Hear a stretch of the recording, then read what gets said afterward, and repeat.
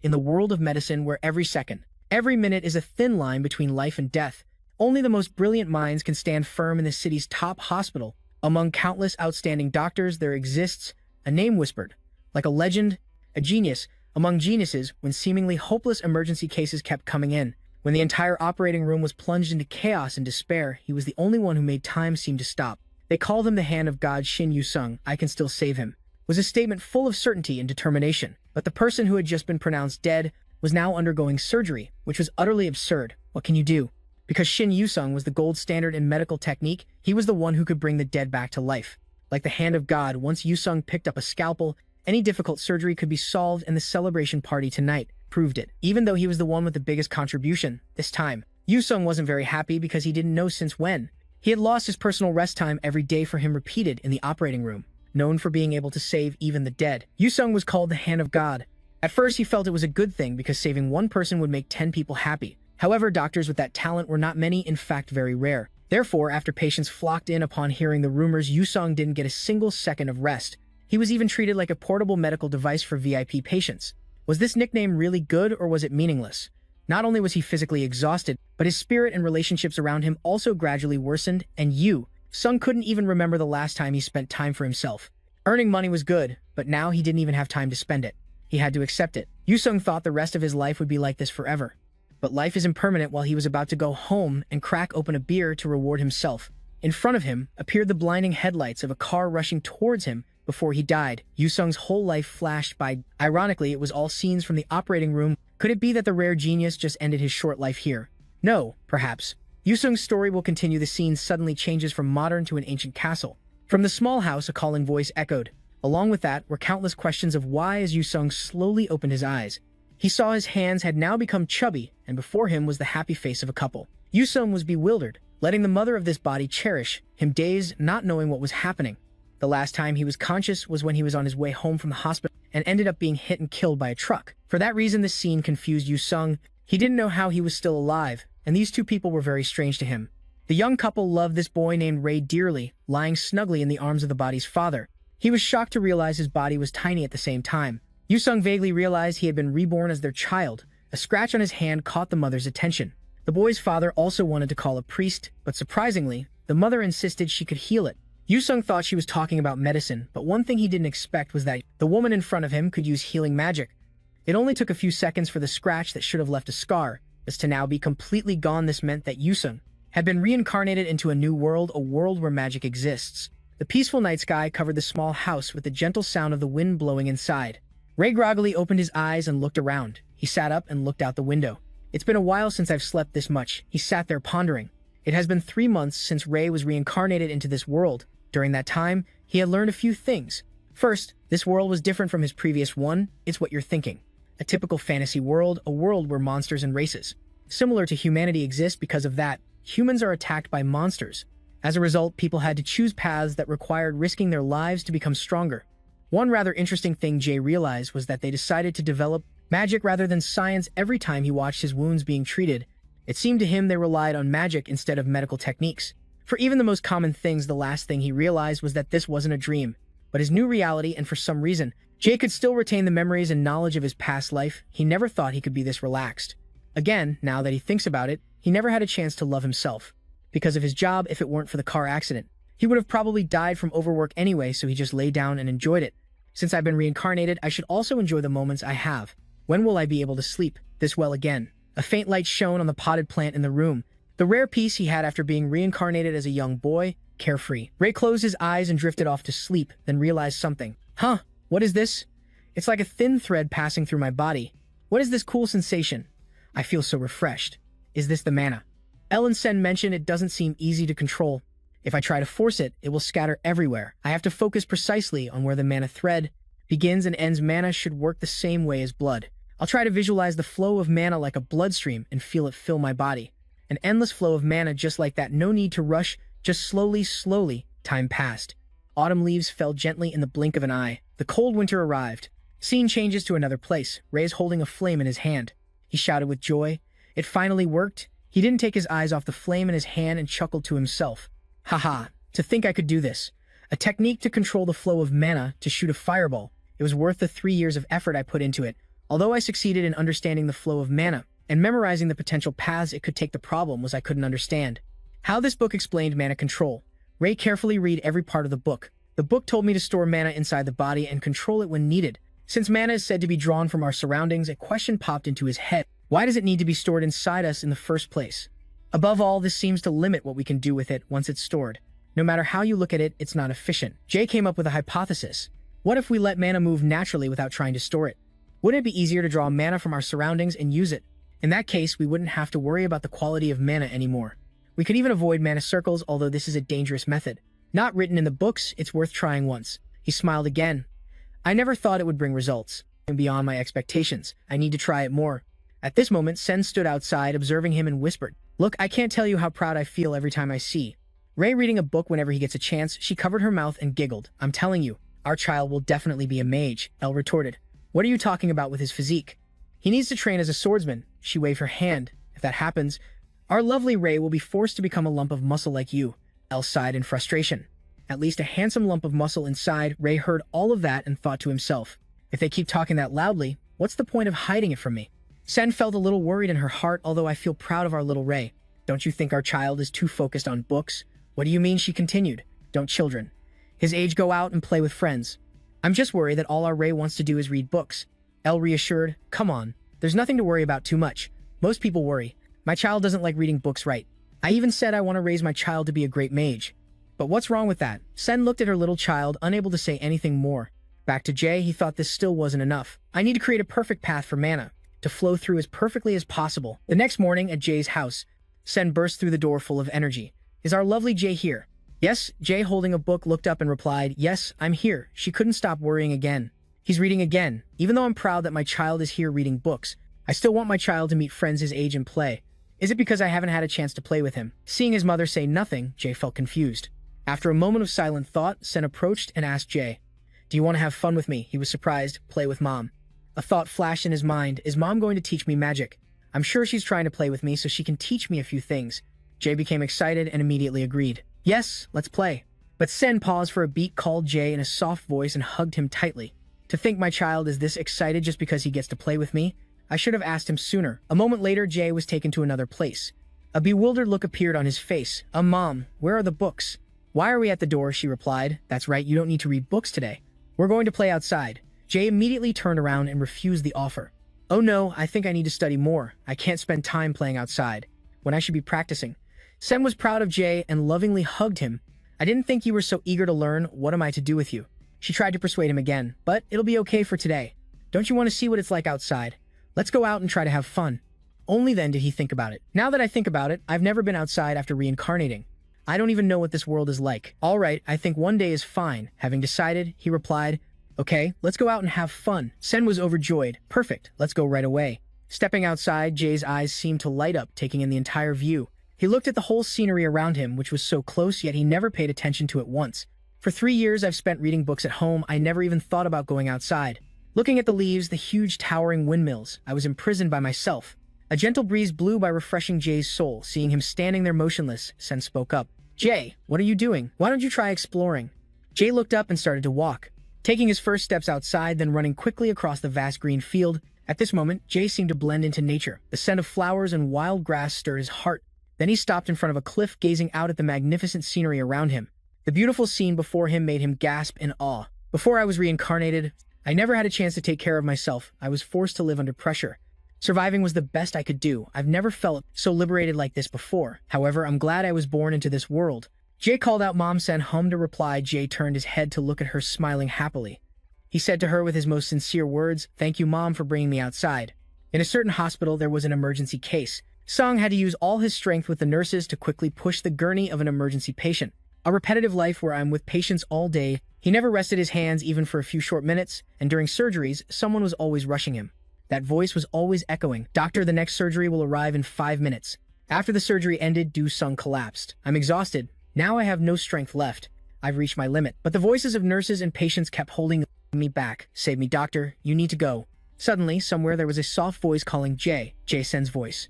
Woke him up. Jay startled awake from the nightmare that always haunted him. She smiled gently, stroking his head as she spoke. Did you have a scary dream? Hearing his mother's voice, he gradually calmed down and thought to himself, Ah, it was a dream. I was having such a nice time.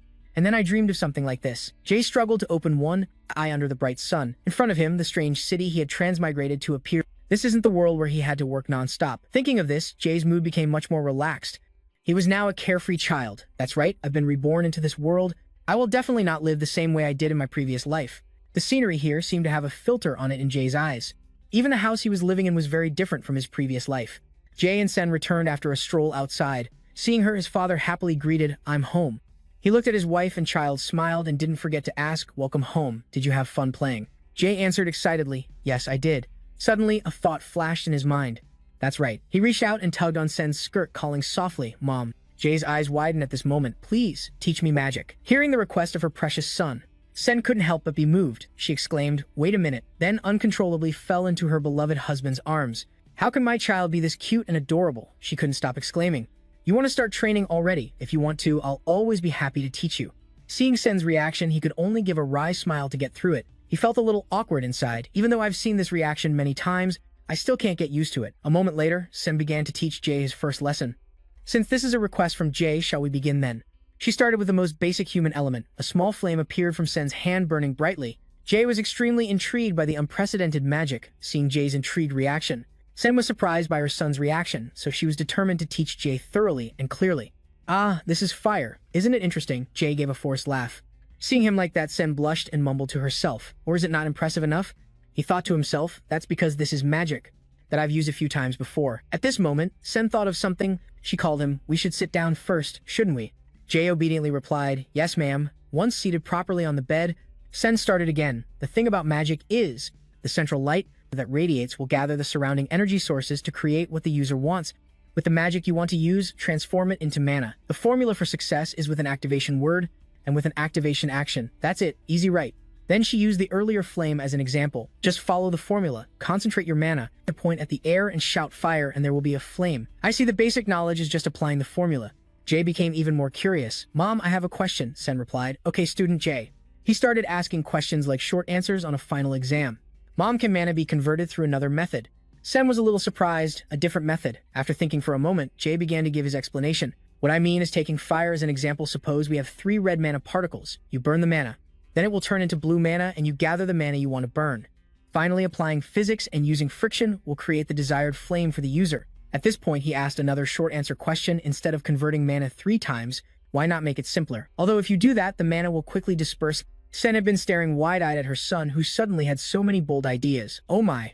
An advanced question, huh?" She thought for a moment. "That's right, and it's not impossible. Looking at him, if those 3 actions are combined and then stabilized, it might be possible." Then she and Jay looked at each other and laughed. That's in theory. However, Jay still had some thoughts in his heart. He rubbed his chin to steady himself, which meant looking at his small hand. Jay clenched his fist in a complete state. "Can I add more attributes?" While thinking, he performed the second step, spreading his 5 proud fingers. Suddenly, a surge of mana shot out from his hand, so powerful it went straight to the ceiling. To the astonishment of Sen and himself, he looked at the result of his first try. Like a VIP top-up bonus, he thought to himself, "I did it." Elle from the next room also ran out in surprise, asking, "What was that just now?" What happened? Sen was just as surprised. Looking at Jay's happy and innocent face, she had no idea what was going on. She thought to herself for a moment before he used magic. "I did not notice that when he uses magic, the mana flow is always moving." An indescribable worry flashed in Sen's eyes. Jay looked up at the ceiling in this life. He was still asking himself about the repeated life where he stayed with patients all day. But have I ever not felt it? The stream of thoughts separated him from reality. Forgetting about his parents in this world, Jay kept muttering to himself as expected. It is easy to understand when you think of it as an atom, and if you start combining mana, like a compound, you do not need to add mana. Looking at his appearance, he looks more like an adult than a kid. Sen thought this child Jay is so strange. Sen suddenly teared up, staring at him. "No, I was too focused." Jay returned to his innocent smiling self and asked Mom, "Is something wrong?" She answered awkwardly. "It is just that Mom is very proud that Jay can use magic." Jay scratched his head smugly. "Really? Looks like I am a genius." Sen beside him also cheered. "Our son is so amazing." That night, when only the moon and stars were in the sky, Jay was sleeping in his room when he was startled awake by someone's voice. "It is a serious problem. What should we do if he gets taken to the academy?" At this age, to prevent that from happening, we must do our best. Elle was sitting at the dining table holding her hand, trying to reassure Sen. Jay overheard a part of it and thought, "Are they talking about me?" Elle sighed again. "I know it is not as easy as I say." Sen replied, "Jay is a genius that appears once in hundreds, no thousands of years. If he gets noticed by the academy," Sen's voice trembled involuntarily. Jay in his room turned over. He started to get curious about the academy. I do not know what kind of place the academy is, but it seems I could be taken there. Thinking this, his hand clenched slightly, making a resolution in his heart. To prevent that from happening, I need power. I just wanted to learn magic for fun. But I've changed my mind. I need to achieve absolute power. The wandering thoughts from before once again sent Jay into a deep sleep. Many years have passed. After a peaceful night, the scene gradually brightened. A hard-working bird was already singing on a high branch. Sunlight from outside streamed through the window, lighting up the entire room. On the desk, the candle had burned more than half. There were also a few half-read books. A young man with white hair stretched after a long sleep. Looking out the door, he mumbled, "It is already morning," and hurriedly got out of bed. The young man scratched his head, blaming himself for being a heavy sleeper. I cannot tell how much time has passed, so should I go exploring now? At this moment, a radiant face with intelligent eyes was revealed. This young man is the 5-year-old Jay, remembering the time before. After awakening and controlling his mana, Jay began to work on his goal. Jay's experiments and research on magic increased in level. Not only that, he also threw himself into practicing meditation with magic every night, and his talent for understanding mana was proof of his rapid growth. Besides practicing his techniques, Jay also constantly honed his knowledge to enhance his future professional abilities. Because of that, due to the enormous amount of mana he absorbed during this time, his hair had turned pure white. Back to the present, Jay, now a teenager, suddenly remembered something. Oh, right, I need to bring this too. Then he diligently wrote something down. I do not know how much of my medical knowledge I will use, but let's just give it a try. At this point, the words he wrote on the board could be clearly seen. I can heal anyone who is sick. Taking a deep breath, he thought, but before I go, maybe one last time. First, a blazing red flame erupted. Second, a vortex from the air twisted to form wind. Finally, condensing water and moist air to form ice. He pointed his hands straight into the air, directly using mana to use all three elements. Satisfied with the result, the silver-haired Jay cheerfully rejoiced. It is perfect, so I should really go now, huh? With that, he strode straight into town. A small wooden plank was placed on the ground by Jay. It was the stand for the small sign he had written earlier. Looking around the area, Jay mumbled to himself, "This seems like a reasonable spot. This is a bit embarrassing." At this point, Jay blushed, cleared his throat a few times, then took a deep breath and shouted like a madman, "I can treat anyone who feels unwell. Bring anyone." Seeing the 5-year-old kid shouting like that, the local people just found it funny. What a kind young man. You are right, the people there whispered to each other. I have not had a laugh like that in a long time. Me too. From the crowd, a kind man advised Jay, "Hey kid, go play Saint somewhere else. You should not make fun of sick people like that." Looking at the crowd's reaction, Jay was a bit taken aback. Who do these people think I am? After a few seconds of shock, he regained his composure. "No, I expected this. Let's just wait a bit." Sure enough, waiting a bit turned into waiting from morning till dusk.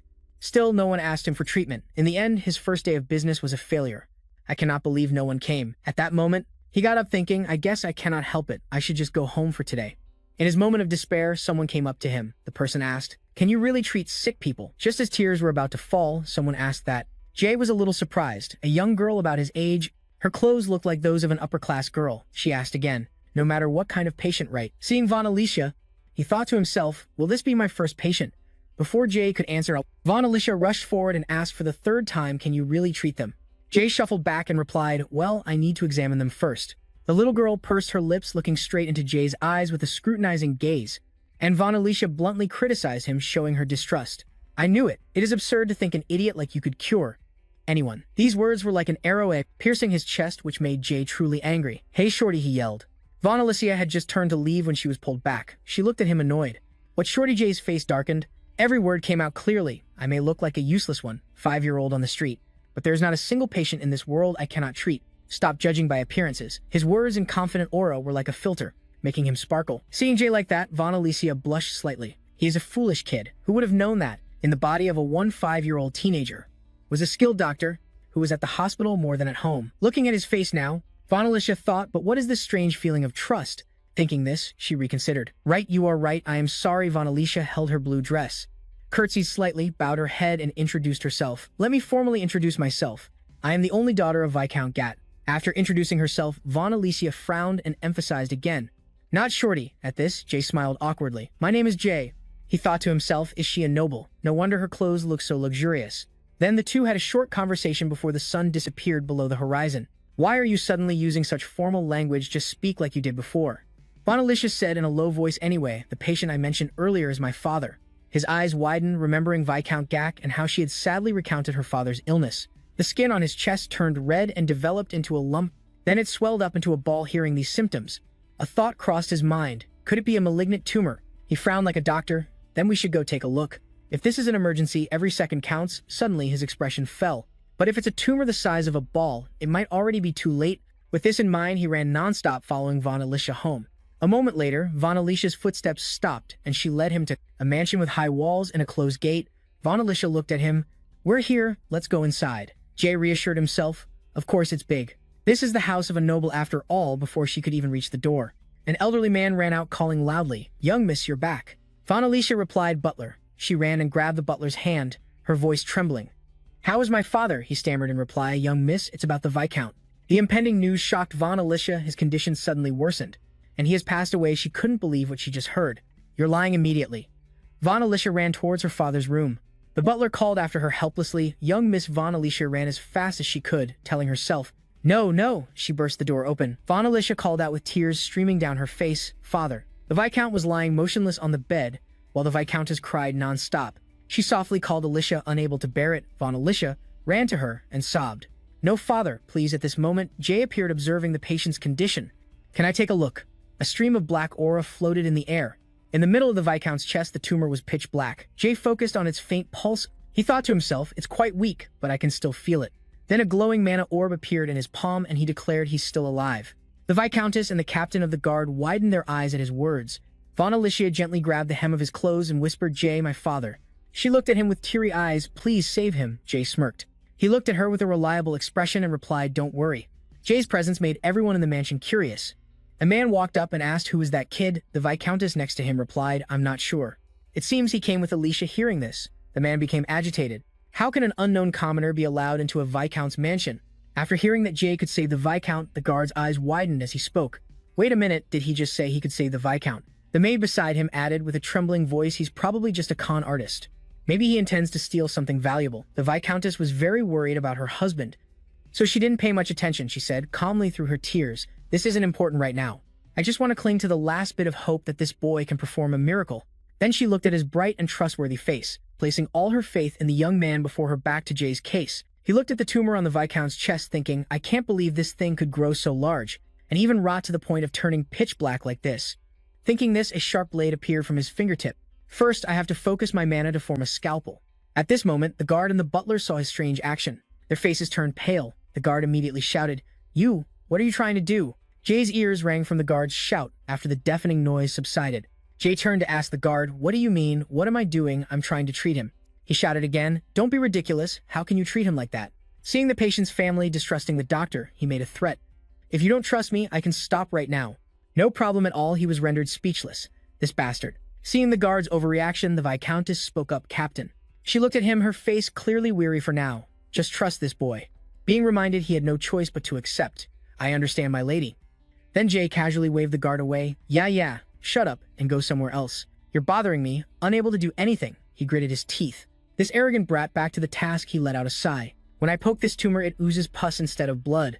Looking at the lump again, he made his diagnosis. This is no longer a tumor. This is an area of skin made necrotic by toxins. A hint of worry appeared in his eyes. At this moment, a blue mana began to swirl around Jay. He began to roll up his sleeves. "Well then, shall we begin?" He manifested his mana to form a sharp surgical blade. "First, I have to cut away all the necrotic parts." He began to insert the blade at the base of the lump. The onlookers all stared wide-eyed at his technique. After removing the lump, the next step is to open the chest.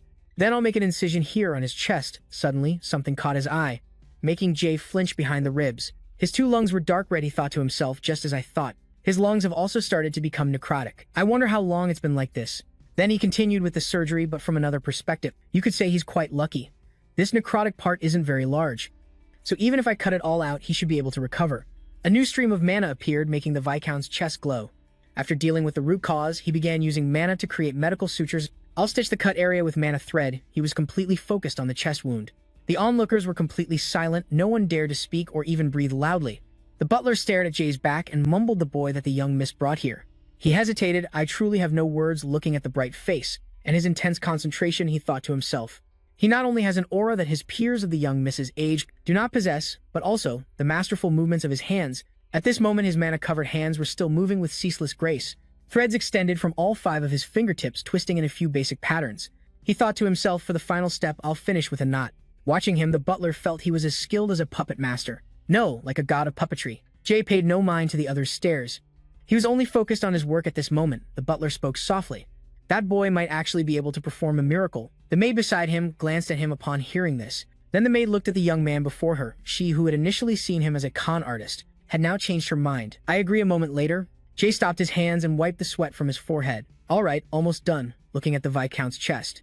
The pitch-black tumor was removed and the neat stitches on his chest were complete. Now, I just need to help restore his heartbeat a bit.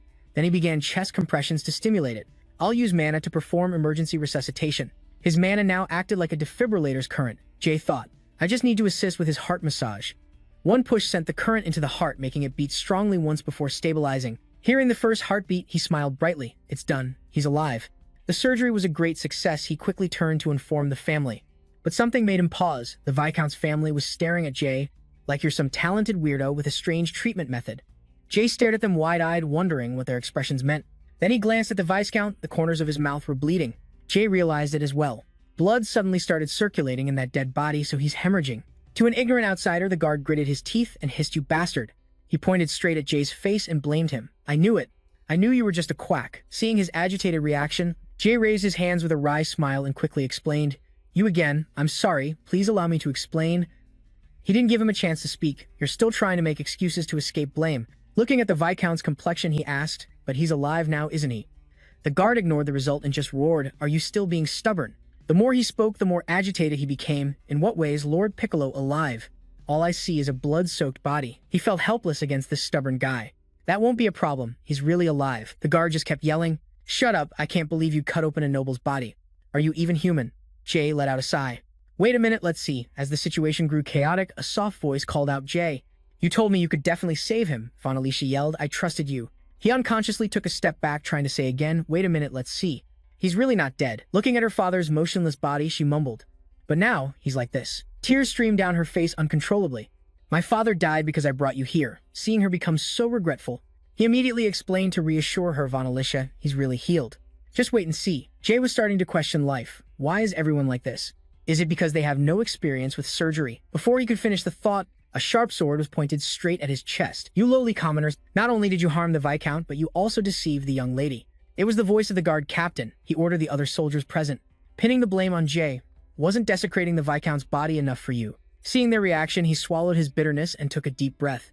Jay slowly said, "I went through so much trouble to save him.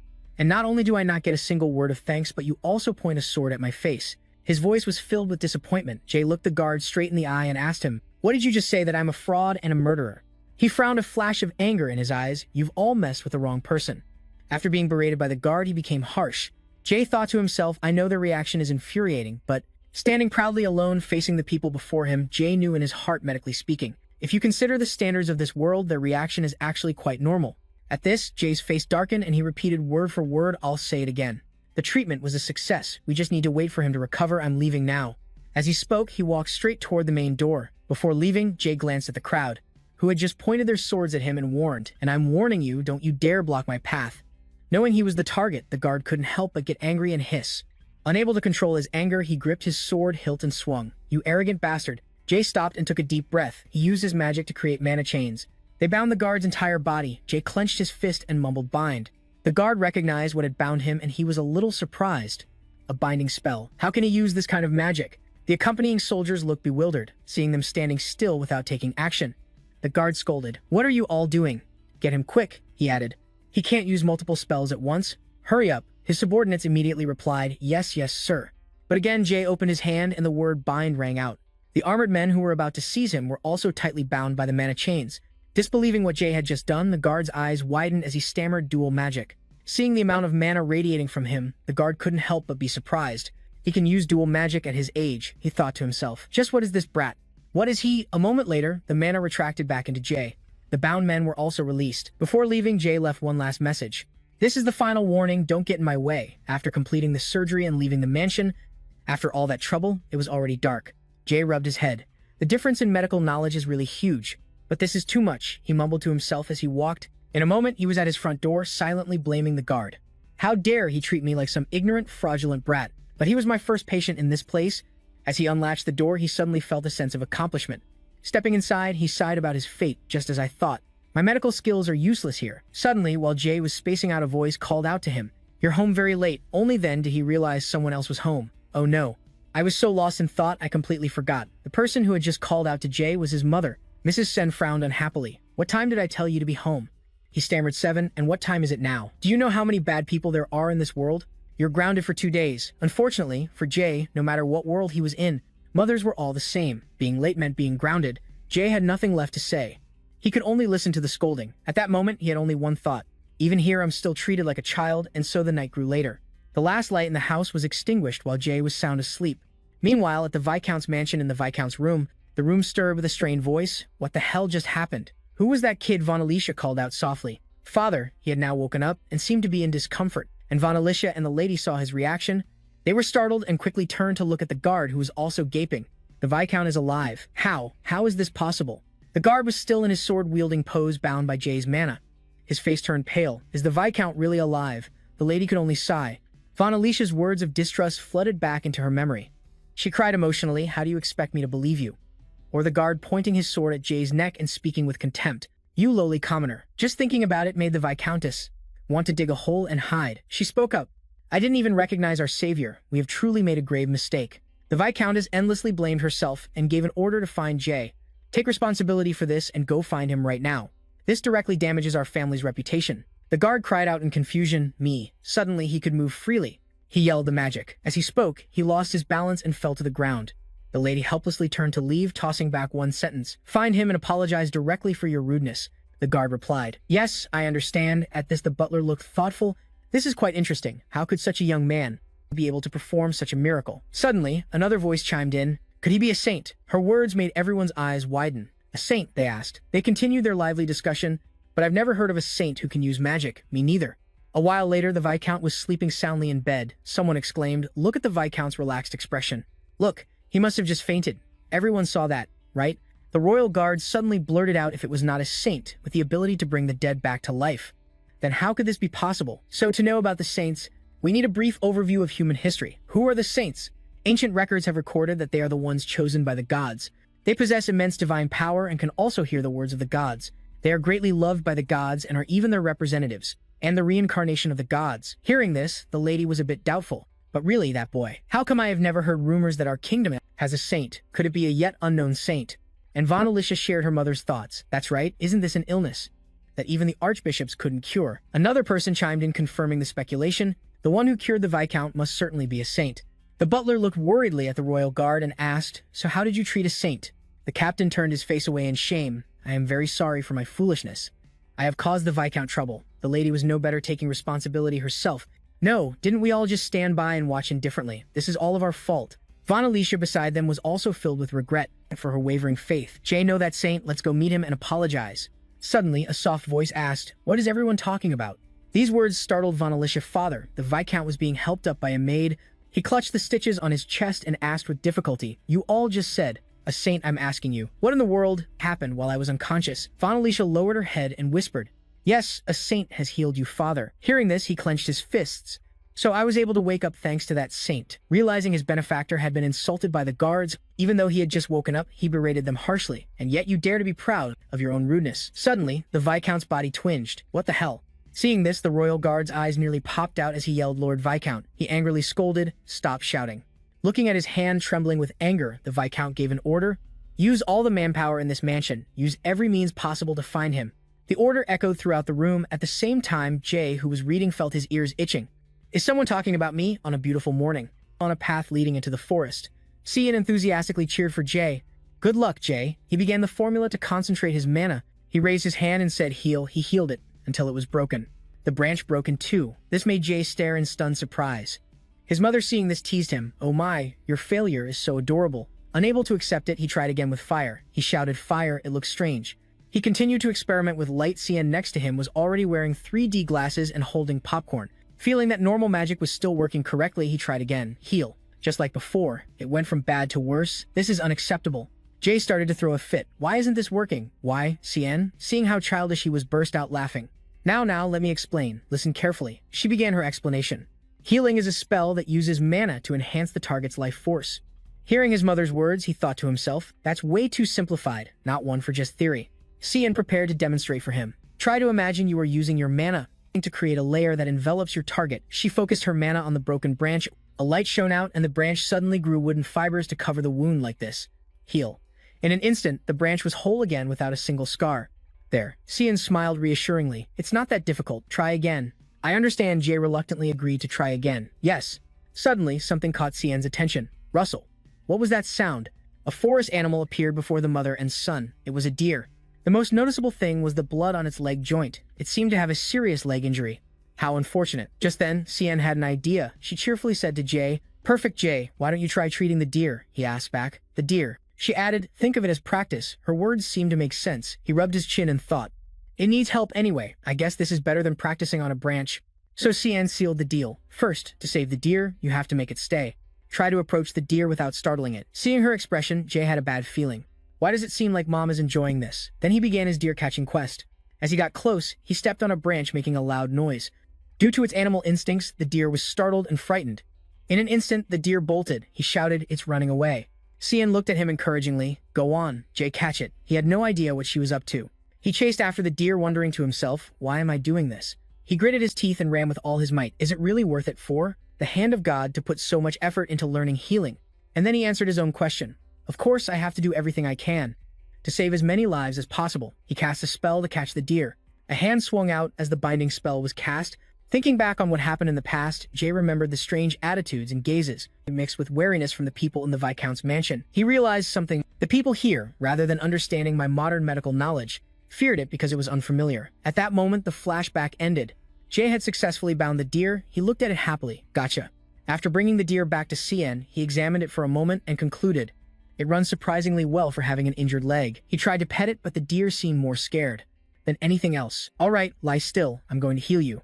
Cian cheered Jay on. Good luck. Then, an immense amount of mana was released from Jay. He thought, if it's the kind of magic they're used to, Jay mumbled to himself, I will definitely make this work. At that moment, Cian was slightly startled. The magic radiating from him astonished her. This terrifying flow of mana, but how? Meanwhile, Jay was trying to push mana into the deer to heal it. On my honor as a doctor, I will definitely take this next step, he shouted heal.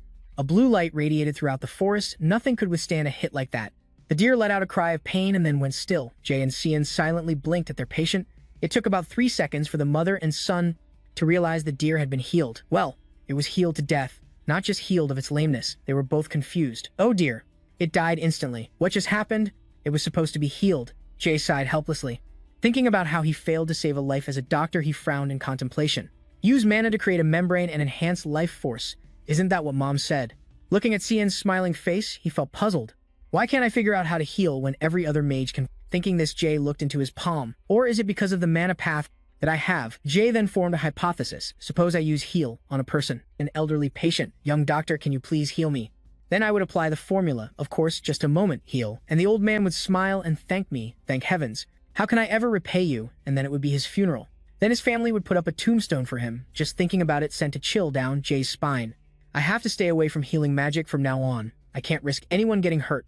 After the mana stimulation that helped the deer log out, he returned peace to the forest. That night at Jay's house, today, Sen made a super delicious steak. Elle was amazed and wondered, Is there a special occasion? What's with the steak? Sen didn't answer him, just smiled mysteriously. Instead, she turned to pinch her son's cheek and boasted, Our genius son can't be healed? That's what you said. How adorable. These words made Elle laugh so hard he almost choked.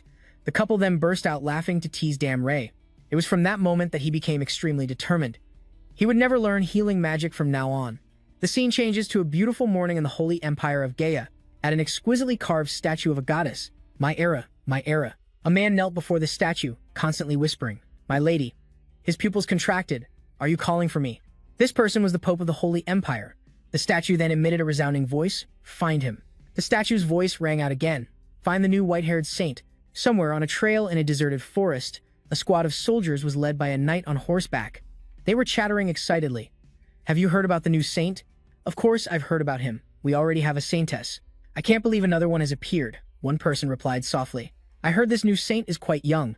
What does age matter? He was chosen by the gods. They couldn't stop chattering and wondering about the saint that the holy god mentioned. Having another saint must be a good thing for us, isn't it? Isn't this an unprecedented event in history? To find out the reason for this hot topic of the soldiers' gossip, we need to go back 10 hours earlier, before the Holy Empire's troops were dispatched from the Holy Empire of Gaia. A loud voice was heard. My goddess. The Pope knelt before the statue, talking to himself. Finally, the goddess has. Thank you. Thank you, my goddess. His eyes widened as he looked at the statue. What important matter do you have? That voice rang out again. Go find the white-haired saint, located in the country named Cilia. The Pope continued to listen for the message, but after waiting a long time, nothing else came. He then asked, "Is that all?" The voice replied, "What more do you want?" This sharp exchange confused him. The Pope asked naively, "But there are many white-haired people in Cilia. Can't you give me another clue?" Above the statue's head, a ray of light shone, along with guiding words. "This new saint is 15 years old. Find that person and bring him to this holy empire." Hearing these words, the Pope was startled and obediently agreed. Yes, my goddess. This servant will go find him right away." Then he turned and shouted loudly outside, "Eugene, are you there?" The one who was called answered immediately, "Yes, your holiness." A young man with golden hair appeared. He was Aaron. Aaron's eyes widened as he asked, "You were looking for me?" The Pope gave an order. "Go and prepare a delegation at once. Send them to Cilia immediately." Aaron obeyed without question. "Yes, your holiness." "I understand." The Pope, however, was still very confused. A new saint. Back at Ray's small house, he was reading when Elle called him to learn swordsmanship. "What do you think?" Ray was a little curious. "Swordsmanship," he smiled. "The more ways you know to defend yourself, the better." Ray hesitated and thought for a moment. He felt that this offer made sense. Remembering the life he was living, Ray thought to himself, compared to my previous life, where I could easily get daily necessities, this is a place where I have to risk my life just for an apple. Then he closed the book and looked at Elle. "All right, I'd like to try learning." He got excited. "Great, should we start right away?" Before leaving the house, his father asked him, "But what's with these glasses?" He dodged the question. "It's just a habit." A moment later, the sound of two wooden swords clashed. Elle smiled. "For a beginner, you're pretty good." Ray, on the other hand, was pale. "Wait a minute, it's a good thing I learned kendo before. He seems a bit too aggressive." Watching Elle swing relentlessly, he thought to himself, "Is this what you call just exchanging a few moves?" Ray's eyes lit up. If that's the case, he gripped his sword's hilt tightly. His action took Elle by surprise. He then asked, "What's wrong, Ray? Are you giving up already?" But Ray was taking a deep breath to channel mana into his sword. When he was done, he replied softly, "Not at all. I'm just changing my tactics a bit." Pointing the tip of his sword forward, he smiled. Elle was also quite surprised by his precious son's talent, sword aura. Then the two of them clashed. He didn't hold back and swung down. Seeing the sharp strike, Elle felt excited. All right, but his joy was short-lived. Ray's sword strikes came continuously. "If this keeps up, I'll lose." He gritted his teeth. "I have no other choice, since it's come to this." He gripped the hilt of his sword tightly. Elle thought to himself, "I'll have to use sword aura too." Seeing his father change his sword technique, Ray's eyes widened. The sword was now enveloped in blazing flames. With one swift spin of his sword, Elle successfully knocked Ray down. He fell hard onto the ground in pain. Seeing this, Elle felt sorry for his son. Suddenly, a loud voice called out, "Ray!" Scene change. The town market was now bustling with people. Nearby residents kept whispering to each other, "Aren't those people from the Intelligence Guild? I've seen them a lot lately." "I think the guild is looking for someone or something." A person in a hooded cloak silently listened to the conversations around them. Then he moved on. In a gathering place, a few men were talking. "Found anything?" The other replied, "No. Still haven't found anyone. But seriously, how are we supposed to find someone if all we know is their age and hair color?" A young man in blue frowned in annoyance, complaining about being overworked while being pestered about daily progress. "The pressure is too much."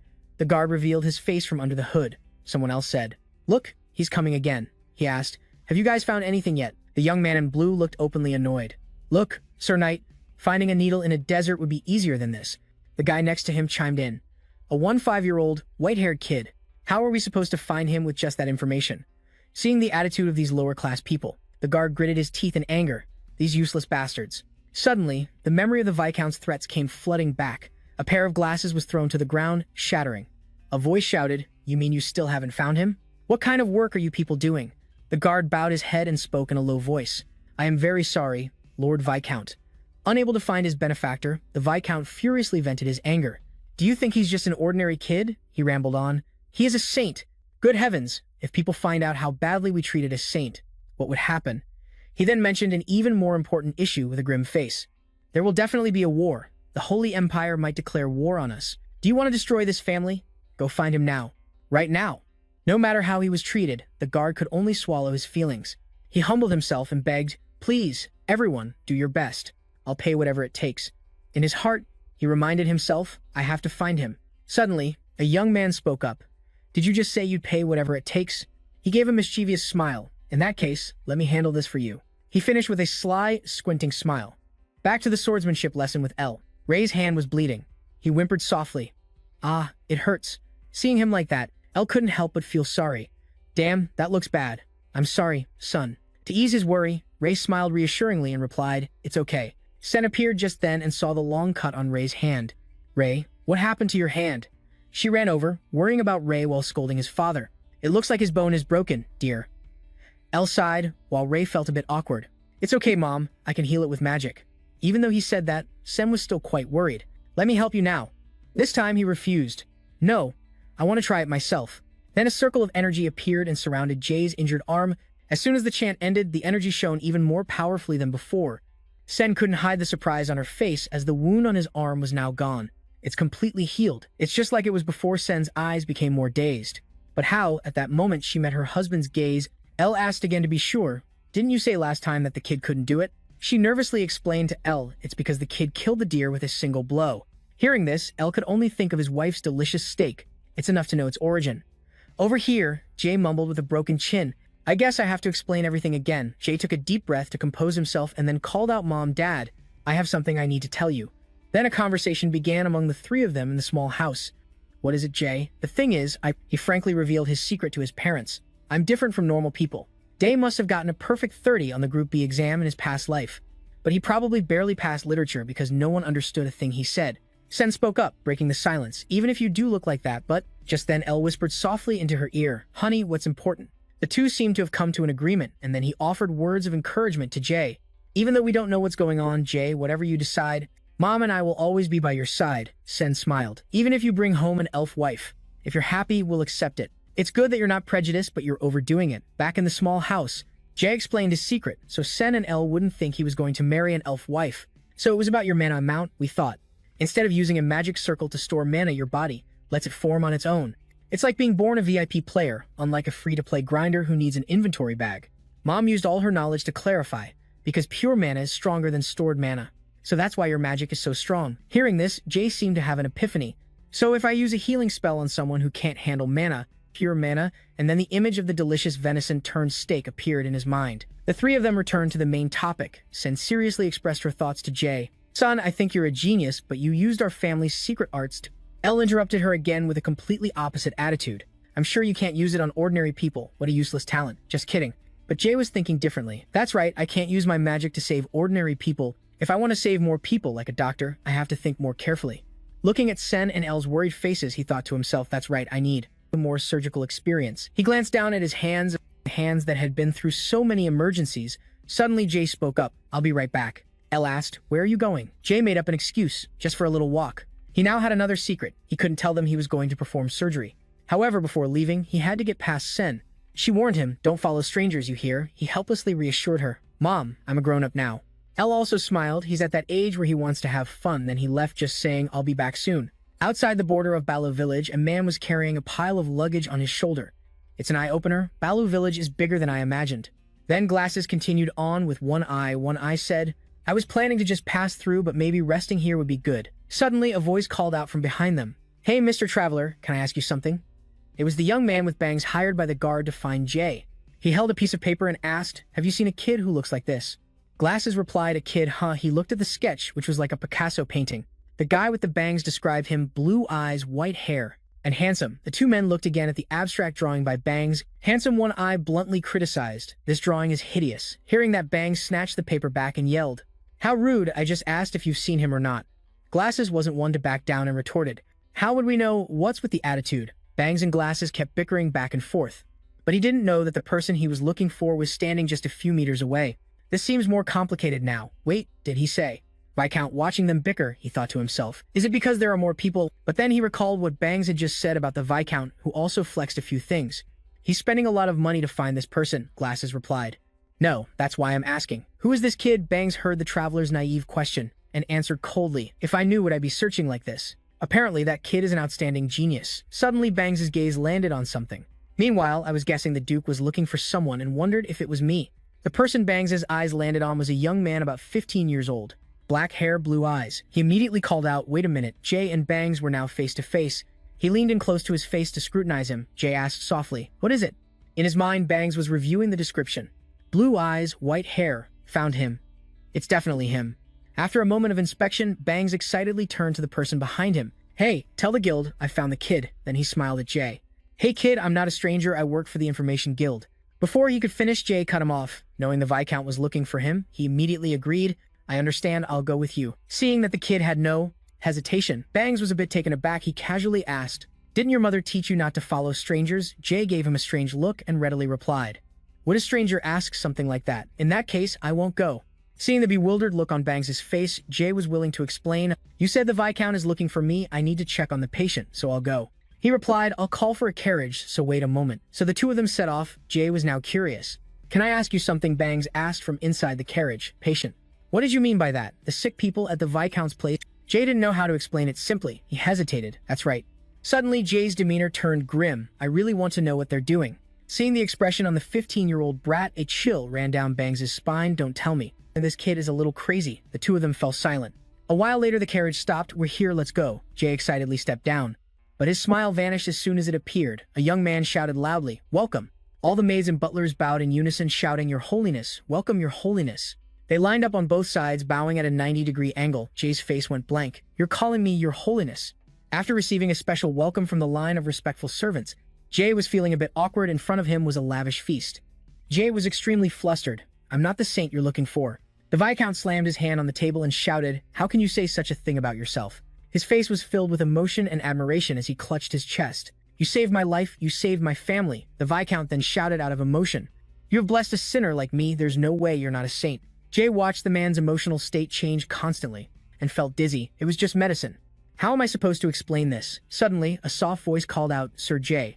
The Viscountess was also happy to see him again. "We cannot ignore the fact that you brought this family back to life." Then she called for her young daughter. "That's right, Alicia, come and greet him." Alicia took a deep breath. She stepped out in a sweet puffy dress, her face blushing. "Sir, please allow me to thank you for saving my father." A little surprised, Jay glanced at her. "Alicia," he thought to himself. Seeing the girl, Jay couldn't help but make a sarcastic remark. "Weren't you the one wondering why I was brought here?" She answered awkwardly. Hearing what his benefactor just said, the Viscount could not help but be stunned. He started to turn and scold Alicia. "I thought I taught you better than this. I always told you to apologize whenever you do something wrong." Seeing her being scolded like that was beyond Jay's imagination. The Viscount then shouted, "Now, quickly ask for forgiveness for what you have done." Jay finally realized his joke had gone too far. "No, there is no need. It was just a joke." He frowned and scratched his head, confused. "Why is everyone acting like this? I already said I am not a saint." As if suddenly remembering something, he glanced to the side. "Wait a minute." He saw the maid from the surgery. He asked, "Where is the person who was with me?" Her eyes widened as she answered honestly, "I am not sure. It seems he was in a great hurry." Meanwhile, my doer was running somewhere with all his might.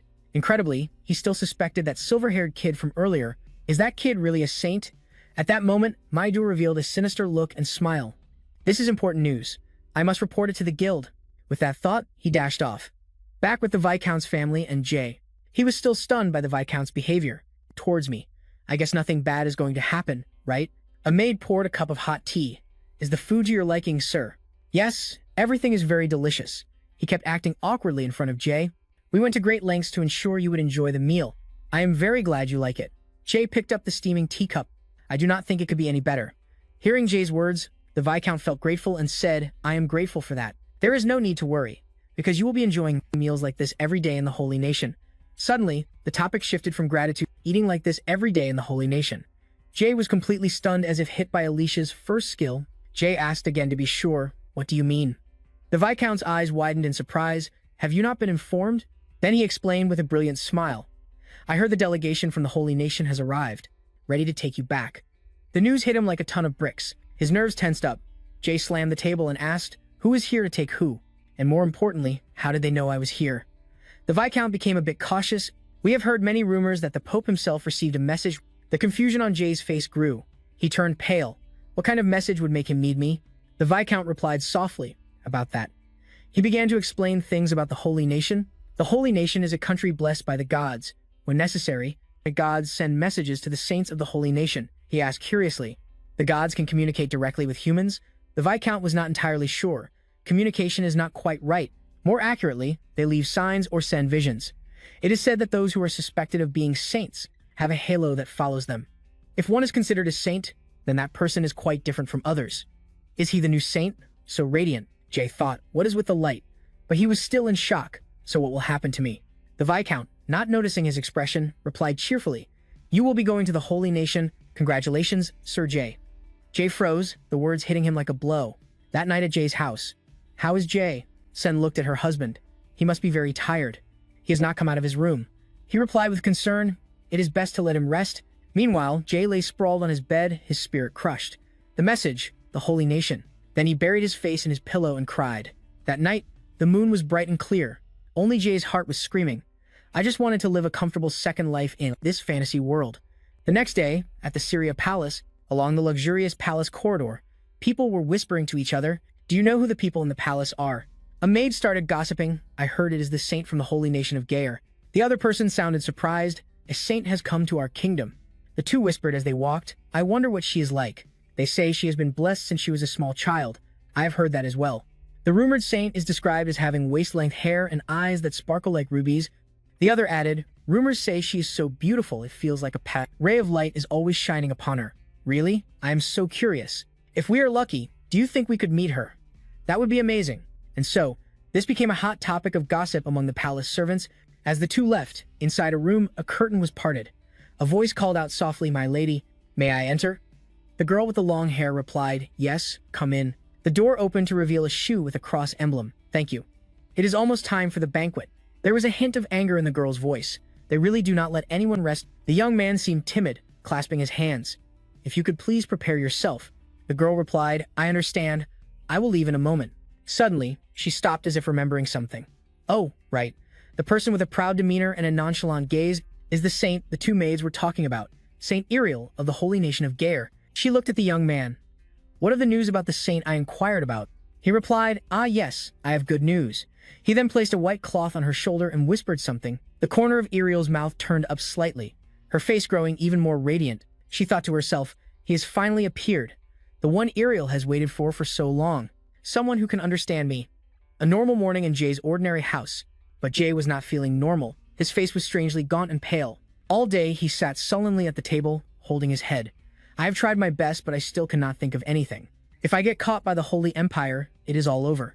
Just thinking about having to wear a white silk robe and having a live stream light attached to the back of my head makes me so annoyed. This second life, which was supposed to be peaceful, is going to be even harder than my first. I will have to kneel and pray to a god I do not even know the face of for the rest of my life." He could not help but scream in panic, "No, this cannot be." Seeing him, Sen asked curiously, "Jay, what is the matter, son?" He looked at his parents and wondered, should I ask them to run away with me? But after thinking it over, commoners cannot fight against royalty. It is impossible. Even if we tried, there would be nowhere safe to escape to. He clenched his fist and slammed it on the table. "No matter how hard I try to run, the Holy Empire will chase me to the very end." Seeing Jay's strange behavior, Sen rushed over worriedly. "You've been acting so strange since last night. What is it?" Jay looked hesitant, wanting to speak but holding back. "That the royalty is coming to chain me up." Suddenly, he ran outside, throwing a line back at Sen. "I will be right back." Sen watched his back as he disappeared. Sen and Ao turned to each other. Something definitely happened to him. The kid. Scene changed to a peaceful land where a voice rang out. "So, this information is correct, right? Two men were talking on top of a city wall. That kid is the one the Holy Empire is turning every place upside down to find." My doer looked at the paper in the other man's hand, repeating the word saint. The paper showed an illustration of Jay's face in an abstract style. The man was a little skeptical. My doer gave him a serious look. "You know you can trust me. You are the first person I have given this information to, right?" The man with the sharp, slanted bangs smiled. "Of course. I have already sold this information to the Holy Empire. Now, we just need to find where this saint lives." The two continued their conversation. "I have sent men to search the outskirts of this city, just as you requested. Since he appears to be from a lower-class family, he is likely to be found there, right?"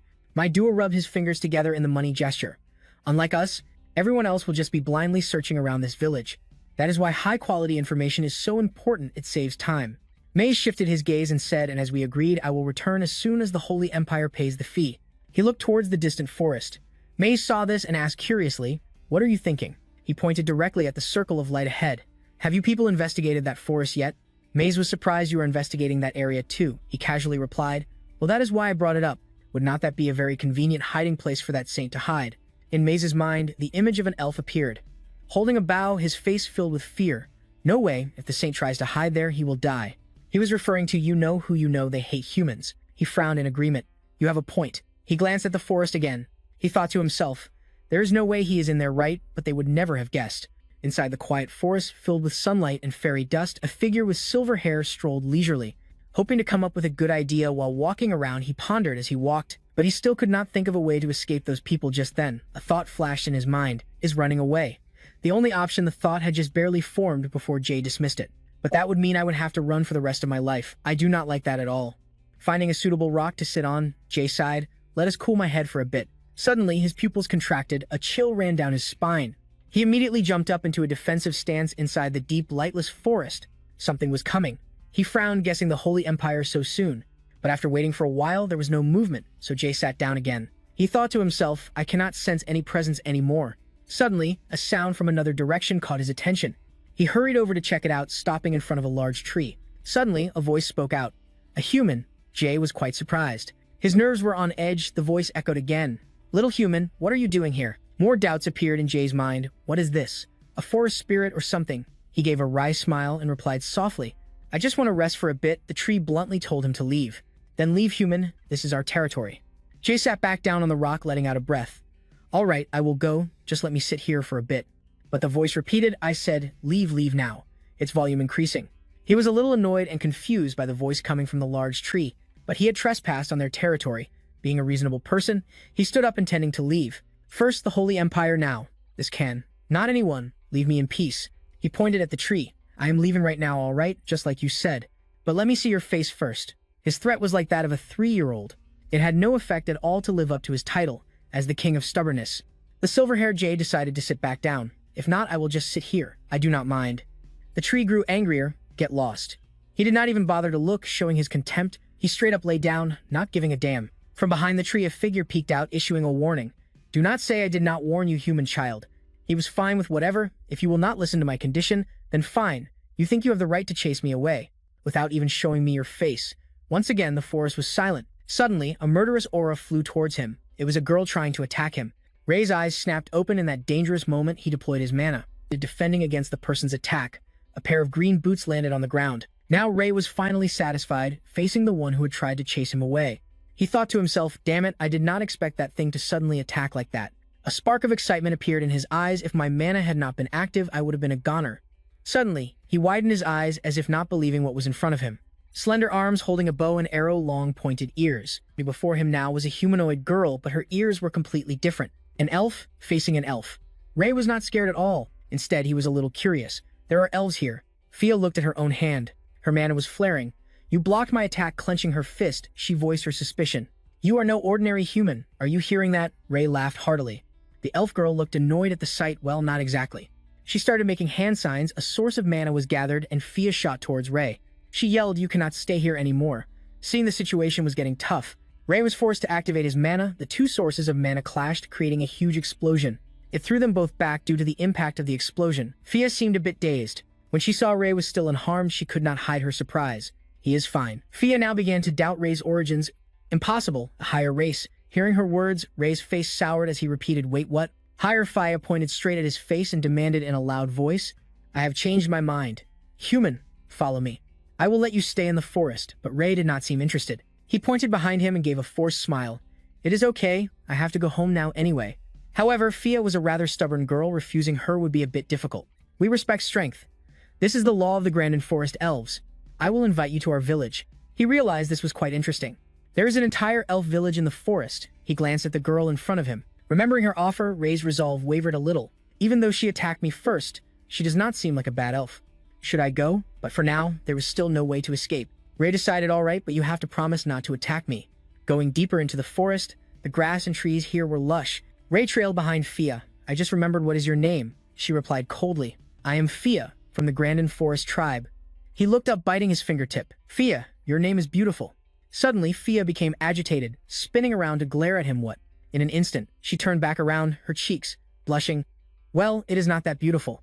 Ray could only give a confused wry smile. Huh, he scratched his head in confusion. Anyway, my name is Ray. At the same time, Fia also announced we have arrived at the village. He did not get any more friendly responses. He kept trailing after Fia after a while. Ray's eyes lit up and his cheeks grew warm. Surprise flashed across his face. Before him was a village with wooden houses in the trees. Ray wondered, this is an elf village. It was truly an eye-opening experience wherever Ray went. He was dumbfounded, his eyes darting everywhere, so they really live in the forest. I have never been in a forest before, so suddenly Ray noticed several pairs of eyes looking at him. They whispered a human. Why is a human here? The gossip also mentioned her. Fia brought back a human. Why did Fia bring a human back? Walking through a strange village, being stared at with scrutinizing eyes, he thought to himself, they are being defensive. I expected this. But just then, a girl with short shoulder-length blonde hair called out, Fia, you are back. Fia, replied Siri. Siri asked curiously, who is this human kid? An assistant Fia did not hesitate to accept it. His abilities are decent, so I brought him back. Seeing Ray surrounded and questioned by other elves, Siri hesitated a little. She whispered into Fia's ear, you call him an assistant, but look, the kid cannot even protect himself. Fia must have understood Siri's thoughts. She began to recount how she met Ray. I thought so at first too. I tried to chase him away, but I could not. He is stronger than I thought. Hearing that, Siri was a bit surprised. She asked again to clarify, your attack had no effect. No way. Or is he a Fia? Cut her off, glancing at Ray.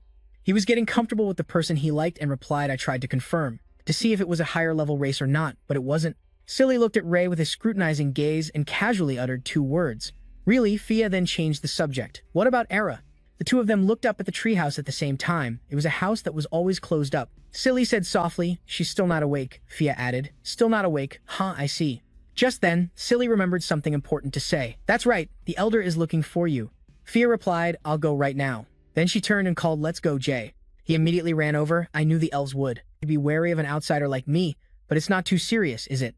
Fia frowned in annoyance. What do you expect? Who do you think brought you here, huh? Watching Fia's back, he understood. I get it. You mean you're the trustworthy one here, right? After that, Fia led Ray to a large house. She knocked a few times and announced to the person inside, Elder, it's Fia. The door opened to reveal a rather young woman. She smiled and said, come in. Fia, I've been waiting, come in. After saying that, the elder stepped back to make way for Fia, and Ray walked in. Seeing that the elder didn't look well, Fia asked Elder, are you all right? She replied, of course. Suddenly, the elder's eyes met Ray's. She asked, is the boy human? Fia answered frankly, yes, I brought him here because he seems strong enough to be an aid. Compared to what Fia said at first, and her words about him being an aid, Ray felt something was wrong. He raised his hand in protest. No, wait a minute. I never said I would be an aid or anything. A moment later, the elder put down a glass of red liquid. Fia sat beside him, trying to persuade Ray to take the deal. Do it. There are a lot of benefits. First, you can come and go from the village as you please.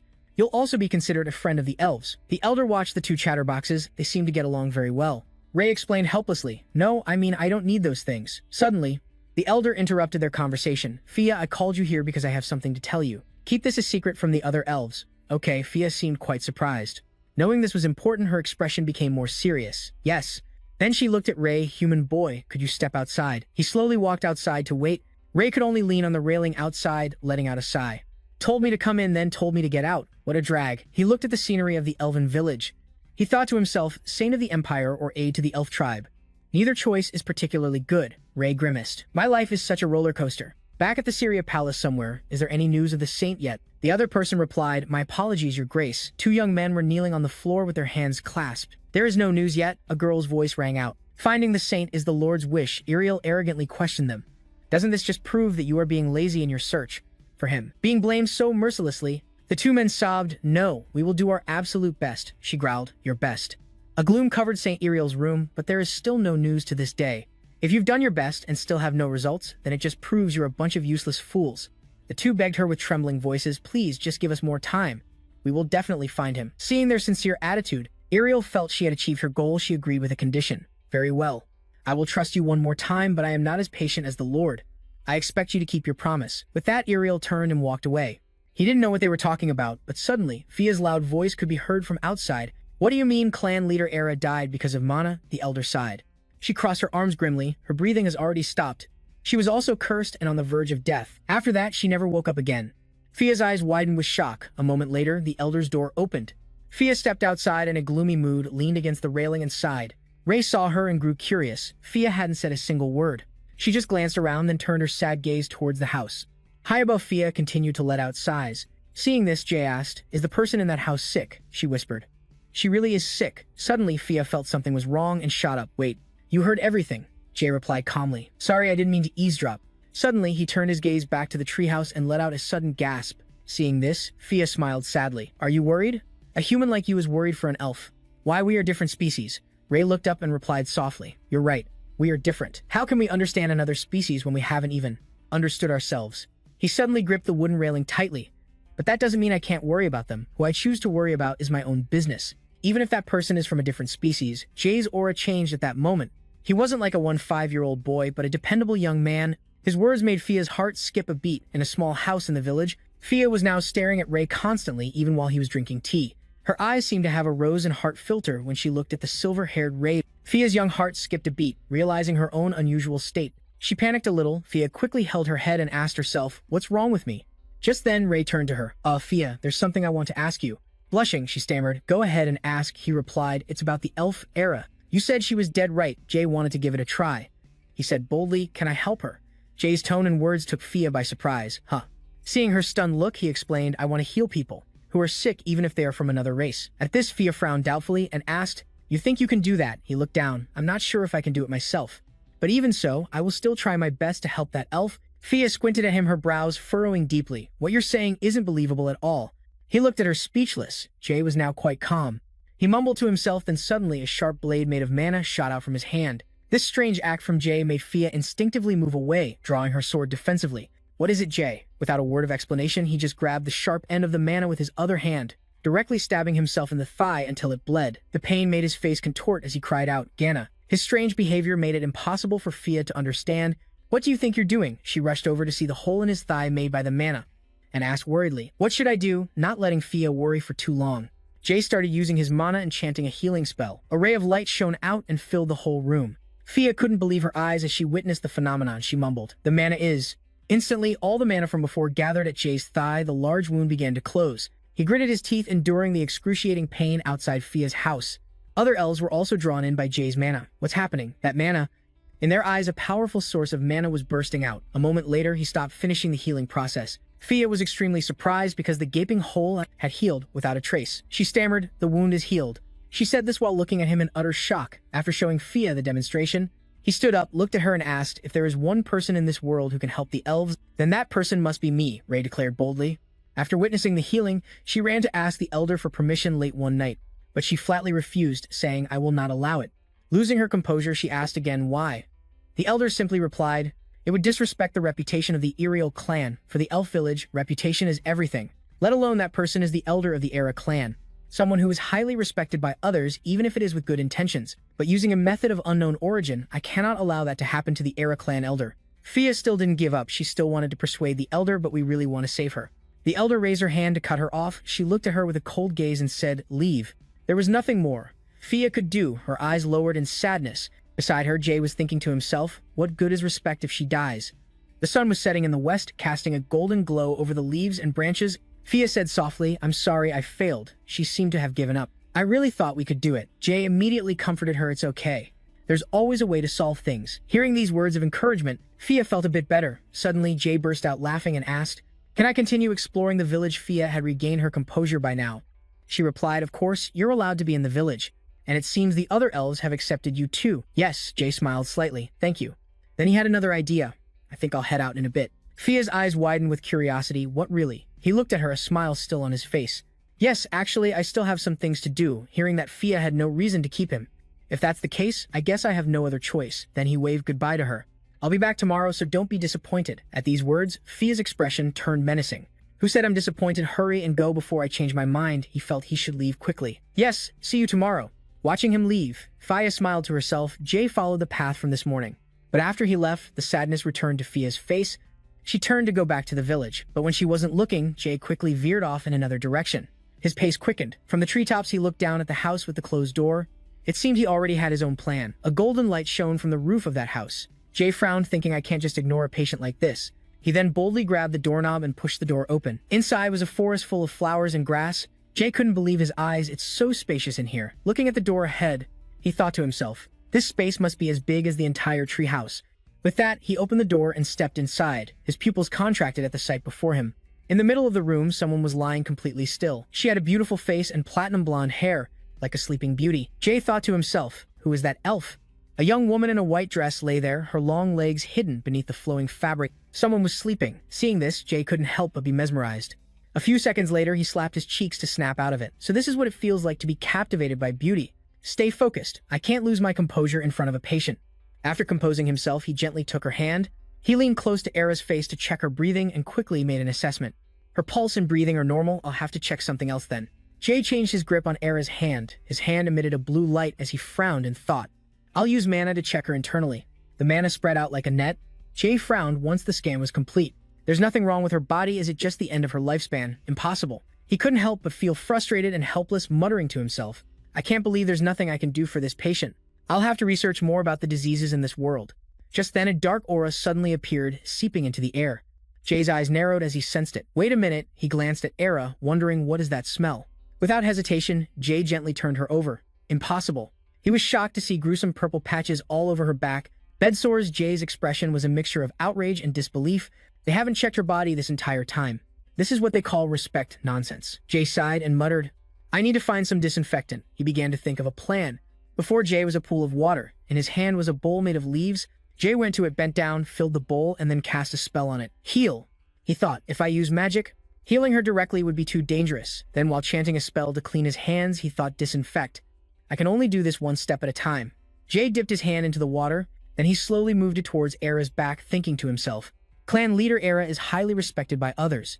Even with good intentions using a method of unknown origin, I cannot allow that to happen to clan leader. Era. Jay's expression was filled with worry as he worked. I hope they don't say anything about me touching their goddess, but he couldn't help but feel pained when he saw her bleeding and ulcerated back. Jay snorted in anger. They did absolutely nothing to save her. They just left her like this. They have no right to say anything to me. Then he began the treatment carefully. Jay worked diligently in silence. He worked until the sun went down. Jay looked over and muttered, it's already sunset. He shook out the white cloth in his hand and looked back at Era's back. He thought, until I find the real cause, this is the most I can do for now. He began to calculate his next steps. I have to check again tomorrow. The next day elsewhere, a voice rang out. Saintess, where are you? Some soldiers of the Holy Nation reported. Anxiously, we'll hear from the search party soon. They're turning the entire empire upside down. It's only a matter of time now. Issa leaned on his hand and asked, when will you people ever understand? She frowned, her annoyance clearly visible. I've already told you I'm not very patient. Are you testing my patience? Seeing her attitude, the two men couldn't help but tremble. They explained, that's not it. Please spare us. As she stood up, Iredale flatly refused. Forget it, she declared. I no longer believe what you say. I'll have to take action myself. Prepare yourselves. And so she gave the order. Meanwhile, Jay was wiping his sweat and sighing. He looked at Era's back, which had improved significantly. The sores are getting better. They should be healed by next week. After that day, time flew by. I would sneak into Era's house to treat her. First, I'd wipe her down with disinfected water. Then I would help stretch her contracted muscles. For the rest of the time, I would study the books in her library to learn more. He brought a book to sit beside Era and read, then exclaimed, you drew this. It's so bad. No matter how much I tried to talk to her, I never got a response. Still, I kept talking to Era about the things I saw on my way here and what happened with Fia. I told her even the smallest thought that crossed my mind. Like that, a month went by. One day, like any other, Jay gently opened the door and greeted Era. I'm here again. He smiled and continued. Fia has the day off today. I had some tea with her before coming here. But the atmosphere around Era felt a little different. Jay immediately grew confused. Ha! He quickly ran to her side. Era. Jay noted with concern as he observed her. Her breathing is getting weaker. The woman before him was slowly losing her will to hold on. Her breathing, it was fading. Panicked, Jay leaned down beside Era and spoke anxiously. What do I do? I didn't expect this. He frantically looked around, trying to find a way to help Era, who was enveloped in a faint aura. Where's the oxygen mask? The moment he said it, Jay remembered he was no longer in his old world. His fists clenched as he cursed bitterly. That's right, this isn't a hospital. He gritted his teeth, almost screaming in helplessness. There's nothing I can do right now. And then Jay's gaze returned to the clan leader, the woman lying motionless, who had suddenly worsened. A panicked Jay grabbed her shoulders and shook her forcefully while shouting, Era. You can't wake up, Era. His eyes widened with rage, his mind filled with a series of questions about Era's condition. Why? What is the problem? There are no external injuries, nor is she poisoned. Her vital organs are still functioning fine, so why is this happening? Era's mouth was slightly agape as she struggled to breathe, which only deepened Jay's anxiety. He mumbled, there has to be some way to help her. Then, his eyes widened as he thought of an option. The only way. Jay looked at his own hands. He wondered to himself if he could use his healing ability, but Jay was still worried about the potential unfortunate consequences. Can Era withstand my mana? That very thought made him laugh. With a self-deprecating smile, Jay reminded himself as he turned to Era. He slowly steeled his resolve. To save her, I risked my life, studying to become a doctor to save people, and now at such a critical moment, I can't think of any other way than to gamble with my patient's life. Jay clenched his fists and sealed his decision with two simple words. All right. As he said that, Jay closed his eyes and his hands began to glow as he used the divine power he possessed. I have to try everything I can. Temporal magic circles appeared and formed a rather large-scale formation above Era's head. The shapes of the magic circle and the incantation language appeared in Jay's mind, and a swirling light began to gather in one spot, startling the people nearby. They all turned their gaze towards the formation full of questions. That mana, it's the same power from before, isn't it? Jay directed the light onto Era. His expression grew more focused as he pleaded earnestly. Era, I believe in you, please hang on, and then he chanted the spell aloud. At the same time, a blinding light shot out. A strange phenomenon occurred with Era's body. Lights began to surround her, then lifted Era into the air under Jay's control. The light then wove itself into a sphere of energy that enveloped her. More and more curious onlookers gathered nearby, growing anxious. Their voices grew louder. What's happening? Then, upon seeing the light, he created one of the people present there. Kia gasped as she looked up. Could it be? She rushed over shouting his name, Jay. As she ran, Kia thought to herself, that boy, he still hasn't given up on Era. Since when? Various thoughts raced through Kia's mind. Along with it came a sense of shame. A human like Jay is trying so hard, while her own kind, I mean the entire elf race, what are we doing? The door was quickly thrown open with considerable force. Kia screamed his name when she saw Jay healing Era Jay. The light swirled continuously. Jay was completely focused. A pain grunt escaped him as his body reached its limit, yet he pushed himself on. Just a little more, and then Jay stopped. Though his mind was still filled with doubt, is it over? Both Jay and Kia then turned their gaze at the same time, to watch the cocoon of energy enveloping Era. Era, please. Era's entire body was lifted even higher. Kia was caught in the blast, thrown back by the force of Jay's power, and slammed against the wall, crying out in pain. The caster himself, Jay, suffered the same fate, hitting the ground with a painful thud. Yet Jay's eyes never left Era. She looked completely healthy, much better than before. And then Era slowly began to awaken. Jay, fighting through the pain, managed to smile, and softly called out, Era. Those were the last words he could utter before losing consciousness. In the dark void, Jay's own voice mumbled. Where am I? He sensed his surroundings. It feels like I'm in water, then he remarked. It's so comfortable, he greedily thought. I want to rest a little longer. A voice echoed faintly. From her appearance, it was Era. Let me remind you, the humans are under my protection. Jay wanted to argue, but Era, this person. His vision was blurry and indistinct. When he saw Era talking to someone else, that person even tried to do something unacceptable to your body. Jay mumbled in shock. Era. Is that Era's voice? She declared scornfully. I don't want to hear it anymore. You all abandoned me for the past 25 years. This boy was the only one who decided to help me. Elves, huh? Era's voice continued to resound. Isn't it ironic? The one who saved me in the end wasn't one of you who always worshipped me by saying that we revere you, but this insignificant human. Yet Jay let himself drift in the current and thought her voice is so. He felt as if he could melt into that soothing voice. So nice. He then awoke in the real world with a piercing scream. Era. Jay shot up from the comfortable bed, then looked at his own hands. He moved them slightly and wondered, was that a dream? A voice from nearby made Jay turn. Human, were you calling for me? Before him stood Era, smiling gently. She replied softly, I'm right here, Jay. He was so moved, his brows furrowed as he softly called out. Era. She reached out. Then he just hugged a blushing Jay and started to explain his actions. That picture you saw in the book, Jay's mind nearly exploded when Era finished her sentence. I just drew it when I was bored. Don't pay it any mind. He blushed and stammered out a question even though he already knew the answer. You heard what I said. She brought her face close to his. She chuckled as she confirmed, of course I heard everything. A tear suddenly welled up in the corner of Jay's eye. Seeing this, Era couldn't help but ask, why are you crying? And before he could say anything else, Era spoke directly. Thank you. You were the only one willing to care for me at the end of my life. If you had given up on me, we probably wouldn't have been able to meet like this. She tilted her head and changed the subject. By the way, I still don't know your name. He smiled politely and answered, my name is Jay. Era pondered for a moment, thinking about the name Jay. Then she smiled gently at him and commented, that's a nice name. In a house bathed in the green light from the trees, Jay was lost in thought. He glanced over and spoke. Era, now that you're awake, we should probably go outside. The other elves are very worried about you. She didn't seem too keen on that idea. Running a hand through her hair, she replied, no. They didn't even bother to visit me once in 25 years. What is there for them to be worried about? Her gaze grew intimidating as she questioned him in return. Do you really think I would get over my anger that quickly? Her attitude was somewhat frightening to Jay. He asked curiously, when did you regain consciousness? The question confused Era. You mean I regained it on my own? Jay continued his questioning. You were conscious even while you were unresponsive. Era explained simply, I've been conscious the entire time. I was aware of everything that happened during that time. Her answer left Jay astonished. Then with wide disbelieving eyes, he asked again, you mean to say you were actually conscious while you were unresponsive? Then he exclaimed, so you were just lying there, unable to move your own body this whole time? You could only lie there and wait. Jay looked at her and continued. He said with admiration as he took her hand, you fought so bravely and won. Era's expression immediately turned to one of bewilderment. Confused tears began to fall from her eyes. Era thought, I've hated humans from the very beginning. Humans started all of this. To this day, they show no remorse. That's why I hate them so much. Jay gently took her hand, cherishing it, and enveloped it in his healing light. But in Era's blurry vision, she saw Jay. There was nothing wrong with his body. Was it just the end of my life then? No way, she thought. This person said he would heal me. He touched me. At first, I was furious, but he's different from the others. She was incredibly curious. You don't want anything in return. You gave me all your care and effort. I've never received anything like this before. She recalled the words Jay had confided in her. Before coming here, I had some tea with Kia. It seems the elf's palate is a bit on the sweet side, isn't it? And he concluded that the elf's tea was a little too sweet for his taste. Jay continued, in the book there's a flower called a dihor. It's planted in the front yard, right? Era couldn't help but admit, that's right. Come to think of it, you're a lot like those flowers. Sacrifice and a smile. That's the meaning of the dihor flower. Era recalled his every word. You drew this. It's so ugly. His blunt words made her embarrassed. I know my drawing isn't good. But hearing it so bluntly still felt a bit strange. Then Jay turned to look at her, and he gave a gentle smile that made Era yearn for more.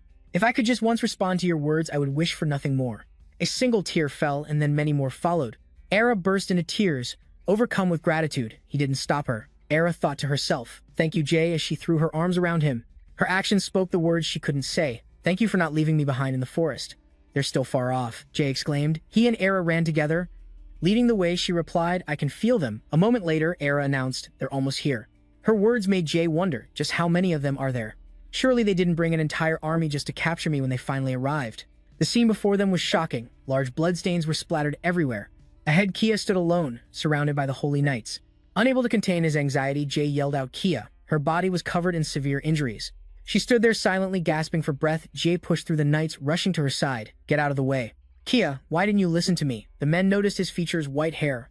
A young man. They immediately guessed he was the saint. Then the knights knelt on one knee in unison. We are honored to be in your presence, your holiness. A pair of blood-stained feet approached as the voice spoke. It is a pleasure to meet you for the first time, your holiness. The owner of the voice, who was covered in blood, introduced herself. I am the Saintess Ariel Belyis. Please forgive my appearance. At this somewhat messy appearance of mine, Dave frowned, looked over, and did not answer. The elf chieftain couldn't let it slide. She scowled and stepped forward. Jay immediately sensed trouble was brewing. He hesitantly called out Era. The knights began to shout at her.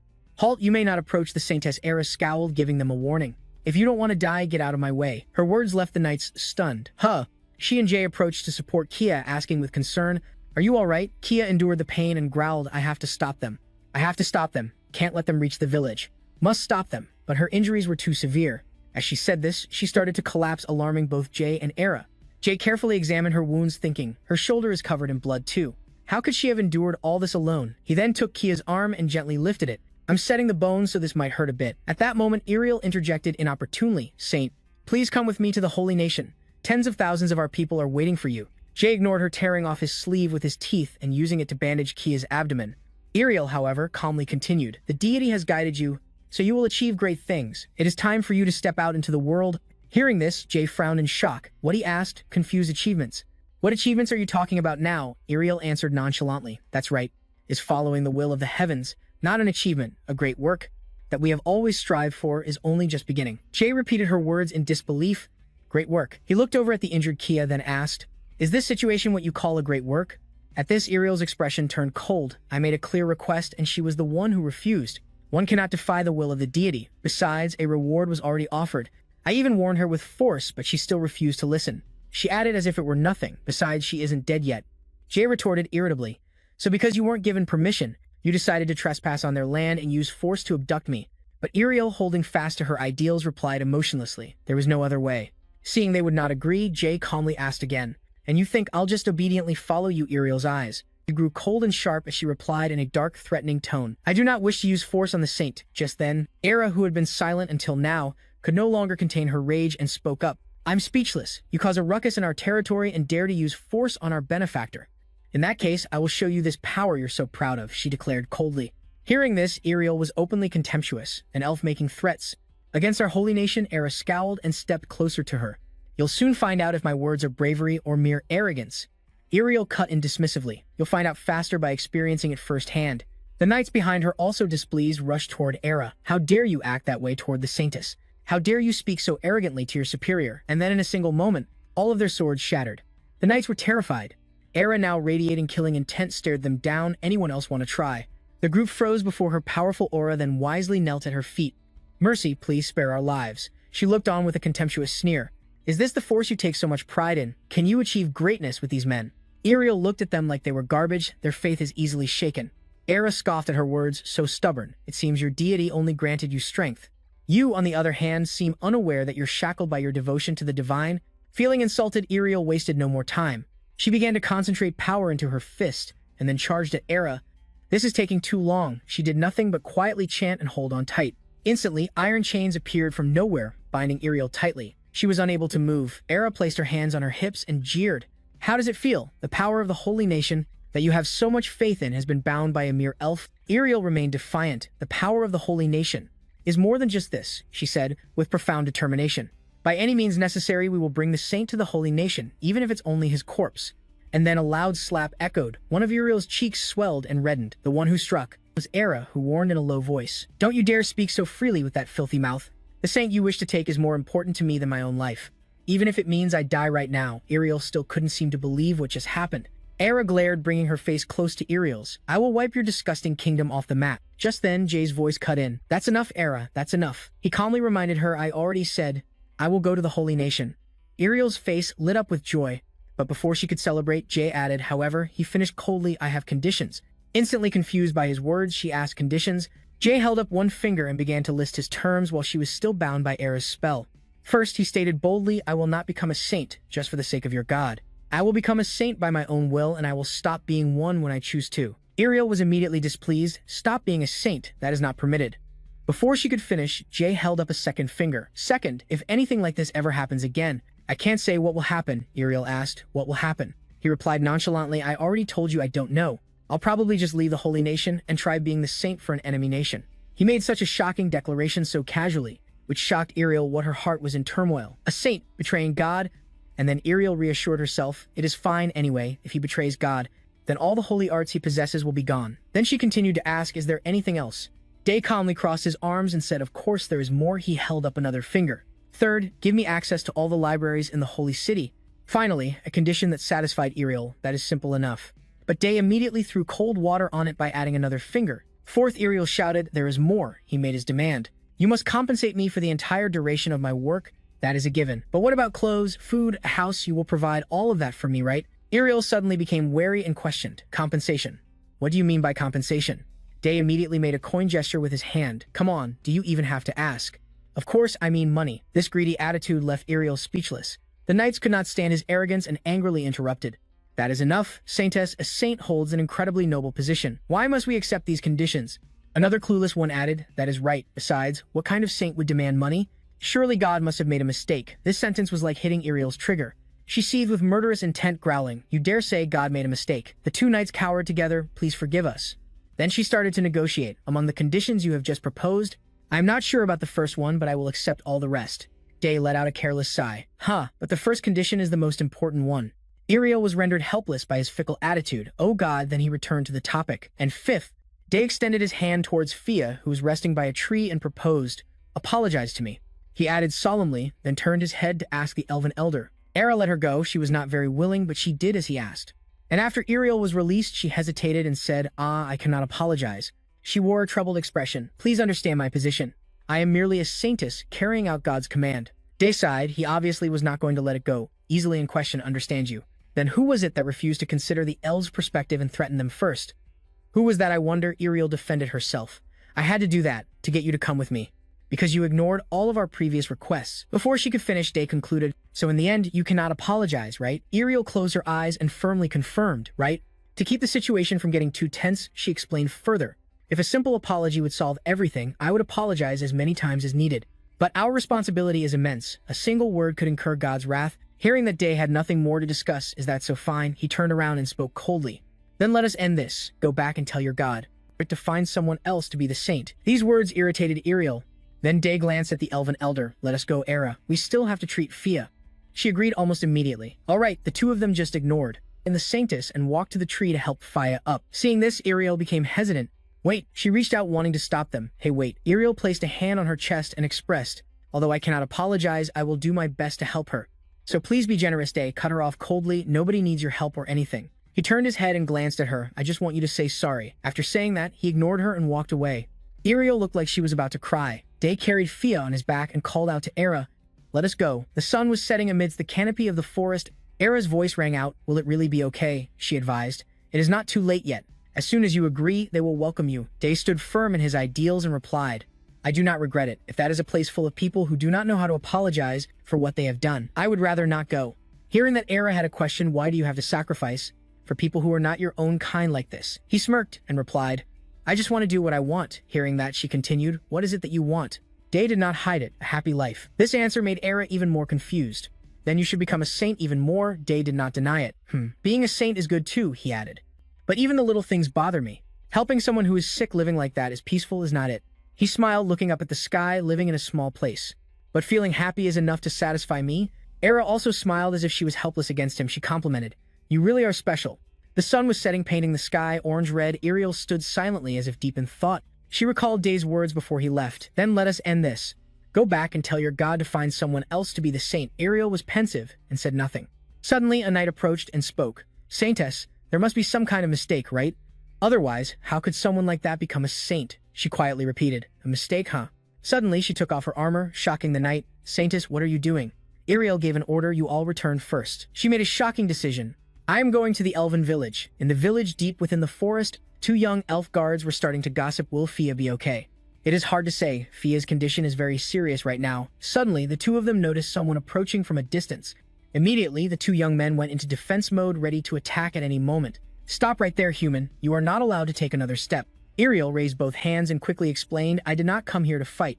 I came to meet the saint you like. The 2 young elves were puzzled. Our village has a saint. Although they were a bit suspicious, not just anyone could enter the village freely. They did not accept Ariel's request and even warned her, even if what you say is true, we cannot let a human into this village. Get out of here right now. If you take one more step, we will consider it an attack. Ariel had to take a step back. She conceded and pleaded, if that is the case, then at least help me pass a message to that saint. Tell him that I came to see him. The elf with the bow immediately refused. I will not. You should go back. She humbled herself once more. Then please let me wait here. She spoke up, assuring them. I absolutely will not harm you. The 2 young men exchanged glances. Then they came to an agreement and relented. Then go wait over there in the distance. If you come any closer, we will attack. Ariel bowed gratefully. Thank you. I will not get any closer, do not worry. They stared at her small back as she walked away. After Ariel was out of sight, one of them speculated a saint. Could it be Day finding a suitable spot? Ariel put her luggage on the ground. She took off her shoes and began to pray. The mana within her began to activate. At that moment, a golden holy light enveloped Ariel's entire body. Over here, one of the young elves saw that things were not too tense and spoke up. First, let us just let Day know, shall we? The other one agreed and nodded. The sun was slowly disappearing below the horizon. One late afternoon deep in the elf village, Kuya's injuries had been treated carefully. But based on her current state, she was still in a deep coma. Jay sighed in relief, stretching his shoulders. She's out of danger now, so I can finally relax. Suddenly, a voice called from outside the door. Jay, are you in there? He went to open the door. What is it? One of the 2 young elf guards reported. There's someone outside the village looking for you. Hearing this, Jay's heart skipped a beat. They even came all the way here? He misunderstood and anxiously asked, how many of them are there? 10 or 20? The young man looked confused. Huh. It is just one person. Jay froze. He wore a skeptical expression. Just one person? A while later, the sky had turned dark. He went over and said to the elves, I am here.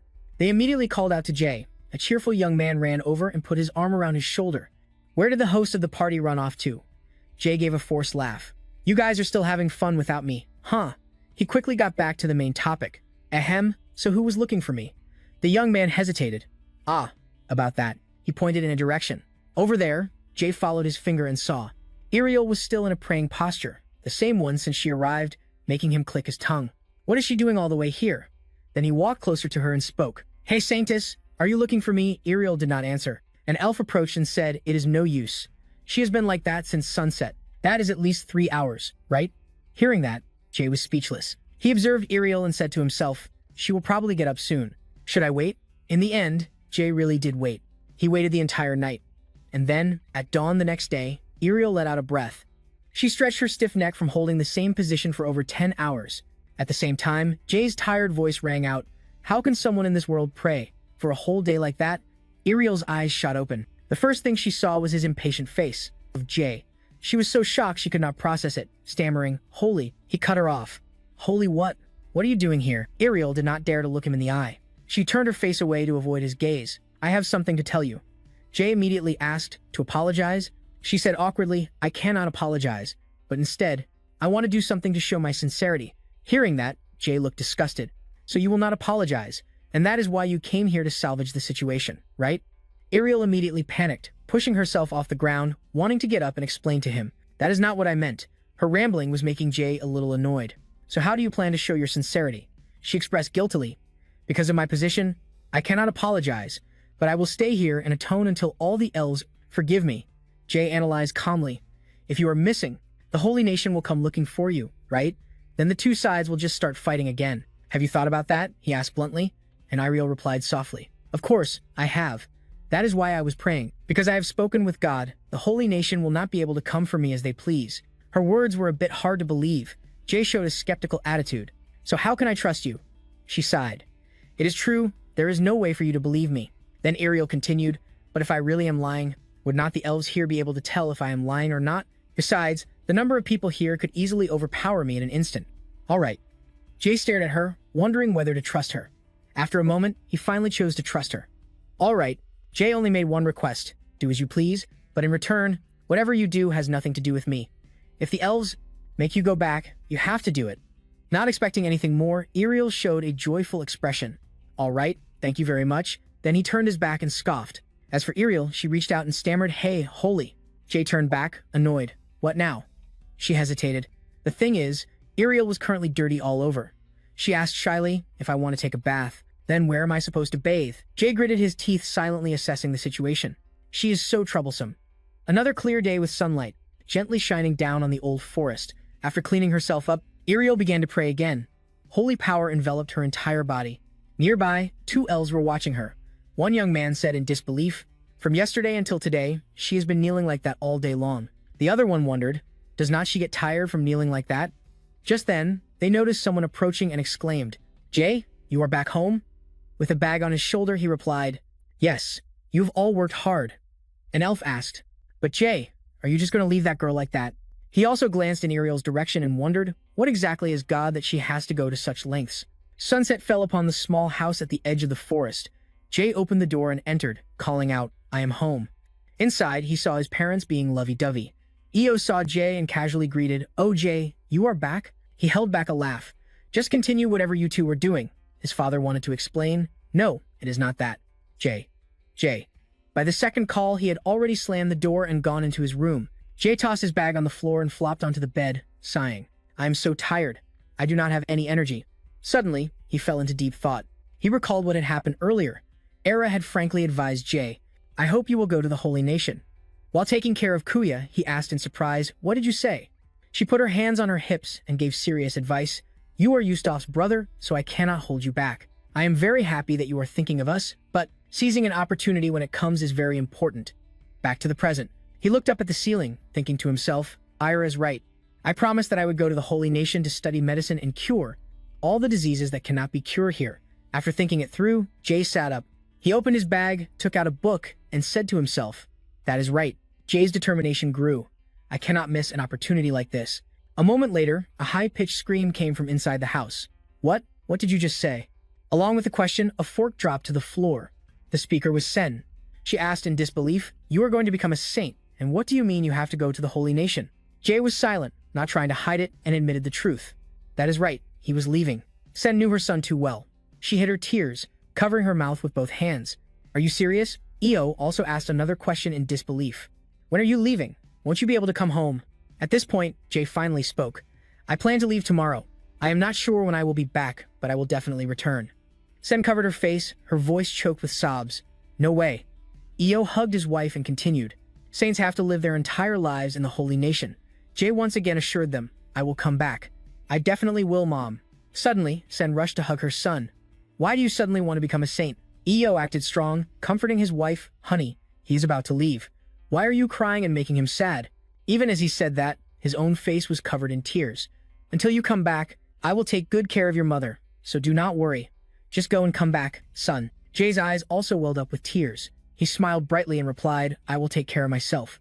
Seeing him trying to be strong, his father teased. You did not cry when you were little, but now you are crying as a grown man? Jay retorted, I am not crying. Besides, you should not be the one to talk, Dad.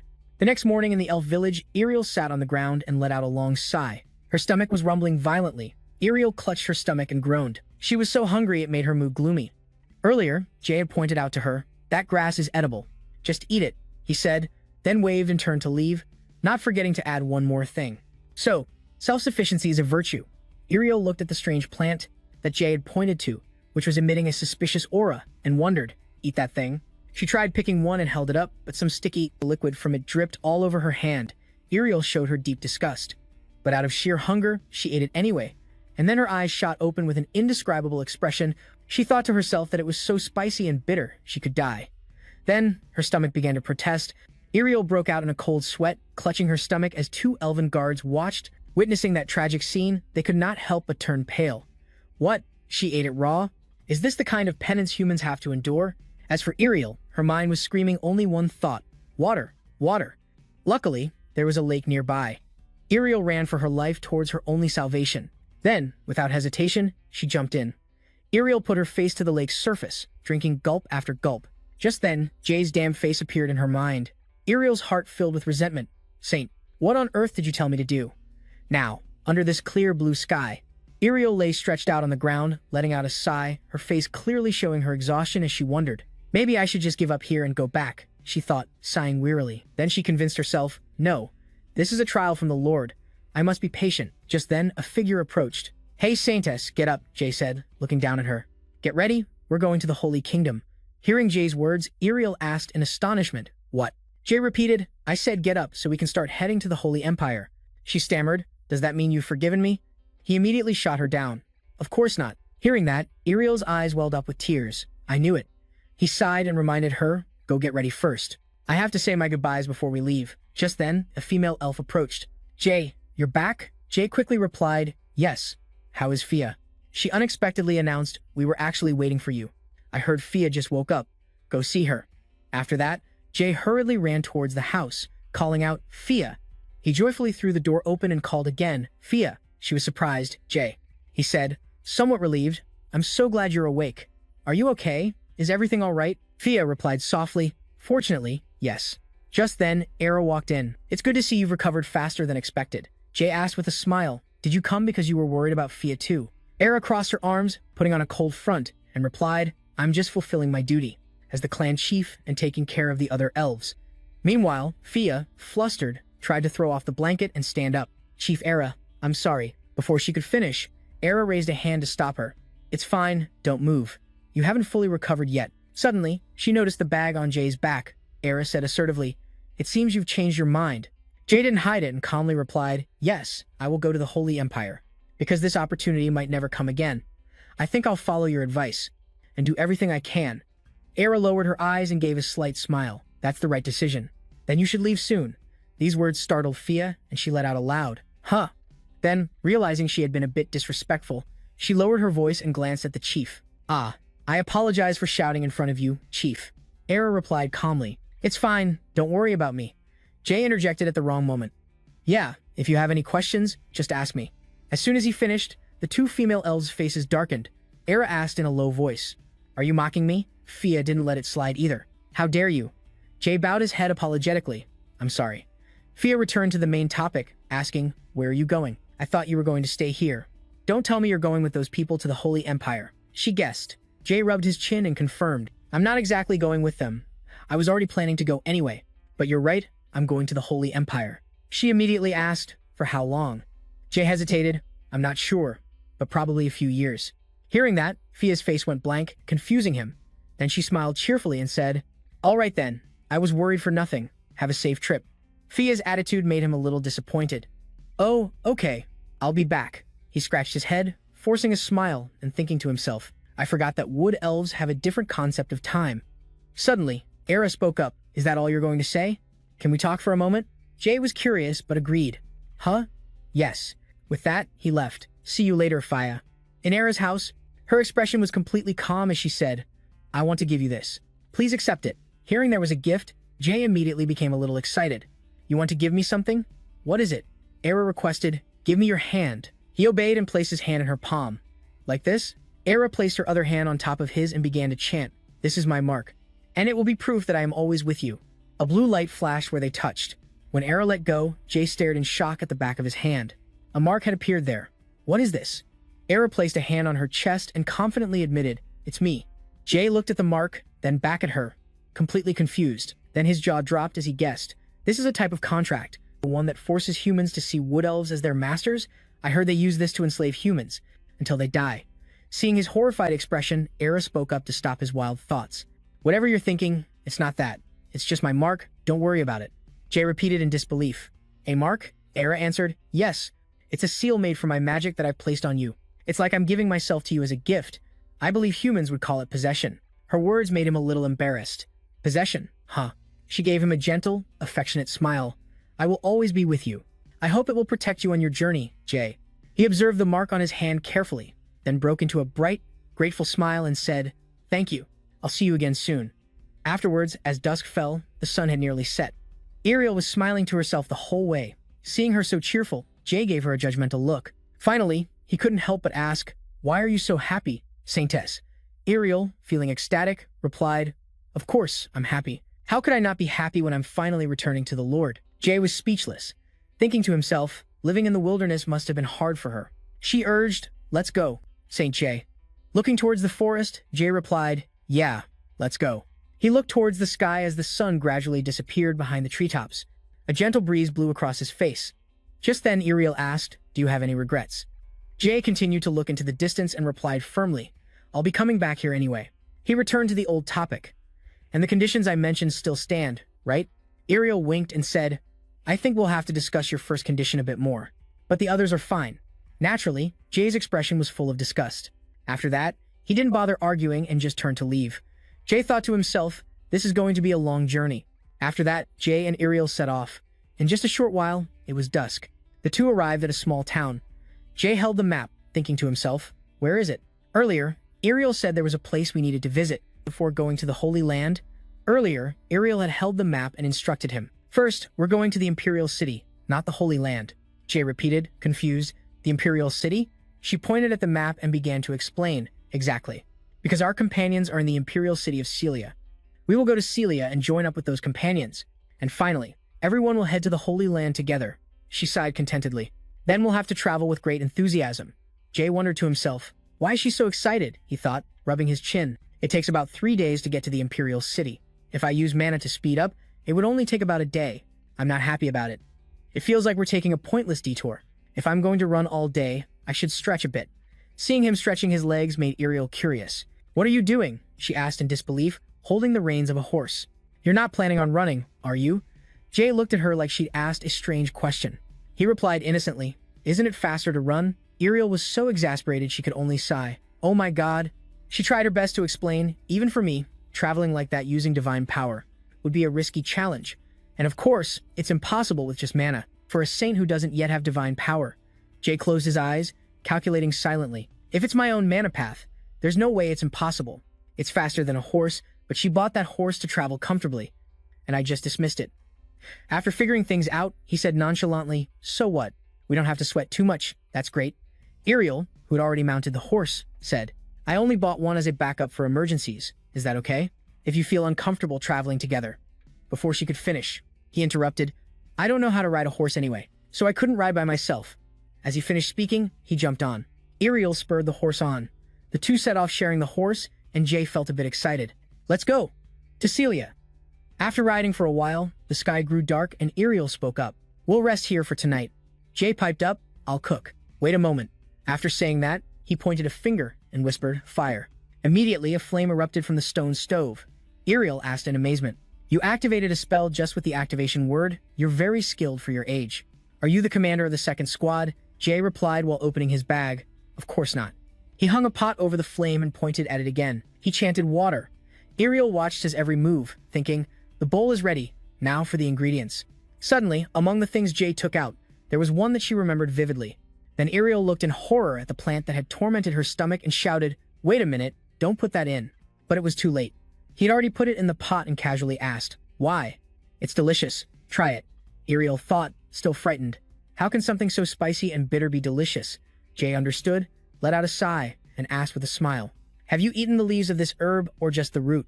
Ariel hesitated. "Well, of course He explained, "Actually, with this herb, you only eat the root, even though its leaves are more nutritious. Their taste is too bitter and spicy to swallow. Ariel looked enlightened, but her expression was still dazed. No. So what now? Jay handed the bowl of cooked soup to Ariel. Come on, relax your face. Just give it a try. It has a very special flavor. She took it with both hands. Thank you. It looked very ordinary. Steam rose from it, and as Ariel looked at the bowl of soup, she thought, it smells quite nice. It looked delicious. She scooped a small spoonful and brought it to her mouth. Then, a look of amazement spread across Ariel's face. It's so delicious, she thought. Then she quickly started eating from the bowl. Jay thought, puzzled, why is she eating so fast? She's more surprising than I expected. He reminded her with concern, you'll get indigestion if you eat like that. Eat slowly. She listened and replied, yes. Sometime later, the two of them stood on a cliff. Before them was a vast city. Ariel exclaimed, look, that's the royal capital, Celia. The two of them rode into the city. Jay looked around and thought, the market is quite large. This is the royal capital, after all. Ariel asked, it's completely different from the outskirts, isn't it? Do you want to look around for a bit? Now that we're in the capital, there will be an army escort. Jay marveled to himself, so this is the royal capital, Celia. He wondered, this is my first time here. I hope there won't be any problems. At that moment, they arrived before the royal castle's gate. A guard approached. My lady, you have arrived. The guard then asked, may we know the identity of the person behind you? She slyly turned to him and asked, isn't that right, Saint? He didn't bother to argue and stated directly, I am the Saint, Jay. The guard was stunned. My apologies, we did not know. Please come in. The two walked on the red carpet into the royal castle. A priest who was already waiting spoke. Welcome, my lady. You must be tired after such a long journey, Ariel said. The mission in the royal capital Celia is complete. Tomorrow I will leave here for the Holy Land. Please contact our home country. Tell them I will be returning with the Saint. The priest bowed and said, I understand. I will inform the Holy Land and prepare for the journey. After they left, she turned and said to Jay, well then, Saint, please go and rest first. I will show you to your room. Jay opened the door to the assigned room. It was spacious and magnificent inside. It was so grand he was amazed. Jay stood at the doorway, thinking, isn't this on the level of a 5-star luxury hotel? I was too busy to visit a place like this before. But now I'm here. Ariel asked from behind him, are you satisfied? He replied enthusiastically, I tend to spend a lot when I'm satisfied. Hearing that, Ariel was relieved and turned around. The Saint also needs to rest. I'll be leaving now. Jay put down his bag and asked, we're leaving for the Holy Land tomorrow morning, right? Ariel looked at him, didn't answer his question, and just gave a sly smile. See you tomorrow morning. Jay watched her back as she left, confused. Huh, what was that? He was bewildered. Something feels strange. Then, Jay sat on the bed and sighed lightly. He changed into a nightrobe and lay on the bed. Tomorrow, I'll really be going to the Holy Land. Jay thought to himself, the Holy Land is where I'll live from now on. I wonder what it's like. Before he could think clearly, he closed his eyes and drifted off to sleep. The next morning, Jay had changed his clothes. A voice called from outside the door. Saint, are you awake? Still a bit sleepy. He went out and said, I'm ready. Let's go. Ariel smirked. If you're ready, let's depart. She had changed into appropriate formal attire. She smiled and said, to greet the king. Jay replied calmly, then let's hurry and greet the king. Suddenly, he realized something was wrong. Huh? He asked again. Where did you say we're going? Who are we meeting? Ariel stared intently at him. We're meeting the king of the royal capital, Celia. His mind screamed, why do I have to?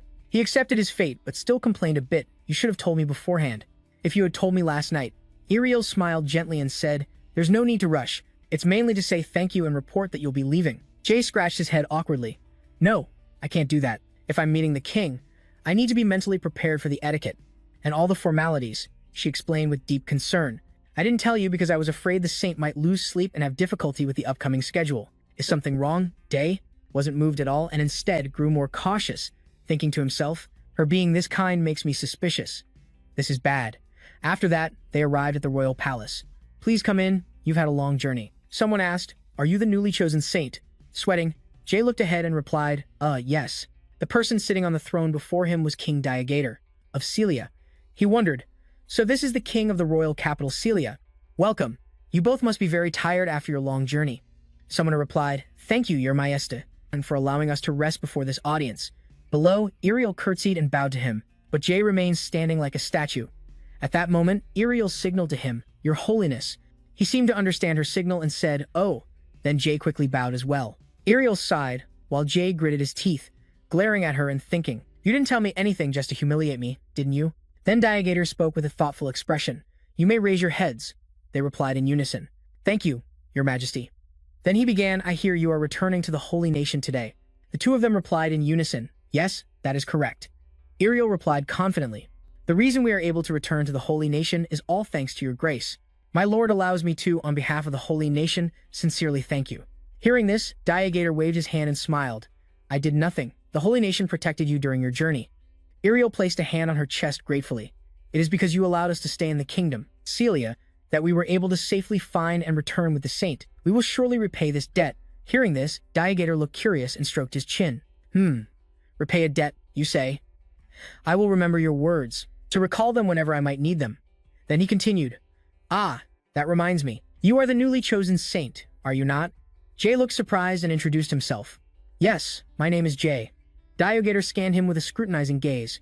He thought to himself, no matter how many times I try, I can't sense any mana flow from him, and looking at his physique, it seems. He has been trained in swordsmanship. His expression grew thoughtful.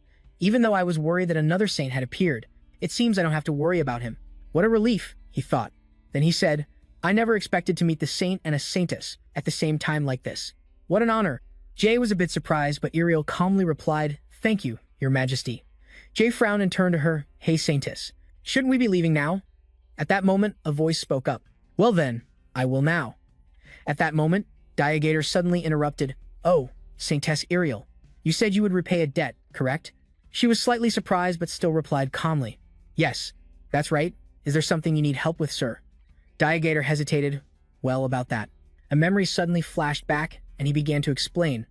To tell you the truth, my cousin, the daughter of the Prince of Silos, is very ill. Many priests have gone to see her, but not only were they unable to cure her, they aren't even sure what illness she actually has. I was hoping you could repay the favor by visiting her. Hearing this, Jay froze solid and thought to himself, What? No way. Say no.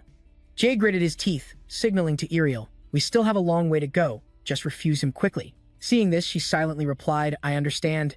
And then she finally responded, There is no way I can refuse your offer, my lord. Hearing this, Day was completely shocked and snapped his head to look at her. What? Diagator was pleased with her answer. Thank you. I was quite worried.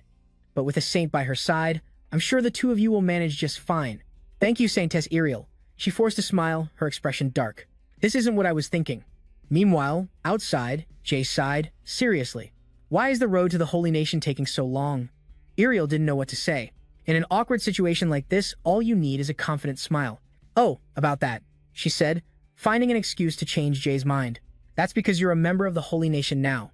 You can follow me and learn how to use your holy arts. In the long run, it'll be beneficial for the entire world. Jay frowned in response. Won't it take even longer if we go to that prince's territory, and then head to the Holy Nation? She quickly replied to Jay. Ah, well, that's true. Then Jay agreed with her. All right, whatever. Then he smiled gently at Iriel. He did mention someone was sick, right? If we can help them, then why shouldn't we go visit them? Let's go as soon as possible. We go where we are needed. As long as it helps the patient, that's the true duty of a doctor. Elsewhere, the priest spoke up, looking worried. I apologize, Saintess. We've already informed the Holy Nation that we are on our way back, but I cannot permit you to visit the prince. I'm sorry, Saintess. Iriel quickly explained. It was an offer from the king of Celia. Please forgive me. But I was truly in a position where I couldn't refuse. Then the priest asked her, So what did the king promise in return? Iriel replied, He didn't promise anything. This is just to repay a debt, for allowing us to stay here. Hearing this, the priest let out a sigh. Well, since he had a valid reason for the offer, I suppose we have no other choice. I will contact the Holy Nation and inform them that you will be returning to the kingdom later than expected. Iriel replied guiltily, Thank you for understanding. We'll leave immediately to save time. On the way, an unhappy Jay put his hands on his hips, looking at the priest. Jay thought to himself, I've seen how people react to medicine after my first patient was treated. The reaction was completely unexpected. I wonder how my second patient in this world will react. As the sun began to set, the priest suddenly spoke up. We'll make camp here. While Jay was busy cooking, a flurry of voices suddenly rang out. Hey, look over there. Is that the saint? The chatter continued. Isn't he more handsome than the rumors about him? Go talk to him. Suddenly, someone walked up to Jay. Excuse me, saint, the person stammered, tucking their hair back with a slightly flushed face. Do you need any help? Jay replied politely. Ah, no, I'm fine. Another girl came closer and said excitedly, If you don't mind, could we sit next to you? We were just wondering what you were doing. Being surrounded by beauties for a change, Jay was overjoyed and replied, Of course, I don't mind at all. Please, sit wherever you'd like, as long as you're comfortable. Hearing this, the two girls' hearts began to race. Thank you, sir. The girls gathered around him. What is this? Jay explained to them, oh, this is a type of plant that grows in the elf forest. As the sun continued to set, he finally managed to get away from the girls. He scratched his head wearily, thinking, why are these girls so energetic? I almost couldn't get away. Just then, a voice talking about the new saint caught his attention. He's so young, do you really think it's wise to follow him? He's just a kid who does whatever he wants. And he even makes all sorts of demands on the holy nation, another replied.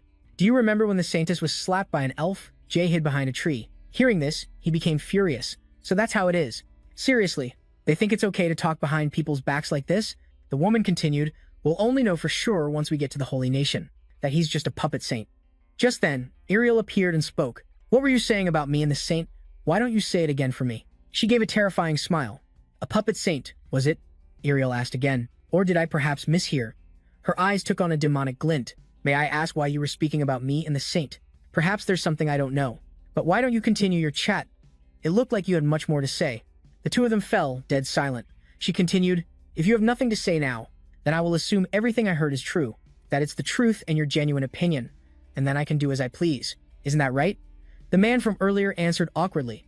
Well, about that, we just thought that it was important to remind everyone of everything you have done. Ariel's gaze grew more terrifying than ever.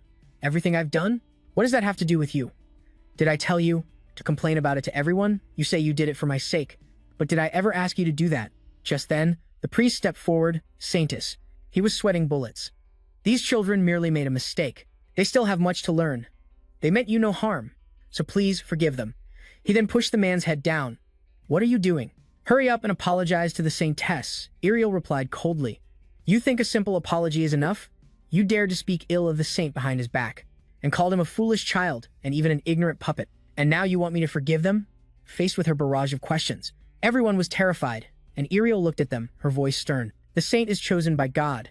Your disrespect to the saint is the same as being disrespectful to God. Therefore, this is blasphemy.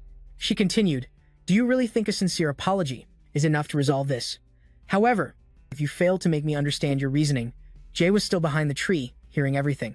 Saint Ariel said coldly, I truly don't know what will happen next. The girl from earlier trembled with fear, stammering, Saint Ariel, forgive me. I shouldn't have spoken about you like that.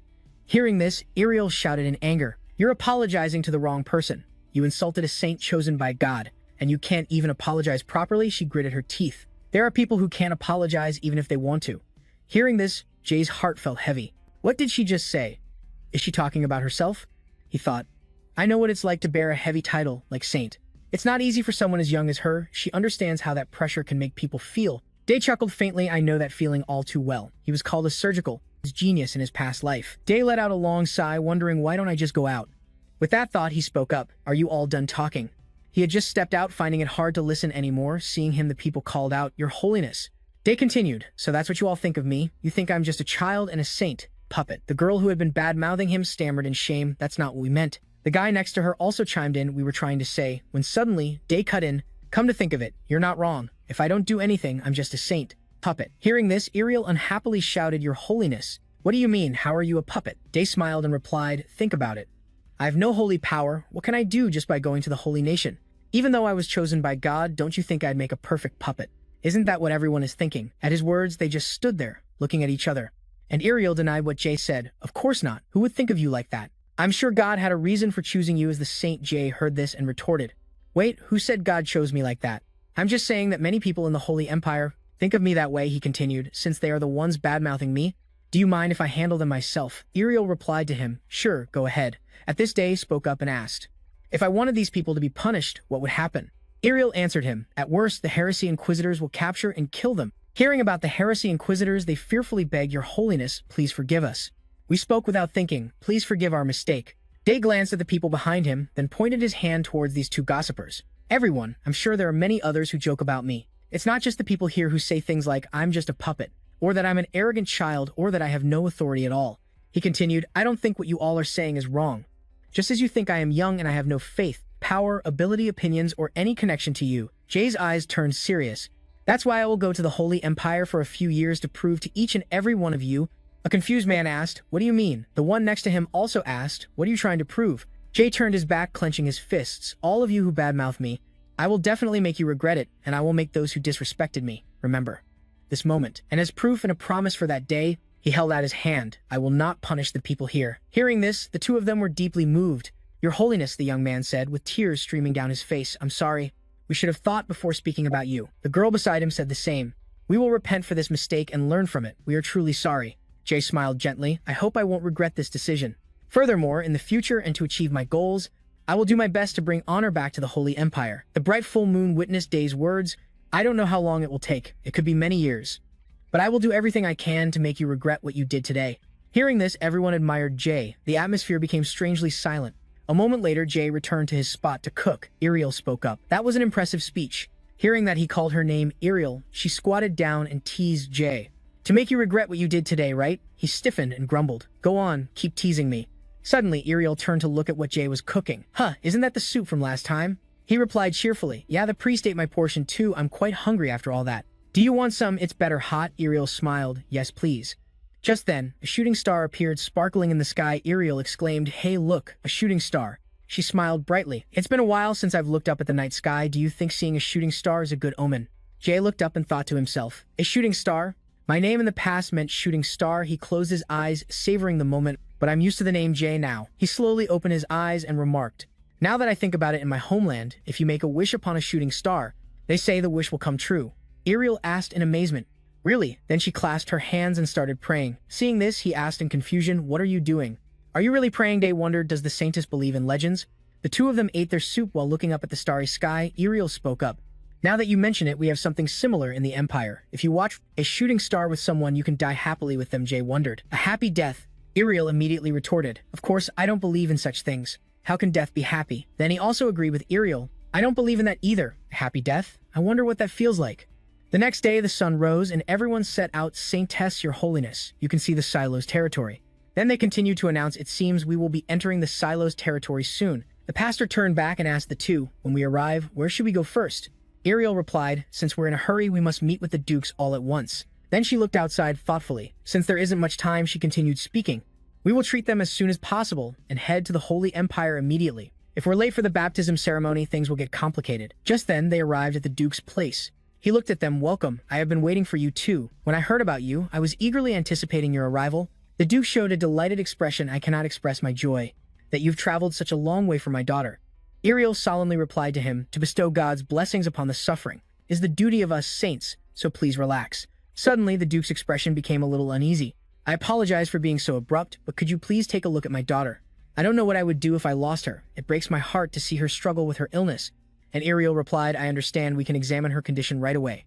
Hearing that, he was overjoyed and clasped his hands. Thank you so much. I will do anything if you can cure her. Seeing this, Day glanced at Ariel. He thought, even though she hasn't done anything yet, they trust her this much. She must be good at being a saint and a person too. At this point, they were near the girl's room. A maid gestured, this way. The maid gently opened the door and announced, Mistress Layla, the saintess, has arrived. The two, Ariel and Jay, seemed to see something unexpected. This is but Day. Seeing the girl's body covered in red spots, couldn't help but think to himself. Half of her body is covered in a rash. He began to make a diagnosis. Based on my experience, this rash is a severe case of dermatitis herpetiformis. Why didn't they treat her before it got this bad? What have they been doing? Layla quickly pulled the blanket over herself with a sad expression. It's horrible, isn't it? At that moment, Ariel approached the girl with a suggestion. Layla, can you give me your hand? Layla gently placed her small hand on hers. Ariel used her other hand to hold the girl's, comforting her gently. It must have hurt a lot. From now on, everything will be okay. As she said that, a yellow light enveloped Layla. The blinding light made the Duke shield his eyes. He exclaimed in awe. Amazing, holy power. The light gradually softened. Layla was so surprised she could only utter, ha. The girl raised her hands and saw they were no longer covered in the rash. My skin, it's better. Looking at her hands, Layla burst into tears. My hands are better. At this point, Ariel also spoke. The treatment is complete. Then she turned to the Duke. You must have been very worried. Everything is fine now. The Duke looked like he was about to cry. My daughter, my daughter. The father and daughter hugged each other, overcome with happiness. Layla cried out, Father. The Duke replied, Thank God you're well again. He turned to Ariel, crying, Thank you so much. You truly are a saintess. My child has struggled with this disease for 8 years, and I had completely given up hope. I will never forget this debt, Ariel said with a gentle smile. There's no need. This is also a blessing from God. Jay, watching from behind, was amazed by what had just happened. This illness seemed to require long-term treatment. I can't believe she cured it with just a touch. He clicked his tongue, wondering if medicine truly meant nothing in this world. As night fell, the Duke cheerfully presided over a lavish banquet. "Now, please eat and drink to your heart's content. It may not be much, but I've done my best." And Ariel politely replied, "You didn't have to. This is more than enough." "Thank you for the meal," Lord Hoppo then spoke up. "Just as the rumors said, I knew the Saintess was exceptional, but the rumor couldn't possibly capture your kindness. I want to sincerely thank you for treating my sister." Ariel then put down her wine glass and calmly replied, "It was my honor. I will be sure to convey your gratitude to our Lord Gaius." Hearing this, Hoppo praised her. "You truly are the Saintess from the rumors. So humble." Jay, beside her, didn't seem very pleased. The Duke noticed and asked with concern, "You've been very quiet. Is the food not to your liking?" Hearing this, Jay gave a forced smile and replied, "No, that's not it. I was just thinking about something else. Please forgive me for causing you concern." And Ariel spoke up to defuse the situation. "The Saint has a lot on his mind. Please don't be too concerned." Hearing that, the Duke replied, "If the Saintess says so." Then Ariel turned to whisper to Ray, "Saint, what's wrong? Is something the matter?" He replied softly, "No, I'm just tired." Hearing that, Ariel continued, "Is that so? We've been arranged to stay the night at the castle, so please get a good rest." Ray replied with a slightly stiff expression, "Is that so?" He was lost in thought, recalling how busy he was in his past life. Why did I pour so much blood, sweat, and tears into becoming a doctor? Countless voices echoed in his head. Even though I was reborn in this world with my old memories, that knowledge is of no use. Then he wondered, do I really have to forget my past as Baek Jong-sung and just live a new life as Jay? Just then, a voice rang out, waking Jay from his daydream. "Saint, are you asleep?" He remained indifferent and said nothing. Then Ariel continued, "Saint, I don't know what's going on, but please don't lose faith in yourself." She began to offer words of comfort. Everyone doubts themselves at times, don't they? I hope that whatever is troubling you won't destroy everything you've built so far. Instead of being so anxious and weary, I really think your prickly and humorous side suits you more. Her words only made him more irritated. Ray pressed his lips together, sat up, and thought, "Don't lose faith in yourself." That's what she said. His eyes grew determined. "That's right. Even if I'm Ray now, I'm also the former doctor. Baek Jung-sung. I just need to find something that only I can do." And Ariel continued from outside, "What I'm trying to say is, I just want to tell you not to give up." And as she finished her sentence, Ray appeared before her. He smiled and said, "Thanks. You've helped me a great deal." Hearing that, Ariel replied, "What a relief." Suddenly, Ray called her name, but Ariel asked back, confused, "Yes?" Jay continued, "Is this the first time you've comforted someone?" His question angered Ariel. She yelled, "What's that supposed to mean?" In Layla's room, the Duke's voice was filled with indignation. "She was fine yesterday. Are you telling me she's not completely cured?" Then he shouted, "Get the Saintess back here immediately." Just then, Ariel arrived. "What's wrong?" The Duke said distraughtly, "The symptoms have returned. Did your treatment really fail?" "All right," Ariel quickly replied to him. "The treatment was completed. I'm not sure why the symptoms have come back. I will treat Layla one more time." The Duke looked downcast. Suddenly, Jay called out to her, "Wait, Ariel." She was surprised. "Huh, Saint?" Layla's expression had turned gloomy again. "Don't look." Then Jay approached the girl. "Layla, can you give me your hand?" The Duke thought judgmentally, how can a newly appointed saint possibly treat something that even the Saintess couldn't? Then he spoke aloud, "I think it would be better to let the Saintess." Jay's expression turned serious. "If what I suspect is correct, I am the only one who can treat this girl's illness." At that statement, the Duke asked, confused, "What do you mean, the only one?" Jay replied to him, "Any treatment from the Saintess will be ineffective. We could have the Saintess treat her, and it would be fine for a while. But we are leaving after this. What will you do if the symptoms return?" Hearing this, the Duke realized he had a point. Seeing this, Jay continued, "What she needs right now is not the Saintess's healing." He placed a hand on his chest. In a firm voice, he said, "She needs treatment from me, the Saint." The Duke was a little worried. "But I've heard that you possess no holy arts. What exactly do you intend to do?" Jay replied coldly, "My treatment does not require holy arts. I will use all the knowledge I have to cure her of this disease. That is how I will treat her." Just then, Layla spoke up, "Father, the Saint is right. If we don't trust him, I don't think we have any other options." The Duke faltered at her words. Layla continued, "We've already tried everything else. If there's a way to cure me of this condition, I want to place my trust in the Saint." Hearing that, he finally relented. "All right, if that's what you want, I permit it."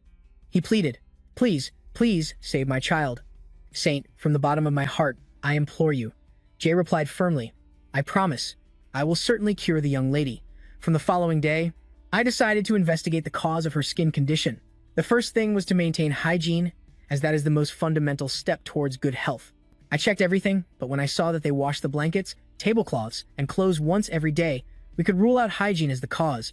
Additionally, the castle is protected by a magic shield, so we can infer that external parasites are not the cause of the illness. However, I noticed a problem stemming from her meals. There was an ingredient that almost all of her meals contained, and that was wheat flour. It's not just bread, the most consumed food in the world. Even meat dishes tend to be served as side dishes or are coated in flour. Furthermore, her condition would flare up after she finished eating. With these clues, I suspected one thing. Wheat flour contains an amount of insoluble protein called gluten, and her illness is dermatitis herpetiformis, a condition also known as a gluten allergy. It's not difficult to treat. Jay racked his brain up, trying to create a remedy to treat the girl. Unfortunately, there was just one problem. In this world, there were no useful medicines. A world where pharmacology was still undeveloped. He instructed the maids, because it will be very difficult to make medicine, using plants that I am not familiar with. Even if it takes a long time, the only thing I can do is to change her diet. Jay began to explain, from now on, please remove everything I list from her meals. In her room, a weary Layla wrapped herself in her blanket. A maid called out, Lady Layla. The girl replied in a small voice, what is it? Ray spoke from outside. My lady, it's Ray. May I come in? Hearing this, Layla hummed in acknowledgement. She sat up and straightened her clothes. Saint, please come in, Jay replied. Sorry for the intrusion. He walked in with a radiant smile. Good morning. I came to check on your condition. Jay then observed the rashes on Layla's body and thought to himself, it's gotten worse than before. I knew her meals were causing this. Layla replied sullenly, all right. Then Jay spoke up. I'm going to tell you some things you need to be mindful of. Hearing this, Layla asked confusedly, things to be mindful of? What do you mean? Jay raised his hand and explained seriously. That's right. From now on, I want you to avoid any food containing flour, like bread for example. And even if your body feels itchy, try not to scratch. Layla was extremely surprised. What? Avoid bread? Jay chuckled and replied, well, yeah. This is everything I can do for you. The girl couldn't believe what she was hearing and thought to herself, no way. Bread is my favorite food, but I can't eat it. Is he lying? Should I call the guards? Thinking this, Layla spoke up. So, you're not going to do anything else? Like using magic to treat me? Or? Jay laughed and replied, what I'm telling you is a form of treatment. And to prevent it from spreading any further, he continued, once a day, we will have to squeeze out all the blisters. I will do it myself, because I also need to check on your condition. Then Jay slowly backed away. That's all. Well then, please get some more rest. The most important thing is to stay healthy. Layla wondered to herself, will my illness get better if I stop eating bread? Does that make any sense? As Jay came out, he met Ariel at the door. She asked him, Your Holiness, how is her illness? Jay's expression was serious. It's gotten worse. And Ariel was worried about that. Your Holiness, I understand where you're coming from, but don't you think it would be better if I were to treat her? He looked at her and said, you treated her, but it came back. If we try using your treatment one more time, it will just come back again. But Ariel stubbornly refused to accept it, but to say that changing her diet will cure her. If that's the case, then why didn't we do that from the very beginning? And she continued, I have great faith in you. However, the king doesn't trust you that much, and you know that we are not in a position where we can stay here much longer. After hearing Ariel, Jay also became thoughtful. She's not wrong, but Ariel misunderstood him, looking at her and blushed. Even if you stare at me with those pouting eyes, I can't do anything more about our situation. Jay didn't care. He clenched his fist, determined. Right now, it doesn't matter whether I can cure Layla or not. What's more important is this will decide how. I will treat patients from now on. Then he spoke up, 1 week. Just give me 1 week. By then, I will surely have cured her. Ariel remained silent. And the next day, a shrill scream echoed from Layla's room. I don't want to, the girl shouted irritably. No, Jay. Seeing this made him even angrier. He brought the water to her. Drink. You haven't drunk nearly enough of your required amount today. 3 liters a day for a total of 21 liters in a week. This was the amount of water Layla had to drink. Layla cried her eyes out. I don't want to. How can just drinking water work? The girl thought.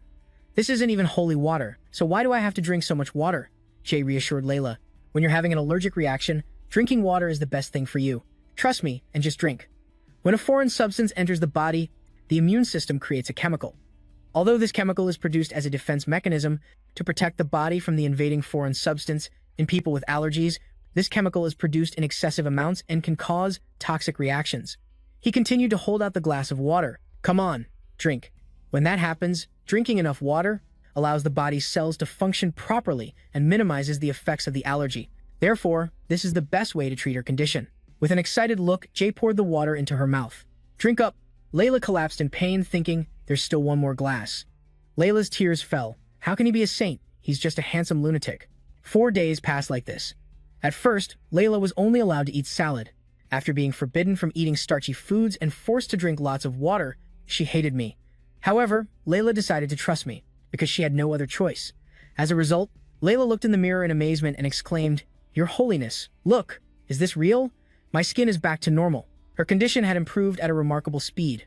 Jay replied, "I promised I would cure you." Layla smiled brightly and said in an admiring tone, "The symptoms really did get better after I drank enough water and stopped eating bread. It's unbelievable."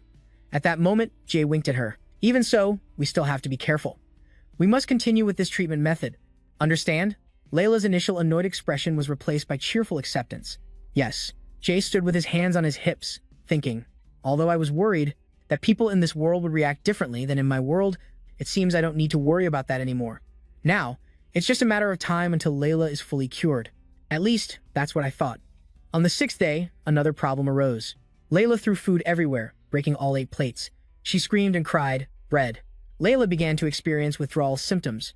Carbohydrate withdrawal symptoms include stress, anxiety, difficulty concentrating, and irritability. The maids were helpless before the scene. In this world, starch is the key component of individual rations. When someone tries to avoid eating them, the appearance of symptoms of withdrawal is only natural. However, if she eats carbs before the treatment is complete. At this thought, Jay looked extremely furious. Just like a demon. "I can't let that happen. All my efforts up until now will be for nothing." To distract her, "We need something to help reduce these symptoms." Layla cried a river, craving bread so much. "Don't cry, you'll get dehydrated." In that case, Jay used a knife to carve a game piece. Someone spoke up, "Your Holiness." It was Ariel. She was confused to see Jay staring at the piece in his hand. "What are you doing here?" He replied, "I'm creating the opposing pieces for a game. How does this look?" She asked confusedly. "A game? But why so suddenly?" Jay held the piece in front of Ariel. "All right, could you take a look at this for me?" Jay asked again, "What do you think of when you see this?" Ariel didn't understand. "You mean the white object in your hand?" Looking at the piece, Ariel guessed, "A castle." "Does this represent the Holy Kingdom? It also looks a bit like a crown." Jay asked again, "So you think it looks like a crown, huh?" Ariel replied nonchalantly, "Yes." But before she could finish, Jay shook his robes and exclaimed, "It worked, Ariel. Follow me." She was still dazed and confused. "Huh?" In that time, Jay had already dashed off like the wind. Ariel was annoyed. "How dare he leave me behind like this?" Just then, in Layla's room, Hopple spoke up, "Your Holiness, I was told that you summoned me," he thought with suspicion. "This seems to be the first time you've ever summoned me. Is there something I can help you with?" Jay replied excitedly, "Precisely, Duke Hopple. I need your help. What I'm about to show you will help with Lady Layla's withdrawal symptoms. However, I need your help." Layla looked at the piece in Jay's hand. "Are you talking about the object in your hand?" Hopple also asked, "What is it?" Jay laid out the pieces on the board. "This is a game called chess." Hearing the unfamiliar word, the two of them asked, "Chess." Jay began to explain the rules. "Right. From now on, each person is the commander of their own army. The rules of the game are very simple. All everyone has to do is capture the opponent's king by moving the pieces. This is a game to see who is the better commander." He picked up the king piece. However, there are also movement rules for each and every piece. The three of them, Layla, Ariel, and Hopple, looked dumbfounded. "You mentioned rules, sir?" Day replied, "Yes. The piece I am holding now is the king, just like how a king is respected, and minimizes all unnecessary movements. It can only move one square, but the queen is completely different from the king. As long as it's not captured, it can move in any way you want. Similarly, each of these pieces has its own rules for movement. I'll explain them one by one." Hoppo stroked his chin. "Interesting. Although the rules are simple, there are so many possible moves. The game is quite complex. It would also be useful for training troops for actual combat," Layla said excitedly. "I'm sure Father will love it." At this point, Day interrupted them. "Now I've finished explaining everything. How about a game, my lady? Would you like to play against Ariel?"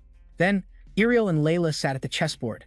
Ariel said, "Shall we begin the game now?" Layla replied excitedly, "Of course, Saintess, I won't go easy on you." Day crossed his arms, watching and thinking. "Good, she seems really interested in this game. As long as she likes this game, it'll help her take her mind off the withdrawal symptoms." Suddenly, Ariel's voice rang out, "Checkmate. Is that what I'm supposed to say?" She was overly confident. "What do you think? This is the power of the Holy Kingdom's Saintess. Even if you run, there's no escape." She then gave Layla a teasing look.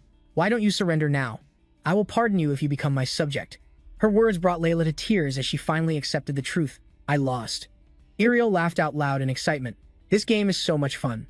At that point, Hoppo shouted, "Saintess, Please allow me to have a match with you. Ariel saw this and taunted him. Are you trying to get revenge for your sister? Then she replied confidently, I welcome any challenge. You may go first. Everyone will eventually kneel before the power of the Holy Kingdom. Ray watched everything unfold and thought to himself, this is going better than I thought. It seems they really like this game. A voice rang out, cutting through Ray's thoughts. Checkmate. Ariel collapsed in anguish but had to accept the truth. Lord of the Silos Duchy, you are truly formidable, Hoppo replied confidently. Did you think our domain would lose so easily? He said with a slightly cunning expression. Scientists, please make your next move. I will show you what our domain is made of. Just then, Day interrupted them. All right, that's enough. Don't get too carried away. For now, I think this is the best way to distract the young lady from her withdrawal symptoms. However, an unexpected change occurred. A shout was heard again. The Duke entered, looked at the chessboard excitedly. It's a game called chess. It was created by His Holiness, the Saint. Hoppo boasted about the game to Duke Silos. Hoppo immediately replied happily. It has a complex system and is a wonderful game. Father, you could consider applying the tactics in this game to commanding the army. The Duke looked at the chessboard and thought, to think he created such a perfect game. I'm sure Sir Day is truly the child chosen by God. It's incredible, if I can use these properly. After the Duke became interested in chess, things started to get strange. Day thought to himself, the deadline we agreed upon has already passed. Why haven't I heard anything? Suddenly, something caught Day's attention. Who are these people? Seeing that the servants had also started playing chess, Day was utterly surprised. The servants are playing chess too. Then he looked over at people making chess sets. Are they making chess pieces? Why is everyone bustling around these chess pieces? I'm only just noticing. Why is everyone playing chess? Voices echoed everywhere. What are you doing here? Waiting for 2 chessboards to become available? Day had a judgmental look on his face as he took in the scene. Even though chess was just a game meant to help with Layla's withdrawal symptoms, he exclaimed, what the hell is going on? I never thought it would spread throughout the entire Silos castle like this. Day and Ariel had an audience with the Duke of Silos. The atmosphere was subdued. Ariel broke the silence. We have come at your invitation. The Duke replied politely, greetings to you both. His eyes shifted to Day as he thought in disbelief. The Saint cured Layla's illness in just a short week, and he even created the wonderful game of chess. It's unbelievable. To be able to do all that at such a young age. Then he spoke with gratitude. I can see that Layla's condition has improved a great deal. I want to thank you for everything you've done. The Duke bowed his head from his seat to show his sincerity. As a father, it was agonizing to see my daughter suffer like that. Please allow me to thank you for putting an end to her suffering. Ariel glanced at Day and said modestly, I didn't do anything. It was all thanks to the Saint's treatment. The Duke immediately replied, please do not belittle your own efforts, but it is true that I am most grateful to the Saint. He gestured for an attendant to bring a box. To apologize for my previous rudeness, and as a token of my gratitude, I would like to offer you a gift. As Day looked at the object inside and quickly recognized it, the Duke began to explain, it is the ring passed down through generations of this domain's lords. It was gifted to us when we saved a dwarf. Day held the box with both hands, exclaiming in shock, this? Why would you give me such a treasure? The Duke replied frankly, it is my gift of apology, so please, accept it. Day looked conflicted on the outside, politely refusing. I cannot possibly accept something so valuable. But inwardly, he wore an expression of greed. All right, a rare item. The Duke reassured him, please don't worry, just accept it. He prompted, don't just hold the box, please put it on. Day complied, put the ring on his finger, and said gratefully, thank you very much. Seeing this, the Duke seemed pleased. He thought to himself, the Saint has put it on. After wearing it, Day admired the ring on his finger, marveling to himself, this is great, but it seems a little loose. As if reading his thoughts, the ring immediately resized to fit perfectly, making him exclaim in amazement, the ring shrank and fits my hand perfectly. The Duke laughed and explained, since it was made by dwarves, it has many other abilities. Day gave a radiant smile and said, thank you for this precious gift. I'm still not sure if I can accept it, the Duke replied. I am sure the dwarf who made it would also be very happy to know that it is being worn by a saint. He then suddenly changed the subject. Oh, that reminds me. I heard the 2 of you are heading to the Holy Empire tomorrow. Is that right? Day confirmed, that's the plan. Hearing this, the Duke added, in that case, please allow me to sponsor your trip so that the 2 of you may travel in comfort. Such a long journey will be tiring, so please rest well before you leave. Once again, I thank you both very much. Night fell, and inside their room, Day and Ariel sat talking. I'm glad everything finally went smoothly. He's very kind, isn't he? She replied. I don't know. Don't you like that he's flattering you or something? Day looked at her judgmentally and thought, why does she have to be so negative? Just then, there was a knock on the door. He quickly turned his head. Huh? Are we expecting anyone? Ariel was also puzzled. I don't know either. I don't think so. Day wondered to himself, who could it be at this hour? The door opened a crack. Outside were two familiar faces. Hoppo spoke politely. Please excuse me for visiting so late. Layla, standing next to him, continued. I heard you two are leaving tomorrow. Seeing the two of them, Day said, Oh, Sir Hoppo and Lady Layla. Hoppo frankly stated their reason for visiting. We were not only able to meet the legendary Saintess and Saint, but you also cured my sister's illness and created the game of chess. I wanted to express my gratitude to you both. Day scratched his head in embarrassment. There's no need. It was nothing. Iriel smiled and replied, We were also very happy to meet you. Unfortunately, we can't stay any longer, as we have too many things to do. Then he came up with an idea. If you two would be all right with it, would you like to join us for a picnic in the garden tonight? Day asked. The painting, Star Picnic by Hoppo, shows how we can watch the stars from the garden behind the castle. We really wanted to show you two that view. Iriel glanced at him and said, That sounds wonderful. What do you think, Your Holiness? Jay, also looking forward to it, agreed. Yeah, that sounds like fun. Let's go. Layla smiled like a blooming flower. Really? I'm so happy. Hoppo also said happily, Thank you for agreeing to our suggestion. Please rest while we go and prepare everything. After saying that, the two of them left. Jay said loudly, We'll be waiting. Then, only he and Iriel were left in the room. She kept giggling with an unreadable expression, making Jay wonder, What's so funny? Iriel looked up at him. Isn't this our farewell party? I just find it cute, she confided. Because I was always busy with tasks from the Holy Empire. Everyone always seemed to be afraid of me. I've never had a chance to make new friends like this. Maybe the world changed while I wasn't paying attention. Iriel said emotionally, I've never felt this way before. Jay closed his eyes as if he understood. Ah, he thought. Remembering, when he first met Iriel, he recalled the Saintess's emotionless face. She was very cold and blinded by her goal, and she was also very violent. But that Iriel isn't here anymore. She asked if the world had changed, but the one who really changed, he thought to himself, was you? As Iriel was lost in thought, he urged her. Are you just going to stand there brooding? Let's go. Iriel snapped out of it and quickly replied, Oh, okay. At night, the backyard was brightly lit.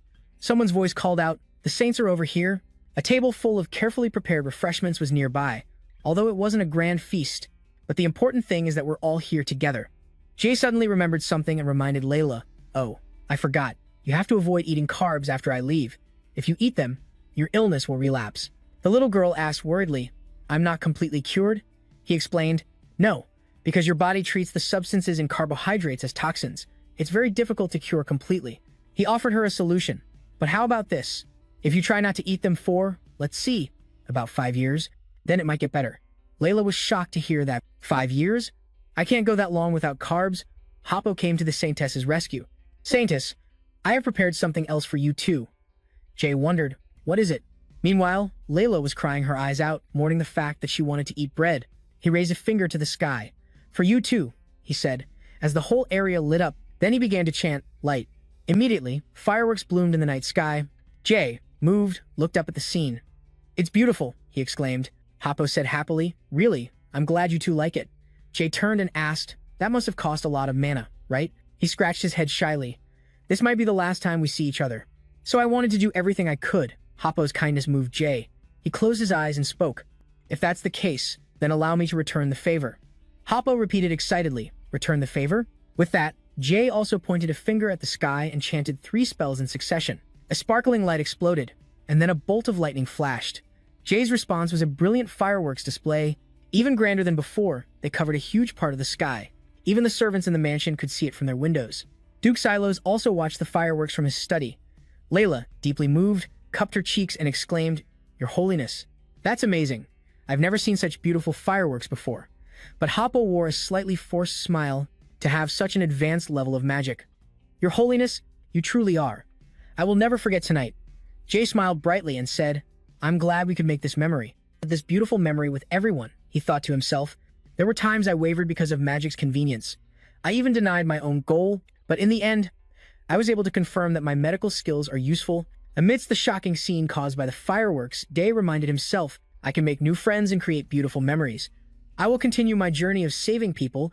After one last stop, we headed towards the Holy Empire. Jay and the Holy Nation's army set off towards the Holy Nation. Although there was still a long road ahead, thanks to the Duke's support, as we started our journey smoothly. Everyone in the group was aware that all of this help was thanks to Ray.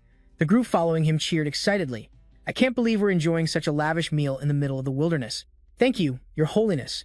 As time passed, Jay's status continued to rise. He looked at the sky, thinking, I've gotten used to camping outside. It's been many days now.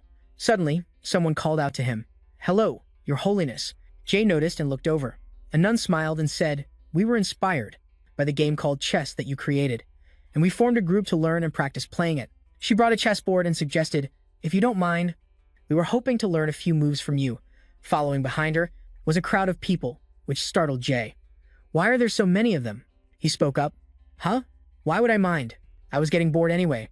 Seeing him agree, she joyfully exclaimed, Thank you, Your Holiness. Yes. But before she could get too excited, Jay put on a mischievous expression and added, In return, I won't go easy on anyone, not even the beginners. They were immediately terrified. The nun felt a bad premonition about this, but she was already in too deep. Yes. And that was the beginning of the Holy Nation Army's chess tournament. Check. His first opponent was the nun. Jay moved a piece and said, Check. She was shocked. In just 4 moves, the second victim was a knight. Check. He held his head in disbelief and yelled, How did you do that in only 4 moves? The Holy Nation's army had no idea that Jay had once participated in an international chess tournament. Once again, he said, Check. And everyone lost in just 7 moves. Some only lasted until the 4th move, and just like that, Jay became invincible, leaving a strong impression on everyone. He started looking cool. Not only that, the army's prejudice against him also improved. The victims who lost to him immediately turned into his biggest fans. I knew it. He's an undefeated master. And so, another day passed. Everyone fell asleep. The next morning, Jay had a question. Why do I get the feeling we're just going around in circles? Is it because the road is too difficult? Iriel answered, It will get better once we're past this area. The road to the Holy Nation isn't far now. Hearing that, he breathed a sigh of relief. Is that so? That's good news. The 2 of them were sitting together in a carriage. Suddenly, the carriage jolted violently. What the? A knight looked ahead, shocked. And sure enough, someone shouted a warning. A group of giants has appeared. Get into battle formation. Jay, sitting in the carriage, pointed outside. It looks like some monsters have appeared. Are you sure we don't need to help? Iriel replied confidently. Of course. The knights will handle it more efficiently. He wondered, why don't we help them so we can get back on the road sooner? Even if there are only 3 of them, Iriel stared at him and added, Besides, if we move, they'll have to adjust their formation to protect us. The knights will argue about it, and things will only get more complicated. Just trust the Holy Nation's knights. At a loss for words, Jay thought to himself, She's not wrong. But then, a giant monster picked up a large boulder and threw it towards the carriage without hesitation. A high-ranking knight quickly appeared and sliced the boulder in half. He gritted his teeth in anger. You're a stubborn bunch. To think a group of monsters would be this much trouble. We have a journey to continue. That man was the army's leader, Hario. He spurred his horse and shouted orders, Platoon, adjust your formation to protect the Saint and the Saintess. The Saint and Saintess are waiting behind us. Make sure you prevent those monsters from reaching them. As he said this, a monster's fist was right upon him. Someone shouted in alarm, Sir Hario, look out. Heeding the warning, he quickly looked over. The fist was a split second away from impact. Just when everything was hanging by a thread, someone cast a shield. And it was none other than Ray. He slammed the large shield into the monster's body. Then, the shield vanished. Ray smirked. I knew coming out here was the right choice. You could have been killed, you know. Hario anxiously shouted, Lord Saint, it's very dangerous out here. Ray calmly gathered power into his hand and replied, It's fine. Looks like the giants are stronger than you thought, huh? With that, he held out his hand, and a mystical power shot towards the monsters. This is a triple magic spell, but he didn't stop there. He then cast Bind, Earth Spear, and Fire after the final incantation. A mound of earth covered in sharp, fiery spikes slammed directly down on the monsters. This sight left Hario speechless. When Ray was done, he asked if he was hurt. The old man, still stunned, replied, Thank you, my lord. Your protection saved my life. Ray winked and waved his hand. Don't worry about it. After all, we're here to help each other. Hario was moved, thinking to himself, If I remember correctly, the saint is only 15 years old. How can he use magic of this level? Ray sniffed the air and wondered about the smell of grilled meat. I wonder if monster meat tastes good. Meanwhile, Hario was still lost in thought. He only used a single activation chant to use a level 4 Earth Spear magic circle. And he even used Bind and Fire simultaneously. That's on par with a 5th level mage. No, that's not right. He might have reached level 6, a level ordinary people can't even touch. Iriel called out, Lord Saint, he immediately asked. What is it, Iriel? She walked over with her hands on her hips and sighed, Why do you keep spreading rumors? That you're a magical genius. Ray looked disappointed. Is that all you wanted to say? She looked at the fiery mound of earth he had created and said, It's not that. It's just a gut feeling. There's no way a giant could be that strong. I have a bad feeling. We should get moving before more monsters show up. Ray pointed forward. I think it's too late for that. In the direction he pointed, short, green-skinned monsters suddenly appeared. Pointy ears. Ariel exclaimed in surprise, goblins. Hario looked on with contempt. Just some puny goblins think they can stop us from returning to the Holy Kingdom? He volunteered, we'll take care of these. Try not to waste any time. A knight shouted in reply, understood. As soon as he spoke, he charged forward. You damn goblin, die. However, contrary to his expectations, the monster easily leaped up and dodged. A knight panicked. It dodged. Then, the goblin struck back with its claws. That one blow pierced right through his armor, making him even more panicked. But how is that possible? How can a goblin be this strong? There's no way a goblin is this strong. There's another one in the back chanting a spell. Ray observed the situation and hummed. It seems they're much stronger than normal goblins, huh? Ariel added, it seems so. I hate to say it, but I think we'll have to handle this ourselves. Ariel pushed off her heels, gaining momentum, and moved with incredible speed and grace. Everywhere she passed, the goblins fell. Ray watched her and thought to himself, Ariel, when it comes to physical combat, she's definitely stronger than me. Just as he was distracted, someone shouted a warning. Saint, there's a monster coming at you. Sure enough, a goblin was approaching him from above. Ray immediately cast Windblade, sweeping the monster away. After a while, Ariel and he stood back to back. She analyzed the situation. No matter how many we take down, they just keep appearing from somewhere. Ray agreed, yeah. If we let this continue, we'll lose control of the situation. Ariel suggested a plan. If we could just finish them all at once, that would probably solve it. Ray thought that made a lot of sense. All at once, huh? Why don't we give it a try? Even though it was Ariel's suggestion, Ray's response left her confused. Huh? What? Before she could finish, he yelled, hey, you goblins. Ray then provoked them by sticking out his tongue. The goblins immediately took the bait. They targeted him and charged. Ray continued to taunt them. Bet you can't catch me. Ariel watched, her face turning pale. Saint, do you have a magic skill for this? Ray ran at an incredible speed, so fast that he became a blur. Behind him were the shrieks of the goblins. Suddenly, when he reached a tree, Ray stopped and turned around. The monsters immediately surrounded him. Ray breathed an inward sigh of relief. There are more of them than I thought. He looked ahead, considering. I wonder if this is far enough from the troops. Then, Ray formed a fireball in his hand. The goblins pointed at him and laughed mockingly. Their language could be roughly translated as, is that all you've got? This guy is hilarious. Ray pointed the fireball and smiled. Looks pretty scary, right? Oh, so this isn't enough for you guys, huh? And so, giving them what they wanted, he created dozens more fireballs. Ray, being very fair, said cheerfully, now, do you understand the situation you're in? I prepared one for each of you, so nobody gets left out. The goblins were frozen in shock. And then, the fireballs rained down all at once, causing a massive explosion. The shockwave reached the knights, who were a considerable distance away from him. Hario immediately realized that was the direction the saint had run off to. He yelled in that direction, Saint. Saint, are you all right? When they arrived, there was a large crater in the ground, still radiating heat. Hario was bewildered. What is this? A figure emerged from the cloud of dust. Don't just stand there and do nothing. After all, we still have a long way to go, right? Ray said with a smile, brushing the dust off his clothes. Let's get out of this forest quickly. I hope we don't have to face any more monsters. Hario finally snapped out of his daze. Ah, right. We'll prepare to leave immediately. That evening, in the forest, Ray spoke up. Ariel, I was wondering something. He asked by the flickering fire. Are monsters normally as strong as the ones we fought today? She replied, they're usually not that strong.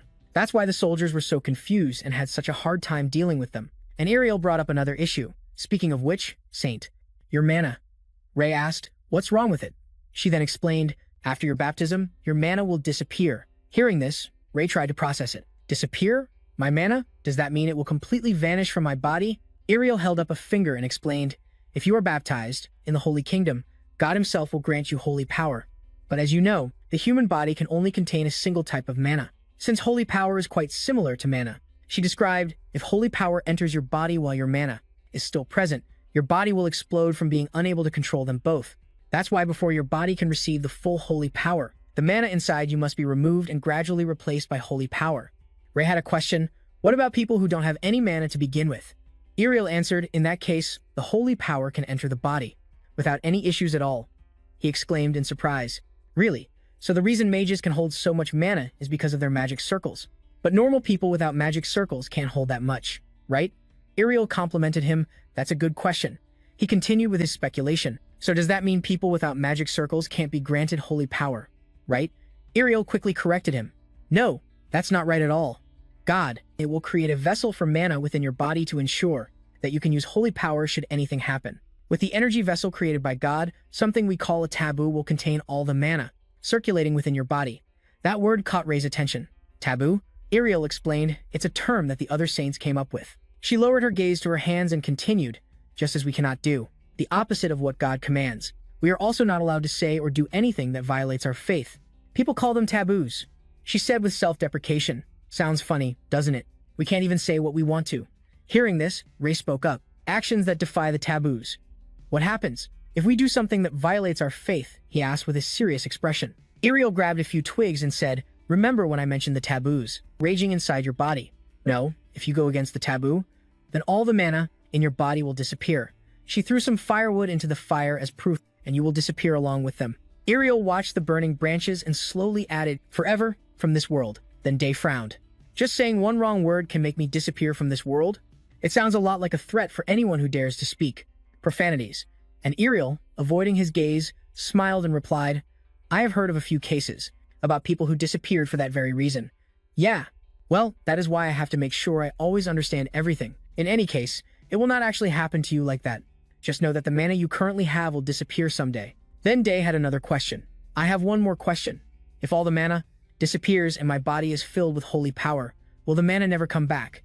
Ariel answered, no.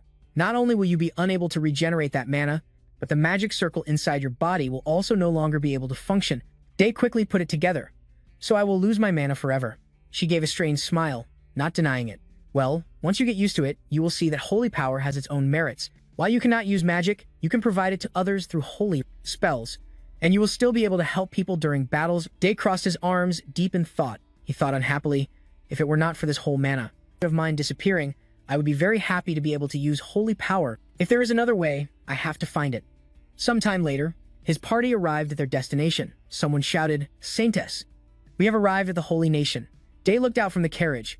We are finally here. It took long enough. Ariel spoke to a nearby rider, Priest. Once we cross the border, please, head straight for Salonia. The person replied, understood, heading straight for the capital. Day's expression seemed to ask, are you kidding me? We are going straight to the capital? You mean we are going to perform the ritual without any rest at all? Not letting him misunderstand further, Ariel said, we are not holding the baptism ceremony right away. She said with a smile, the baptism is an event that everyone pays close attention to. By the way, if you do not know anything about the Holy Nation, then you will need to learn as much as possible before the baptism, okay? He somewhat agreed and asked, learning about the Holy Nation, that makes sense. It is very important to learn. So, who will be my teacher? Ariel answered bluntly, I will. She smirked. From small things like the baptism, to major things like etiquette, decorum, and the natural order of things, Ariel said with utmost confidence, I will be sure to teach you everything.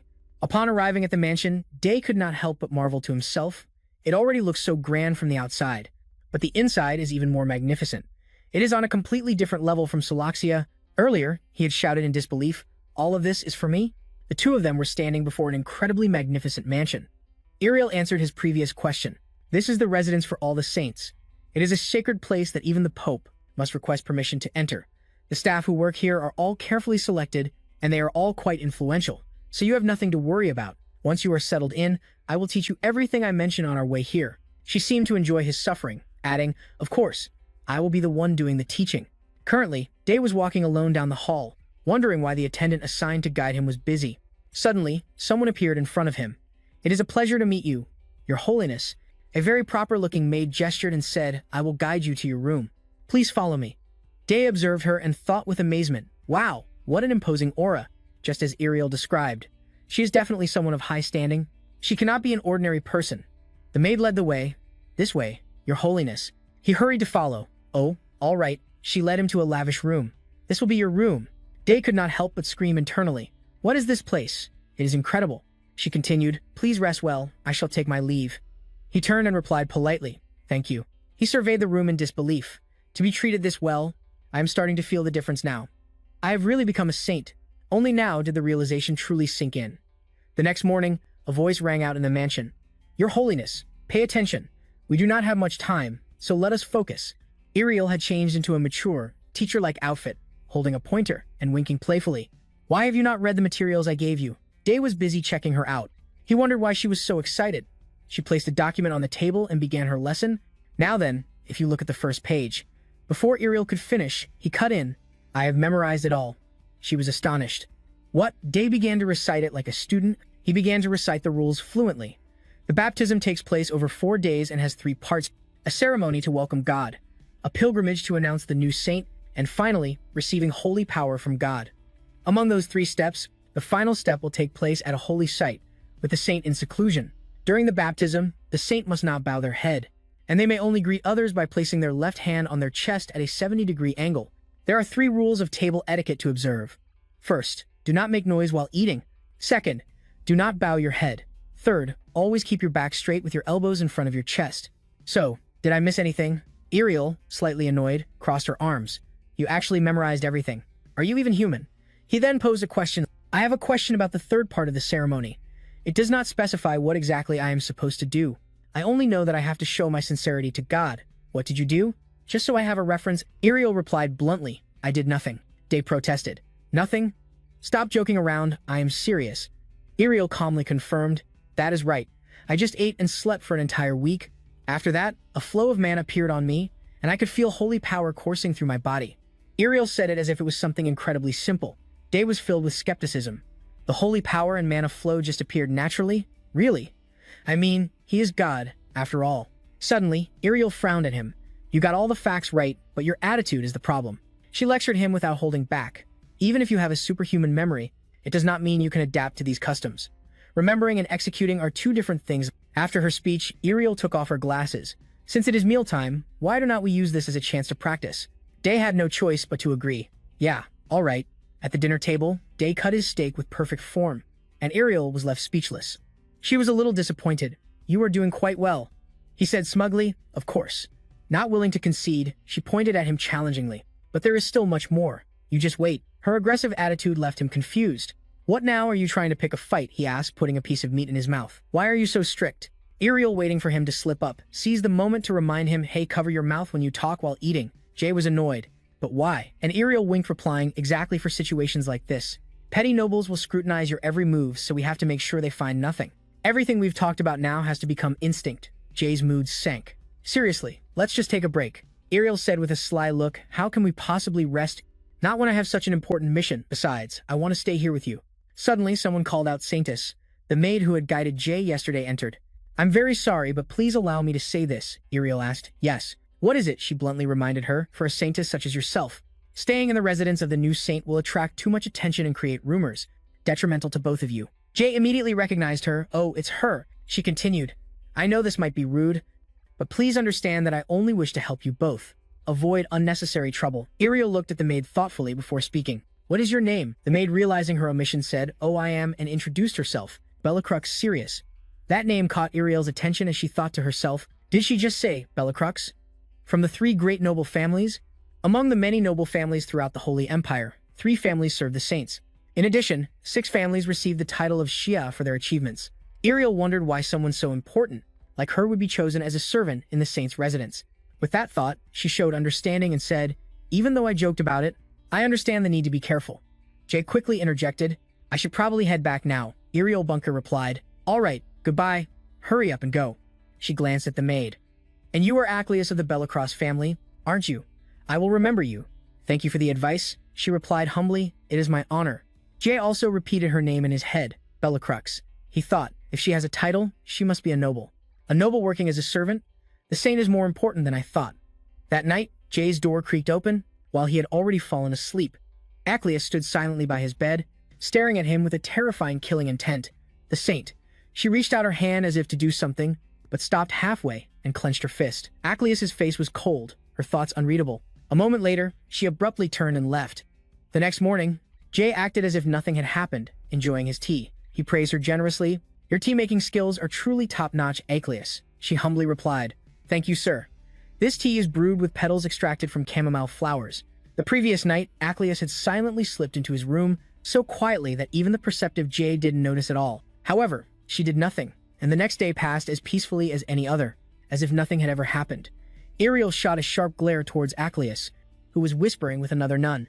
There's something very suspicious about her. Later, she approached Jay and said, Your Holiness, I've been informed that everything needed for this ceremony is now ready. If you wish, please follow me." He was a bit surprised. "I thought it was supposed to start in the afternoon. Why are we going now?" Then Ariel chimed in to explain, "There are still many things to prepare before the ceremony. You understand?" Jay didn't understand and repeated, "Preparations?"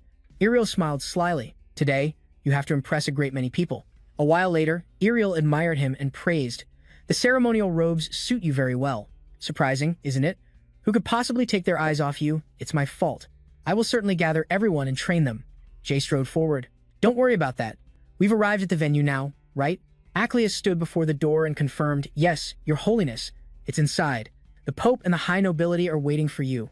Jay froze, thinking, "I'm so nervous. I have no other choice. Let's just get this over with." The door opened. Someone announced, "The Saint and the Saintess are entering." Everyone present was immediately skeptical. "That's the new saint? That kid is the saint?" But then, a common purpose flickered in all their eyes.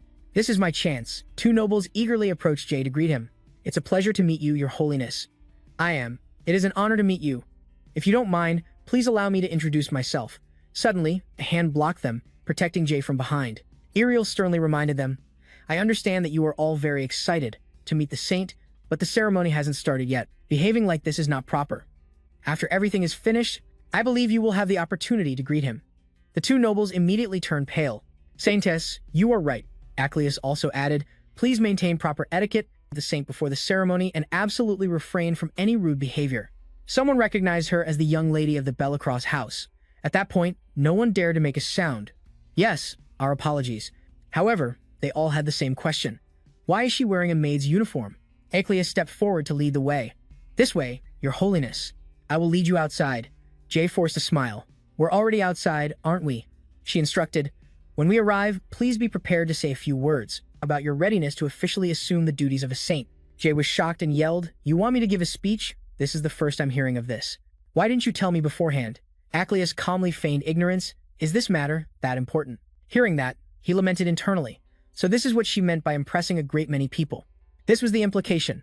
She offered a reassuring phrase, "Do not worry, Your Holiness." Ariel and Aclius said in unison, "Just say whatever you want, please feel at ease." Because everyone will automatically interpret it as they wish into what they want to hear. Seeing this chorus, Jay thought to himself, the middle class all think alike. Finally, he accepted his fate with a sigh. "All right then, what I plan to say is," Ariel interrupted, "Your Holiness." She smiled brightly, encouraging him, "Good luck." Jay smiled back and replied, "I've got this." Under the clear blue sky, hundreds of people gathered below Jay's residence. He felt a bit of pressure, although I'm feeling a little better now. He wondered, why are there so many people? Did the entire population of the Empire come here? Aclius spoke up, "Your Holiness, please take this." He immediately asked, "What is it?" She explained, "It's a magical tool. If you hold this in your hand, your voice will carry much further." Hearing that, he refused. "Oh, I don't need something like this." Aclius reminded him, "I don't mean to interrupt, sir, but I think it will be hard for people to hear you." As soon as she finished speaking, Jay used his own mana to cast an amplification spell. Aclius was shocked, thinking in disbelief, "Magic?" Jay then began his speech. "I send my warm greetings to everyone gathered here today." A citizen was bewildered. Did he just say warm greetings? He continued, "I am Jay, the chosen successor, saint. God has chosen someone as young and inexperienced as me to be the saint. Truly, I don't know what else to say. I am just an ordinary boy who grew up in a rural part of this country. But even so, I was chosen to be the saint, and I have promised that I would choose some among you before arriving here. That promise is to ensure the holy nation will stand at the pinnacle of this continent. Allow me to declare that promise to all the people standing on this land. I swear that I will make the holy nation, Gaian, the strongest kingdom on the continent." Jay gave a completely confident smile to conclude, then held out his hand. Surely, hearing a declaration from a child, especially about such important matters, might seem a bit ridiculous to you. However, something appeared behind him, astonishing Aclius. The audience was also greatly shocked. Jay placed a hand on his chest. "As long as you believe in and support me, I will also devote all my strength to support you." A giant fireball hovered in midair. The people below were stunned, murmuring, "A rock? Is that a meteor?" A ninth circle magic spell that only archmages can use. The new saint is an outstanding mage. And then everyone was won over, cheering in unison, "Long live the saint! Long live!" Jay snapped his fingers and chanted, "Dispel." The fireball vanished on command. The crowd's cheers grew even louder. "Long live the saint! Long live!" When it was over, he turned and asked Aclius, "So, where do I have to go now?" Still a bit stunned, she replied, "Please follow me." This way. Also, if you can, I hope next time you can speak a little quieter. The volume just now was a bit deafening. Jay lamented, "You're telling me this now?" At the cathedral hall, a small platform stood in the center. Jay spoke, "This is it? Huh, yes." Acleus confirmed, "Yes. Please sit inside the circle." He did as she instructed. "When you feel that your spirit is ready, please ask for an audience with God." Jay, confused, repeated, "Ask for an audience? What do you mean?" He lay down, thinking, "I don't even know what to say." Then, Jay closed his eyes and began to send his thoughts. "Should I greet him first? Hello, God. Can you hear me? Excuse me, God?" A moment later, he opened his eyes wide, stunned to realize he had fallen asleep. The so-called God didn't even show up. I've gotten used to a warm, soft bed these last few days. Lying on this hard floor is making my back hurt. Jay looked around. Where's Acleus? Has she been in that same position this entire time? No way, she has to be tired. He sat up, lost in thought. I guess I woke up because of Acleus. Not because my back hurts, of course. Seeing that he was awake, she quickly asked, "Did the God answer your call?" Jay, putting on a convincing act, lied. "Of course." His voice is still echoing in my heart. Hearing his passionate declaration, Acleus said hesitantly, "That's quite impressive. It took even Ariel a full day and night to accomplish that." Jay, committed to his lie, had to follow through and replied. Really, Acleus praised him profusely. "You are truly a genuine saint." He smiled awkwardly, feigning modesty. He says he did nothing, but that's just talk. But inwardly, Jay agonized. Should I tell her the truth? Meanwhile, in the depths of a dungeon, a voice echoed. "With the appearance of the new saint, it seems we'll need to change our plans slightly." The dark dungeon was lit by the flickering flame of a torch. The person continued, "Our enemy is the holy nation, so we must decide carefully. Of course, we also need to wait for the right time."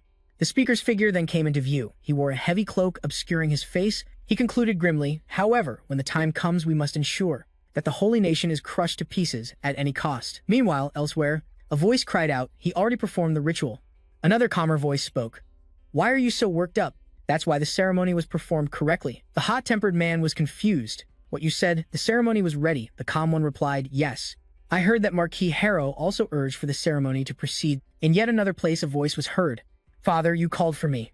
A deep middle-aged voice replied, "Yes." Marquis Harrow asked sternly, "I trust you've heard about the new saint, correct? He also thought a holy mage capable of summoning an astral projection. We must ensure we can work well with him." Harrow placed a hand on his son's shoulder. "This is our opportunity. Although we missed our chance with that abrasive saintess, if we can seize this moment to win the new saint's favor." Barry, the Marquis's eldest son, smiled and replied, "We will be able to extend our family's influence far beyond the holy nation."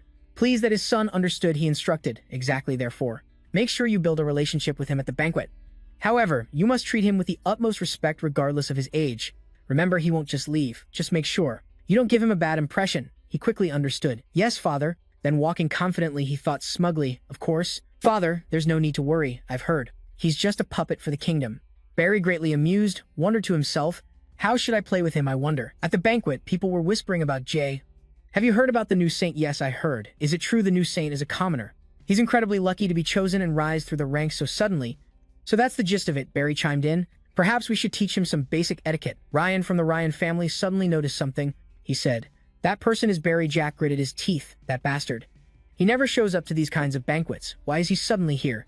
An announcer called out, "Lord Jack of the J domain." Barry spoke up. "Welcome to the banquet, Lord Jack." He glanced over at the greeting voice and asked warily, "I wonder what wind brought one of the J's here." Jack sighed. Lady Saris of the Magicrillin family said, "I didn't come here to see you, Barry." Then changing her tone to address him, she asked, "Are you looking for someone?" "Lord Jack," he asked bluntly. "Has the saint not arrived yet?" "Oh," Saris exclaimed. "I suppose you haven't met the saint yet, have you?" Barry cut in, "He'll be arriving shortly." "Then why don't we wait for this saint together?" Hearing that Ryan spoke up, he must be caught up with something urgent, which is why he hasn't arrived yet. Barry suppressed his anger and played along. "Yes, that must be it." He cursed inwardly. "That shameless bastard." In Jay's room, his voice could be heard. "Was this custom made for me?" "Yes." He, now in a different outfit, said in amazement, "This is so comfortable. It feels like it was perfectly tailored for me." Acleus confirmed. "Yes, sir. Just as you said, I estimated your measurements on the day you arrived and sent them to the tailor. This suit was made precisely to your size, so it fits you perfectly." Hearing that, Jay was even more amazed. "You were able to get my measurements so accurately just by sight." Acleus replied humbly, "With enough practice, anyone can do it." He smiled brightly and praised her. "I knew you were talented the first time we met, but you're even more amazing than I imagined. That's so cool." Acleus paused, then replied with her usual deadpan expression, "Thank you. I will guide you to the banquet now. Please follow me." Jay's smile became a little stiff. He thought to himself, no reaction at all, huh? She's just like a machine. Back in the lavish banquet hall, Ryan remarked, "The saint is later than I expected." Saris agreed. "Well, I imagine he needs some time to get ready." Barry chimed in. Anyway, have you heard what happened during the ritual? Ryan laughed and said, I've heard about it, but not the details, he speculated. It seems we're about to hear a very impressive speech from the saint. Despite saying that, Barry thought smugly, he's just a commoner after all. Just then, an announcer called out, Your attention, please everyone. The saint has arrived. He's here. The three of them, Barry, Ryan, and Saris, all turned to look at the door. He's here. Jay casually walks in, followed by Acleus. Barry thought, so that's the saint. He's a bit unexpected, completely different from what I imagined. That calm confidence. Everything is perfect. Then Barry approached and spoke awkwardly. Hello, sir. I am Barry, the eldest son of Marquis Harrow. Jay smiled and replied, So, you're from the Harrow family? It's an honor to meet you. He clenched his fist resentfully. I can't find a single flaw in him. At the same time, a few others approached to greet him. I am Grand of the Grand family. I am Sirius of the Marquis Grelin family. Jay responded with perfect etiquette. It's a pleasure to meet you all. Barry gritted his teeth. At this rate, my plan will come to nothing. And so, he spoke up. I've heard that the saint was once a commoner. Is that right? Barry thought with determination. I need to provoke him to take the initiative, and I won't hide it. That's right. I'm from a small village in the Syrian kingdom, he continued. This must be your first time attending a banquet like this, right? After all, how could a commoner attend such a grand banquet? Jack immediately recognized Barry's hostility. Oh, look at this guy. But on the surface, he remained calm and responded with a smile. This is indeed my first time here, as you said. Commoners aren't allowed to attend banquets, Barry implied mockingly. Now that the Holy One is no longer an ordinary person, that rule doesn't apply anymore, does it? Are you overwhelmed by the banquet here? Jay stared at him and thought, there are always people like this. They're never satisfied with what they have. They can't stand being quietly in the background, so they act all indifferent. And they get involved in politics to vie for status. Such awful, trashy people. After venting in his mind, he retorted, It seems you think a person's background defines their worth. Why is that? Barry said bluntly, For no reason. It's just common sense to me. Jay seemed to find this amusing. He was actually looking forward to dealing with people like this. They usually have in common that they dig their own graves by talking nonsense like that. This is getting interesting. Jay continued to reply, I'm not quite used to this life yet, so it's still quite difficult for me to understand everything you're saying, Barry retorted. That's right. I forgot. Suddenly, he lowered his voice and called out, Your Holiness. Jay immediately realized it was coming. Barry was sweating but still bravely mocked him. You were just a commoner like them before. As soon as he finished speaking, before Jack could do anything, someone quickly drew their sword. He was stunned as the hall instantly became agitated. Jack's blade was less than 2 finger widths from Barry's neck. Luckily, Jack was quick to block it, or blood would have been shed. Only then did Barry realize he almost died and screamed in terror. He felt like fainting on the spot. Jay shouted, What do you think you're doing? That was too dangerous. Luckily, I stopped it with my holy power, Jack said solemnly. Your Holiness, I am deeply ashamed. I sincerely apologize to you for this first impression. He knelt on one knee to admit his fault, then added through gritted teeth. However, I cannot let this idiot continue to disrespect you. I know it is very impolite, but I still couldn't hold back my anger. I beg for your forgiveness. Jay didn't understand and wondered what he was doing. Ackled then chimed in. Your Holiness, please allow me to say a few words. What the person from the house of this marquis just uttered are all blasphemous words. How dare he overstep his bounds to mock you like that? Jack chimed in. That's right, Your Holiness. I believe we should cut this Barris's throat and ensure his family is punished accordingly. We must make an example of him for others. Barris's face turned pale. Jay calmly said, Well, you're not wrong, Acleus. He gave the order, Bring Marquis Harrow here for me. She immediately obeyed. Understood, I will be right back. Just then, a voice rang out. That won't be necessary. Ariel glanced at the grim-faced man coming down the stairs. She said he had been watching everything from the second floor and was already on his way down. Harrow lost a lot of face. You idiot, Barry turned pale and stammered. Father. Then, without another word, he gave his son a thunderous slap, right across the face, followed by a curse. You fool. Now Barry was on the floor, holding his head. Harrow continued to hit him. This idiotic son. What did I tell you? How dare you disrespect his holiness like that? You're trash. And the words you speak are trash. He screamed to save his life. Father, please stop. This scene left everyone stunned, but they all had the same thought. We should stop him. Afterwards, the father and son both knelt at Ray's feet. Harrow even kowtowed. I sincerely beg you, Your Holiness, please forgive us. It is all because I failed to raise my son properly. Please forgive his rudeness. Saying that, he turned and urged his son, Barry, what are you doing? Beg for his holiness's forgiveness. He quickly complied. I'm sorry, Your Holiness. Acklet spoke coldly. Do you think that will be enough to earn his holiness's forgiveness? Jack, like a loyal guard, eagerly drew his sword and said, "Your Holiness, if you wish, I can punish them right away." The only one still calm, Ray, raised his hand to stop him. "Hey, stop, calm down." He looked down and wondered to himself, "How should I handle this?" Then he spoke, putting the difficult question to Harrow. "Marquis, in this situation, what do you think would be a fitting punishment for your actions?" "About that," he stammered. Well, regarding that." Unable to speak, he gritted his teeth and thought, "My son, Barry, lost his mother when he was very young, and I feel guilty towards him as a father for not fulfilling my duties. I swore not to let him live a miserable life. He must enjoy a good life, wanting for nothing. However, the promise I made," and so he stated frankly, "if you would grant us the grace and forgive my son for his actions, as an apology and as my own penance, I will renounce my title and donate my entire fortune to the church." Ray spoke up, "That is not what will solve this problem. Whether Barry is punished or not, you must also bear the blame for the wrongdoings caused by your son." He looked at the man and thought to himself, to think he would renounce his title and donate his fortune to protect his son. Only when the source is pure can the stream run clean. Then Ray called out loudly to Barry. He raised his head and answered, "Yes, you called for me." He asked, "Do you know what you did wrong?" No longer arrogant, he honestly replied, I have disgraced your name with my blasphemous talk." Seeing Barry's attitude, Ray's anger subsided. "I would have punished Marquis Harrow if he were as foolish as his son, but he seems to be quite reasonable. So punishment is not necessary." After thinking, he said, "That is not all. Your greatest sin was making your own father kneel. I was considering punishing you, but seeing the sincerity and the love he has for his son, I have decided to let it go." Barry hesitated in disbelief. "Does that mean?" In front of the bewildered faces of Aklu and Jack, Jay confirmed, "It means I forgive you." He quickly said, "You are so merciful. You're truly letting this go, Your Holiness?" Hera's eyes filled with tears. Seeing them so moved made Jay wonder, would it be a waste to just leave it at that? He added with a bright smile, "Provided you make that generous donation you mentioned earlier." Harrow immediately agreed. "Yes, of course. I would be delighted to donate any amount you desire. Just name the sum." Ariel, who had been watching, gave a forced laugh and thought, "Such a light punishment for something as serious as blasphemy." She blushed slightly as she looked at him, although I do think he handled it quite skillfully. Later in the backyard, Jack still couldn't let it go and asked, "Excuse me, Your Holiness, are you truly all right with this? You only need to say the word, and I can punish them immediately." Ray powerlessly stopped him from drawing his sword. "Just let it be. We don't need to go that far." Suddenly, a question came to his mind. Thinking back, he's been following me for some time now. It felt so natural that I didn't find it strange at all. Jack spoke up. "I know it's a bit late, but I've never asked your name." This question startled Jack. He immediately knelt and bowed his head. "I have made a grave mistake."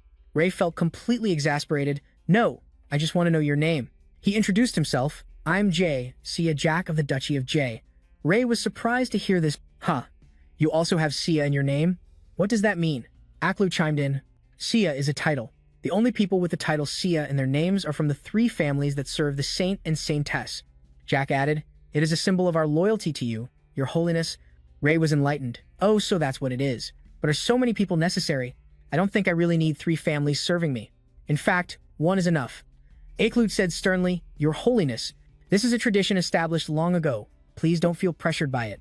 Just think of it as the will of the heavens." Jack didn't miss the chance to express his opinion. "If you really think 3 families is too many and you only need 1, please choose me. I will definitely do my very best." At this moment, Aqueous gave him a death glare. Ray quickly tried to placate them. "I'm not going to force any family to retire, so don't start fighting with each other." He then asked, "So what about the other family? Why are only the 2 of you here?" Aqueous explained, "The remaining family is responsible for protecting you from the shadows. Their true identities must not be revealed to our enemies. Even we don't know who they are. However, we know they are always within a distance and necessary to protect His Holiness at a moment's notice." Just then, Jay suddenly noticed something. On a nearby tree branch, a figure dressed in black was sitting silently. Only now did Jay realize. So she was right. They are nearby. Now if I focus, I can see the energy they're emitting. He began to count. 1, 2, 6, then exclaimed in amazement, "Huh? There are 7 of them." Everyone but Ray had question marks appearing over their heads. Aquarius asked Jack, "Do you see anything?" He's confused too. "I didn't see anything." The person hiding in the tree branch mumbled, "I knew it. Even when he was young, he was still an impressive archmage." The next morning at Jay's mansion, someone greeted, "Hello, Sir Aqueous." She returned the greeting, "Good morning." She stood before the family crest thinking. A memory surfaced along with someone's teaching. "Remember, you are a Bellacross. If you can't even do this, do you think you can carry the family name?" Bellacross. The person in Olympus as a child, her small hands bleeding from sword practice, answered, "I'm sorry, father." The man she called father taught, "Those who serve the saint cannot be weak. Pick up the sword." Her small blood-stained hands picked up the sword again. There has never been a case of two saints coexisting at the same time. I thought that since there was already a female saint, there wouldn't be another one. However, to serve a saint, I need to try my best. I must endure hardship to train. I question my own purpose of existence hundreds of times a day. However, a few years later, as if God was answering my question, a new saint appeared. A voice rang out, interrupting her train of thought. Jay, the saintess behind him, said, "Ariel will lead us to the next part of the ceremony." "What does that mean?" She seemed to laugh at his pain. "I've already told you. The more beautiful one has the duty of guiding you to the ceremony. What's so hard to understand about that?" "Damn it," Acleus cursed silently. To the saint, he responded humbly, "If you will allow me to explain, except for special occasions, only the saints can enter the ceremony location. It has nothing to do with appearance," Jay asked with a judgmental look. "Is that so?" Unable to laugh anymore, Ariel stuck out her tongue and played dumb. After that, he was led to a lush forest. Jay exclaimed, "Ah, it's great to be outside. I didn't know there was a forest like this." Behind the castle, Acleus spoke, "Sir." "This way," Ariel added. "We're almost there," Jay asked gruffly. "So?" He looked at the knights around him and thought, "Wait, there are holy swordsmen guarding this area. It's normal for a holy land to have many guards." Question marks filled Jay's mind. In front of him now was a long flight of stairs. Ariel said, "Sir, this is the entrance. You just need to go all the way to the top." His heart sank. "Seriously?"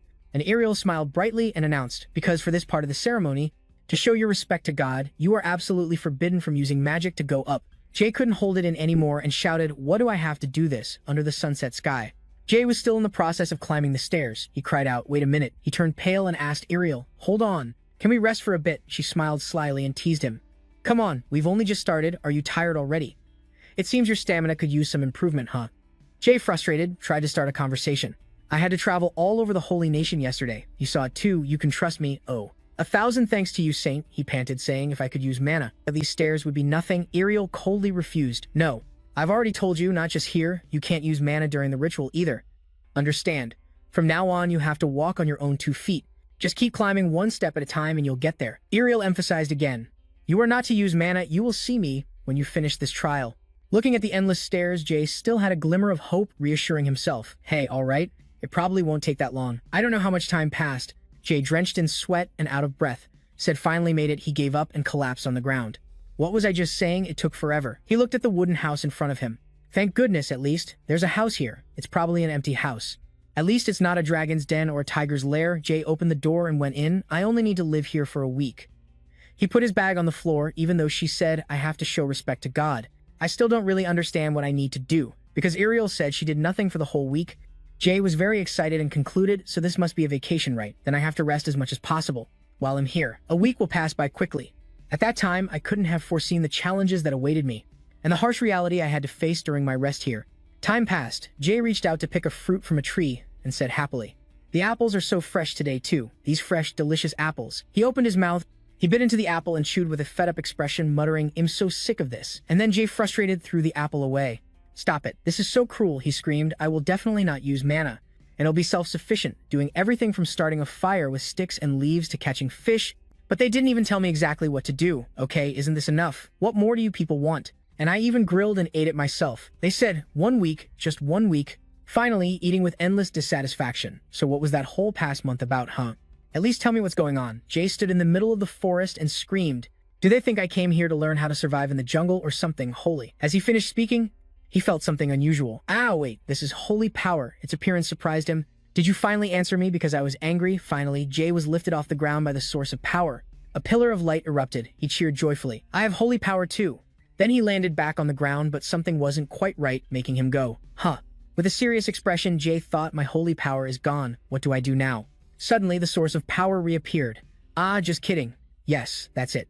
Then it went out again. No, what is this? Then the holy power returned, erupting. So strong it formed a pillar of light. Just then, and not unexpectedly, it disappeared again. Jay had a speechless expression and guessed silently, what the heck is this? Is God teasing me? Time passed, and the pillar of holy power appeared again. However, Jay was exhausted from practicing. He thought helplessly, I've been grinding for a whole month and still no holy power. Then Jay, furious, put on his bag, gave up, and went down the stairs. Forget it all. Appearing for just a little bit means nothing. It's even more annoying that I can feel the air around me is fresher thanks to the holy power. I've never been so disappointed in my life. My dreams are completely shattered. Can anyone help me? As if reading Jay's thoughts, someone's voice called out. Saint Ariel was surprised. "Oh my, why are you?" he shouted silently in his heart. Ariel. Jay was extremely moved, thinking, the first person I've met in a month. Even if it's Ariel, I'm still very touched. Did she know I was being messed with today and came to comfort me? However, in Ariel's eyes, his entire body was now completely covered in holy power. So much so that she couldn't even see him, which made her turn pale. Jay, on the other hand, still didn't understand and asked, what's wrong? She was incredulous. You mean you can't use either mana or holy power? He replied affirmatively. I haven't even tried using holy power yet. Ariel quickly asked, do you want to try? The ritual is over. Jay noticed Ariel's dirty dress, but what happened to your clothes?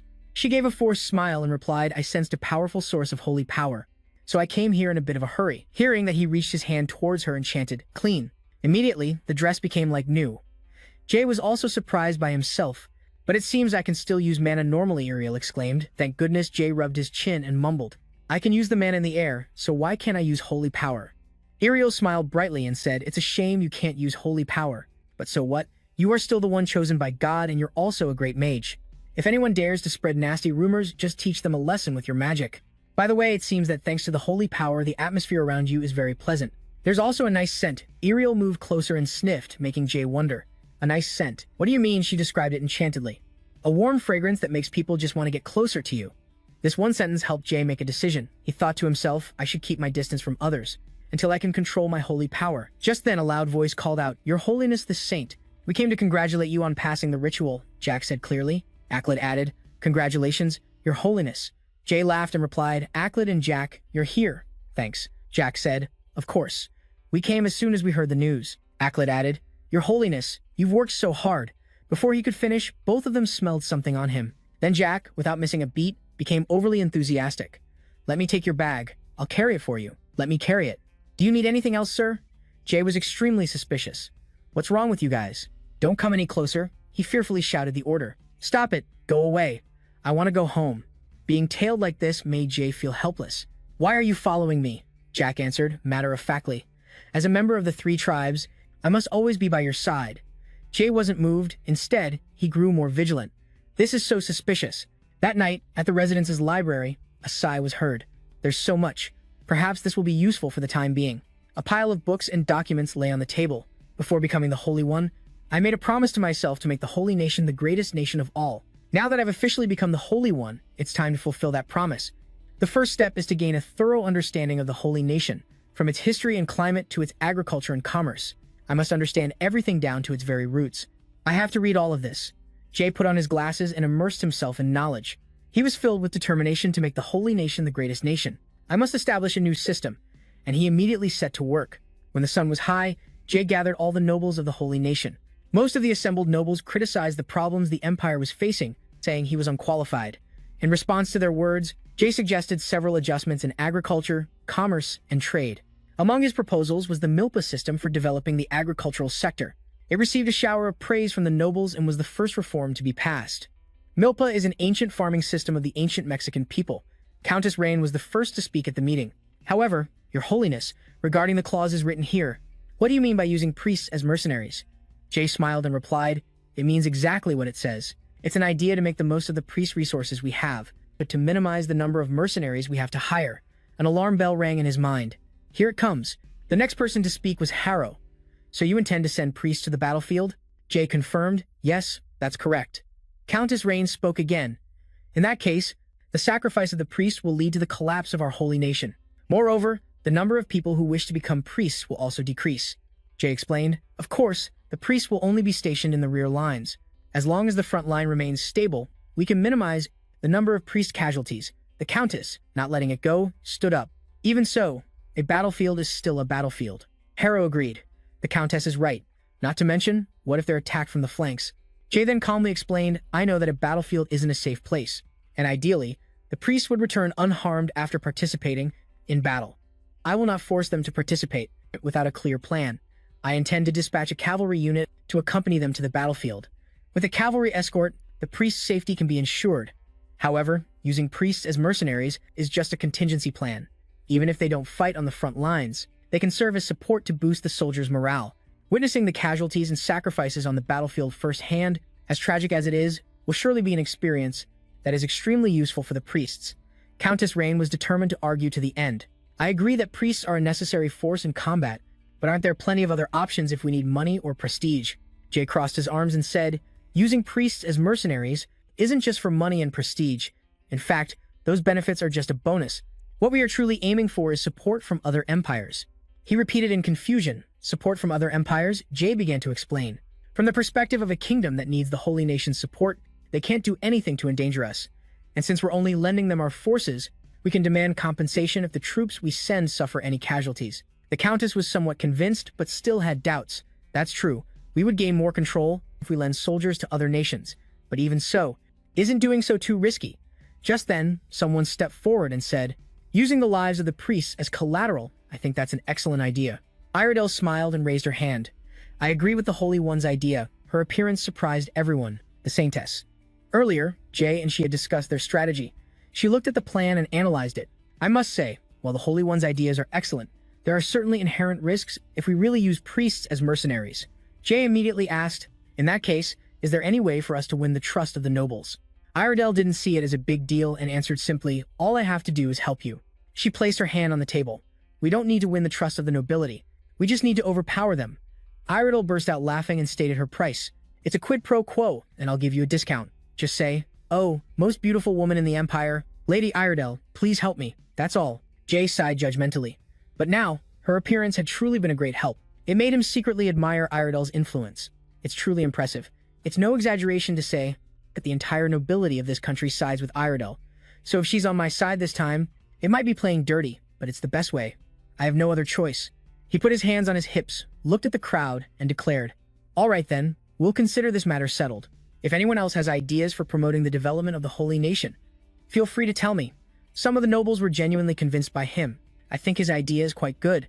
I agree with the Holy One. And so, the Holy Nation gradually accomplished everything as planned. To anticipate the difficulty of reforming the farming system, we first implemented it in a small territory, and the public did not object to using priests as soldiers, as mercenaries, after receiving positive feedback from the priests themselves.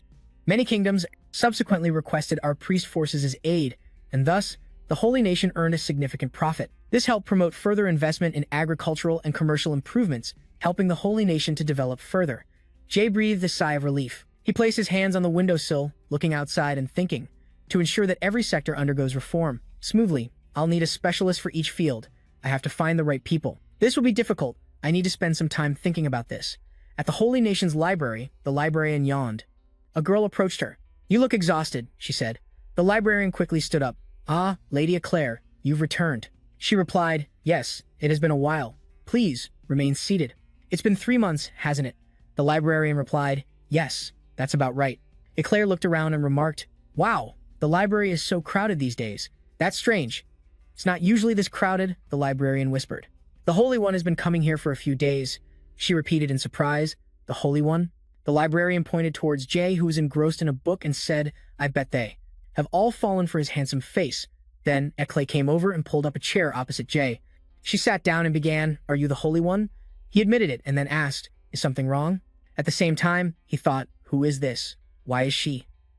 Eclair looked at the books he had been reading, silently evaluating them. All these books are related to medicine. Thinking that, she used it to start a conversation. Are you reading these books? Jay asked again indifferently. Yes. Do you need something? Eclair picked up a book and pointed towards him. If you have read all this, you must understand most of it, right? Jay replied, of course, to a certain extent. She brought up the topic. Then can you tell me how to treat a wound from a rusty sword, right?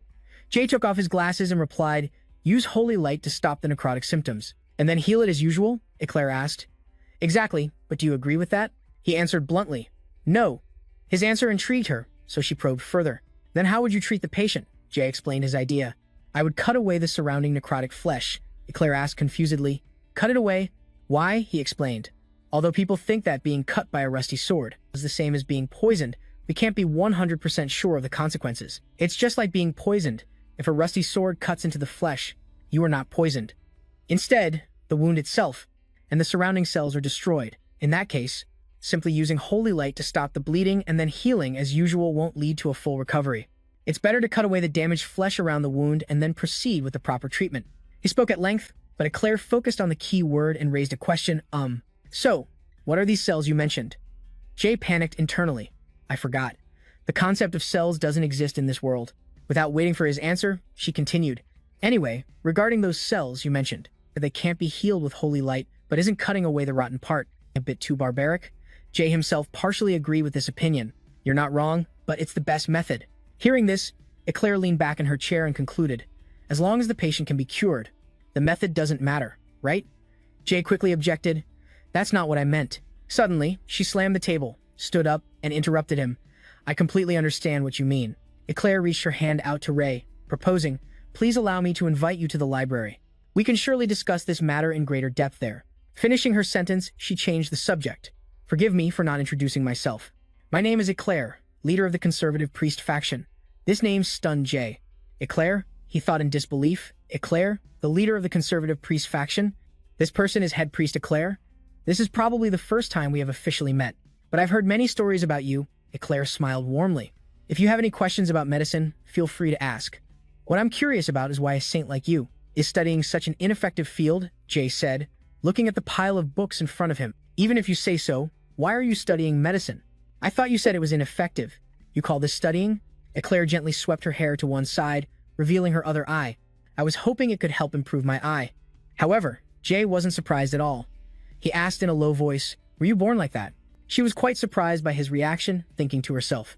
He wasn't surprised at all after seeing it, but outwardly, she smiled and replied, yes, that's right. I've been this way since I was born.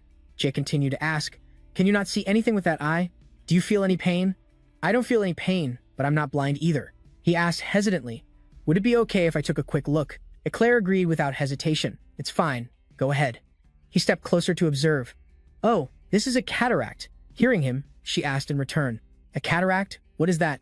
Jay didn't answer immediately and probed further, although I'm not completely sure. How is it at night? Can your eye see in the dark? That's right, my eye can see a bit better in the evening. Then it's definitely a cataract. If you'd like, I can explain this condition to you. Jay said while picking up a piece of chalk and writing on the blackboard in the room. Look this way. What I'm drawing is a normal human eye. This is the pupil, and this is the lens. When we look at something, the lens focuses the light and makes the object appear clearer to our eyes. However, in your case, the lens is cloudy, and the condition that causes the lens to become cloudy is called a cataract. Eclair gently touched her eye. If it's a disease, then what? Why can't I be cured if it's just a disease? Can it be cured with medicine? It might be because you were born with it. What can I do if even holy magic can't cure it? Jay explained in a low voice, holy magic is for healing the damaged parts of the body. However, what if your body doesn't recognize it as an injury? That might explain why, as it can't be fixed by healing spells.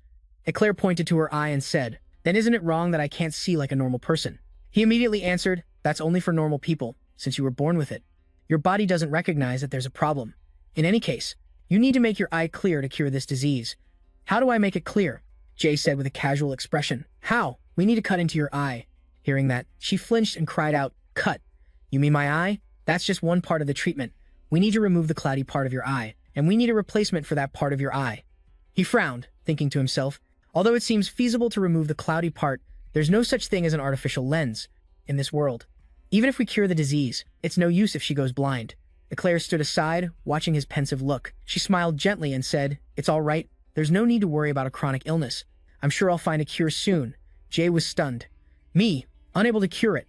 Even in another world, I can't cure a cataract?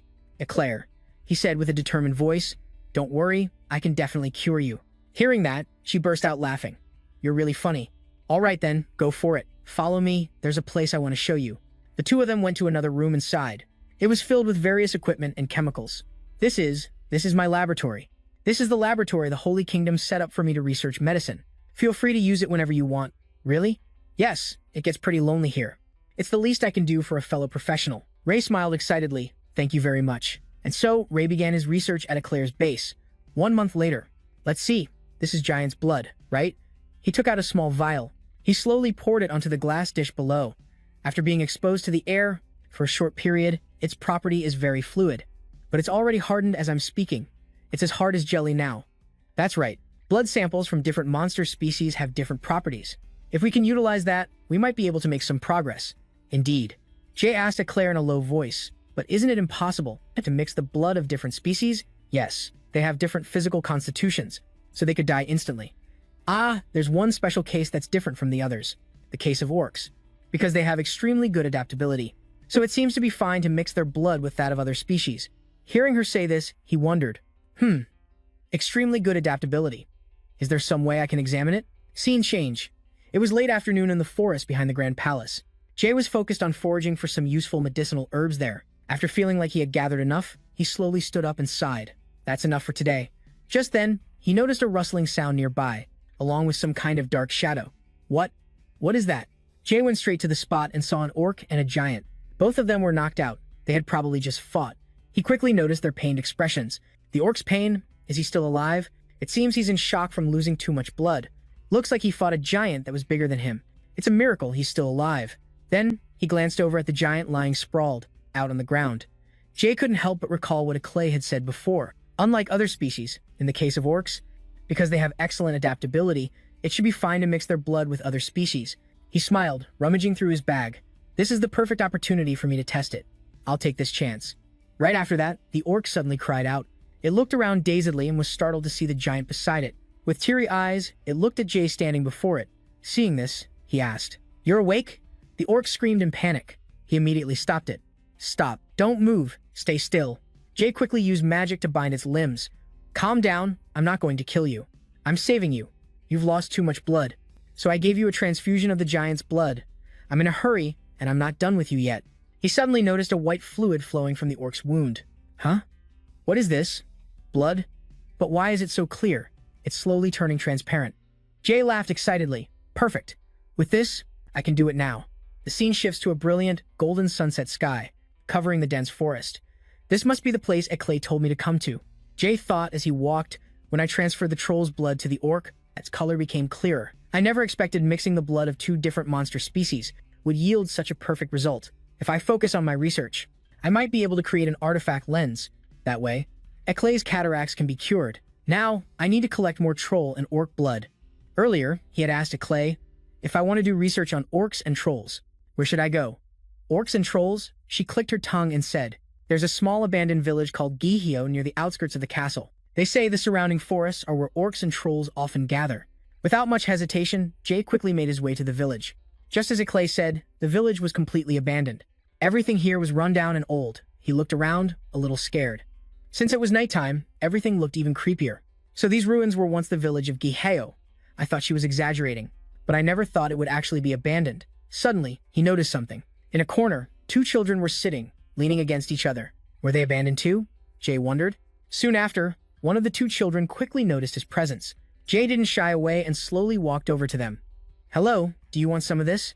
He took a piece of dried meat from his bag. "Take it, it's okay. It's not poisoned or anything.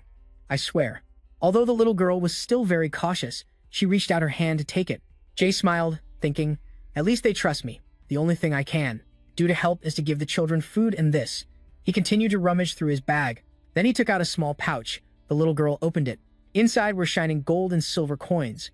Jay said softly, "Take this and go to Salonia. This money is enough for the two of you to find a place to rest and buy food." The little girl looked at him, puzzled, and asked, "But why are you doing this? For someone you've never met?" Hearing that, he laughed. "Just because? For no reason at all? Really, there's no reason." The little girl frowned, unable to understand his actions, but they still took the things and left. Jay didn't stay there any longer and continued to explore the village. He thought to himself, I can't believe I'm seeing this right after leaving the city. The current laws can't help children like them.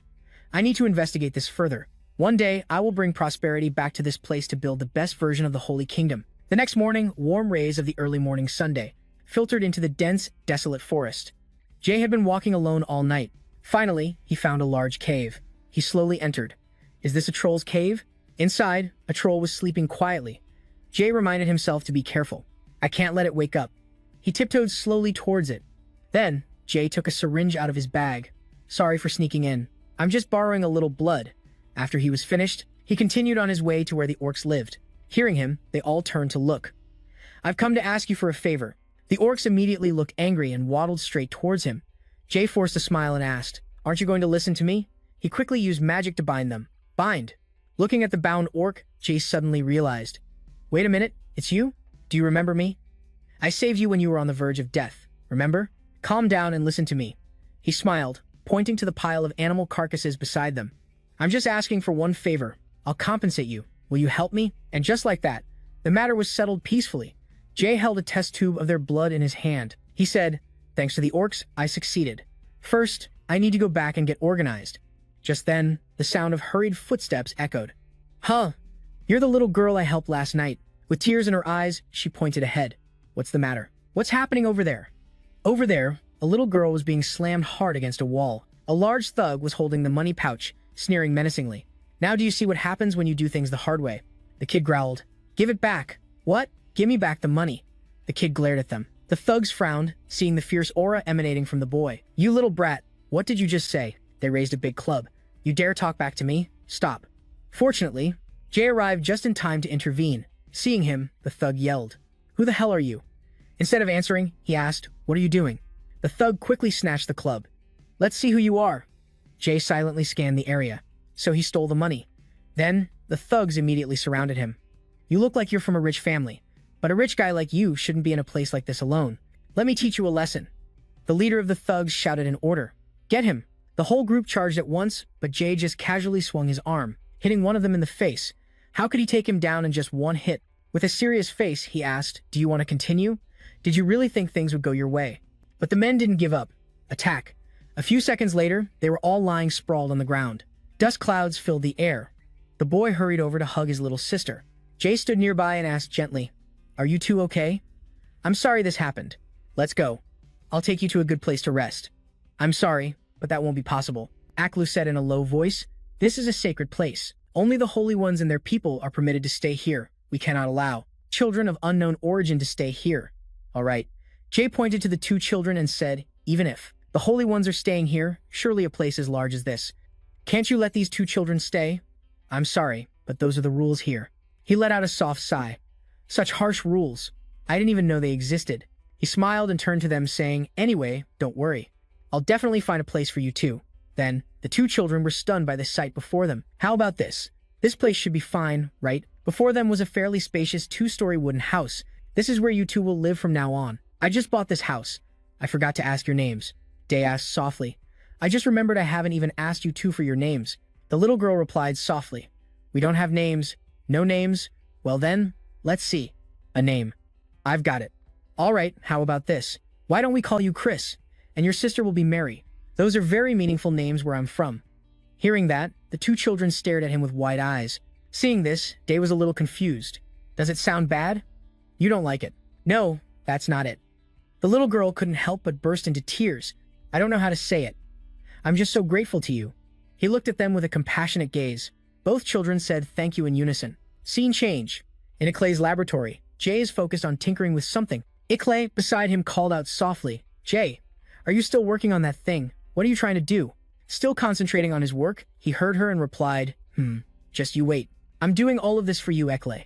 Finally, it's done. He had used magic and many other things to forge a brilliant jade green eyeball. She asked with a doubtful look, you said this is for me. Does that mean you're still trying to heal my eye? Are you still serious about that idea? Of course, he said with a smile. I've finally found a way to help you. Look at this. He took out a test tube. These are the ingredients that can heal your eye. Iclay couldn't help but be bewildered. That can heal my eye? What is it exactly? Where did you get it? This is buffalo blood. Buffalo blood? Are you sure it will work? Day slowly answered each question. I mixed it with orc blood. As you said, orcs can adapt to anything, unlike other species. I discovered this by chance. When an orc's body accepts other types of blood, the blood is purified in the process. Therefore, by introducing buffalo blood into an orc's body, we can create purified blood, leaving only the modifiable components. So, you're saying that blood can heal my eye, right? However, I need you to trust me. Eclair was still skeptical about this. I have to trust you. Day smiled and said gently, because we'll have to put it inside your eye to heal it. Hearing that, she was completely stunned. What? But do you mean you have to cut my eye open and then drop that blood into my eye? Are you really serious? But he said with absolute certainty. Basically, we will remove the damaged part of the retina and then insert this to replace it. Looking at Eclay's thoughtful expression, he thought, it's natural that she needs to think about it. She had never imagined that such a procedure existed. Then, Day pursed his lips, thinking about something else. To Eclay's surprise, he suddenly bowed. She cried out in confusion, what are you doing? Do you know what it means for a saint to bow his head? He said in a low voice, I understand why you're hesitant. It sounds impossible and undoable. That's why I want you to trust me this time. Your eye, I will take full responsibility and do my best to heal it. Eclay didn't expect him to be so serious. I can feel the sincerity in every word this boy is saying, his intention to heal, and his sincere goodwill. I can feel it from the bottom of my heart. I think this is truly crazy. She smiled and said, all right, let's do it. Anyway, I can't use this eye anymore. If there's even a small chance, I'll take it. After that, Ikle completely entrusted herself to Rei, lying still on the operating table. Beside her, Rei wore full protective gear to ensure safety and sanitation. Everything is sanitized. Now, to use mana to keep the eyelids open. And after incising the retina, I'll remove the damaged part. And after replacing all the damaged parts, I'll replace it with an artificial retina. Although this step isn't very difficult, it's difficult without the necessary support equipment. It's tough. I have to do everything by hand. He focused intensely, doing one thing at a time. But who am I? I'm Baek Yusun, the Hand of God. A while later, Eclair awoke from her unconscious state, letting out a soft sound. Her eyes slowly opened. Hearing her, he asked softly, Eclair, are you awake? Eclair looked around in a daze. She shot up, unable to believe it. My eye. She could see perfectly with both eyes. She could see the sunbeams shining into the brilliant room. Eclair couldn't hold back her tears. Day, standing beside her, smiled gently. How do you feel? Can you see clearly? How is it? She still felt as if it were all a dream. Yes, I can see everything clearly. Please tell me this isn't a dream. Hearing this, he watched her with a gentle gaze. Together, they watched the early morning sunbeams and the pure white birds flying outside. Meanwhile, at the temple, Harrow rushed in to report, Saintess, this is an emergency. A large force is approaching the border. They are clearly heading for the Holy Temple. Iriel raised an eyebrow and asked, what are you talking about? An armed force is coming here? Where are they from? And how far away are they? Harrow, panting from exhaustion, replied, I just received the news. So, I don't know the details, but it seems they don't belong to any specific nation. The force is led by a necromancer and an army of the dead. Scene change. At the edge of the forest near the city, the sky was now turning gray. A bluish-purple light illuminated the area as the sound of footsteps echoed continuously. Wherever they went, plants turned to ash. This dark aura engulfed the vast forest. Just as Harrow had said, a necromancer was walking in the middle, leading the army of the dead. They all looked extremely formidable and smug. All right, everyone, listen up. Tomorrow is finally the day we begin. The Holy War. Are you ready? Ready. The flags fluttered gently in the wind, accompanied by enthusiastic shouts. The knights will be in the vanguard, while the guards and swordsmen defend the rear. Many lives are at stake, so prepare yourselves. Ready for battle. Afterward, the guards and knights broke off into small groups. They talked among themselves. I still can't believe we have to face that horde of the undead, a guardsman said. Noticing the dazed look on the young man beside him, he asked, what are you looking at? Oh, this. At times like this, I usually think about my family. Instead of praying, I also tend to think about my family. I should have visited them before heading to the battlefield. I think so too. Praying is the last thing on my mind. I happened to overhear this from the officers. Apparently, a new saint will be joining us in this battle. Really?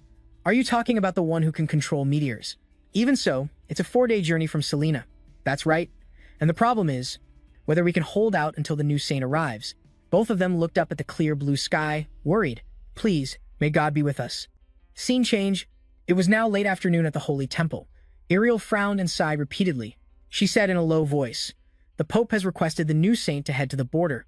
That's right. The order was issued by the Pope himself. She thought to herself, to think we have to face a force so great that even the Pope had to summon the new saint to join the battle. Iriel continued to ask, do we have reinforcements from neighboring countries? Harrow quickly replied, we've sent a request for aid, but it seems it will take them 5 days to reach the battlefield. In that case, who will accompany the new saint? Harrow frowned slightly and said, let the 3 knights, along with the Holy Altar and the Royal Guard, they are all on their way to the border. Hearing this, Israel was stunned. Don't tell me. That's our entire force. He just looked at her silently without answering. Israel was now completely enraged. She slammed her hand on the table. She shouted, is the Pope insane? Our opponent is a necromancer from the Age of Magic. I bet he knows full well that's not enough to fight them. The Age of Magic. From ancient times, magic has been a subject of interest and study, and the entire continent at that time flourished due to the development of magic. However, the forces that worship magic brought about the fall of that era, and the one considered the deciding factor for that collapse was the King of Death, the Necromancer. He has been resurrected, Harrow said in a low voice. We are not only facing foreign forces, but we must also be wary of the seeds of civil war, so we cannot send more forces to the front lines anymore. Iriel looked at him coldly, and because of that, the border is considered lost. That is why the Pope, she gritted her teeth thinking, how dare that Pope treat God's representative as a sacrificial pawn? Just then, the door burst open and a panicked voice rang out. Holy Maiden, we received a warning that the enemy has approached earlier than expected from the southern mountains. The Holy War has begun. Hearing this, Holy Maiden Ariel bit her lip. She rushed outside. Seeing this, Harrow called out loudly, Holy Maiden. Ariel ignored him and ran straight outside. I can't waste any more time like this. Scene change. As dusk fell, the warning horn sounded. All the guards and knights were ready to fight the undead army. The enemy is approaching. Arm yourselves. Attack. They all fired arrows towards the forest at once, and the charging undead horde took the full brunt of the volley. The fully armed knights also charged forward, fighting them with their swords. On the castle walls, those who could use magic cast blessings, quickly chanting, O Lord, please have mercy. Let our bodies stand firm against the enemy's spears. Give us the strength to fight back. Grant your blessing. Immediately after, a brilliant light shot out, enveloping the bodies of the knights. This is great. I can feel the power surging through me. This makes things much easier. Maybe we can end this before the reinforcements arrive. The commander warned sternly, don't let your guard down. Not all our enemies are weak. The strongest ones are just now arriving. Sure enough, just a few seconds later, white spirits emerged from the armor of the undead. Damn it, they're here. Forward. They have undead swordsmen too. Everyone retreat and regroup. The commander couldn't finish his sentence. A spirit appeared before him, blocking his path. Immediately after, a scream of agony rang out. Blood splattered everywhere. Seeing this, the others fled in unison run. But it was too late. They were continuously wiped out by the undead and the spirits. In an instant, everything was enveloped by the smell of fresh blood and screams. The lead necromancer stood calmly to one side, watching everything. He laughed gleefully. It's wonderful to see these humans being torn to pieces. Now my undead leave no one alive. The knights quickly realized, Commander, something is wrong. The enemy is getting stronger and stronger. Stop retreat, wait for reinforcements, the commander thought, gritting his teeth. Lord, have you abandoned us? Just then, someone stammered a warning. Commander, watch your back. Behind him was an undead, with a massive body, its hand raised, ready to strike. Before he could process anything, a blue light suddenly appeared. The dazed commander turned to look behind him. Day frowned at the bloody scene unfolding here. So it's true, there are so many of them. Then Day quickly dashed forward. As he moved, he recalled what happened before. So you want me to go to the border in this situation? Because of the urgent situation, the Pope has no other choice. From the reports on the border, it seems this is a suicide mission. We'll be dealing with a necromancer, so there are internal conflicts as well. Even if we manage to protect the border, there's not much we can do. If we get caught in internal affairs, it will be very complicated. After listening, Day told them, relay this to the Pope. I will go and protect the border. Now he was on the bloody battlefield. Everyone was astonished at his appearance. The Holy One, why are you here? Day did not reply, but ordered them to separate the wounded holy knights immediately and have the priests heal them. The royal guards will protect the holy army. Thank you, your holiness. The commander and priest both frowned upon hearing this. If we divide our forces to treat the wounded, we won't have enough men to stop the undead army. That's right, we should wait for reinforcements, he asked in a low voice. It seems we are in a bad situation. Huh, what do you mean? They quickly realized. The nearby undead were melting. Is it because of the Holy One's sacred power? I knew it. It's the Holy One. Day frowned slightly and let out a sigh. He thought to himself, becoming a saint and then dying, it seems being sent to your death is part of a Holy One's duty, huh? Just then a loud shout rang out. He quickly glanced behind him, then a golden light simply appeared, destroying those skeletons. Day watched as the horde of undead grew larger and larger. He thought, even though I've used my sacred power to take care of most of them, there are too many. I need to take care of them. A little fireball blazing, red flames shot forward, burning them all to ashes. Suddenly, a massive explosion erupted in the center. The necromancer had created a shield to protect himself from the fiery explosion. Day frowned and asked him, you look like a necromancer, right? He was panicking internally. What is this? He can't possibly use magic as a saint. This is no time to fool around. I can't let my guard down. The necromancer began to chant, refuse the call of hell, and return from the dead. A regret so strong it makes even death kneel resurrection. He summoned another horde of skeleton swordsmen. Seeing this, the commander shouted, there are so many death knights. But Day remained as calm as ever. He chanted in a low voice, heal. Instantly, a stream of blue energy enveloped the death knights, causing all of them to collapse. The necromancer was completely stunned watching this. My death knights. He yelled in a panic, you can't stop me, bone spear. But in a flash, Day used destroy to block his attack. Bind chains quickly bound his 4 limbs. The necromancer was so shocked his eyes rolled back. This terrifying power? This guy is a saint. A saint cannot possibly possess such power. He must be an angel or a god. Just then, a surprise punch landed straight on his head. A priest couldn't contain his anger and bitterness. You bastard, because of you, Jarenia, the pride of the Holy Knights was destroyed. You will face your retribution. Day glanced around the battlefield. Red flames still blazed on the ground where corpses lay scattered. I see, even the soldiers who died have become undead. Those undead were once someone's family members, their children, friends, and lovers. The least I can do is let them rest in peace. That's why I'll give them a final farewell area heal. A gentle blue light shone down from above on the soldiers and priests who had become undead. Their bodies slowly dissolved, merging into that gentle light. Then raindrops began to fall slowly, gradually extinguishing the blazing flames. The rain fell harder and harder, as if wanting to wash everything away. The guards, swordsmen and priests could not hold back their tears and began to sob. Day pursed his lips, wondering to himself, if I had been faster, could I have saved them? Calm down. Before I think about that, I need to deal with him first. He looked towards the bound necromancer and asked in a low voice, you sure talk a lot. After living your whole life among corpses, are you afraid to join them? But he burst out laughing maniacally, afraid that's hilarious. This border isn't the end. We should have conquered Salonia by now. Why don't you just surrender? Ray frowned and ordered Commander here, take him back to the Holy Nation. I need to go back, he thought with a serious expression. Just as I guessed. The rebel forces within. I have to hurry. At the same time, in the small town, continuous screams echoed. The skeletons had invaded the residential areas. They ran around in fear, shouting, help me. Just then, a sword slash flashed by, destroying one of the skeletons. Wow, Jack is amazing. A true sword master? No kidding. Fia smiled, looking around. So serious. I wonder where our saintess is now. Plumes of white smoke continuously rose into the night sky over the town. Hordes of skeletons were swarming in.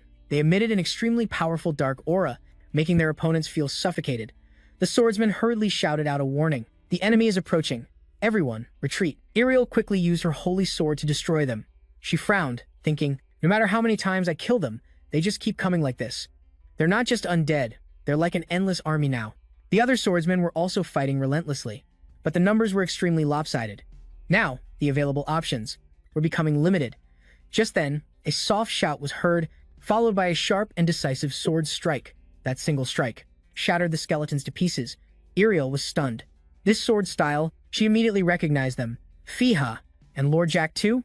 Jack spoke politely with a serious face. Greetings, Saintess. I apologize for the late greeting, but I hope you understand my situation. On the other hand, Fia approached with a cheerful smile. But I'm here now, so please don't worry anymore. She hugged one of Ariel's arms tightly. Ariel paid it no mind and asked Lord Jack, what are you doing here? And what about the saint? He immediately replied, these were the saint's orders. What do you mean? Jack suddenly pressed his lips together in silence. Going back a little earlier, Jack had been flicked hard on the forehead by Ray. He frowned and said, where do you think you're going? Stay in Salonia for me. If you come with me, you'll only get in my way. Jack, though still dizzy, still respectfully replied, I will do my best not to be a burden to you, your holiness. So please, let me come with you. Hearing that, Ray sighed tiredly. Then face me. You claim you're strong enough not to get in my way, right? Then prove it to me. Jack looked seriously into his eyes. He moved his lips and agreed, I understand. Then, as Jack swung his sword at Ray, he thought, I am truly sorry for this, your holiness. But in a flash, he easily blocked his sword strike. Jack's eyes widened in shock. Sword aura, he smiled and asked, do you understand now? He was completely stunned, unable to believe it. No way. Even if he could really control sword aura, to so easily block my attack with a sword, that small? Ray said seriously once more, you need to be somewhere else. That is where you need to go. Returning to the present, Jack gently explained to Ariel, being by his side wouldn't have helped. That's why I was worried and came to assist you, Saintess Ariel. Fea, seeing Ariel's serious expression, called out softly, Miss Ariel? But she didn't answer, thinking, no way. He can't possibly not understand the danger of a necromancer. She couldn't help but resentfully think, that idiot doesn't understand what kind of dire situation he's in.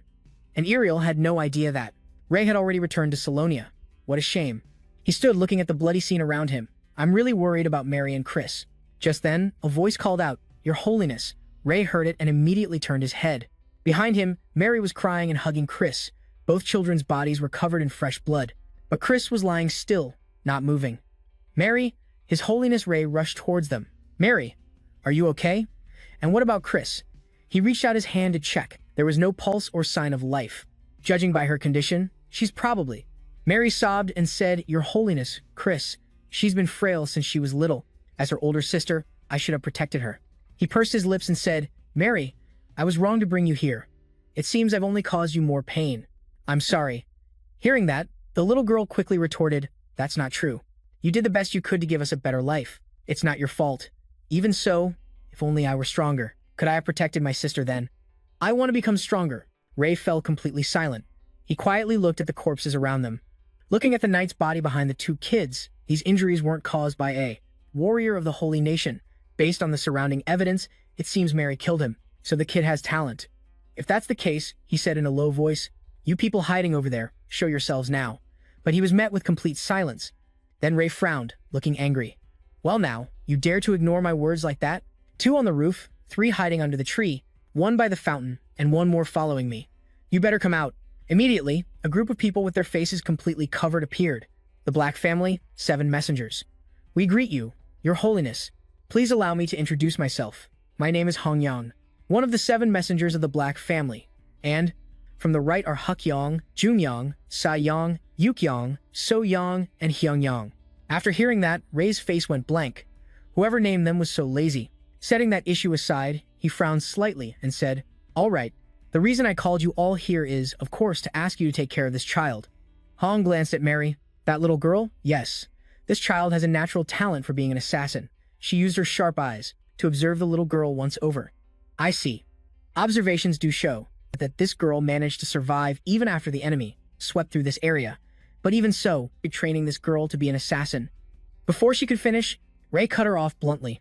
I don't intend for her to follow that path. I just want her to have the chance to fulfill her potential. So Yang said softly, You mean you want us to teach her the techniques? Spot on. So Yang here really gets it, but Hong immediately refused. We can't. We've been ordered to follow and protect you 24/7. Where will we find the time to teach anyone? That's right, and moreover, some of us cannot reveal our identities to outsiders, because the leaked information could directly or indirectly bring you harm. So what? Jay frowned, thinking, I knew this would be difficult, but these guys are too stubborn. He asked in a low voice, even if it's my command? All of their bodies flinched. Jay couldn't help but be surprised. They're reacting to the word command. He smirked. In that case, I command all of you to teach and train Mary in the necessary skills of an assassin. Although reluctant, they all had to obey. We obey. Very well. Oh, right. And hold a proper funeral for that little girl. I'm counting on you, he gently said to the bewildered Mary sitting beside him. All right, Mary. Now, go with them and try to study hard. Okay? They are all trustworthy people. Can you do it? The little girl asked worriedly. Yes, but what about you, sir? I have to go help everyone before it's too late, the saint reassured her gently. It's okay, it won't be long. Scene changed to Ariel, who was giving blessings. She continuously used her blessings to strengthen the swordsman. Oh, it's a blessing. Perhaps God is on our side. She shouted loudly, Now, march forward and seize victory. Fia, beside her, was extremely worried for the saintess. Are you all right? I think you've used too much holy power. Ariel replied softly. The road ahead is still long. It's okay. For now, Fia, can you take care of the left flank for me? Of course, leave it to me, she thought silently. Even though I say that, it's just a temporary measure. I still don't know the enemy's strength, and I can't just keep casting blessings indiscriminately. The best thing I can do is to lower the enemy's morale, and make them retreat. Besides, he is a 9th circle archmage, after all. He probably won't die that easily, right? She clenched her fist. Just wait, I'm coming. At that moment, a sword slash suddenly flew towards Ariel. Lost in thought, she didn't sense it in time, but Ariel quickly used her holy sword to block it. Immediately after, a soft laugh was heard. A pleasure to meet you, Saintess. Jack immediately recognized the opponent, Duke Rahat. I didn't expect you to be involved in this. The swordmaster, Duke Rahat, smiled casually and said, Oh my, it seems the Saintess doesn't appreciate my greeting much. Huh. Jack quickly moved to shield her. Saintess, are you all right? Seeing him, he spoke with a flippant attitude. Well, look who it is. Isn't it little Duke Jack? You look stronger since the last time we met. Jack frowned and retorted. Shut up, Duke Rahat. You should be ashamed for betraying God. He sneered nonchalantly. The Holy Kingdom is about to be destroyed.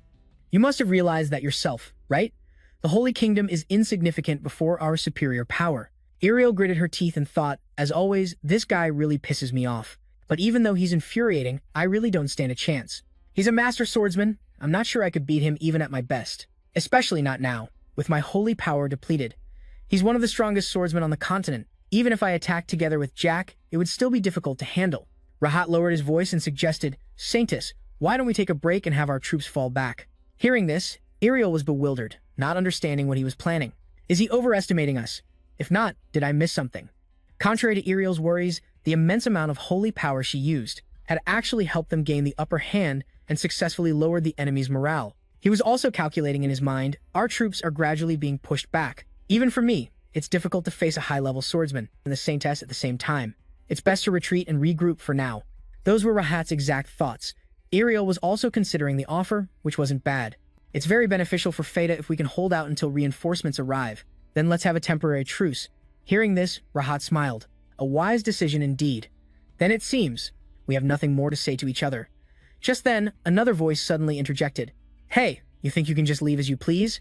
Hearing the voice, he was startled and looked up. The others were equally astonished. This voice.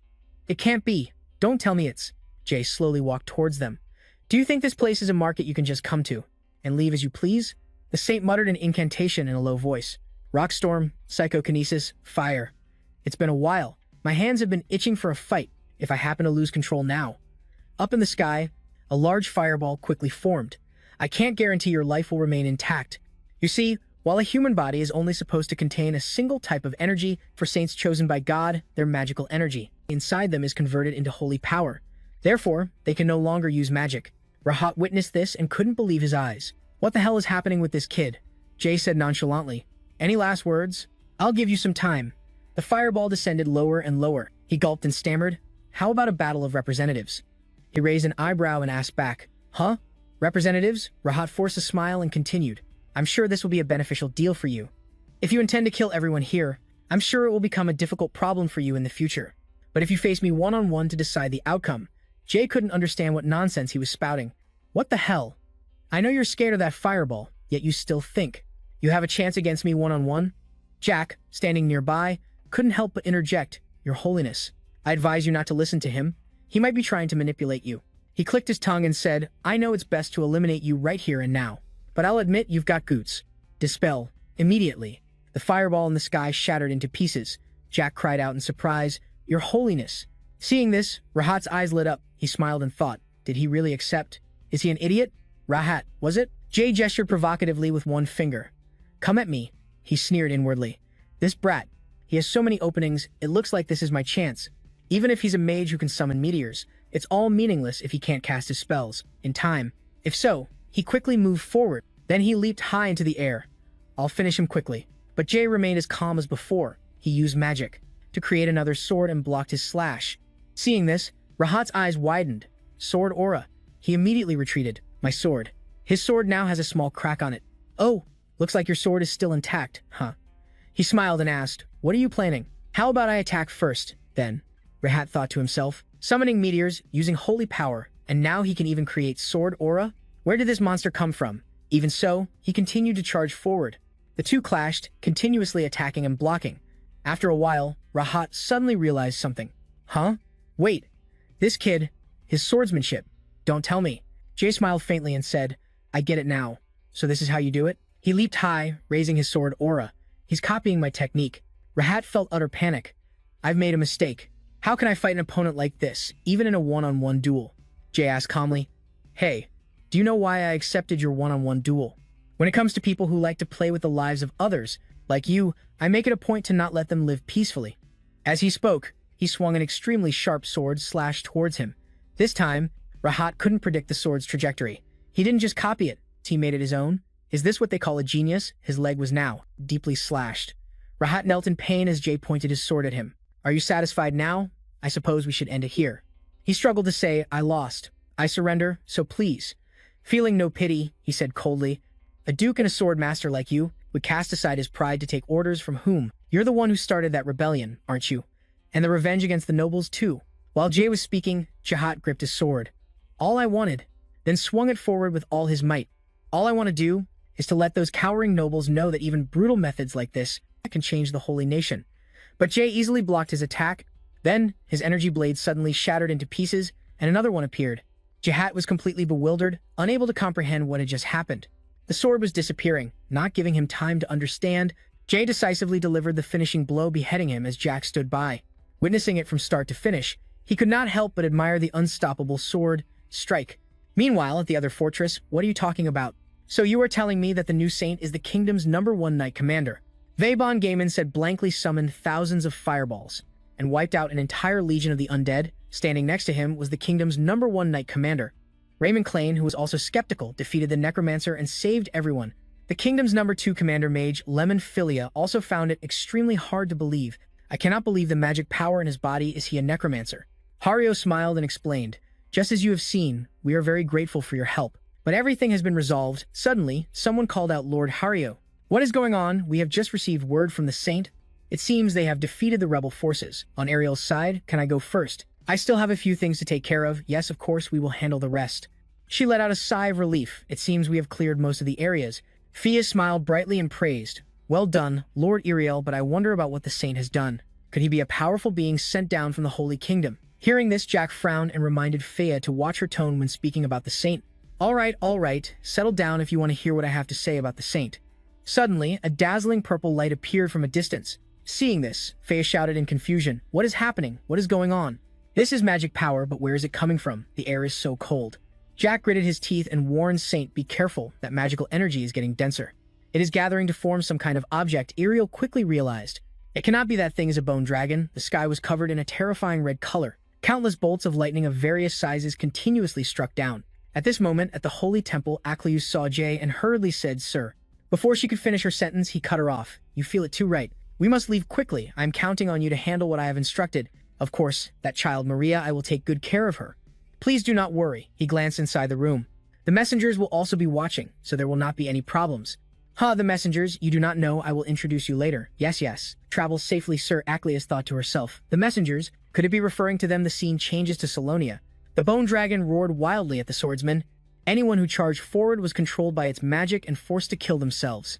Iriel was trying to use her holy power to restore the holy protection. But the situation is getting worse. There are too many of them, and holy magic is useless. Saintess, we have to retreat. Before they could move, the bone dragon suddenly flew towards her and let out a loud roar. The magic power it emitted was more terrifying than ever, so powerful that Iriel could not move. She could only stand still. This is a dragon's pressure. I cannot bear it. The fear is crushing my body. I have to stay conscious. But Jack and Fia quickly stood in front to shield her. Iriel's eyes widened as she realized the fear pressing on her was weakening. No, it was not weakening. It was because the two of them were shouldering part of the fear for me. Jack and Fia said in unison, Saintess, do not worry. To live until now. And only now face the fear of a dragon, it has truly been worthwhile.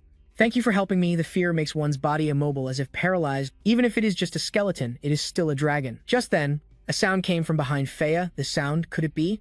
A skeleton took advantage of her distraction and swung its sword to attack. In the nick of time, luckily Jack managed to block and destroy it. Seeing this, Feiha was extremely surprised. Jack, you can move again. A little, he struggled to destroy the remaining ones. I can move, but the fear prevents me from using my full strength. While affected by this dragon's pressure, the Saintess already needs 2 people to protect her. I can only stall for time until the saint arrives. At least I can do this much. Jack shut his eyes tightly to compose himself and continued to charge forward. To be worthy of the honor of being his servant, he swung his sword again and again. But there were too many monsters, they just kept coming one after another. Because he could not use his full power, Jack revealed an opening and the skeletons surrounded him.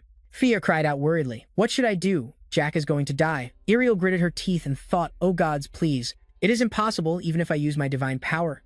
I still cannot move in this situation. I can only pray for Jack right after that. From within the pile of bones, a flash of light suddenly appeared, knocking them away. Jack struggled to get up, on his body now. Various wounds, large and small, had appeared. Feiha asked with tears in her eyes. Jack, are you okay? I am fine, do not worry. Jack had to use his sword to support himself. Since becoming a high-level swordsman, this is the first time I have been this tired. But luckily, that bone dragon, aside from spreading fear, has not made any other moves. He struggled up to fight again, thinking, is it because it has difficulty moving? I am a sword genius, the youngest high-level sword master. Right after that, a sharp claw suddenly lunged at him from behind. Jack swung his sword repeatedly, but his body could no longer hold out. I cannot believe I am this helpless. If only someone stronger than me were here. At least if I were as strong as Jay. In the end, Jack could no longer resist. He was attacked by 3 skeletons at once. I cannot face the saint anymore. Fresh blood flowed down as Jack collapsed to the ground. I am sorry, I can no longer be by your side. Suddenly, Jay's voice rang out from behind. Jack, you have worked hard. He quickly used recovery magic to destroy all the remaining skeletons. Then Jay faced the bone dragon. Is that it? You damn dragon, you are causing too much trouble. He was completely unaffected by its fear pressure. Jay observed while preparing a spell. Jay's mind recalled an old memory. When I was young, I read articles about dark magic, a great weapon that ended the ancient magic era. It nullifies all magic below the 7th circle. A 1,000-year-old undead that even a holy sword cannot cut. He looked at the monster, calculating in his head, if such a powerful bone dragon appears here, it means there must be another necromancer nearby. Jay's eyes glowed. I cannot pinpoint their location because the bone dragon's aura is blocking it, but I can deduce that they are behind this. So Jay decided, once I am done here, I will find you. Then he whispered a word. Heal instantly. A stream of pure power surrounded the monster. The magic animating it was broken.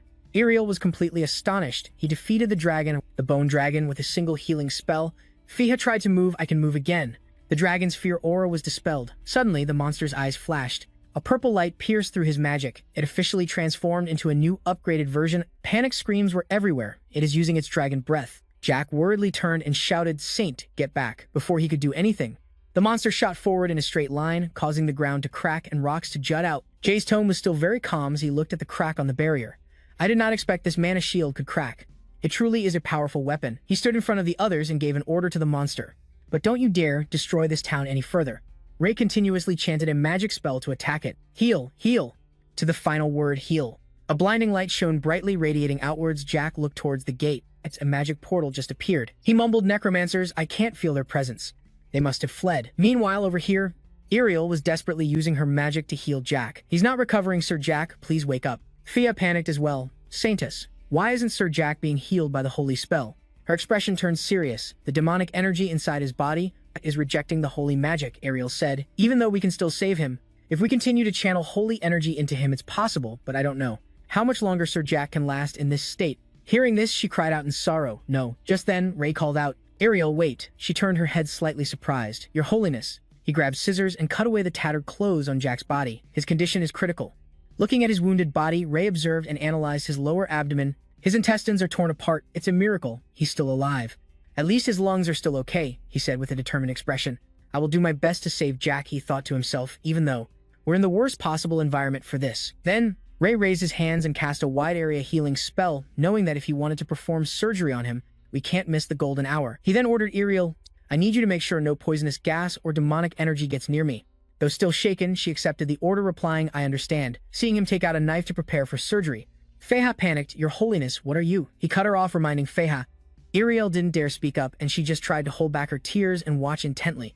This time, Ray focused on healing Jack. "I don't have any instruments or any readily available artificial parts in this environment. I have no choice but to reconnect the damaged parts as quickly as possible. Although it's not that simple, the biggest problem is the demonic energy inside his body. If that's the case," he placed his sealed hand on the man's wounded area, "I guess there's no other way." Right after that, streams of demonic energy immediately poured out through his fingers. Ray gritted his teeth and endured it. Even evil energy is just another form of magical power. "I use the beneficial properties of healing magic to treat the parts of the body with low concentrations of demonic energy. First, as the areas damaged by the demonic energy shrink, I'll be able to treat the other parts. That way, I can slowly absorb the evil energy." From Jack's body, Ray lifted his hand. His hand was covered in a thick layer of the aura. He muttered in frustration, "Damn it. There's too much demonic energy. What happened to him?" The inside of Jack's body was cleaner than before. He looked inside, then prepared for the second step. "All right, I'm done with one part. I've successfully extracted all the evil energy. From the less damaged areas, I'm running out of time. Now, I'll begin." He resumed chanting the healing spell. As he worked, Jay thought, "I'll connect the aorta to ensure the heart can function normally again. I'll also reconnect the damaged veins and restore the blood circulation." As for the abdomen, suddenly a sharp pain shot through him, causing him to cry out. Ray stared at his hand. "Damn it. It hurts so much, this demonic energy." He then observed Jack's complexion. "He looks better. I can tell from the color and the surface of his lungs. It seems he can hold on. I knew a swordsman like him would pull through." Ray chanted the healing spell, his raised hands glowing. "Next, I'll start on the abdomen." His entire focus was on the task. His small intestine is a complete mess. At least there's no infection and the internal organs still look okay. I can save him. Ariel stood at a distance watching Ray, working tirelessly to heal Jack. In her mind, she softly called out, "Your Holiness." She was conflicted. "To be honest, I didn't believe in you at first. I even stopped Feha. I was still suspicious. I couldn't accept the methods that he used to save Sir Jack, and yet I can feel it. Sir Jack's life force is returning." Not only that, Ariel was just as worried about Ray, but His Holiness's left hand, it has completely turned black. Will he be all right? Time passed. After finishing the final stitch, Ray's voice came out. "It's done." He staggered to his feet, about to announce, "I'm finished," but the very next second, Ray's entire body collapsed. She rushed to his side. "Your Holiness." Ariel hurriedly used her power to save him. "Purify." However, it was more difficult than she thought. "No, the demonic energy has already seeped into his bones. I need to precisely control my holy energy to purify it." Ariel's solitary figure was getting anxious. "I can't do this alone. If only someone with medical expertise were here." Suddenly, someone appeared. Ariel looked at Hong's group with a strange gaze. "Those people." She quickly ordered her subordinate Jia Okeyong to protect His Holiness. She spoke, "Are you His Holiness's protectors?" Hong coldly confirmed, "That's right." Then she made a request. "From now on, we will take His Holiness to Salonia. We hope you will return with us to continue his treatment process." And Ariel, having no intention to resist, immediately agreed. "I understand. I will meet everyone at His Holiness's mansion soon." But she couldn't help but think, these people, even though they're standing right in front of me, Their presence is terrifying. It's like seeing ghosts, she replied politely. Thank you. Then Ariel turned and signaled to her Feha take care of the rest. Feha firmly reassured her, of course, once we're done here. I will definitely return to Jack's side. Ariel's eyes couldn't hide her worry. She softly called out, Your Holiness. Jack was brought back resting on a white bed. A luxurious one as usual. In his dream, voices echoed in his ears. His colleague Du Sung reminded him, startling him awake. We need to get to the operating room. What are you thinking about? The surgical assistant held out the patient's chart and said softly, I'm sure you can rely on the monitoring chart. But before he could finish, he was cut off. Calmly, he put on his scrubs and entered the operating room. That's right, the cardiac surgery patient is confirmed. He entered while thinking to himself, for some reason, my spirits are a bit low. Surgery monitoring chart. In the dream, Jack was wearing a modern-day patient gown. Jack was a bit dazed looking at him. This patient, he looks familiar. Then he shook his head to dismiss the thought. No way, I need to focus. As usual, Jay asked for a scalpel, but the reply was just a confusing sentence. What is scalpel, doctor? The two assistants were performing magic. They looked at him with puzzled expressions. We just need to use magic. Immediately after, Ray woke up with a start, letting out a loud shout.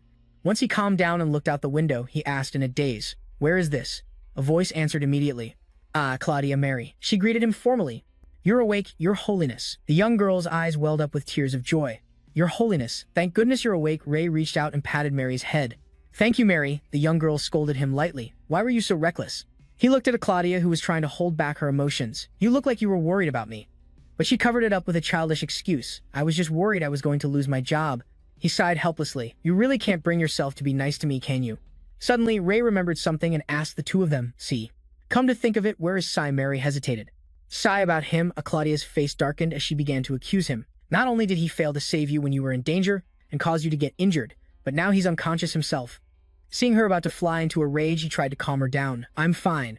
So there's no need to blame him. Ray propped himself up on the mattress, changing the subject. In any case, why are you two always picking on each other? Can't you just get along? The sensation in his hand startled him, and he raised it to take a look. Wait, how can I move my arm like this? It hurts a little, even though it looks strange. She reported that the Saintess and the Archbishop have treated you. He couldn't help but be surprised. What? Eclair? Eclair nodded to confirm. Yes, no one in this world has healing magic that can compare to Lady Eclair's. Then she hesitated for a moment before deciding to tell him, although it is unfortunate that I must tell you this news. But there are a few things I need you to see. Day wondered. A few things I need to see? What is it? Acleus replied, It's in the basement. If you wish to see it, please follow me. The two left the room and headed to the dark dungeon. The moment the cloth was lifted, Day froze. She explained the presence of the item. It seems one of your envoys brought it back with you. He mumbled, The heart of a bone dragon. I can feel the dark energy radiating from it. Acleus presented, although we have wrapped it in a holy light membrane, we still can't completely block the evil aura from spreading. According to the records, this heart was left behind, where the bone dragon was defeated. Day turned and asked, So what is the reason you're showing me this? She explained, You have been tasked with bringing it to the auditorium. He picked up the demonic heart, his voice rising slightly as he questioned, The auditorium? Don't tell me they want me to explain how I killed the bone dragon. She confirmed, That is correct. It seems some nobles do not believe your words. The Pope has ordered you to come, to give a direct explanation of the events that transpired. A sense of mockery rose in Day's heart. I captured a necromancer and drove back the rebels. I even defeated a bone dragon, and now they want me to act like a diplomat? What is the Pope doing? Finally, he ordered, Acleus, take it and follow me. She obediently followed. Yes, Your Holiness. Day's mind was troubled. I can hardly manage, with so many things happening one after another. The scene shifts to a large lecture hall. Almost everyone was present. The sound of bustling chatter rang out. He defeated a necromancer by himself? That must be a lie. This is like a play he staged. Someone approached and whispered something in Eclair's ear. She replied in a low voice, Really? All right. Then Archbishop Eclair stood at the podium before everyone and began to speak. Now everyone, please calm down. I'm sure there are many answers you want to hear. Someone interrupted, No. Before that, Archbishop, do you really think this is possible? It's not just that he defeated the bone dragon, but also the rumor that he was able to use mana. The one who just spoke was Count Leon from the Vibin Kingdom, Eclair calmly replied. We also do not know the exact details of the incident. Only God knows the truth. The old man immediately looked angry, questioning the role of the holy nation. Isn't it to find this out and explain it to the representatives of other kingdoms? Just then, the door burst open and the person in question appeared. Now, I'm sure you are all very curious. Day strode in and announced, Ask whatever you are suspicious of. I will answer. A red-haired girl spoke up first. Then, allow me to ask a question. It's an honor to meet you, Your Holiness. I am Marchioness Philia from the Lemon Kingdom. I heard that you used magic to defeat the necromancer and the bone dragon by yourself, Is that true? He answered directly, yes, that's right. She was stunned. That is his answer, Day ordered gruffly. Now, the next question. Another person spoke up, Your Holiness, what we need now is proof. He introduced himself. I am Gregory from the Regent Empire. It's a pleasure to meet you. The woman next to him continued, I am Selena from the Regent Empire. Your presence is our honor, Your Holiness. Hearing that question, he glanced at them with contempt. Proof, Gregory expressed, yes. We came here to assist in preventing any further dangers that might befall the Holy Nation and these 6 lands. The recent events are not only dangerous for the Holy Nation alone, but for all 6 lands. Don't you think we deserve proper proof? To be sure we can leave this territory in peace, Selena chimed in. Although I'm sure the captured necromancer is sufficient proof already. Selena's provocative demeanor was deliberately twisting his words. That alone does not prove you captured the necromancer by yourself. Eclair glanced and smirked, assessing the fearsome sword of the Regent Empire, and the youngest, mage princess of the 6 realms. It seems some big shots have started to make their move. In other words, they perceive the saint as a threat. They fear someone who single-handedly defeated a necromancer and a bone dragon. That's why they see this as an opportunity to determine whether to eliminate him immediately. She looked at him with an interested expression. Now, what will you do? Day just scoffed. He countered that foolish argument. Whether I defeated the immortal by myself or with others. What does that have to do with your kingdom?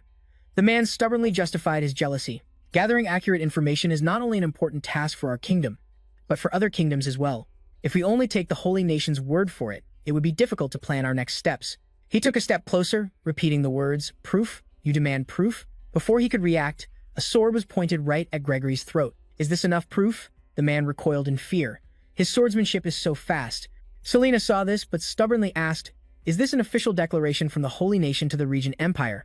He reached out his hand and ordered, An official declaration? Interesting. Acleus, bring it to me. She walked over carrying a white cloth bundle. Yes, Your Holiness. Day decisively removed the cloth. He held the dark heart in his hand, his every word a challenge to those sitting here. Is this the proof you all need? The heart of a bone dragon. I'm sure you all know it's real when you see the dark energy radiating from it. Selena stared blankly at the object. This is really the heart of a bone dragon. Day simply replied, If you don't believe me, then touch it. Solon hesitated, looking at the heart being presented to her. But to prove he was a fraud, she grabbed it with both hands immediately. The heart erupted with a powerful field of dark energy. Her face turned pale, and she stammered, unable to form words. I can't breathe. This demonic energy. Day bluntly replied, The Holy Nation has given you every right to interrogate the captured necromancer. He took the heart back from Selena's hands and continued, Regardless of who defeated it, the Holy Nation has enough power to defeat even a mighty bone dragon. Day's expression became fearsome as he questioned them in return. And this is your attitude towards us? I just don't understand. Would you mind if I ask a question now? Your actions today, are they an official declaration from the Regent Empire against the Holy Nation? The 2 of them huddled together in fear, not daring to make a sound. Eclair witnessed it all and smiled. In the end, the 2 of them were forced to stand up and bow respectfully. We now conclude. Regarding the disrespect shown to the Holy Nation, I, Gregory of the Regent Empire, sincerely apologize. Though unwilling, she still had to admit fault. I, Selena of the Regent Empire, sincerely apologize. Day handed the wrapped heart to someone to put away, reminding them, I hope you 2 understand that. Just one wrong statement from you could lead to conflict between us. He clicked his tongue, showing his annoyance, and emphasized again, I don't care about your status in your kingdom, but please understand that when you come here, you are representing your entire kingdom. Then Day turned, hands on his hips, and looked at Eclair. Is this enough? I was in the middle of something when I was summoned here, so I hope you understand. Now I must return. She replied with satisfaction, Yes, thank you, Your Holiness. The verbal spar went smoothly, which made Eclair very happy. She asked one last time, So, does anyone else have any more questions? The sun shone brightly outside the castle. Having just escaped a headache of a questioning session, Jay had an idea. Should I go visit Jack? Suddenly, Acleus called out to him, Your Holiness. She began to explain in a serious tone. As one who serves you, I have no objection to you showing us kindness. However, among those who are not of equal rank, a certain distance should be maintained to ensure everyone is treated equally. The reason I'm telling you this is because, recently, I've noticed that you are showing favoritism. Jay was startled by her long speech. He quickly denied it. No, all I'm doing is just checking on the condition of a patient I'm treating. Favoritism. But he was a little surprised. I can't believe she wants this much attention, he thought. Acleus added, And besides that, there's a long list of people who want to see you. Jay was surprised. Me? Why? She reported truthfully. After you left the trial, the rumors started spreading. The one who had a few more questions for him was Selena. capturing the necromancer and defeating the bone dragon. And the saint, who did all that with magic. Could you tell us how many circles the saint has achieved? Eclair calmly addressed the issue. Right now, not even the Holy Nation knows how many circles the saint is at. However, a smug smile played on her lips. In our empire, we recently estimated that he is at least at the 8th circle of mana, or even higher, she declared. Eclair's declaration at the trial was based on the magic Jay used during the baptism ceremony, and it was merely a guess. The head of the Magic Association is a 5th circle mage, and the heads of each nation's royal magic academies are only 6th circle mages. That declaration left a lasting impression on the trial's attendees, and Selena was one such person. She was shocked and couldn't believe it. It's absurd. The Saint of the Holy Nation isn't at the 5th circle, nor at the human limit of the 6th circle, but the 8th circle. Therefore, she proposed, the Regent Empire wishes to spend more time in the Holy Nation. We want to confirm the High Priestess's statement. Naturally, this sparked a wave of curiosity. Other members also chimed in. In that case, can the Lemon Kingdom also spend more time here? The Vibin Kingdom also wishes to stay in the Holy Nation. Eclair smiled with satisfaction. Of course, anyone who wishes to stay in the Holy Nation is welcome. Inwardly, she sneered. Oh, Jay, you're going to be very busy. After hearing the story, Jay held his head helplessly. Even though I expected this to happen, I didn't think it would be so sudden, and Acleus added, the Regent Empire requests a meeting with you. If you have a preferred time to meet them, he refused flatly. No. Jay ordered, cancel it all. We're going to Duke Jack's residence right now. She spoke with some difficulty. Your Holiness. Acleus's tone was a reminder. Although I've already mentioned this, you shouldn't favor Jack like this. Knowing Acleus had misunderstood him again, he quickly corrected her. I already told you. It's not like that. Sunlight shone through the leaves. The two of them finally boarded the carriage. They set off. Jay looked out the window and remarked, the residence seems to be quite deep inside. It feels like we're entering an elven village. Acleus asked, have you been to an elven village before? He smiled and replied, yes. I lived in an elven village before I came here. A wave of emotion came over him. Thinking back now, Jay raised his pitch-black hand, looking at it and wondering, I wonder how they're doing. The coachman turned back to announce, Miss Acleus. She then spoke formally to Jay. We have arrived at Duke Jack's residence. Let's go, Your Holiness. Jay replied cheerfully, okay. The carriage door opened, and the two walked to the castle gate. Jay looked at the vast space in awe. It's huge. This place reminds me of Jack. Acleus, following behind, added, Jack designed the exterior of the residence. The interior furnishings were from the previous owner, so the current master only had to make his selections. A maid waiting at the gate politely announced, Lord Jack is in his bedroom. Please follow me. He said his thanks, then looked at Acleus. Shall we? Walking down the hallway, Jay remembered a question he had. By the way, why was Jack moved here? He could have recovered at Salonia Castle just fine, she explained as they walked. When you were unconscious, Jack was the one who took care of you, despite his own exhaustion. He was a little surprised. Jack took care of me. Yes, Acleus confirmed. Then she recalled Jack's indignant shouting, how dare you touch the saint's precious body with those unworthy hands? Do you wish to die by my hand? Acleus recounted with irritation. That's what he said, and he wouldn't let me get near you. He said that he couldn't stay and care for you in such a weak and exhausted state, so he returned here. He's very kind, but I didn't think that was necessary. Jay felt a deep sense of sympathy. You must really hate Jack. The maid stopped and gestured respectfully. We are here. Though she said nothing, her expression clearly said, I don't hate him. I just don't like him. I have no interest in him. Jay thought. The three great families are all surrounding me. Perhaps that's why. There's a struggle among them. His hand reached the doorknob. I can't put this off any longer. I need to hurry. He stepped inside and greeted with a cheerful smile. Jack, are you here? Seeing him, Jack shot up in surprise. Your Holiness, Jay quickly said with concern. Stay resting. Your body hasn't fully recovered yet. But Jack, agitated, immediately threw off the blanket to get out of bed. I can't. How could I possibly do that when Your Holiness is here? I'm here to check on you. I need you to lie down so I can examine you. Hearing that, he lay on the bed and opened his shirt, revealing his bare chest. Really, I understand. Please look as closely as you wish. Jay replied shyly, all right, thank you. He was surprised after just a single glance at the wound. Jay's mood immediately brightened. Wow, you've recovered quite well, haven't you? That's a fast recovery speed. Is it because you're a sword master? He blushed and replied shyly, it's all thanks to you for treating my wound. Acleed, standing to one side, looked annoyed at the scene and sternly suggested Sir Jack. How much longer are you going to show off for the saint? I suggest you put your clothes on. Jack immediately retorted sarcastically, why are you here, Miss Acleed? You're so busy, I don't think you need to be here at all. She coldly denied it without looking Jack in the eye. I merely followed the saint here. Did you think I came all this way to see you? Seeing the two about to argue again, Jay cut in, please don't fight anymore. He put his hands on his hips, exasperated. Why do you two always argue? Are you going to be like this during important moments too? Acleus immediately softened her tone. I apologize, Jack, however, solemnly took a jab at her. Yes, you are right, Your Holiness. I believe they are the worst kind of people in this world. They're people who argue a lot. He finally stated his purpose for the day. I came here to check on Jack's wound, but there's something more important. The two looked bewildered. Something more important. He ordered messengers come out. Before Jack could even see a figure, a voice quickly interjected. If you keep summoning us out in the open like this, there will be consequences. Your Holiness. Hong appeared swiftly at Jay's call. He thought to himself, even though I couldn't sense their presence, I didn't think they were this close. Jack grabbed the sword beside him on guard and warned, where do you think you are? For an assassin like you to dare step foot in here. Suddenly, the tip of his sword was gently pushed back into its sheath, unbeknownst to him, so had appeared right beside him.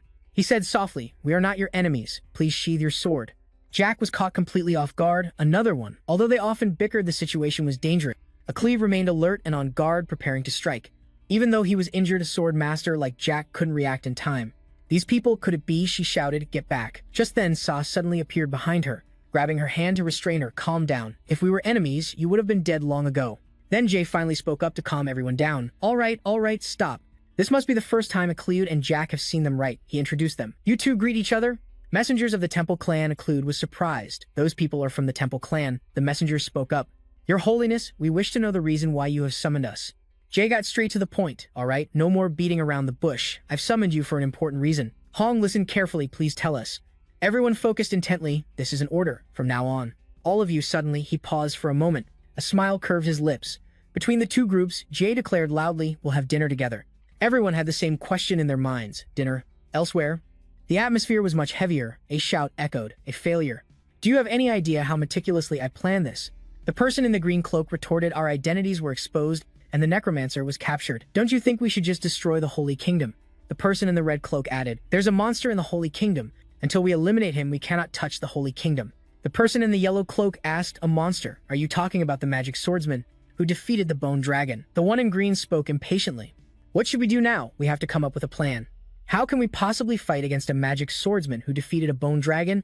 The red cloak's voice lowered schemingly. I think I have a plan. The saint. We will send him to another empire. With his skills, Jay quickly prepared some heavenly-smelling grilled meat skewers. He asked softly, why isn't anyone eating? Is it that hard to swallow? They were all a bit hesitant. Your Holiness, may we ask, why you decided to organize an event like this? Hearing this, Jay smiled brightly, urging them to eat as he replied, I just want everyone to get to know each other so we can cooperate better in the future. Isn't the point of forming a team to help each other and make up for what's lacking in each other? Working separately as we are now isn't very effective. Of course, you all probably don't see much meaning in this, because you are all already very familiar with each other. It might not have an immediate effect, but eventually everyone will see its long-term benefits. Of course, I'll help too, Hong spoke in a low voice. If that is what you wish, we are willing to follow. He quickly said, about that, I want this to be based on a spirit of voluntariness, not coercion. If everyone feels that way, I'd rather keep things separate like they were at the beginning. Just then, Jack spoke clearly with a serious face. House Che will also cooperate with everyone. Acleus looked at him with suspicious eyes. Lord Jack, doing this means you will be breaking your family's traditions. I'm sure you understand what I mean, right? But Jack's attitude remained unchanged. The mission of House Che has always been to protect the saint from the very beginning. I am simply making a decision that helps fulfill my family's duty. Hong Sa and Jao all looked at each other. Hong raised his hand and made a decision. We will also cooperate. The duty of the Black House is to carry out the saint's orders regardless of our mission. The Black House will also participate. Seeing this, Acleus frowned and thought, oh, this is going more smoothly than I thought. Now only she was left. She said sternly, I understand. In that case, House Bellicris will also join. The duty of House Bellicris is to deliver news to the saint. Our family will fulfill our duty well and always be by your side. Jay couldn't help but be bewildered. He looked at Aclude, his head full of question marks. The duty to always be by my side. She quickly noticed his confusion. In other words, it means marrying you. The entire group was instantly dumbfounded. Including Jay, he felt extremely panicked. I don't understand what's happening. Marriage scene changed to the next morning at the Holy Palace. You must have heard about the pleas from the neighboring countries, right? Iriel, seeing Jay's dazed and foolish expression, raised an eyebrow and asked, What's wrong, Your Holiness? He just replied tiredly, Nothing. His gaze turned towards Aclude, who was standing quietly nearby. Flashing back to last night, after hearing Aclude's words, So couldn't help but ask, That's a family duty. Aclude let out a slight smirk. This is why I never wanted to bring it up. However, everyone don't worry too much. Marriage is just one of the means to complete the mission. It's not mandatory. Besides, I have no interest in a saint who is only 15 years old. She glanced at Jay with her sharp eyes, for now at least. Returning to the present, Jay remembered those red eyes of Aclude's. He couldn't help but get goosebumps. He thought, come to think of it, that's the look she gives me every night, as if she wants to kill me. Ariel frowned, seeing his constantly changing expression.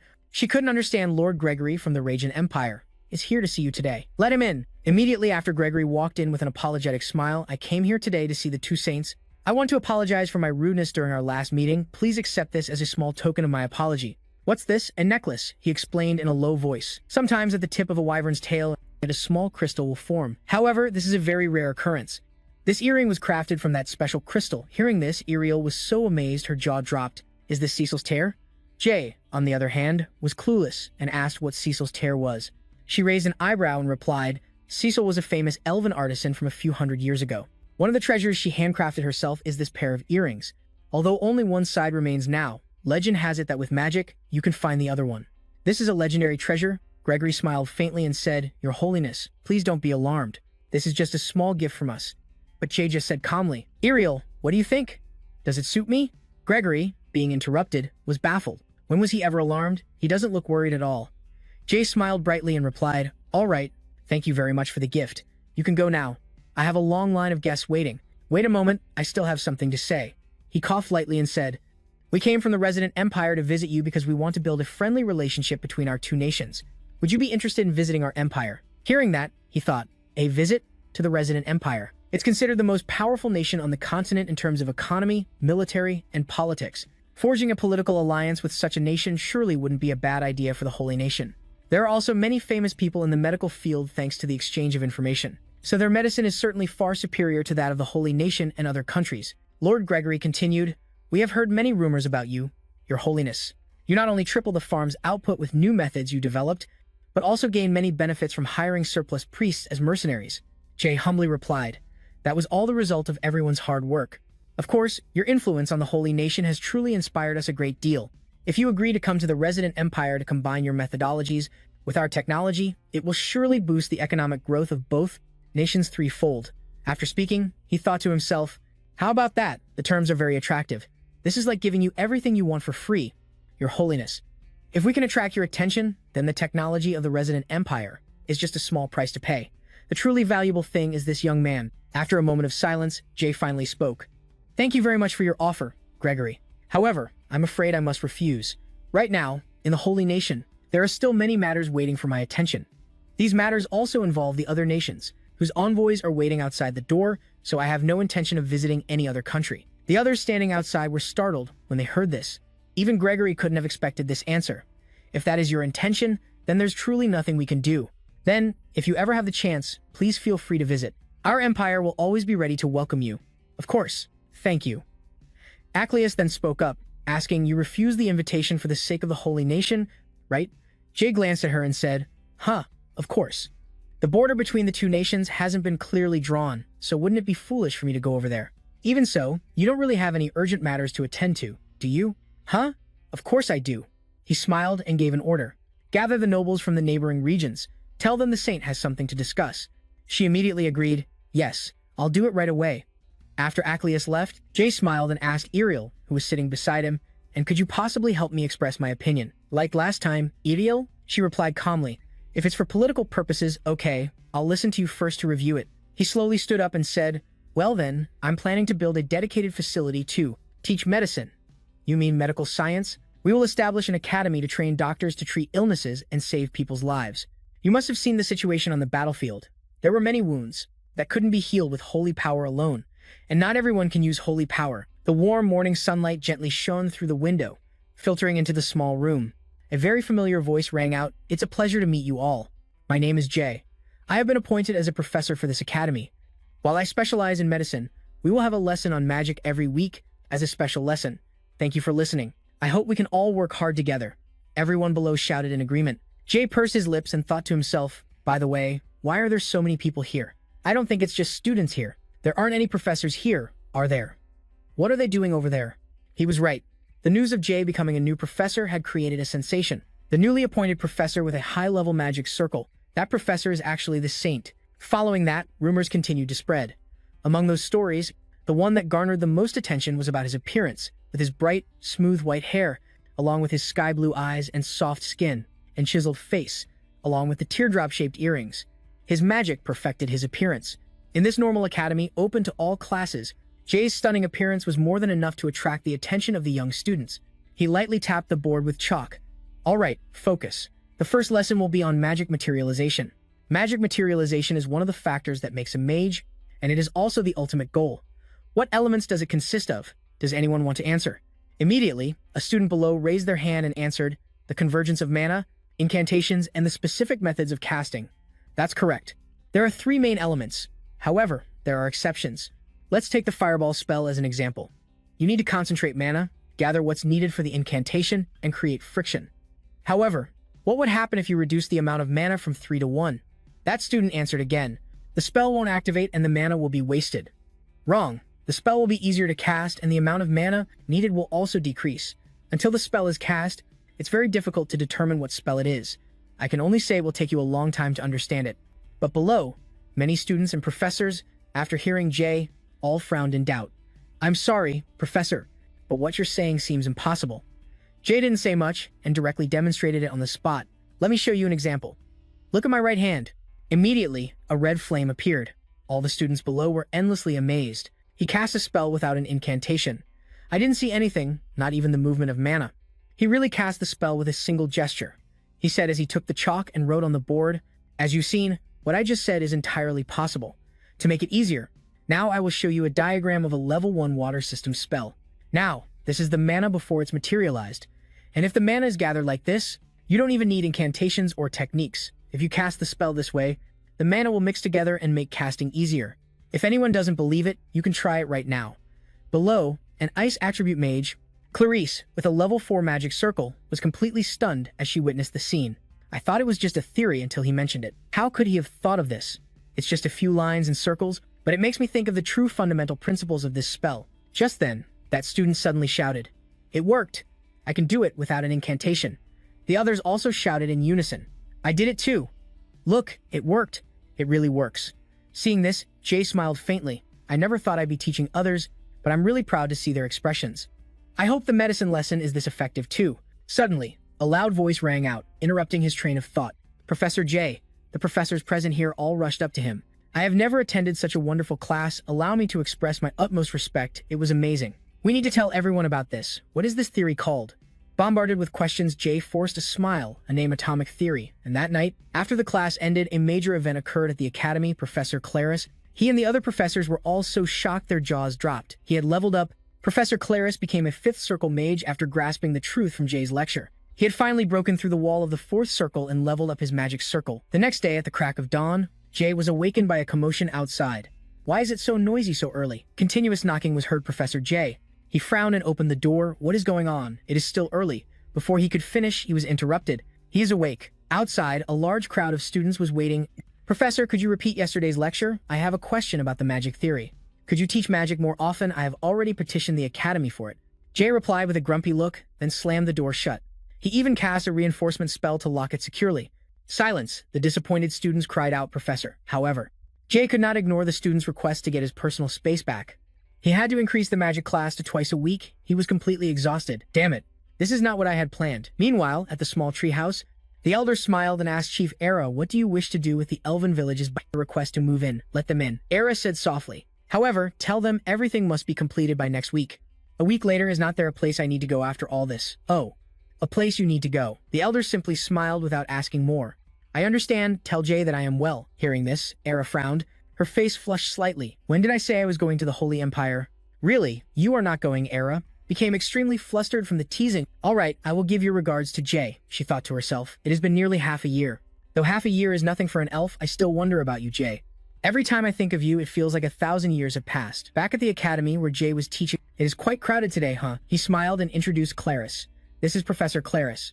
The professor of ice magic will be my assistant for today. The students below immediately started to buzz. Professor Claris is the TA. How did someone like him become so approachable?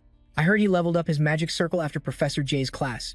He must have changed a bit. Claris immediately glared in their direction. They all fell silent, thinking with a start. How scary. Jay slowly picked up a piece of white chalk and reminded them, stop chattering and focus. We will now begin our second lesson. Mana is a self-balancing element. Since the environment is a component of the atmosphere, mages have no choice but to use homogeneous mana.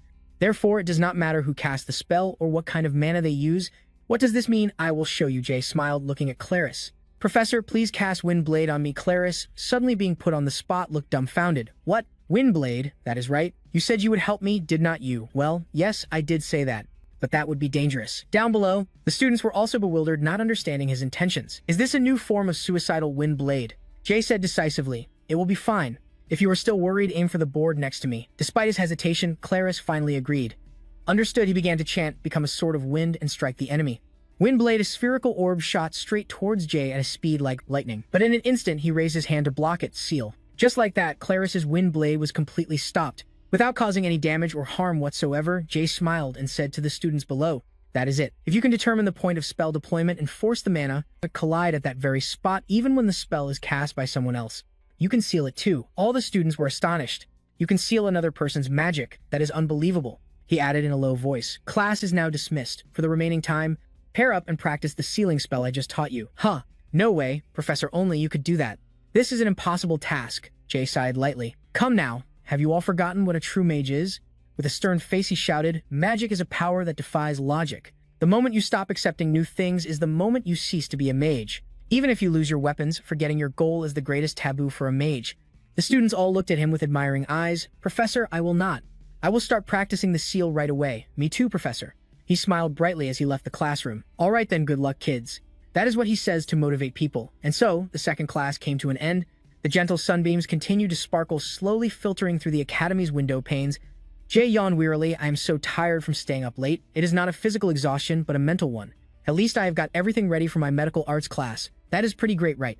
All that is missing are the students. Medical arts are less popular than swordsmanship and magic. How do I get people to sign up? Suddenly, he noticed something nearby. Not far away, a female student was being surrounded by a group of bulky male students. The girl stammered, please let me go, but the most muscular boy said, it has been 276 days since I confessed to you, Greya. I Menos need your answer. The others were cheering him on. Seeing this, Jay thought to himself, who are these guys? Are they harassing that student? The girl, Greya, was flustered, not knowing what to do. Just then, Jay shouted, hey, why are you three blocking a female student's path? Cannot you see that she is frightened? Hearing this, the student Minos became flustered, scared. Greya, that was not my intention. Greya mustered her courage and said, Minos, I am sorry. I will be honest, someone as brawny as you is not my type. I cannot go out with you. Wait, Greya, is it because of... Minos pointed at Jay and asked, is it because of that bastard? You are rejecting me because of him or not you? Hearing this, Jay froze in bewilderment. His slender, girly limbs and that smooth, foolish face. You are dumping me for that pretty boy. Jay could not help but frown angrily. Huh.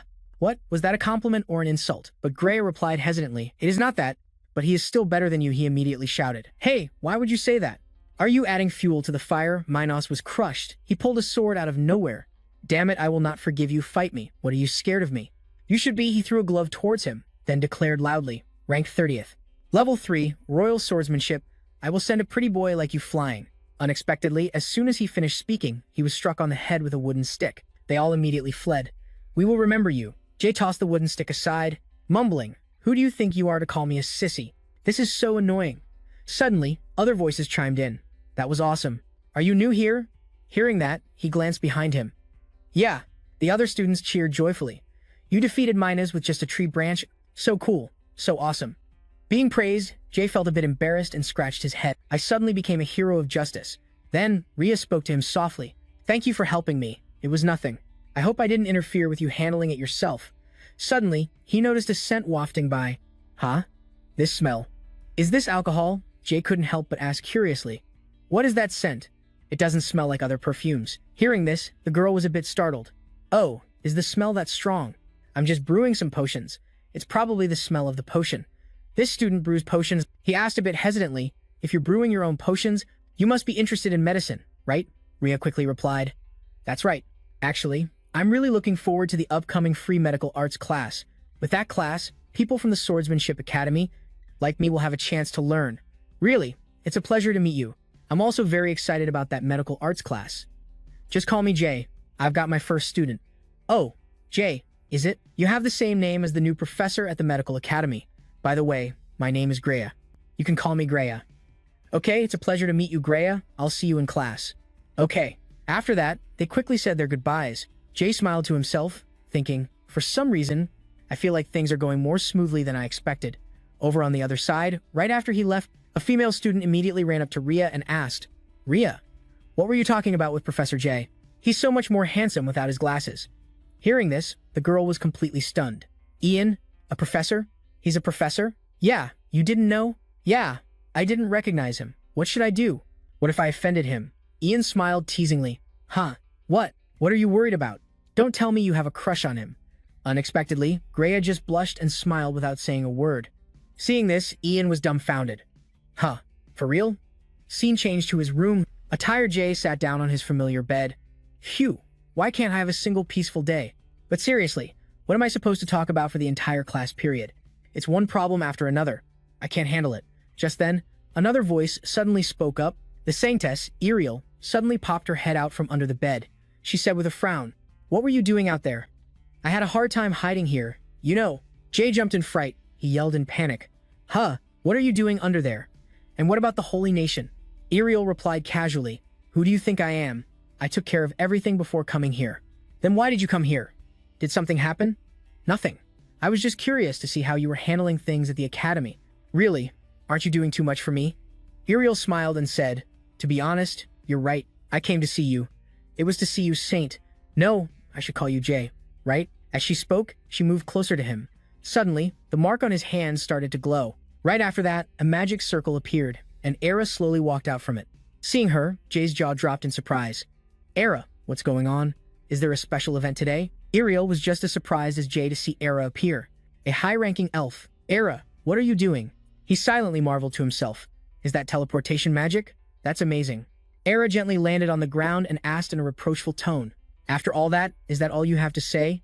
"I'm here because I wanted to see you. Isn't that obvious?" Hearing that, Jay forced a smile. "I'm happy to see you too." But Era scowled at Ariel. "However, what are you doing with this human woman?" Ariel also frowned and retorted, "Is there a law that says I can't be here?" While the two were bickering, Jay had already taken out 2 cloaks. He handed them over. "First, take these and let's get ready to go." Ariel saw this and was confused. "Huh? Cloaks?" Then Jay gave a wry smile and said, "Yeah, we're going to leave the academy," he thought to himself. "If I don't do this, I might get caught. Being seen with a saintess and a high-ranking elf will attract too much attention. Why can't I have just one peaceful day?" After that, the 3 of them left the academy together. They went to a diner in town. Era looked around for a moment and said softly, "It hasn't been long since I last visited a human village, but it seems a lot has changed in this short period of time." Hearing that, Jay thought to himself, "A short period of time. I wonder how long that really is." Just then, a waiter came over and said, "Excuse me, I'm very sorry, but would it be all right if you all shared a table?" Following him was a group of rather burly-looking people. "I don't mind. I'm fine with it. I guess there's no other choice. Thank you so much." "Then, this way, please." The tallest man among them spoke in a low voice. "Thanks for agreeing. We've been waiting for a table for a while." Jay smiled warmly. "It's nothing. Are you 4 adventurers?" He silently assessed them based on the flow of their mana. "Looks like 1 mage and 3 swordsmen." The man gave a forced smile in reply, "Adventurers. Actually, we're mercenaries." The bearded man next to him said softly, "You could say that." Among the 4, one of the swordsmen was a woman. She softly introduced them. "We are members of the Boloko Mercenary Corps." Jay thought to himself, Boloko. I've heard of them before. Most of their members are quite skilled. And recently, they've been expanding. This is a mercenary corps on the rise. Ariel smiled and asked them, "I've heard a lot about you. What brings people like you to this village?" "Oh, about that. We received a direct quest from the Holy Nation. We were asked to suppress the resistance forces and the surrounding monsters." Both Ariel and Jay were dumbfounded when they saw the quest form on the table. She tried to laugh it off. "Is that so? It's impressive to receive a direct request from the Holy Nation." He just silently glanced at her. "I thought you had already finished the job. So you just pushed it off onto mercenaries, huh?" At that moment, Era spoke softly. "Perhaps because I've always lived in the forest, I'm very interested in this story. Tell me more." The group of men all looked stunned. Their jaws dropped at her radiant beauty. The mercenaries began to talk about their life experiences. From their stories, I gathered a lot of useful information. First, after Jay arrived at the academy, the resistance forces and the number of monsters decreased sharply. However, this only applies to low-level monsters. The number of mid-level monsters remain the same, and it's as if someone is controlling them. They've started to work efficiently and use tactics, Jay thought with a serious expression. It would be difficult to use my own people against such an opponent. That's why she hired mercenaries. Ariel must have thought this through. Just then, outside, strong winds began to blow relentlessly. The diner staff all looked outside at once. In just a moment, everything became more chaotic than ever. "It's monsters." Ariel hurriedly told Jay, "Let's go, okay?" I'll follow you. The mercenaries were now outside, their jaws dropped at the sight before them. Wyverns. A monster that looked very much like a dragon was soaring through the sky. Everyone's faces turned pale as they stood frozen in place. What is this? I can't move. Don't tell me this is fear. How interesting for a wyvern to use a fear-based ability. Era calmly stepped forward. She held out 2 fingers. First of all, fear is only for playing with the weak. Immediately, the wyvern furiously charged at her. It let out a loud roar, but Era remained unfazed. She gently waved her hand. Just like that, the wyvern fell from the sky, crashing straight into a nearby market stall. She frowned in contempt. How dare you use that on a stronger opponent?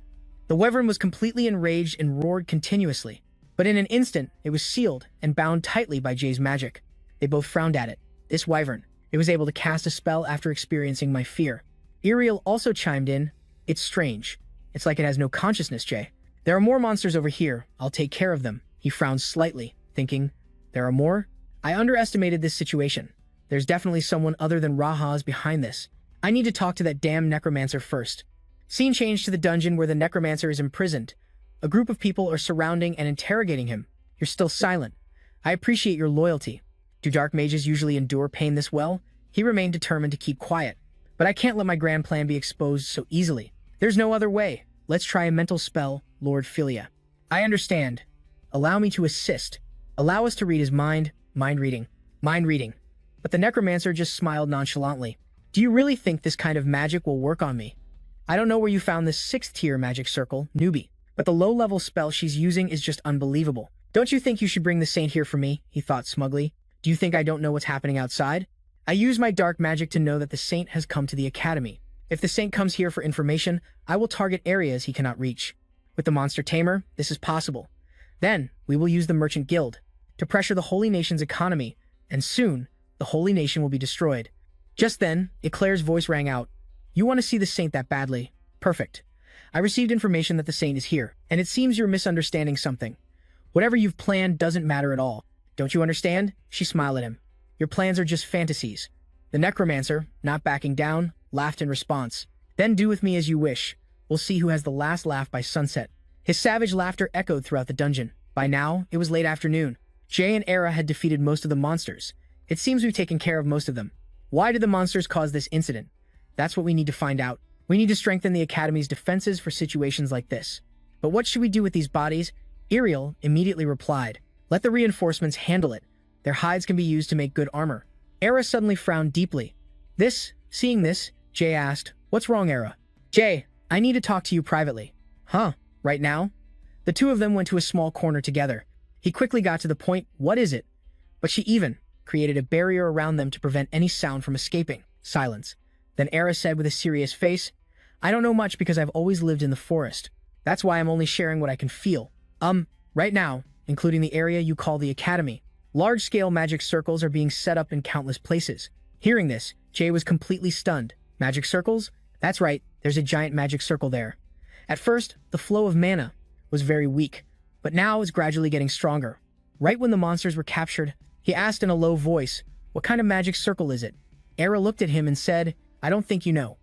I can only detect a faint trace of magical energy that I can feel. But breaking a magic circle of this size is not easy at all. At the very least, we have to anticipate that several areas will be destroyed. Jay, I didn't expect it to be this serious. Can we get rid of the magic circle right now? That's nearly impossible. To destroy a magic circle, we need to remove at least 30% of the formation. In this case, since we don't know what they used to draw the formation, it makes things even more difficult. He thought in silence, that's right. If the formation were drawn with chalk, it would have been erased long ago. An active magic circle means it was placed there beforehand and hasn't been erased yet. The size of the formation is also a problem. But to think, how could I not even feel it? A magic erasing formation of this level, let alone erase it. I don't even know if I can stop it. We need to evacuate everyone immediately. Jay started preparing the evacuation order, and as soon as Fia learned of this, she calmly sought a way to evacuate the people. Generally, the Academy is divided into North and South sectors. It's best to evacuate the North to Garen and the South to Julian. However, because there are many mountains between the North sector and Garen, they can't accurately redraw the detailed map of this area. Understood. Jay entrusted the evacuation of the North to Fia, as she was familiar with the Holy Nation's terrain. He also entrusted the protection of the people in the South to Era. He looked around anxiously. We need to inform the people here. Is there any high ground? Should I climb onto a roof or something? Jay, just stand still right there. Immediately, a tall mound of earth was created where he stood. Thanks, Era. Then, he used magic to amplify his voice. Everyone, evacuate to Garen immediately. Hearing this, the people all turned to look at him. Everyone looked confused. Evacuate? What are they talking about? Oh, but this voice. Jay took off his cloak. He continued to shout, "In the name of the holy nation, I command you all. Everyone, leave this place immediately. This area is dangerous." The people kept murmuring. "That's Saint Jay. What does he mean? Leave this place?" Seeing this, Jay gritted his teeth and thought, "We don't have time to talk," to convince the crowd. "I have no other choice." He secretly created a large explosion below, causing the people to flee in a panic. An explosion. Run. Jay continuously created various explosions and tremors. There's no time to explain, so this is the only way. After the area below was left in chaos, he finally stopped. Phew, this should be enough. All right, I'll leave the rest to them. Now, to the outskirts, Jay leaped down from above. He sped forward quickly. I don't know who's behind this, but they'd better not think they can get away with this. Scene change. The sky was now completely dark. Ariel moved deeper into the dense forest. She thought with a serious expression. The emergency evacuation of most of the people is expected to take over 3 days. Before the riots break out, we need to meet the essential food needs for the city's residents. Not to mention the north sector, which has a longer distance and travel time, so they're more likely to face danger than the south sector, from monsters, or someone like the people chasing me right now. She warily glanced behind her. Their mana is quite strong. There seem to be 5 of them, at least at the supporter level, or perhaps even higher. After running for a while, Ariel finally chose a place to stop. This place is suitable. She took off her hood and looked around. Do you all have some business with me? Immediately after, a group of masked people emerged from deep within the forest. Wow, a real saintess. Hey, don't talk in front of the enemy. So what? She's going to die soon anyway. Ariel silently observed them. 3 young men and 2 middle-aged men behind them. The middle-aged men have a mana level and power comparable to Jack's. This is trouble. One of them clicked his tongue and said, "I'd rather fight a saint than a saintess." Ariel remained calm and said, "For something like this to happen, despite you knowing who I am, if I punish you, will you tell me which kingdom is behind this?" They quickly surrounded her, each holding a sharp sword. "Don't look down on us like that." Unable to hold back, one of the young men rushed forward, attacking Ariel. "But we have silenced countless priests who treated us like a joke, just like you." But in an instant, she used magic to blow the entire group away. How ruthless. Just lie there and count the stars or something. It'll be killing you soon enough. The men, now terrified, cried out, "Save me." Just as she was about to deal the finishing blow, something unexpected happened. Another one rushed forward and blocked it, and Ired quickly observed him. This level of swordsmanship and flow. As expected, this is a high-level swordsman, but which kingdom would send 2 high-level swordsmen? It might be the Legion Kingdom, but they have no reason to target me. More importantly, they can't handle a saint, so they wouldn't do something this foolish. A dark force consisting of a necromancer and a bone dragon, and a high-level swordsman as well. I don't have time to think about this now. She took off her outer cloak and threw it aside. If they catch any of my mistakes, I will be killed. Ariel slowly advanced, her approach different from a typical swordsman. My holy magic has a wider combat range. I can reduce the distance little by little. But before she could make a move, the man suddenly vanished. Then he and another guy quickly surrounded her, attacking at the same time. Ariel did not expect this at all. They attacked at the same time while I was aiming at one side. Did they plan this? To lure me out of the other's blind spot, was one of them ready to sacrifice himself? And they are not even low-level warriors, but high-level swordsmen. But she smirked, and then Ariel shouted loudly, "Holy light!" Immediately, a blinding yellow light appeared, forcing both of them to take a few steps back. This was a completely wrong move in a head-on battle against high-level swordsmen. Just a small variable, she continuously cast Blessing, Holy Seal, Holy Release. It could also decide who the winner is. Ariel used a holy sword in each hand. She used her swift speed to take advantage of an opening and slashed, causing one of them to lose a hand. The man knelt down in pain. Blood flowed out continuously. Ariel said in a low voice, "You give up your life as easily as a piece of paper." The man struggled to speak. "You are strong," she immediately replied, "because I tried." He continued to ask, "But what if, even if you are that strong, there are still forces that make you powerless? What would you do?" "I would try to reconcile or compromise." The man forced a laugh. "So there is that solution too, huh? But you know that force does not understand the concept of reconciliation? Then the only way is to destroy it. Even if they are stronger than you, is that possible?" Ariel smiled at him. "If it were me, that would be impossible. But I know someone who can make it possible. Do you have anything else to say?"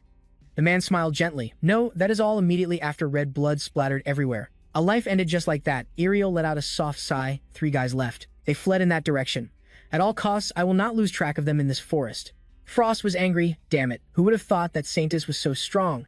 He became bewildered. Even 2 high-level swordsmen could not fight her. How can we capture someone like her? His comrade next to him also looked hesitant. If we go back now, A sound suddenly cut them off. No, that is not going to happen. Ariel appeared from nowhere, one hand on her hip, threatening them coldly. Just as I thought, you could not get far. All right now, come here, one of them spoke up. I did not think she would get here so fast. Ariel maintained her cold expression and asked them, why did not you just quietly follow me when I was being nice? Even if you refuse, I will still take you with me.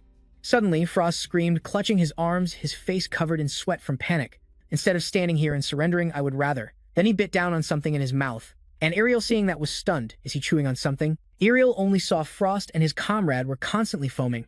At the mouth, their faces pained. She seemed to have guessed something. Did they hide poison in their mouths? They are using suicide to protect a secret. But she immediately cast a holy healing spell on the two of them. Ariel looked disdainfully at their petty trick. Do you think you can die that easily? Just obediently follow me. Or should I chop off your legs and drag you? The two guys whimpered. One of them spoke up. Can you promise to untie us? If we go with you, no. She immediately crushed their hopes. Do you think you are in a good position right now? She said coldly. Assassinating a saintess is a crime where the culprit can be easily punished on the spot. Of course, after being interrogated, you will be executed. Frost shut his eyes tightly. Even if we tell you everything, the Holy Kingdom cannot do anything. And Ariel replied, we will be the ones to judge. You just need to honestly confess everything you know. At this moment, he was kneeling pitifully on the ground, persistently negotiating with her. If we tell you, just promise me one thing, or at least consider it. Ariel replied leisurely, if you swear, you will only speak the truth. I will try to do that. As she finished, his comrade shouted in panic, you bastard. Are you really going to tell them? They could not help but be afraid. This is not just about you. We will all die. Ignoring his comrade's words, Frost immediately placed his hand on his chest and made an oath. I, Frost, swear on my mana that I will only tell you the truth. Hearing his oath, Ariel whispered in surprise. A mana oath. If the person who makes the oath breaks it, the mana inside their body will flow in reverse. Indeed, what he says from now on must be the truth. He began to tell her the story. The Holy Kingdom does not know, but I mean our group. Phroxia infiltrated the Holy Kingdom over 25 years ago. Hearing this, Ariel was once again surprised. Phroxia. And 25 years ago means she put a hand to her face, recalling something. The great massacre of the people in the Garen suburbs. Frost, now standing, continued. So you know that was the beginning. To Ariel's astonishment, he continued to reveal the truth. Everyone said it was a monster attack, but that is not true. He stated that everything was Phroxia's doing. He recalled that time. One-eyed monsters bared their teeth and captured the people. He recounted sorrowfully. We are the survivors who were kidnapped during the massacre of the people of the Garen suburbs. They only chose to kidnap a few healthy-looking people. Frost remembered the scene of his countrymen being crushed by giant pythons to death. He continued. The rest were thrown as bait for the monsters. He also remembered the two middle-aged swordsmen with sympathy. Those two high-level swordsmen from earlier seemed to have been kidnapped from other kingdoms as well. They took our families hostage and would kill them one by one if we did not obey them. Frost's emotions surged and tears streamed down his face. They even took my own sister hostage, so please promise me you will destroy Phroxia. And Ariel, after hearing the whole story, her expression darkened. I understand, now leave. His eyes widened in astonishment. What, you are letting us go? She turned and walked away. Waving her hand nonchalantly, she replied, that is right, whether you choose to return to your families or die alone, do as you please. While the other two were looking at each other in confusion, Ariel spoke up. Oh, and do not worry about Phroxia. I cannot guarantee I will annihilate them, but I can still push them to the brink of destruction. Suddenly, one of them spoke up, making her stop. Excuse me. The bald man scratched his head as if he had made up his mind. I also want to tell you a few things about Phroxia. The one next to him did the same. Me too. Ariel turned her head back and told them, in that case, follow me. I will listen to you on the way. Meanwhile, in the suburbs of the academy, Zay could not help but wonder to himself. It is strange, I do not see anything like a magic circle, but there is definitely a magical reaction here. He seemed worried. If I do not quickly break the magic circle, the magic will continue to activate. He looked around the academy, gradually deducing in his mind traces of mana-based explosions, and blood spilled on the streets. And above all, the villagers have turned to stone. Also, strangely, not a single building was damaged in this mess. It seems like they intentionally prevented the buildings from being harmed. Zay seemed to realize something. No way. He remembered the words of Chief Ara. To destroy a magic circle, we need to eliminate at least 30% of the formation. In this case, since we do not know what they used to draw the formation, it makes things even more difficult. Zay gradually came to a conclusion. It is not chalk powder or bone powder, but a giant magic circle still will not be broken. He quickly cast a holy explosion spell, creating a huge blast. Seeing the fire in front of him, Day was certain of his guess, just as he had predicted. Even though it was just a little, I could still feel the magic circle scattering. That means he became even more certain when he saw the giant barrier appear. The village itself formed a giant magic circle. Suddenly, a voice called out, "It's about to collapse. Get out of the way." Day was shocked. "There are still people here?" he said to the two people who had just spoken. "Everyone, All of you were ordered to evacuate. Why are you still here? The two were shocked to see him. Oh my god, that's a saint. The one in blue spoke up. It's not that we disobeyed, it's just. The man in yellow next to him chimed in with an urgent look. People were being turned to stone and killed. The other one added, yes, that's right. We thought we would also be turned to stone if we evacuated, so we couldn't run. Hearing this, Day asked, so, who turned everyone to stone? The two of them started to explain. Well, I'm not sure if you know, but there are monsters called ghosts. They often use dark magic. By the time we sensed them, some of them were already running around the village. He nodded as if he understood. So, it was the monsters. The man in yellow gave a forced smile, thinking to himself, we hid, so as not to disrupt the magic circle's activation. The man in yellow narrowed his eyes as if in an internal conflict. I can't believe some people started destroying the buildings over there, and over here. And who knew that Madman would be a saint? Suddenly, Day asked them, but why didn't you two think of catching the monsters? After all, you're both support players, aren't you? Hearing that, the two of them turned pale. He's figured it out. He continued with his argument. And the red blood on your clothes. It can't possibly be from ghosts, which are bloodless. Besides, you said you were hiding inside the entire time. At this point, Day's face grew cold, filled with killing intent. So you killed the warriors who were trying to fight against the ghosts and help the monsters escape. And after eliminating the reinforcements from the Holy Kingdom, you laid low in the building. Isn't that right? The man in yellow knew he couldn't deny it. He bit down on something in his mouth. If we've been discovered, then we have no other choice. As he finished, their bodies began to melt, releasing a strange gas. He was stunned. They're melting. Is that poison? Looking at the two people in front of him, who were now just two murky puddles, Day's mind was reeling. A poison that can melt a body instantly. I've never heard of this type of poison before. I can't believe they took poison to avoid leaking information. Who is the mastermind behind all this? He covered his face with one hand in frustration. Damn it, I have so much to figure out, but I don't have time for this. I have to destroy the magic circle first. Immediately, Day's expression changed. 30% of the city. Just destroying it won't be enough. He activated his mana detecting eye. He silently concluded. The people around here, the two who just died, were probably the last ones left here. As he thought that, a magic circle appeared around him. I need to end this quickly by drawing out as much mana as possible. Day created a blue mana orb and threw it forward, creating a shockwave like an earthquake. Instantly, the holy temple in front of them shattered into pieces and collapsed. Elsewhere, Frost spoke up. That's how we were kidnapped by Phroxia. He followed behind Ariel, scratching his head in embarrassment. After that, we had to undergo harsh training, and I think we've done every kind of evil and dirty deed there is. Her face remained expressionless as she listened to him, but inwardly, she was analyzing everything. They were at the bottom of the group, so they didn't have much intelligence, but Ariel thoughtfully considered the information they provided, the scale of Phroxia, a rough idea of their forces, their skills, information delivery methods, and more. Compared to knowing nothing before, learning this much was a pretty good result. Suddenly, Frost timidly asked, "Excuse me, Saintess, what about you?" Ariel looked confused, so he scratched his head and explained, "I mean, about your childhood. You look like you grew up in a wealthy family." Hearing that, she was lost in thought. When I was a child, she recalled her past. In a peaceful, sunlit home, a fond voice called out, "Ariel, are you there?" A young Ariel smiled sweetly. Holding a laundry basket, she answered brightly, "Yes, I'm here." In a church for orphans on a small island within the Holy Empire, lived a beautiful girl named Ariel, with brilliant pink eyes and soft, shimmering blonde hair. Among the other orphans at the church, Ariel stood out like a swan among ducks. She was like an angel, with outstanding intelligence and a kind heart. One day, Ariel, would you like to see the outside world? The outside world? Priest Josh said with a smile. You're always so curious about the village. Don't you want to see the world? Ariel replied, I am curious, but what would I do if I left? I'd be sad if I had to leave my friends. He said gently, You're a smart girl, Ariel. I'm sure you can do anything you set your mind to. I will help you. Your talent is being wasted in this church. I can see your potential. You'll have more opportunities to grow out there. Until you find what you want to do, I will be there to help you. Of course, you can come back to visit your friends anytime. Hearing this, the girl looked excited. Okay, in that case, I want to go. Good girl, how about we leave today? But I haven't said goodbye to my friends. I'm telling you this because a very good opportunity just came up. If we don't leave now, we'll miss it, Priest Josh urged. Now, let's hurry. Ariel felt a bit confused. Okay, the girl thought to herself. Father said I could come back to see my friends anytime. Afterwards, the two of them got into a carriage that was waiting outside. Ariel was still full of regret. I'm so sad I didn't get to say goodbye to my friends. Priest Josh chuckled lightly and said, It's all right. You can write them letters, can't you? You're right. Everything will be okay, right? As she spoke, her eyes widened at the unfamiliar scenery outside, through the carriage window. Oh, father, we've already passed the village. He replied, oh, we're heading to the port. The port? Yes, we're taking a ship to Gyo. Gyo is a large city. It's much more wonderful than this village. You'll be able to explore so many places. It's time to go now. Hearing his sweet words, Ariel wondered, more wonderful than the village.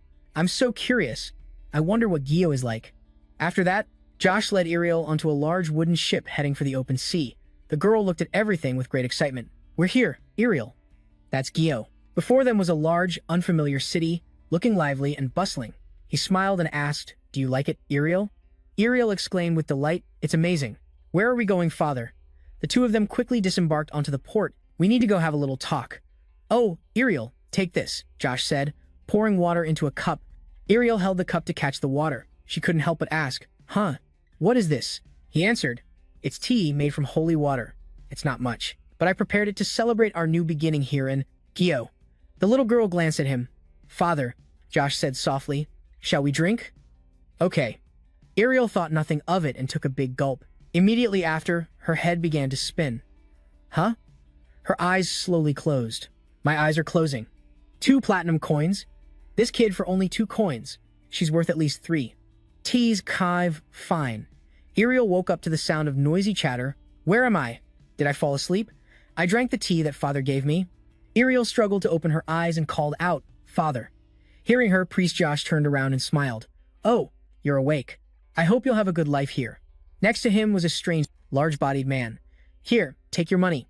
Ariel asked in a panic, is this the place father mentioned? But this place, before she could finish, he cut her off. Yes, this is the slave trading post. I just sold you as a slave. And Ariel couldn't believe what she was hearing. What are you saying, father? I thought you were taking me to a wonderful place. You said you'd help me find something I wanted to do, then he nonchalantly burst out laughing. You're so naive. Of course, I was lying. Sorry, but you're a smart kid, so I'm sure you'll be fine. It can't be. George slowly opened the door to the room, but I'll promise you one thing. Just write home whenever you want to see a friend. He gave a distorted smile. I'll send that friend right over here. Then turned and left. That big man quickly went over to Israel and urged her, follow me. Just like that, after being tricked, Israel sat still, staring at the wall. For 4 days, as if she had gone mad, she sat listlessly like a soulless corpse. No, I was just pretending. After a while, they started to let their guard down. And after analyzing the surrounding area, I had memorized every action, characteristics, and even the smallest habits of everyone who entered and left this house. Then, the day I was to be sold arrived. Israel fumbled with the cross attached to her necklace. Israel, I'm sorry. As a mother, I should have protected you. But always remember, as long as you hold this, the God of Thorns will always be by your side. That's why you will never be weak. Israel, become stronger. She clenched the cross in her hand. Outside, the murmuring voices of the traffickers could be heard. This girl is special merchandise, so she'll sell for a high price. Ariel frowned and thought, it's time. Although I've hesitated for the past 4 days, I only have one choice. That big man, as usual, took a lamp to check on her. That stupid priest, he only took 3 platinum coins for this girl. This slave manager. I can't match him in strength. Even if I'm lucky enough to escape, a little girl like me can't outrun a big man. He saw Ariel sitting motionless against the wall and called out, huh, is she sleeping? Hey, wake up. She's not moving. Is she dead? That's why I'll make him let his guard down and kill him to escape. She quickly pulled out the cross on her neck and stabbed it straight into his neck. Back to the present. Ariel, holding that cross in her hand, said coldly, that past could probably call me a murderer. Frost forced a smile and said, is that so? Oh, we've arrived at the front gate of Gyo. Immediately, Priest Gyo knelt and greeted respectfully. Greetings, Saintus. Ariel looked down emotionlessly. Long time no see, Priest Gyo. Or should I call you father? Hearing this, sweat started pouring down his face. His eyes were filled with confusion. In a certain town, night had fallen. A shout rang out. That brat went this way. A man with a scar on his eye yelled, this time, I'll definitely catch her. Following him was a bald man with a long scar on his cheek. His fierce expression was clear. I recall those dark memories. Father tricked me and sold me into slavery. After that, I killed for the first time in my life and escaped. The slave traders relentlessly pursued me. Little Ariel was hiding behind a wall. Her hand tightly gripped a rope on guard against the pursuing traffickers. Those painful memories flooded her mind. They relentlessly chased me for months. And every time it happened, the slave traders running forward would trip on the rope that Ariel had set up. They stumbled forward into a pile of scattered broken glass. Pitiful screams echoed. She recalled how she escaped that nightmare. I escaped them using the very same method. I used the first time. As they writhed in pain among the glass shards, little Ariel jumped out, holding a silver knife. She continued to recall the most heinous sin, taught as a doctrine in the church, is murder. Little Ariel ruthlessly swung the knife down. She pondered the past. As my body became more stained with blood, the stains would cling to my hair, just as that sin was etched deep into my being. Young Ariel was filled with sin. Her hair was still stained with the trafficker's blood. Her face then was like a blind person with no way out. And unlike the blood stains, the traces of those sins never disappeared. Instead, they grew clearer, while the feeling of guilt gradually faded away. In the end, her eyes grew dark. I resented the world for pushing me into this situation. An innocent soul had become empty. Little Ariel was filled with resentment. Seaport, ships, the island city. Grace, that bastard. I need to kill people. Why do things like this happen? And Ariel recalled that moment. There was only despair. And by the time I arrived, my soul had completely become that of a murderer. But God does not abandon anyone. At the moment that seemed to be the end of Ariel's life, a warm ray of light appeared. The supreme goddess appeared, reaching out her hands towards little Ariel. She recalled that image. For some reason, the goddess chose me. In Ariel's empty eyes back then, a glimmer of light that saved her life appeared, and it changed her murderous thoughts. Standing before that gentle light, I gradually realized how precious life is, and how meaningless revenge is. She continued to recall, and that is why, even when I stare at the face of this shameless man, that shameless man is the priest currently bowing his head. In the present, Ariel seems to have let go of the resentment in her heart. I don't feel anything at all, which is strange, she mused, her face still devoid of any emotion. Elsewhere, Jay was demolishing buildings one by one. I can't just simply destroy it like this. He continuously deployed his mana. I'm finding all the magic circles deployed throughout the city, and determining their types and purposes.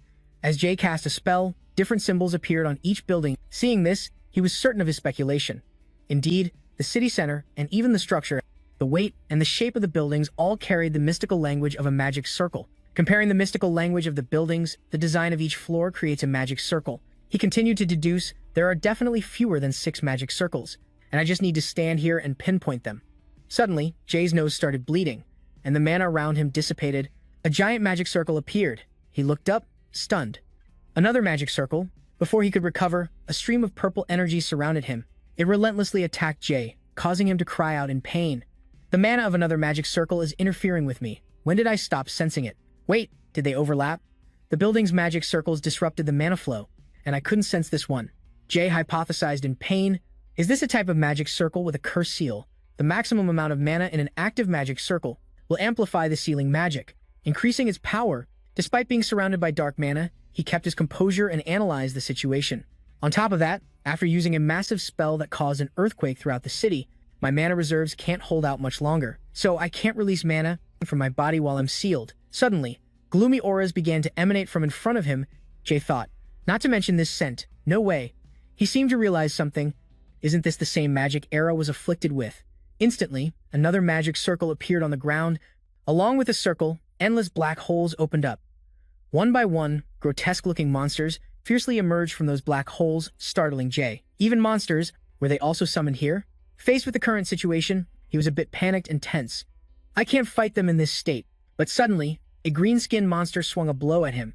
At this moment, Jay resolved, if I don't stop them now, they will definitely chase after the evacuees. He quickly cast a spell, creating a mana sword. Isn't one this big a bit overkill? Not giving the monster a chance to touch him again, Jay swung his sword. The monster was sliced into 100 pieces. Suddenly, he froze, the mana flowing through his body. He collapsed to his knees. His face contorted in extreme pain. It feels like my blood vessels are being torn apart. The mana is flowing backward. While Jay was distracted, arrows flew from out of nowhere. They pierced straight into his back. He fell flat on the ground, his back soaked in blood. However, he struggled to turn his head and look toward where the arrows were fired from. Did they anticipate this would happen? I was too careless to be attacked like this. I was too arrogant. Suddenly, the growls of beasts echoed. Monsters with glowing red eyes surrounded him. Elsewhere, people were moving into the city. Era stood up high, observing the crowd. Witnessing the supplies being delivered, it seems she's handling things well. They're moving faster than I thought. At this rate, the request I received will be completed soon. I should go to Jay now. Suddenly, someone called her name in her subconscious. Era. She was startled. Jay? The mark on the back of her hand flashed. This is... Era immediately realized something was wrong. She quickly cast a holy spell. Jay's life force is fading. What exactly is harming that child? She shouted, teleportation gate. Then she quickly flew through it. Seeing the monsters preparing to pounce on Jay, Era shouted, "Stop!" She was filled with indignation. "Vile monsters, how dare you!" In the blink of an eye, Era annihilated all the monsters. Suddenly, her eyes widened, her face filled with utter shock as she saw Jay lying unconscious in a pool of blood. She shouted his name, "Jay." Era rushed to his side to check on him. Worriedly, she tried to wake him. "Jay, are you okay? Wake up." In an instant, her face turned pale. "I can't believe it, this scent." That haunting past came flooding back. Ever since Era was afflicted by that scent, she could never forget it. A disgustingly sweet and fruity scent that had imprisoned her for 25 years. At that time, Era fell into a deep sleep. That is a sign of the curse that put her into a long slumber. Those around were also shocked to see her like this, as demonic purple smoke still enveloped her. And now, Jay is also emitting the scent of a curse. Remembering that painful memory, Era suddenly burst into tears. She hugged Jay and softly called his name. The situation is not looking good, because Jay has been in a coma for a month now. This information came as a great shock after the news of what happened to Jay. As news about the kingdom's hero spread, his supporters were greatly surprised. As a sign of gratitude, the kingdom held a ceremony to honor him as a hero. Solemn rituals were performed as Pope Glacier praised Jay's glorious achievements, then he bestowed upon him a hero's title. No one in the Holy Kingdom had ever received the title of Aben. From then on, many troubles arose because the figure symbolizing the kingdom's strength, the Holy One, was currently absent, so the kingdom was at risk of a foreign invasion, and without wasting any time, Brocasia began to spread throughout the kingdom. Finally, war broke out between the two sides, and Iriel excitedly unleashed her attacks. At this rate, is the sky going to fall down? Jack fought hard to destroy the enemy. You must be pretty relaxed to be joking. The current situation made her a little concerned. It is already the third day the enemy has been attacking continuously, and even while holy magic can resolve physical fatigue, it cannot erase the mental fatigue for everyone. At this point, someone suddenly shouted for the Saintess. Iriel looked bewildered towards the source of the sound. That person was none other than Harrow riding towards them. "We are here to help." She quickly recognized Marquis Harrow. Then Iriel mustered her strength to unleash a martial skill, defeating the enemy before her countless lightning bolts struck down under her power. Deafening claps of thunder echoed. Suddenly, a figure flashed past. It was Barry vigorously swinging his sword to destroy the enemy. Yeah, if the Holy One saw this, he would be very happy. Then she smiled. That's right, Jay needs to rest until the battle is over and he wakes up. Suddenly, a wounded soldier cried out in pain. A woman approached with a smile. How can a low-ranking soldier possibly fight against the Saintess? Seeing this, Jack grew worried. Saintess, those people. Iriel was just as surprised. This is absurd. Rumor has it they only appeared in Selene a few days ago. Well, I have to admit, her face is quite beautiful. She was quite chubby as a child. Oh, what else is there besides that? Abu burst out laughing. That's a bit embarrassing. She found it extremely confusing. How could they have gotten to Salonia so quickly? Then Iriel began to analyze the current situation on their side. Only Jack and I have reached the rank of high-level swordsman, despite some difficulties. Looking at the color and intensity of his aura, there is no doubt about it. He is at least a mid-high-level swordsman, otherwise we stand no chance against him. After a moment of thought, she glanced over, sending a telepathic message to Jack. He got the signal and turned his head. To their astonishment, Aura aggressively charged forward. The way you two look at each other is so pathetic. Iriel hurriedly raised her hand to cast a defensive spell. The man looked at her with contempt. "You want to block my attack?" Then Aura launched another powerful attack. "Block this one." Jack realized the situation was bad. Saying to get back quick, but it was too late as the attack was right in front of him. Then an earth-shattering explosion occurred. The injured Jack let out a soft cry of pain and thought to himself, he can do this much damage with just one attack. He then knew the opponent was not to be trifled with. Clearly, he is far superior to us. He is a mid-high or high-level swordsman. The situation was not good, so she immediately ordered a full retreat. Retreat from here at once. He would not let them go easily and quickly charged forward. "You think I will let you do that?" Suddenly, Iriel thrust her hand out in front of Aura, immediately after she cast a spell. Only then did he realize it was holy power, angelic light. After being hit by the spell, he was on full alert. Have you ever successfully avoided this power? Then Aura stared in astonishment at the desolate scene before him. I immediately felt all my hostility disappear. Could she have borrowed the power of the gods? How interesting. Back at the camp, a voice rang out. While the 7 holy knights defend the front, have Marquis Harrow's cavalry prepare to attack the rear. The one giving the orders was Rhea. Let the Saintess manage the holy knights' actions. The battle will take place in the northwest forest. Rhea thought this, observing young Iriel. She looked at Rhea with satisfaction. She is an outstanding girl. Among the academy students who volunteered for the war, she has a keen eye for planning, which makes up for her lack of physical strength.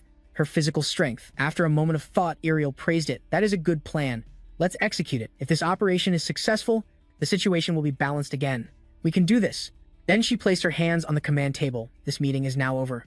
Let's relax a little since they do not seem to be attacking yet. Rhea obeyed. Yes, Saintess. Next to a blazing bonfire, a lamenting sigh was heard. Jack approached with curiosity. It is not that difficult with one holy one absent, is it? Ariel replied awkwardly. It is actually very difficult. Now I understand just how much he did for us. Then she smiled and turned her head. But I can't keep depending on the Holy One forever. I am also a saintess of this kingdom. Just then, someone approached. That's right, saintess, now is the time to repay the Holy One's generosity. Ariel was stunned by Berith's appearance as he politely greeted her welcome saintess. He asked curiously, why did you leave that comfortable chair to come here? Ryan laughed and explained, what good is that comfortable chair when a war is raging? Looking at everything happening, she guessed, perhaps this is the result of the Holy Kingdom's restructuring that Jay had planned. Thoughts ran through Ariel's mind. They are nobles who only work for their personal and family interests. But now everyone is joining hands to pursue a common goal. I could never have imagined a day where I would feel so close to them. In the end, she remarked that it was a strange feeling. Night fell at the luxurious palace. At this moment, someone was performing a purification spell. Seeing this, Aklu asked curiously, how is the Holy One? After an examination, Chelsea turned back. It is still the same, although his mind is conscious. His body still can't move. You should stay by his side and talk to him, so he will not feel lonely. Before leaving, she did not forget to add, I will be going now. Take good care of Jay. Serving him well is also good for you. When only the two of them were left in the room, she said sorrowfully, a person who receives the love and care of the high gods, no one but you could do that, Holy One. Acleus's hand adjusted Jay's hair, and not only that, do you know how many people are worried about you? So her plea echoed in the night. Please wake up soon. Suddenly, his finger twitched. At the same time, from Jay's arm, a purple dark energy appeared. The stories about him are truly miraculous. The way Jay absorbs mana is very strange. He does not need to create any magic circles or any magic within his body. Instead, he absorbs and uses the mana in the air. Therefore, his body has no mana reserves. However, there are currently two sources of mana coexisting within him, containing a large amount of mana. One of them is Bone Dragon magic, and the other is an Earth-type sealing magic. It is similar to Era's magic mana from a magic circle. Jay's recovery method is also different from ordinary people. The method once used to treat Era, Verbal Tea is the antidote for the cursed magic remaining in the body. The main feature of that method is that for the outside of the body, one simply uses mana to heal. A series of images flashed in his mind. He realized what he should do. So just like that time, I have to eliminate the cursed magic from my body. However, my mana control has been suppressed, so I cannot push it out on my own. So Day started to think of a way if I can just move and activate a little bit of mana to activate the dragon art. Now, the Bone Dragon has reacted. It is looking at the opposite side with confusion. Because the magic is leisurely coexisting with the Bone Dragon, of course, it does not like this at all. Because according to the nature of mana, they cannot coexist in the same place. So those two things rushed at each other. The Bone Dragon will drive the cursed magic out. He looked satisfyingly at the scene before him, destroying the enemy from within. Then Day told himself the dragon art will win if it gets some help. Before him was an evenly matched battle, but no matter how powerful the Bone Dragon magic is, my enemy has also used powerful magic for decades. If the dark magic circle defeats the Bone Dragon, then I will be done for. I do not want anything unexpected to happen, so Day has to take action. To prevent risks, I will need to store as much mana as possible. He also realized the dangers he was facing, but all this crazy stuff happening inside my body will harm my body. Even though he was in a coma, Jay's consciousness was still clear. I do not know who created this magic circle, but if I catch him, I will make him pay. Outside, a voice was heard. Is it true that Phroxia is very close? The maid holding a tray discussed. Except for children and the elderly, everyone else was drafted. The maid holding the water basin added, Miss Aquarius has gone to the battlefield. They could only pray for Miss Aquarius, wishing her well. On the battlefield, sounds echoed. 8th Cavalry Legion, fall back a little. Yes, sir. Now 5th Magic Legion, release your magic. Attack after attack was launched with ear-piercing screams. Fireballs slashed the enemy with the Wind Blade's sword. Seeing the situation was not good, the opposing sides shouted to each other, 5th Magic Legion retreat. But Chelsea would not let them go so easily. She cast a spell and blew them away. Blizzard. The crowd screamed in pain and quickly realized that is magic, fall back. Seeing the situation, she ordered let the soldiers return to the camp, no need to pursue. Back at the camp, the place was bustling with chatter. I am back today. The battle was very difficult for everyone. Lauren, commander of the 8th Cavalry Legion, was extremely excited. Lauren, if we were with Miss Aquarius, I think we could destroy them all together. All of them. Garcia, vice commander of the 8th Cavalry Legion, shared her feelings. Thanks to that, the soldiers' morale will be greatly boosted. We should feel especially proud. For successfully defending Celine despite the praise, Chelsea remained cold. Everyone did well. In her mind, she was calculating. Obviously, if we keep fighting like this, not only Celine, but also Gariel and Salonia will be exhausted. Chelsea calculated carefully. But I also have to consider the variables. They are mainly stationed at Gariel. If they suddenly attack, I might not be able to hold out. We definitely need more reinforcements. After a moment of thought, she ordered Lauren out. Garcia, go to Gariel. The two of them were overjoyed. Yes, Commander. At this moment, Chelsea was frowning, thinking about something. Suddenly, she sensed something unusual. Immediately, Chelsea turned in one direction. This mana flow impossible. At the same time, Day woke up. Looking at the ceiling, he felt extremely happy. I did it. I am finally awake. Day's attention focused on his left hand. Amazing. The dark magic on my left hand has completely disappeared, just as I expect. Combining the two mana types was a good idea. His body was undergoing a change.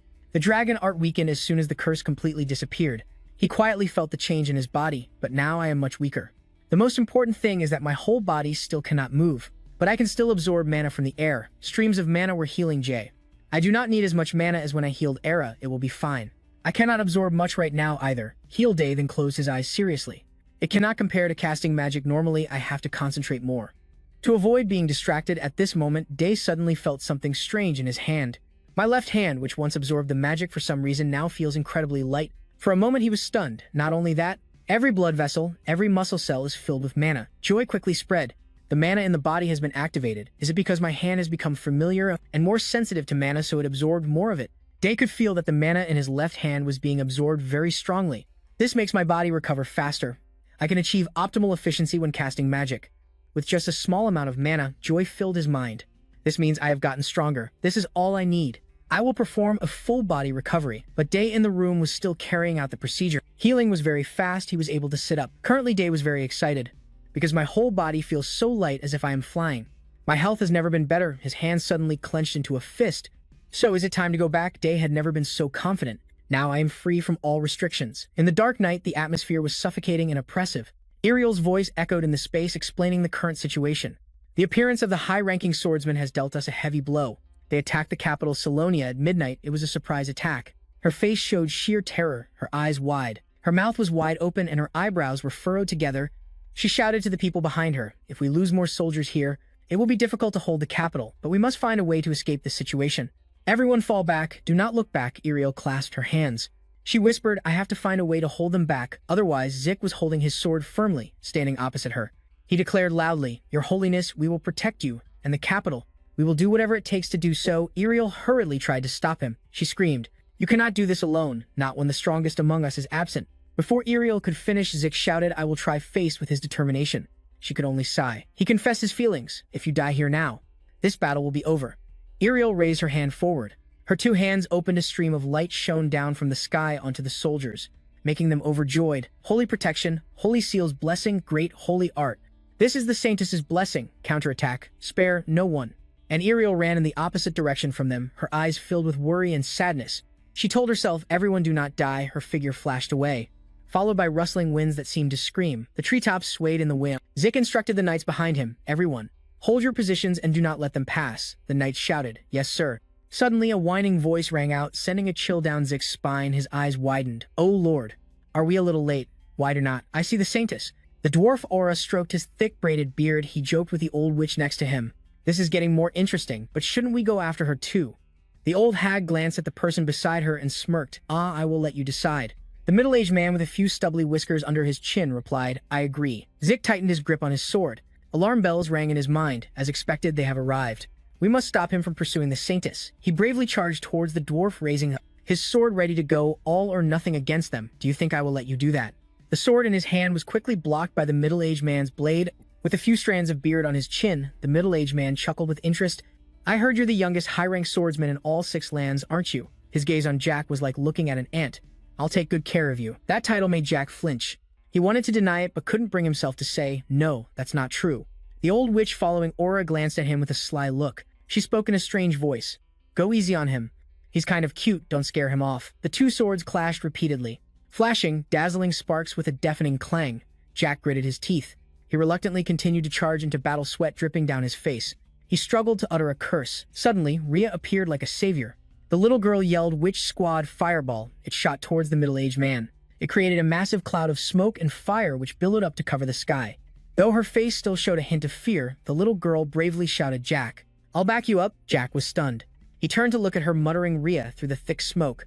The smoke cleared, revealing the middle-aged man, surprisingly, had not a single scratch from that last attack. "But I can't believe there are so many talented people in the Holy Kingdom. Your passion is a little annoying, but I suppose I can't just ignore you." Jack was horrified. He's not hurt at all. Suddenly, his eyes widened in horror. He yelled, "Rhea, behind you." A black-haired figure had appeared behind her without anyone noticing. The person's dead eyes stared at the little girl. She warned, "You're in my way." Hearing Jack scream, the little girl looked behind her in shock. Without a moment's hesitation, she kicked the little girl hard, giving Rhea no time to react. Rhea Jack screamed.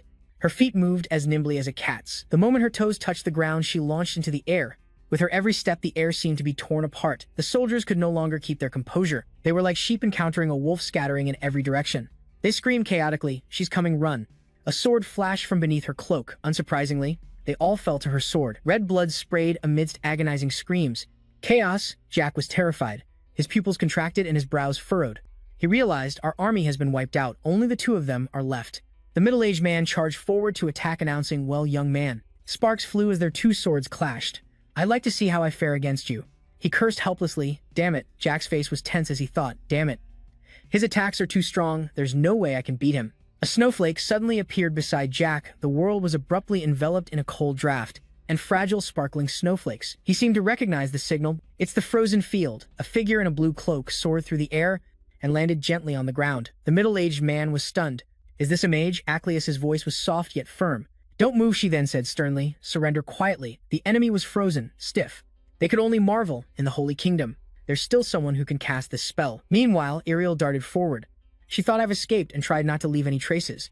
Maybe this will buy me some time, but her steps gradually slowed down. Ariel looked down. She bit her lower lip nervously. But what do I do once I get to Salonia? I don't have a plan at all. The dwarf, Aura, and the old woman beside him emerged from the direction she just came from. He casually remarked, "How unlucky. If you had run straight ahead, you might have gotten farther." A sort of light formed in her hand. She couldn't help but feel tense.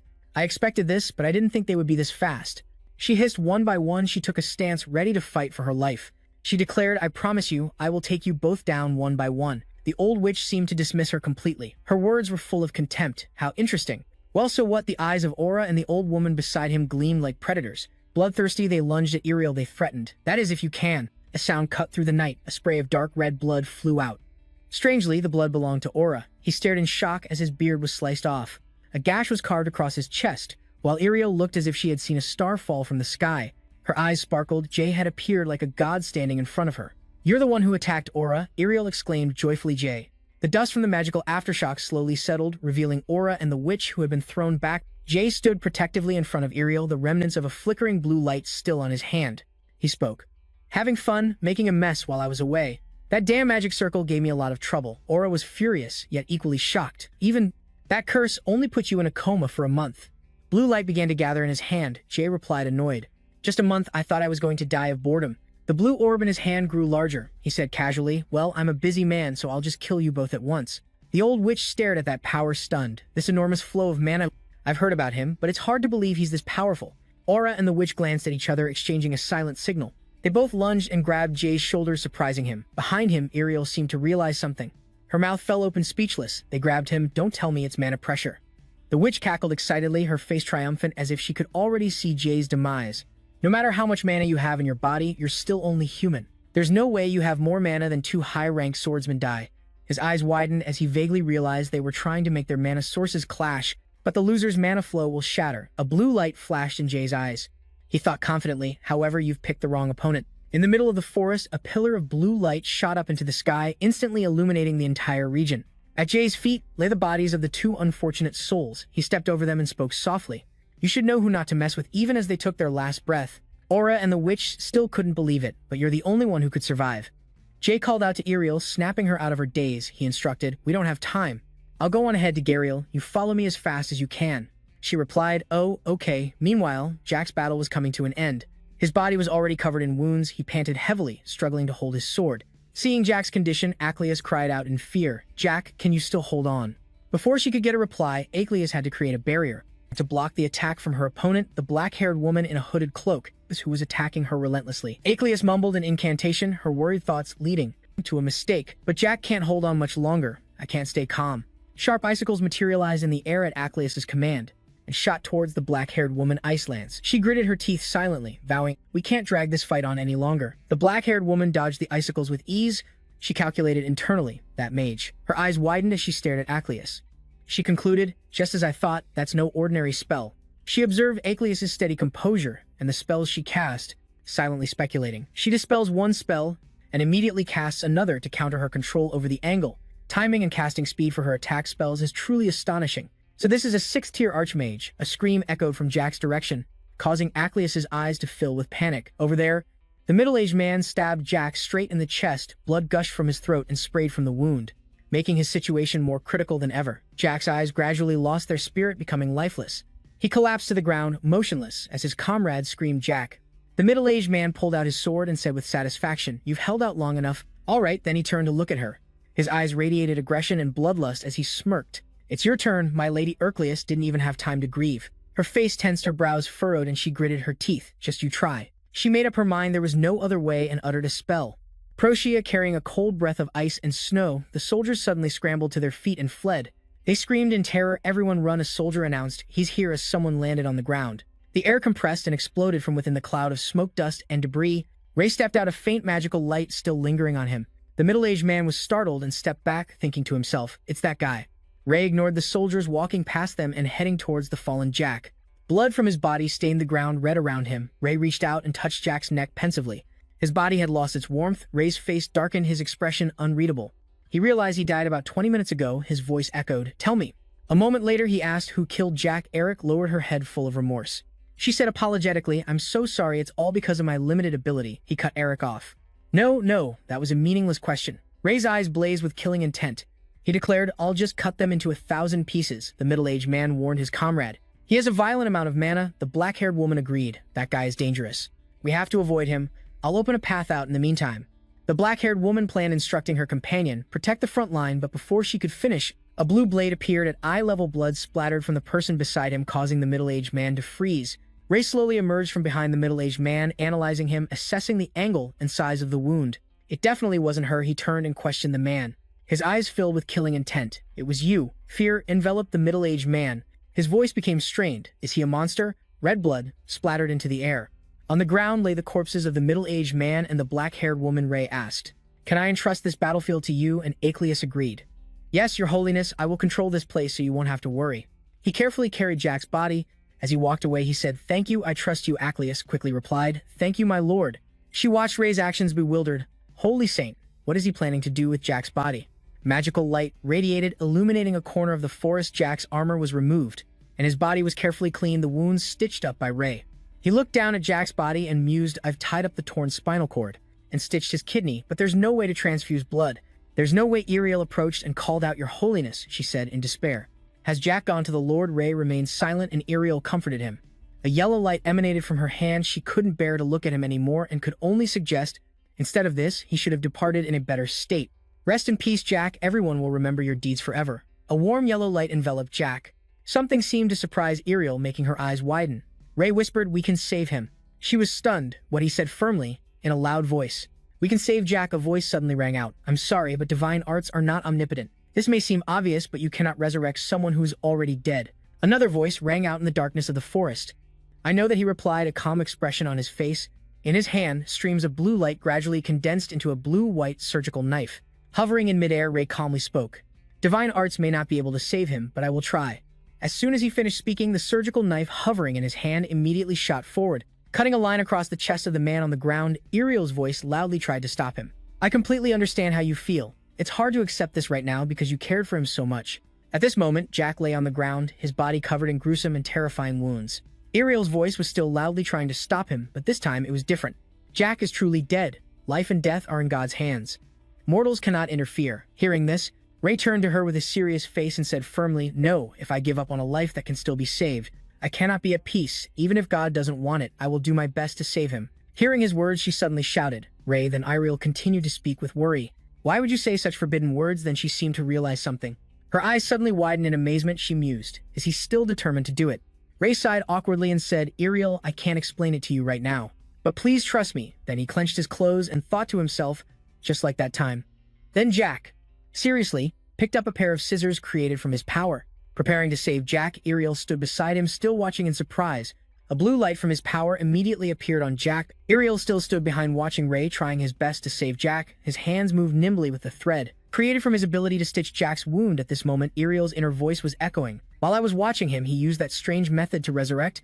Ariel continued to ponder. "I definitely felt divine power from him, even though he uses mana and says words that conflict with piety towards God, but in reality, those forbidden words didn't cause anything to happen. This is absurd." But then she sighed and said, "All right, If there's anything I can do to help, just tell me. Hearing this, Ray looked at her, smiled, and replied, "You've done enough, thank you." At this moment, Jack was still lying peacefully on the ground. Looking at his condition, Ray silently calculated, Jack is brain dead, a condition caused by the lack of treatment, but right now, just by using divine arts, his physical condition has improved as if he were a living person. An image of a heart and a timer appeared along with lines of calculations began to flash nonstop within 4 minutes of his heart stopping. I will save him now. Let's begin within this golden window.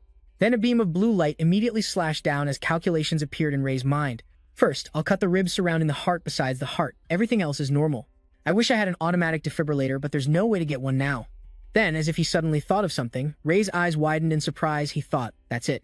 Lightning at this moment, an image of electric currents running through the heart appeared. At the same time, Ray continued his calculations through the steady electric currents. The heart's activity was gradually restored, starting from the ventricle and atrium. Actually, an AED is a device that transmits an electric current for first aid on cardiac arrest victims. It helps increase the victim's chance of survival, so I'll use magic to do the same to control that small electric current and deliver it to the heart. And at the same time, I'll follow a specific rhythm. Then he pictured a hand grasping tightly on the heart in his mind. Then he continued to calculate silently. To use my hands to massage the heart and promote blood circulation, Ray's expression immediately became tense. Continuing the life-saving process, he repeated over and over, silently praying in his mind, please, please, please.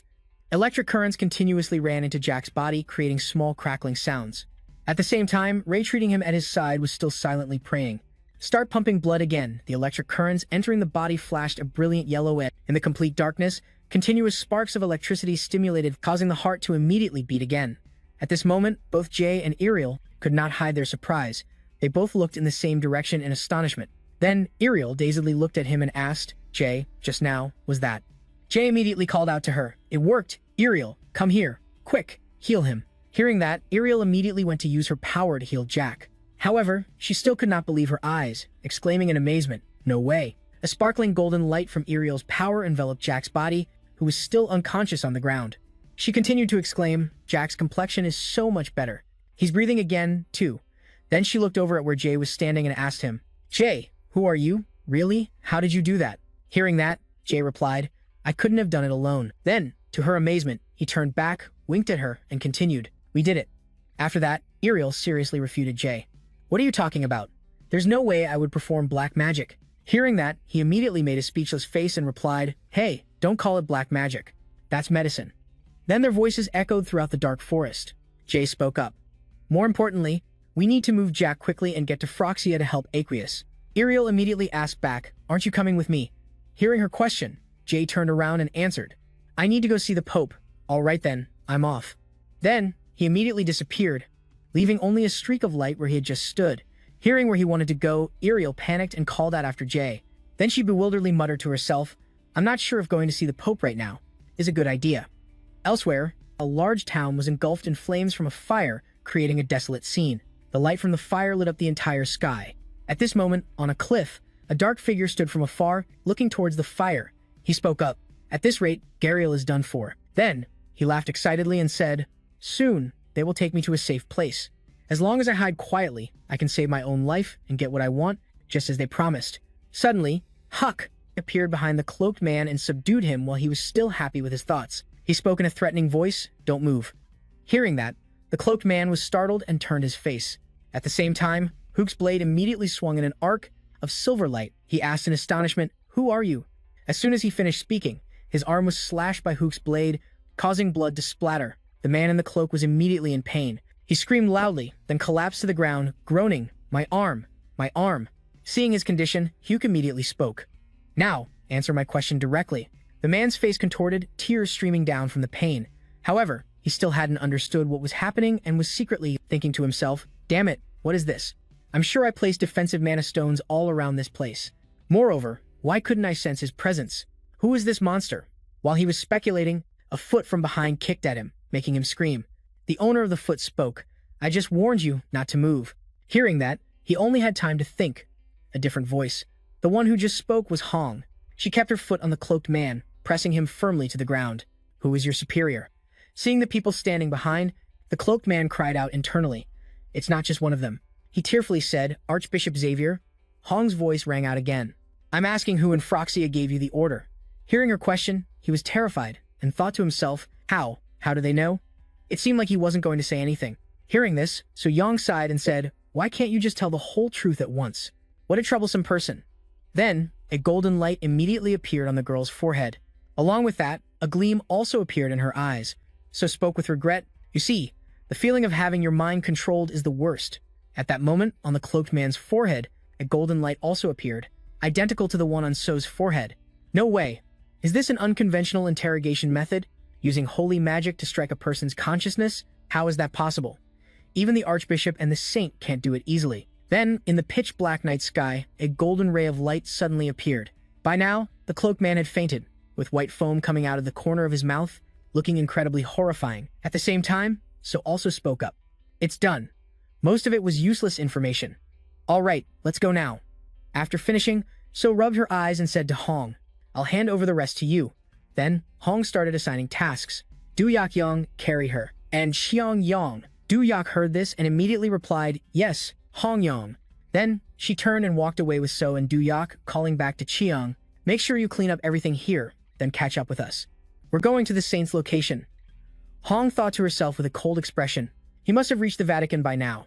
At this time, outside a magnificent, luxurious palace in the Vatican, Jay silently contemplated and assessed the current situation of the nations. Neighboring countries have formed an alliance and established the Phroxia Union. It's not a weak, single force, even though it's newly formed. If I only infiltrate the Holy Nation's central organization, it still won't be enough. My influence alone will have a hard time resolving this. I don't want that. But in this state of war, the person with the most power in the Holy Nation. Then, Jay asked, "Is the Pope inside?" Aaron saw him and, surprised, stammered a greeting. "Welcome, Your Holiness." Seeing this, Jay remained calm and said to him, "Go in and inform the Pope that I wish to see him." He calculated silently, "The Pope's help is my only option." A moment later, the Pope's loud, astonished voice echoed through the hallway. "What? There are traitors within the Holy Nation?" In contrast, Jay calmly explained in detail. In short, the Phroxia organization didn't just appear out of nowhere. In fact, but to be more precise, it's an alliance of neighboring kingdoms. And now it turns out that our Holy Nation is also involved with that organization. His reaction was very strong. How dare they do this under the benevolent rule of Gaia? I will find them immediately. But he quickly stopped the Pope. "Don't," he said, "just leave them be." However, the old man disagreed. "How can that be?" Then Jay calmly advised, "You must wait if you want to pull them out by the roots. Right now, any action we take will only make Phroxia act more cautiously." But the Pope vehemently opposed that idea. "Impossible. I cannot let this happen." He was extremely angry and went on a rant. "How can you expect a pastor to turn a blind eye to those heretics? The Pope will strike them down one by one. I am certain that every citizen of Gaia will support this. Even if it means turning the Holy Nation upside down, I must punish those heretics." His eyebrows furrowed in confusion. I didn't expect him to react like this, even for a devout person. Why is he overreacting like this? Jay sighed helplessly and repeated, "Father, I must say it again. You must leave them be," he suggested in a serious tone. "Please, do not let your emotions control you, and use your wisdom to lead the Holy Nation on the right path. I have said my piece. Now I must go." The Pope's hand trembled slightly as he gripped the armrest of his chair, his expression suppressed. He gritted his teeth, cursing inwardly as that insolent brat left the room. After the conversation with the Pope, Jay walked down the hallway, deep in thought. I don't understand what the Pope is thinking anymore. His mind was in turmoil. His worries. He's focusing all his attention on one issue, while the very survival of an entire kingdom is at stake. I shouldn't have told him. Unbelievable, for someone like that to be a nation's leader. Anyway, moving on to another matter, Phroxia. So far, the number of high-ranking swordsmen they have that we know of is 6. Are there any others at this level in their army? He analyzed thoroughly. An army like that is enough to destroy a small or medium-sized country in an instant. If they give up attacking the Holy Nation and switch to attacking another kingdom, in the worst-case scenario, they could grow so strong so quickly, so much so that I couldn't stop them anymore. Grasping the core issue, an idea sparked in Ray's mind. It would be great if I could predict their actions and stop them beforehand. But I need information to do that. He stroked his chin, pondering as he walked. Maybe I should try working with her. The sun set behind the mountains and the castle glowed. In the dreamy twilight along the road, flanked by forests outside the castle, Jack was riding his horse slowly, his face grim, frowning in thought. A flood of memories reminded Jack of Iriel's earlier order. "Jack, you are no longer allowed on the battlefield." He vehemently questioned, "What do you mean?" "With all due respect, Saintess, I am a high-ranking swordsman. Excluding me would be a great loss for our army." But she just raised her hand to cut him off. "No, in fact, it's the opposite." Iriel's expression was serious as she analyzed the situation. The entire army sees the high-ranking swordsman as a pillar of support. Therefore, you always need to be on the front lines. The enemies that are about to appear may be even stronger. The last battle has helped us understand the army's mindset. If you were to command, you would have to face those dangerous enemies again. I need you to rest. She emphasized each word as a subtle reminder. I'm sure you don't want the saint to resurrect you again, do you? Hitting a sore spot, Jack was at a loss for words. He hung his head dejectedly and regretfully uttered 2 words. In that case, Ariel declared, the 3 clans and I will handle this battle. However, she didn't let Jack stay idle, giving him another mission. So I want you to leave the battlefield and go find the saint. That's why he was now in the situation of riding off on his horse. Jack began to reminisce about the long time before now like a child. Those who had high hopes for me called me a prodigy swordsman. I became the youngest person to achieve the title of high-ranking swordsman. As a citizen of Chai, my destiny was set to assist. God's representative, the saint, he firmly affirmed his absolute loyalty. I have never had a single doubt about this faith. And every day I lived with that pride God had chosen a new saint. Jack recalled the fateful encounter. I met him a little early, and he blocked my sword with his bare hands. Jack's feelings from that moment were still fresh. My heart suddenly pounded. That was the first time in my life I felt so overwhelmed. A firm thought formed from that very moment, and I felt that I could offer everything to him. I wanted to serve him for my entire life and become the sword in his hand, but things went far beyond reality. His hands holding the reins trembled with self-blaming agitation. That's just what I thought. Far from being his sword, I became a nuisance to him. Tears of torment welled in his eyes as he clenched his teeth, not just once, but twice. He had to save me. Jack whipped the reins hard and shouted, urging his horse to speed up. In his mind, an apologetic, self-reproaching voice lingered. What kind of damn guardian am I? In the tower, Ariel closed the window after standing there, looking down and observing his movements. She let out a sigh. Will he be all right like this? She raised an eyebrow slightly, thinking to herself, I've removed Jack from the battlefield, as you said. But what exactly are you planning? The ancient bricks were built together. Ray walked up to his cell and began to speak. It's been a while. The other person laughed eagerly, showing no surprise. I was wondering when you'd arrive. The necromancer asked as if stating a fact. The Holy Nation situation isn't good right now. Is it? He honestly confirmed. You're right. Whether it's because of Phroxia or someone else, they are a complete mess. Ray stated his purpose clearly. So I came here to ask you a few things. The man's attitude was still slightly resistant. You think I'll obediently tell you everything? Obviously, he was not fazed at all. On the contrary, he scoffed contemptuously. Of course not. Do you think I'm asking you for nothing? Then Ray exposed the physical ailments the man was currently suffering from. Creaking joints, declining vision, aging, and wrinkled skin. His hand fumbled inside his coat pocket while rambling on. And tooth loss, muscle loss, as well as the cardiovascular system, the coronary artery system, kidneys, urinary organs, the immune system, and many other organs are all deteriorating. Your body isn't what it used to be, is it? If I were to cure them for you. At this point, a cunning glint appeared in his eyes. He took out a small saw. Then you won't be able to resist for no reason anymore. And you'll tell me everything I want, right? Ray's tone became increasingly menacing. You know, I've always been curious why centaurs and orcs have bodies similar to humans. Between these two races, which one do you think is more compatible with the human body? That sight made the necromancer tremble, instantly sweating profusely as he hurriedly shouted, What the hell are you planning? Wait. As for Ray, a master of modern medicine, he knew countless ways to inflict pain on the body. A blood-curdling scream echoed through the dungeon. A moment later, the necromancer with a plump, pretty face, sparkling eyes, and a bald head shed tears and begged, Stop, I beg you to stop, I'll tell you. Let me tell you, Phroxia's true identity is the magic fortresses. Ray was holding a syringe and a bottle of strange medicine in his hand. Why are you telling me so soon? I still have many things to try, the man yelled in reproach. You demon. Granting you the title of saint is truly a waste. He didn't care. Oh well. All right, just keep talking. They were said to have disappeared when the Age of Magic ended. They are the Black Tower, the Red Tower, the Green Tower, the Gold Tower, and the Imperial Tower, a total of 5 magic fortresses. The magic fortresses maintained a balance with each other and the magical order among nations. However, fearing the growing power of the magic fortresses, an army from the Alliance of the 6 Continents attacked the magic fortresses. That battle dragged in the Black Tower, which summoned bone dragons and zombies, destroying countless kingdoms and ending the Age of Magic. The necromancer's face was as smooth as a young girl's as he hastily recounted everything he knew. After that, the remaining magic fortresses joined forces, waiting for the day they could take revenge on you. Phroxia still has 15 high-ranking swordsmen and 7 level 6 mages. And the Grand Mage, the first human level 7, is also sharpening his sword for revenge. The man laughed loudly, extremely pleased, and stated with certainty, No matter how strong you are, you don't stand a chance against them. Ray rolled his eyes and cleaned his ear, not taking it to heart. With that arrogant attitude, he continued to ask, All right, so where is their headquarters? The necromancer's lips curled into a suggestive smirk as he answered, the Francia Mountains.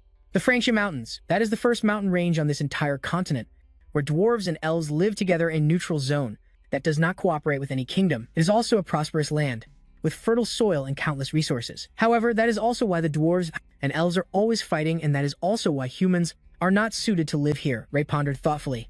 It's indeed hard to think of a better place for them to gather their forces and build their organization away from the prying eyes of other kingdoms. He weighed each plan and move. A part of me wants to rain down a meteor shower on that mountain range to solve this damn problem, but I can't let those innocent dwarves and elves suffer for it. By the way, another issue came to his mind. 15 high-ranking swordsmen, 7 level 6 archmages, and also the first level 7 archmage. Things seem to be becoming clearer to Ram. Ray's gaze was profound. I understand why the necromancer was so happy now. With a team of 5 like that, conquering all 6 territories would not be just a dream. This battle will be tougher than I thought. Suddenly, he called out to his subordinate Hong. "Are you there?" Standing right behind him, she answered. Present and awaiting orders, he turned around and seriously gave his orders. "Each of you go to the neighboring countries. I want you to monitor Frosia's activities there. Report everything to me no matter how small." Hong replied briefly, "Understood," seeing she had not left and looked hesitant as if she had something to say. Jay asked, "Is there something you want to report?" Hong expressed honestly. "We will obey your orders at all costs, but we just thought we could also help you in the battles on the front lines." He was a little surprised. "You guys," she tried to explain further. "Yes, the enemy has a large number of vanguard troops." So before she could finish, Jay interrupted with a pleased attitude. "You have a point, but it's okay. This situation requires us to act more efficiently, as well as use accurate information." He specifically reminded them to act before the enemy makes any surprising moves, not just to have more reinforcements for the front line. A single battle on the front line is not as important as the mission you've been assigned. Jay turned and walked away, his dark laugh hiding a scheme. "Also about the vanguard. We can also organize some small troops to assist them." Night had fallen. The castle windows were brightly lit. A soft sigh echoed in the quiet space at that moment. Jack stood dazed before the luxurious royal door. "I've finally come to the Holy One's place, but I don't know if I can face him." While he was hesitating, the maid beside him announced, "Your Holiness, Sir Jack has arrived." The person inside ordered, "Let him in." The white door slowly creaked open. As soon as he stepped inside, Jack bowed to Jay. "Greetings, Holy One." He softly called his name as a greeting in return, Jack, seeing his annoyed frown. Jay thought he looked so dejected, but I guess that's understandable. Then suddenly he took steps forward. Jack closed his eyes tightly, a drop of sweat rolling down, showing his anxiety. Ready to be reprimanded, yet contrary to his expectations, there was no shouting at all. Instead, a gentle hand patted his shoulder with the words, "Come to the training grounds tomorrow morning." He was surprised. Holy One Jack's hands clenched, misunderstanding his action. "Are you planning to kick me out?" Jay immediately raised his voice in helpless denial. "What nonsense are you talking about? Why would I kick you out?" Every word he spoke was full of encouragement and trust. "I will make you into someone no one can defeat, so just focus on the next 10 days. Forget everything else, your only goal is to become stronger." Jay also didn't forget to mention his past contributions. "I know how much you suffered in that battle, to fill the void and save everyone while I was in a coma," he stated firmly, causing a very bewildered look. "If there's anyone who deserves my support, it's you." Don't forget that Jay's bright, radiant smile and absolute praise had incredible spiritual power. "You are my sword." He pressed his lips together without a word and knelt on one knee, showing his respect. Jack bowed his head loyally and shouted before Jay, "As you command." "Your Holiness." The next morning, a resounding, powerful voice echoed, shaking the entire castle. "Greetings, Holy One." Jay yawned, tears of vitality streaming down, still looking sleepy as he looked at the energetic Jack. "You're here so early, the sun hasn't even risen yet." In contrast to him, he was extremely excited, filled with determination, and shouted clearly, "Yes, Your Holiness." Jay see a Jack. The Holy One's sword cannot keep his monarch waiting. So seeing his attitude, Jay felt a bit helpless and thought to himself, the pressure is now double what it usually is. However, he couldn't extinguish that burning will either, so he immediately gave a task. "All right, first create a wind blade, like you usually do." Jack replied very quickly, "As you command," but as soon as he created a blade, glowing red like a hot coal, Jay spoke up to stop him.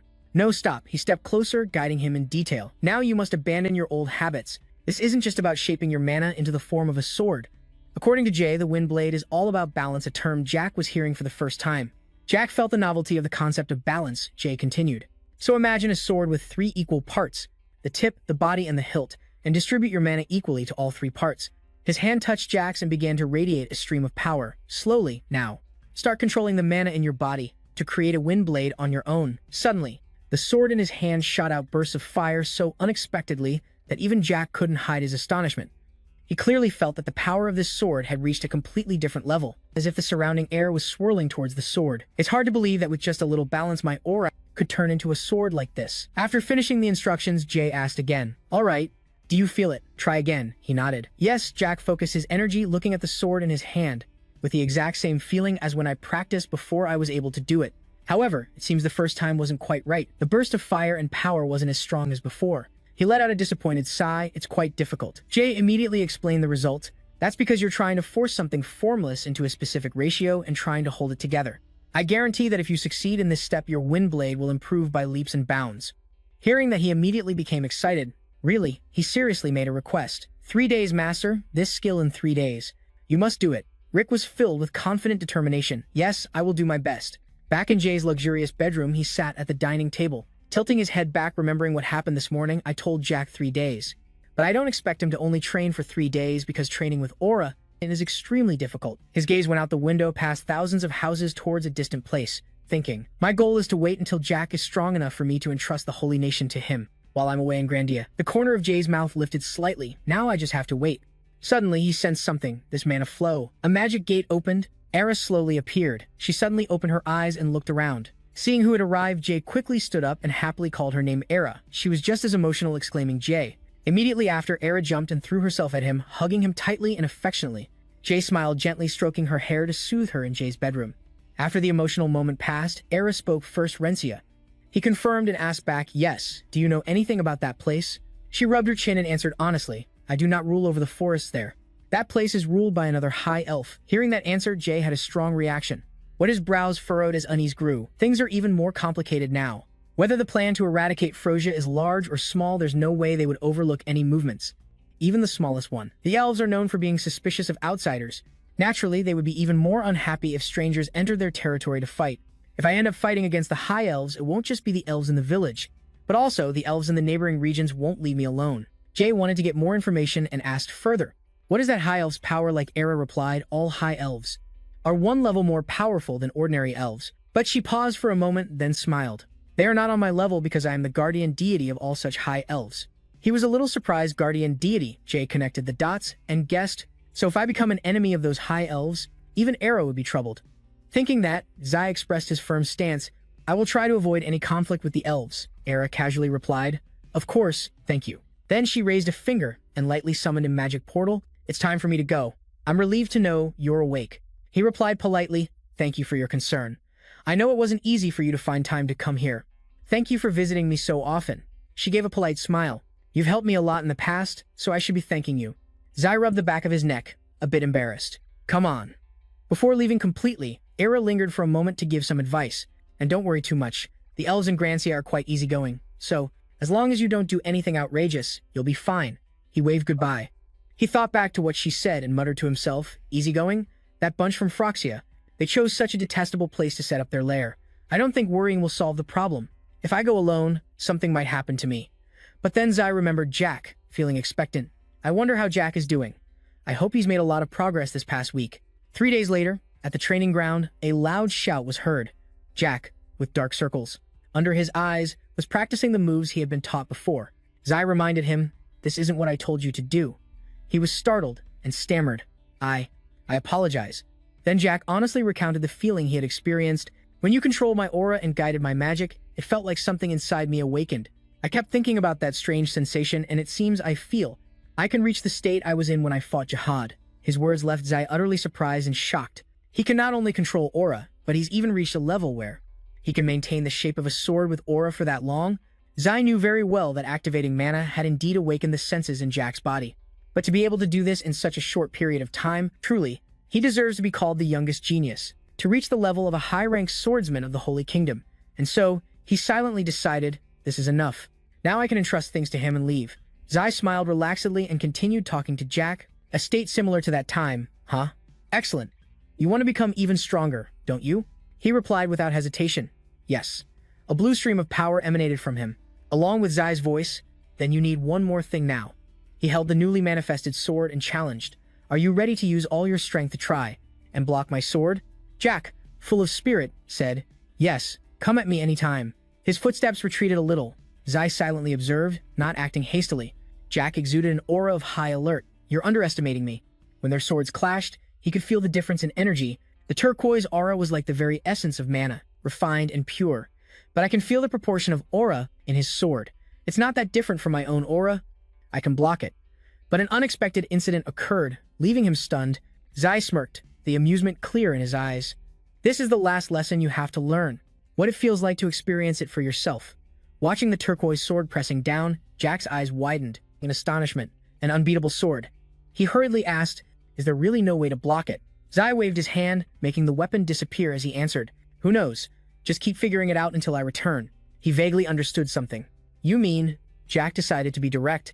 Jack, I'm planning to go to Phroxia's lair. Hearing this, as if by reflex, he immediately said loudly, then I will go with you. But Zai cut him off. No, not you.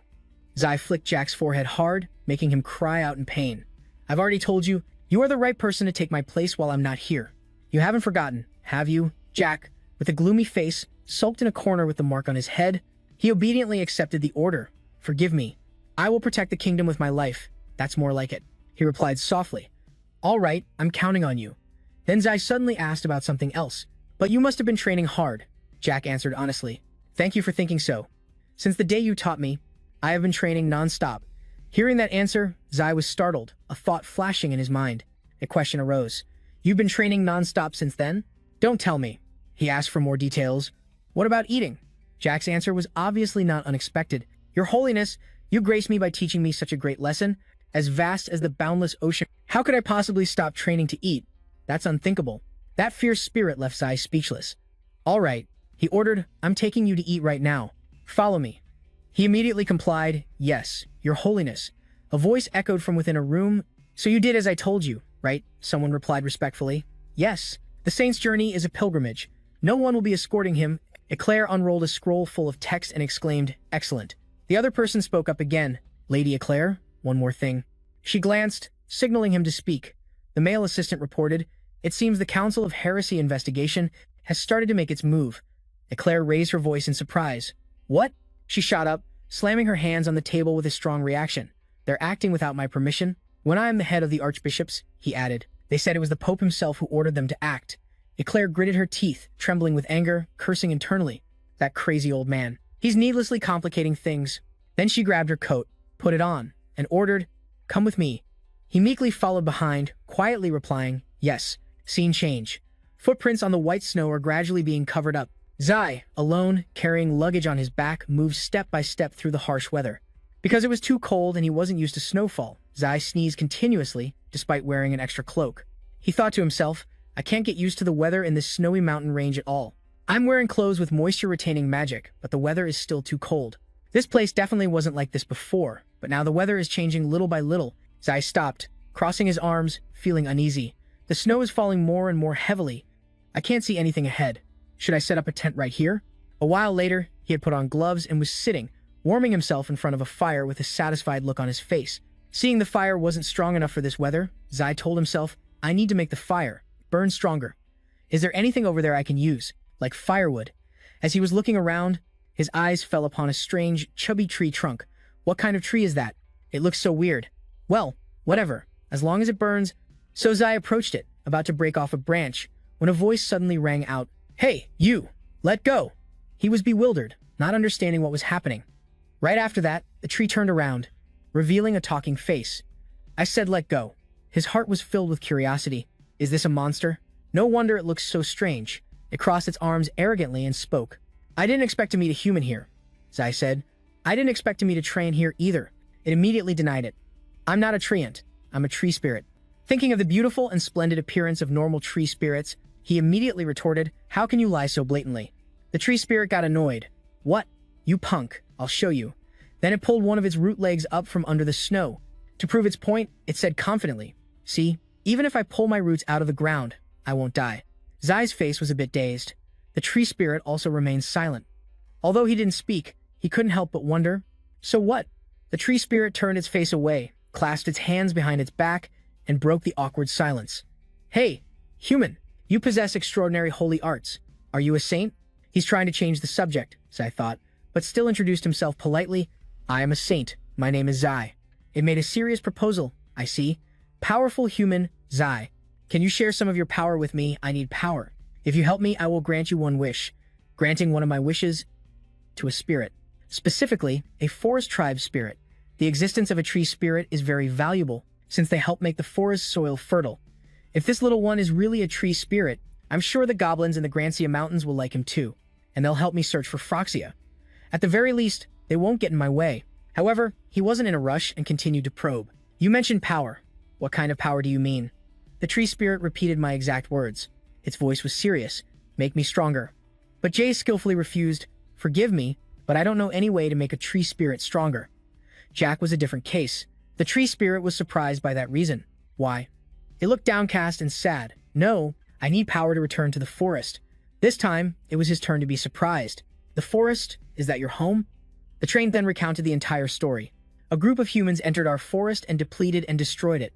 Their dark magic killed us slowly. Then they also stripped us of our power and drove us out one by one, leaving us as wanderers. Coincidentally, it was something he was interested in. Jay thought to himself, dark magic. Is he talking about the forest in the Grancia range? Froxia's people? His voice rose and his hands clenched into fists. Isn't this a wonderful coincidence? Jay's expression was excited. Coincidentally, I'm on my way to punish the people in your forest. The tree spirit was suspicious. Really?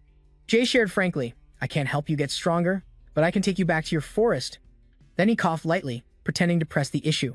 So, where can I get some firewood? Do I have to use magic to keep the fire going? I'm tired. Seeing this, it quickly replied. Wait a moment. After that, the tree spirit decisively broke off half of its arm. To Jay's astonishment, it threw the piece of wood straight into the fire. My body burns quite well and holds a flame for a long time. Looking at that innocent face, he secretly made a decision. I have to get him back to the forest quickly. And so, time passed. The next day. This time, Jay had left the snowy area and reached a sun-drenched, dense forest. He exclaimed in delight, this is what mountains should look like. Looking at the marks on the tree trunks, Jay deduced, based on the map and the peeled bark, I guess I've entered the elves' territory. He walked while planning in his head. First, I want to talk to a high-ranking elf. Suddenly, a cold voice rang out. Hey, you! Why is a human here? Seeing the girl in front of him, he thought to himself, are they the guardians of this village? Jay stepped forward with a friendly smile. Hello, may I meet the high-ranking elf who governs this forest? The girl and her companions staunchly refused. What are you talking about? You think we let a strange human into our village? Does he think he can just meet Chelsea? He was a bit surprised. Chelsea, is that the name of the high-ranking elf here? Jay still tried to show his goodwill. I understand. That's why I'm asking politely. But the other party was very stubborn. No. In short, get lost now. Their attitude gave him a headache, and he sighed. I never expected everyone to give me a warm welcome, but talking like this is just. Just then, someone spoke up. What's all this noise about? Light footsteps approached, and the group greeted her politely. Chelsea. Jay was a little surprised by her appearance. That elf is Chelsea? She looks more like Era than anyone. She seems friendly enough to talk to. A high-ranking elf with a pleasant disposition. Chelsea smiled cheerfully. Hello, what business brings you to our village? He stammered shyly. Well. Suddenly, her eyes were drawn to a small detail. The earrings he was wearing looked a bit familiar. Chelsea was suspicious. Is that? She realized with a start, Cecily's eye. Then, her attitude changed instantly. Radiating hostility, she approached him and interrogated, Human, where did you get those earrings? Jay started to worry and tried to explain. They were a gift. Chelsea's face darkened, and she spoke bluntly without any courtesy. A gift? Those earrings are a treasured item of our village. They are also a memento of my mother. I'll ask you again. I will ask you again. Who gave you those earrings? He scratched his head helplessly and had to introduce himself. I am the holy son of the Gaian holy nation. A high-ranking swordsman from the Legion Kingdom gave them to me as a diplomatic gift, I'm sure. After hearing this, she gritted her teeth and muttered, the Legion Kingdom. Then she immediately extended her hand towards him, preparing to gather her power for an attack. Everything is clear now. There's no need to say any more. An ally of that kingdom is also our enemy. His face fell as he thought to himself, is this how it's going to be? Immediately after, a large explosion occurred, accompanied by a piercing scream. Under the fierce attack from Chelsea's group, Jay turned and ran for his life. She rushed at him with all sorts of four-bladed shurikens as he fled. You're fast, aren't you? Give me back those earrings right now. He glanced back and yelled, I know that. Even if I gave them to you, you'd still kill me, you murderous elf. She shouted in anger, Who are you calling a murderer? A magical root began to form at Jay's feet. He cursed inwardly, damn it. I wanted to approach Froxium quietly. Seeing his swift leap, Chelsea became more wary. This guy, she frowned. How can a human move like that? The sky turned red, signaling the end of the day. The green trees stood out against the beautiful sunset backdrop. Jay's sigh of relief could be heard somewhere. Why those damn elves? Except for Era. He looked at the small stone in his hand with a headache. I was planning to ask the elves for help to eliminate Froxia, but I didn't expect that from the very beginning. Well, everything's already a total mess. This earring can find its pair, huh? Who would have thought this would be the way to find the other one? Jay clenched his fist, gradually planning his next steps. The plan went a little off track, but it's not too bad. Running through this forest all days has also helped me get a feel for this place. Then, the terrain goes from high to low, near a water source, and the location of the area most suitable for human habitation. Considering other aspects, like the distance to the elven village, I estimate their hideout is located. Jay looked into the distance, thinking, I should check that direction first. It's getting quite late now. He set up a small tent, put his things inside, and decided, I'll camp here. Jay's clothes were torn in many places. Looking at the shelter he just built, he gave a wry smile. I'll try to avoid harming the forest as much as possible. Those elves won't complain about this, right? I'll go find them tomorrow morning. The next day, Jay looked at the map for a moment. Great, my guess was right. The sky wasn't fully bright yet. He rolled up the map in his hand and paced, calculating the location of the magic fortress where they were stationed, the boundary of the elven village and the dwarves' home. I've found them all. I can feel a source of evil magic from the magic fortress. It seems they've layered multiple magic circles for defense. Attacking hastily could get me into trouble like last time, so I need to think this through. Suddenly, a sound caught his attention. Who are they? Jay looked at the group in astonishment. Elves? And so many dwarves, too. He pondered, it looks like they're in danger.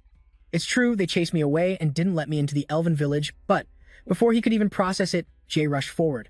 He stood in front of the two elves. I can't just stand by and watch them die. He raised his hand and summoned holy power. The blinding light made the opponent complain. My eyes! The man shouted angrily. Who are you? But a second after the light vanished, there was no one left. The man was bewildered. Where did he go? On the other side, the fire near Jay's shelter was burning again. He spoke gently and caringly. Now, let me see your wound. But the dwarf stubbornly covered his wound with his hand, not letting him get close. Human, get lost. Although a bit annoyed, Jay still put on a fake smile. This must hurt a lot. Then he decisively slapped the pile of medicine right onto the wound, making the dwarf gasp in surprise from the sting. Don't worry, I'll fix you up right away. In just a moment, the dwarf felt a difference. The pain had greatly subsided. He calmly answered their questions. You two know there are countless herbs in the forest, and I use them to make medicine for your wounds. Sophia said softly and cautiously, You're quite knowledgeable. We owe you our lives. We are extremely grateful for your help. He also reined in his recent hot temper, feeling appreciative. Thank you, human. Please forgive my insolence just now. Jay just smiled, not holding a grudge. It's no big deal, but why were you fighting with those dwarves? Sylvia was the one who recounted everything. That happens all the time. It's due to a territorial dispute. Recently, we discovered a mine near my village, and those little people keep eyeing that place. Her expression was grim. They just destroy nature indiscriminately. It's a really serious problem, he added savagely. Jay didn't say anything to refute it, just thought to himself, that makes sense. The concept of good and evil is not the same in these two races at all. He changed his expression to a friendly one and said, Compared to them, I prefer the concern you've shown us. My name is Deb. She also agreed and introduced herself. That simple hut shows how much you love nature. My name is Sevia. He looked at the simple hut she mentioned and smiled sheepishly. I'm Jay. He sighed in relief inwardly. Good thing I built the hut like this. This time, it was Sevia's turn to ask, but Jay, why did you come here? He hummed and then probed. Do you know about a group of people who came here to form an army a while ago? She interjected calmly. Of course, I know. I guess they have about 150 people. Jay's mouth dropped open in amazement. 150? He rolled his eyes, full of doubt. They had to climb over a cold, snowy mountain range and cross 2 kingdoms to get to this mountain range. There's no way that many people could have made it all the way here. Unless Phroxia has already taken control of the 2 nearby kingdoms, Jay stated bluntly. Right now, that army is trying to destroy this entire continent. The 2 of them couldn't help but be surprised. Destroy the entire continent? He nodded in confirmation. That's why I came here, to stop them. Or rather, to make them disappear. In the name of justice. Is what you just said the truth? Sophia clutched her chest, unable to believe it, and mumbled, Destroy the entire continent? Deb spoke up, Jay. Is there anything we can do to help you? The elf tribe never forgets a favor. You saved our lives. He was extremely serious. If there's anything we can do to help, we want to do it to repay you. Jay tried making a request. Then, can you two lead me to the elf village? He stated his purpose. I want to talk to the high-ranking elves in the village. She hesitated a bit. Deb apologetically refused. I'm sorry, but I don't have the authority to decide this, he explained. Only the elders have the right to decide whether to let other races into the village. Jay clicked his tongue in regret. I got my hopes up for nothing. They expressed their embarrassment. We can't help with this. Seeing this, he didn't get tense and just replied, It's getting dark. You two should head back right away. They became flustered again. Sorry, we couldn't help. Jay simply replied, Goodbye. Wait. He held out a stone. That's right. Please give this earring to Chelsea. Sevier was surprised. For Chelsea? Although hesitant, Deb still agreed. All right. Watching the 2 of them leave, Jay mused, so I guess I'll have to give up on entering the elf village. He rolled his eyes and came up with an idea. In that case, That evening, Jay moved to a place not too far from Froxia's camp. For the next 3 days, he recorded Froxia's every move, whether it was daily life, culture, or the surrounding environment. After that, Jay devised an ingenious plot. The corner of his mouth curved into a knowing smile. In the notebook filled with symbols and writing, that morning, the sky was clear with few clouds. A small mouse appeared, sniffing around. Suddenly, it was trapped under a wooden basket. It was trapped and let out a squeak. Holding the bag with the mouse in his hand, Jay's face showed a scheming expression. A large, magnificent castle was shrouded in darkness. A voice spoke up, "Let's organize all the information we've gathered." Someone replied, "All right." Hong and his comrades discussed Vibon, Lemon, and Heron. The investigation in the Three Kingdoms has revealed that after a successful infiltration, Froxia began to participate in political activities, but their influence on the current situation is insignificant. So, in the end, the main enemy is concentrated within the Holy Nation. So nodded in agreement. Hugh added, "Recently, there have been many changes within the Holy Nation. Recently, many merchant guilds have transferred a large amount of capital to the same place. That place is not only related to the noble families, Trong also reminded them, but it's also in an area where those noble families frequently investigate heresy."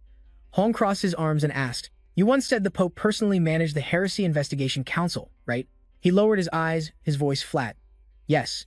It's necessary to investigate the internal affairs of the Holy Nation." Suddenly, So raised her hand, signaling him to stop talking. "Wait." In Yang, the little girl's eyes lit up brightly, as if a current of electricity flashed through. So's eyes were pensive, as if peering through space. "I've just detected a mysterious source of holy power from the Vatican Holy See. It's moving outside the Holy See at a very high speed." Hong was a little surprised. "The Vatican Holy See? How many people?" The little girl answered immediately. 2 people. 8 people outside." Hong immediately went on high alert. He ordered in a stern voice, "Everyone, pursue them. You're authorized to eliminate them, but leave one alive for questioning." The night covered the citadel, which was submerged in silent darkness. In the warm room, Eclair sighed forcefully.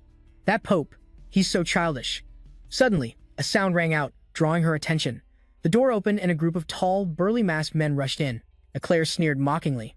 "I never gave you permission to enter. Who sent you?" But inwardly, she couldn't help but be surprised. They got past the guards. One of the men drew his sword and declared coldly, "You don't need to know. You're about to die anyway. Just quietly depart from this world, Archbishop." Facing the sharp tip of the sword, Eclair remained silent. Just then, Hong's team kicked down the door and rushed in. She hurriedly and worriedly asked, "Archbishop, are you all right?" Eclair's face was completely bewildered by the current situation. "And who are you?" On the other side, Jay was scheming. "It's time." He released a swarm of rats. Time for the bubonic plague to return. The bubonic plague, an acute infectious disease with the highest death toll in modern history, spread by fleas that live on rats. The plague bacillus, Yersinia pestis, is the vector of transmission. It was a terrifying epidemic that killed half the population of Asia and Europe. At the same time, the sanitary conditions in Froxia were too poor. Even with magic here, the lives of the people were still backward. This place was no different from medieval Europe. That was when Jay had an idea. A question arose. What would happen if the plague bacillus spread? In these living conditions, in a world where antibiotics had never existed, penicillin, the only way to fight the plague was to use holy magic. Jay rolled his eyes, calculating from what he had observed all this time. The chance of there being a bishop in Froxia who can use holy power is very low. Spreading the plague will be a piece of cake. I just need to introduce the pathogen to these rats, and wait for the fleas on the rats to spread it. Jay's expression was extremely smug. I can secretly wipe out Froxia. Then he decided, all right then. I'll go back and start producing the cure. The next morning, looking at the results of his creation, he was extremely satisfied. It's perfect. Jay's pile of sliced bread now had patches of green mold on it.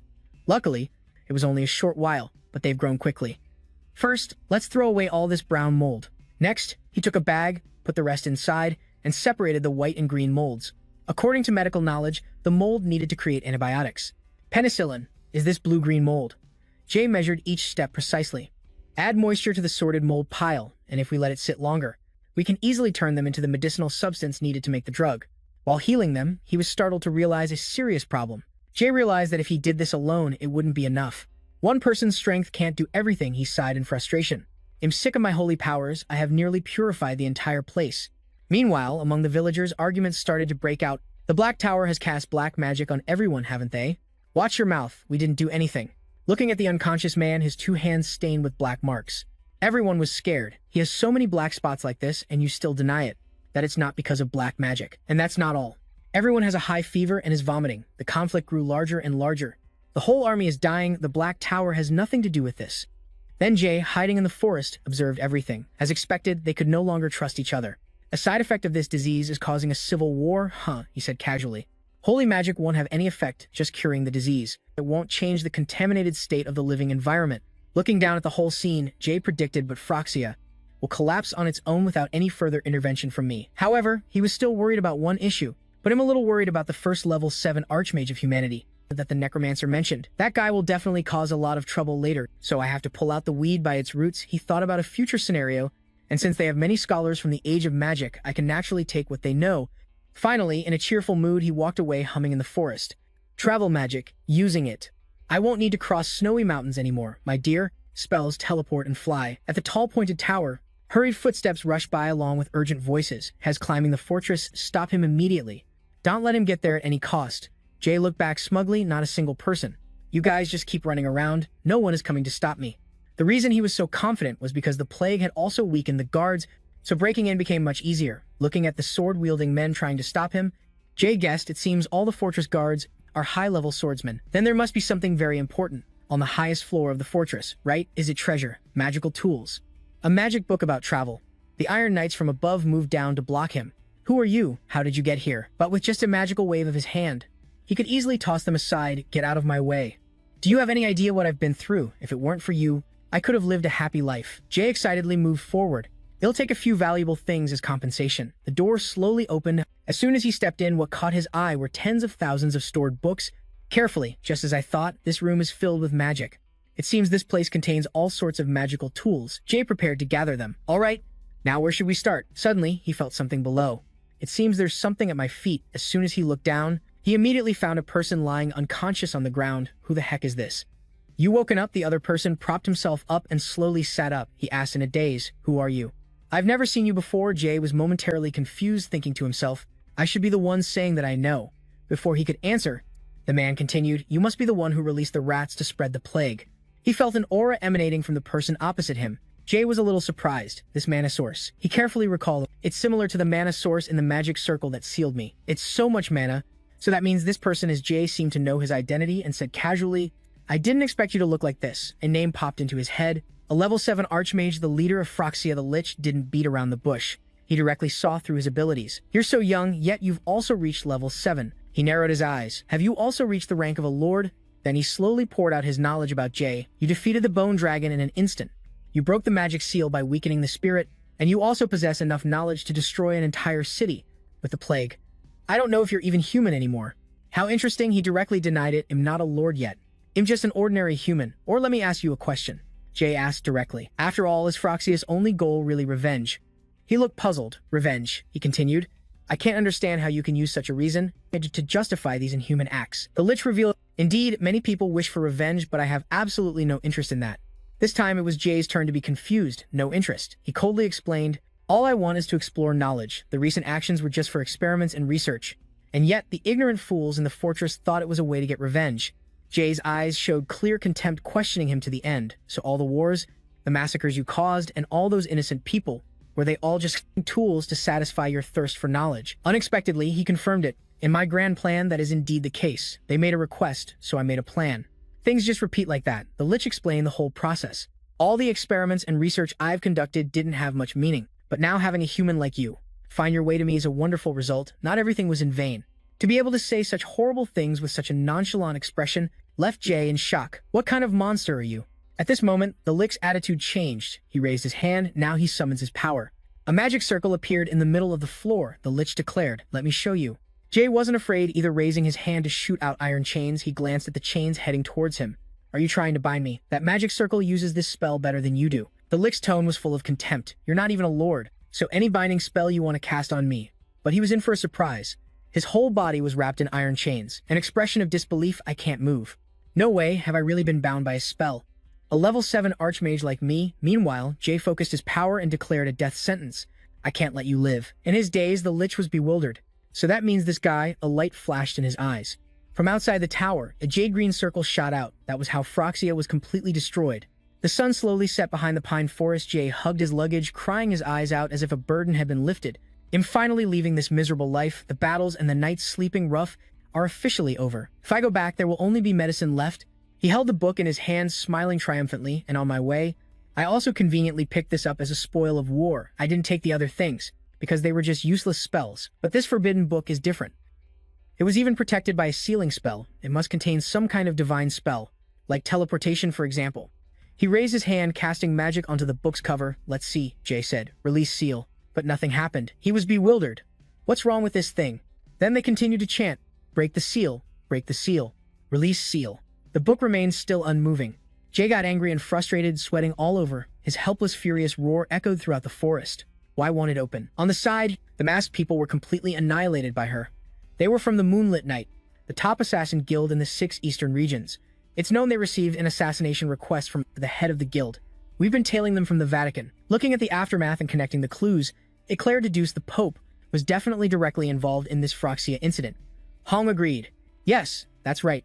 Eclair lowered her head, deep in thought. The Pope tried to assassinate me. She remembered that day. She had gone to meet the Pope to discuss a matter. Your Holiness, I just found out that you have personally been managing the Investigation Council for heresy. The old man angrily spewed a stream of curses. How could the holy nation have become so corrupt to think it has come to this? Instead of being a country of God, this place seems more like a den for those vulgar Phroxia. This familiar scene no longer surprised Eclair. She calmly continued, I know the Saintess said to put this matter aside, but the Pope interrupted. As if giving an intimidating reminder, only the Pope can decide the future of the holy nation. I want to intensify the hunt for heretics more than ever before. It is the will of the goddess, and the sacred mission bestowed upon me, the Pope. He lowered his voice, deliberately forcing Eclair to choose a side. Archbishop, will you follow the will of the Saintess, or me, the Pope? She didn't answer, but asked instead, I want to ask one thing. Does that mean your Holiness will ignore the declaration that the Saintess is God's representative? At that moment, he didn't say a word, just silently looked at Eclair with a calculating gaze. Hong asked probingly, this is also related to the Saintess, isn't it? Turning to look out the window, she replied, yes. Jay's reputation is growing day by day. An archbishop like me, who is close to him, is also gradually becoming an eyesore to them. Suddenly, Eclair asked, you're the messenger Hong Yang, aren't you? Her expression looked like she had just devised a plan. She then said, I want to ask you for a favor. The bag on Jay's back emitted a golden magical aura.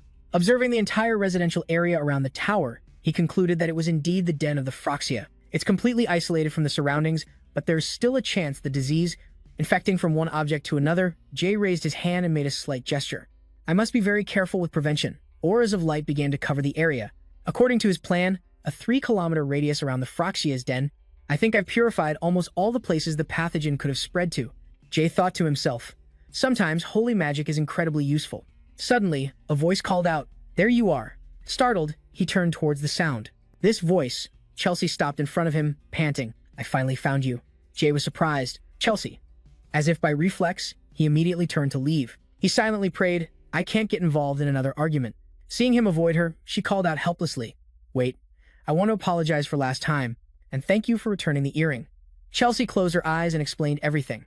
I heard you saved the children from my village. I think I misunderstood you. My mother died because of the Legion Kingdom. Just thinking about another kingdom, just like them. Coming to return my mother's keepsake, I just couldn't stay calm. She said, honestly, I sincerely apologize. But Jay became bitter when he caught a detail in her confession. Those monsters from that kingdom, they actually dared to give me something they looted. He then regained his composure and continued, I see. But why were you looking for me? It can't be just to apologize. Chelsea was a bit flustered. About that. She recounted, you said you're the saint, right? Actually, many children from my village have come near here recently. They've contracted a strange disease. Black spots have appeared on their bodies. Chelsea's voice couldn't hide her worry. We're not sure if it's some special curse, but healing magic doesn't work. Jay broke out in a sweat. The children in her village have contracted a serious illness. But inwardly, he was extremely anxious. Who would have thought the elves would come here at a time like this?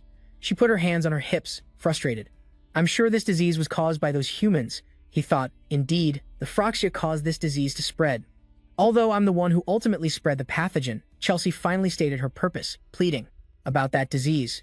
Can you heal the children of my village? Jay immediately gestured his agreement. Of course, I will heal them. Seeing that, she was overjoyed. Really? Thank you. And so, they returned to the elven settlement. Nature was in perfect harmony, with lovely houses and windmills. Looking at a weak victim lying in bed, Jay began to feel the gravity of the situation. Is this the result of healing magic? Good heavens, the situation isn't good. The plague is an extremely dangerous disease, but it's also a simple one. It just needs to be treated with antibiotics. Chelsea turned and said sincerely, Jay, thank you for your holy magic. But he rejected that method. No, I will make medicine. Jay said, I can cure them without using holy magic. I will make medicine. She seemed to find the idea novel. Medicine? You mean those pills humans use? He began to list what he needed, something like that. First, I need medicinal herbs to make the medicine. Suddenly, a voice called out, Jay. Sevilla looked like he wanted to help. Do you need some medicinal herbs? Zeph also joined in. Just name them. Whatever types you need, I'll bring them all. Being received like this, Jay was very pleased. Wonderful. Then I'll write a list of ingredients. I'll need everyone's help to find them. A while later, Chelsea looked at the items laid out on the table, still a bit skeptical. Can you really make medicine with these ingredients? He confirmed. Yes. Actually, to be more precise, they aren't exactly medicinal ingredients yet. They are charcoal, rapeseed oil, white vinegar, and lime water. Jay picked up a bag. I will turn them into medicine. She looked hesitantly at what was inside. Isn't this? Chelsea was stunned. Moldy bread? He understood her confusion and reassured her. I'm not going to use it as is. Then, Jay's medicine-making process began. First, I soak the bread in water to soften it. Then I filter the mixture. After that, I'll pour in the rapeseed oil and mix them together. He explained the principle. The impurities will dissolve in the rapeseed oil, while the medicinal components will dissolve in the water. After filtering this mixture, it's almost medicine. Chelsea watched his skillful movements intently. Listening to Jay explain, we need to repeat these steps a few more times. Then, add charcoal that has been heated for sterilization, in order to absorb the impurities.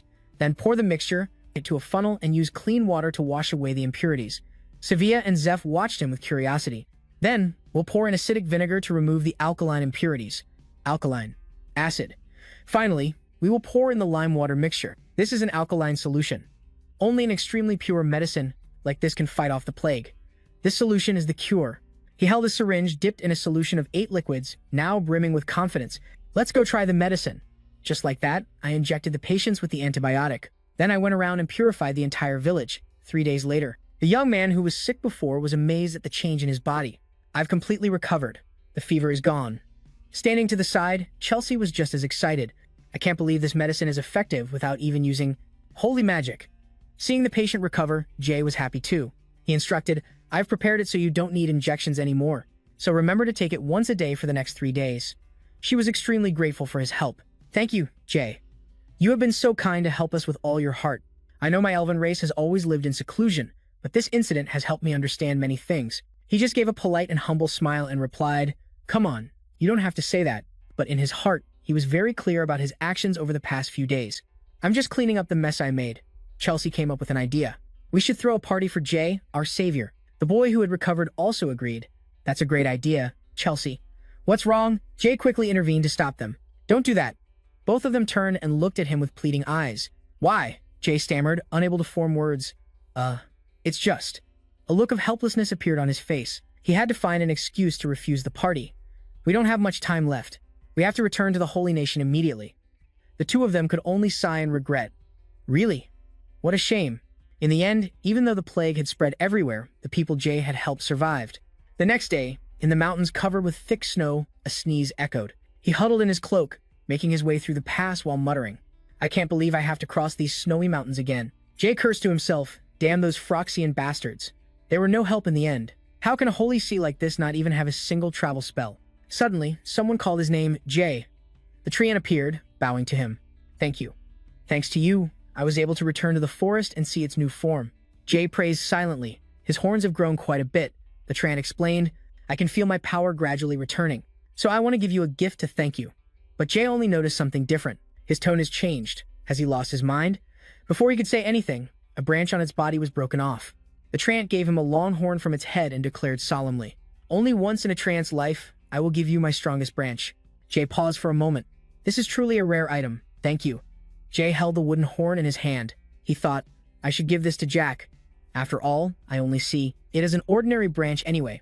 A scream rang out. The entire village was now engulfed in flames. Cries for help echoed, one after another. Help me. But it seemed the killers would show no mercy. One of them exclaimed, Men or women, children or the elderly, kill them all. This whole town is full of demons. He held an iron mace and rushed towards a woman holding her child. The mother begged, Please, spare our lives. Just let my child live. He sneered, You heretics. You opened the city gates, let the Phyrexians in, and colluded with them. Didn't you? The mother screamed in reply. No, we never did such things. The child beside her trembled, whimpering, Mommy. The man became furious and swung the iron mace high into the air. You still dare to lie at a time like this? Pay for your sins with your death. Suddenly, a voice from behind shouted, Stop!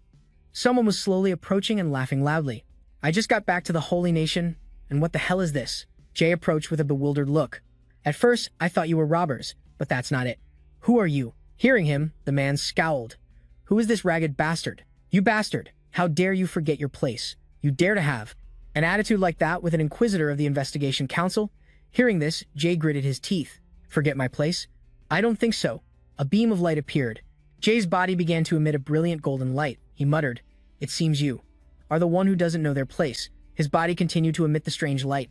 Extraordinary holy magic. A blinding light. It made the aggressive killer fall to his knees. No way, you are the saint. He asked softly, What group are you a member of? The man replied, The Investigation Council. Jay frowned, The Investigation Council. So that means the damn culprit behind this insane order is the Pope. Before he could finish his thought, the mother also knelt down. They shouted, The saint! She cried, I swear to God, we didn't do anything. But those people started slaughtering us. They accuse us, just because we are heretics. Others also clasped their hands. That's right, Your Holiness. Please, Your Holiness, please stop this. If you just leave, we will all die. But the voices kept echoing, Your Holiness, please save us. He closed his eyes. Right now, you are the only one we can believe in. At least the children. He was still thinking, then replied, Don't worry. I promise on my honor, I will definitely resolve this matter. Hearing this, everyone rejoiced. Thank you, Your Holiness. We are eternally grateful to you. He turned to the killer and said, You heard that, didn't you? In the name of the saint, I order you to withdraw. The man replied, But we have received orders from the Holy Father, the Pope. So we cannot act hastily on our own. He replied, You are not wrong. You cannot disobey the Pope's orders, he added. Then how about this, he said sternly. If you obey the Pope's orders, then you will die by my hand, right here. The man trembled. We will follow your orders, Your Holiness. All right. Inform the Investigation Council to obey my orders.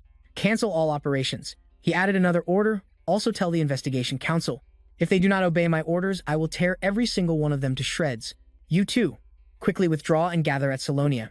Yes, sir. His eyes darted around. I have to stop this madness quickly. Looking at the chaotic scene, he wondered, why is it that every time I complete a mission, a dangerous one at that, and return, the Holy Nation is always in a huge mess? As night fell, in a certain castle, Rhea spoke to the Saintess. Saintess, the Investigation Council is becoming more and more aggressive. Our family has tried to put pressure on them, but the Investigation Council is an independent religious body of the Vatican, so it hasn't been effective. The Saintess looked down and replied, It's the same for me. I can't act as I wish. With just one small slip-up, every arrow from the Investigation Council will be aimed straight at me. Suddenly, a voice rang out, surprising Rhea. How dare you come here? How dare you come here to beg? Get out. She sensed that source of holy magic. Jay appeared. The guard outside quickly said, I'm sorry, sir. You're dressed so strangely today. He replied, Yeah. I'm just a ragged beggar who came here to plead. Seeing Jay, the Saintess was overjoyed and shouted, You're back. He replied, Ariel, I'm a little late because I had to stay behind to clean things up. She replied, I understand. Come inside. He then grumbled, Can a ragged beggar just waltz right in? The guard panicked, Your Holiness, my crime is worthy of death. Inside, Jay immediately asked, How are things with the Froxians? They won't be able to continue attacking us anymore.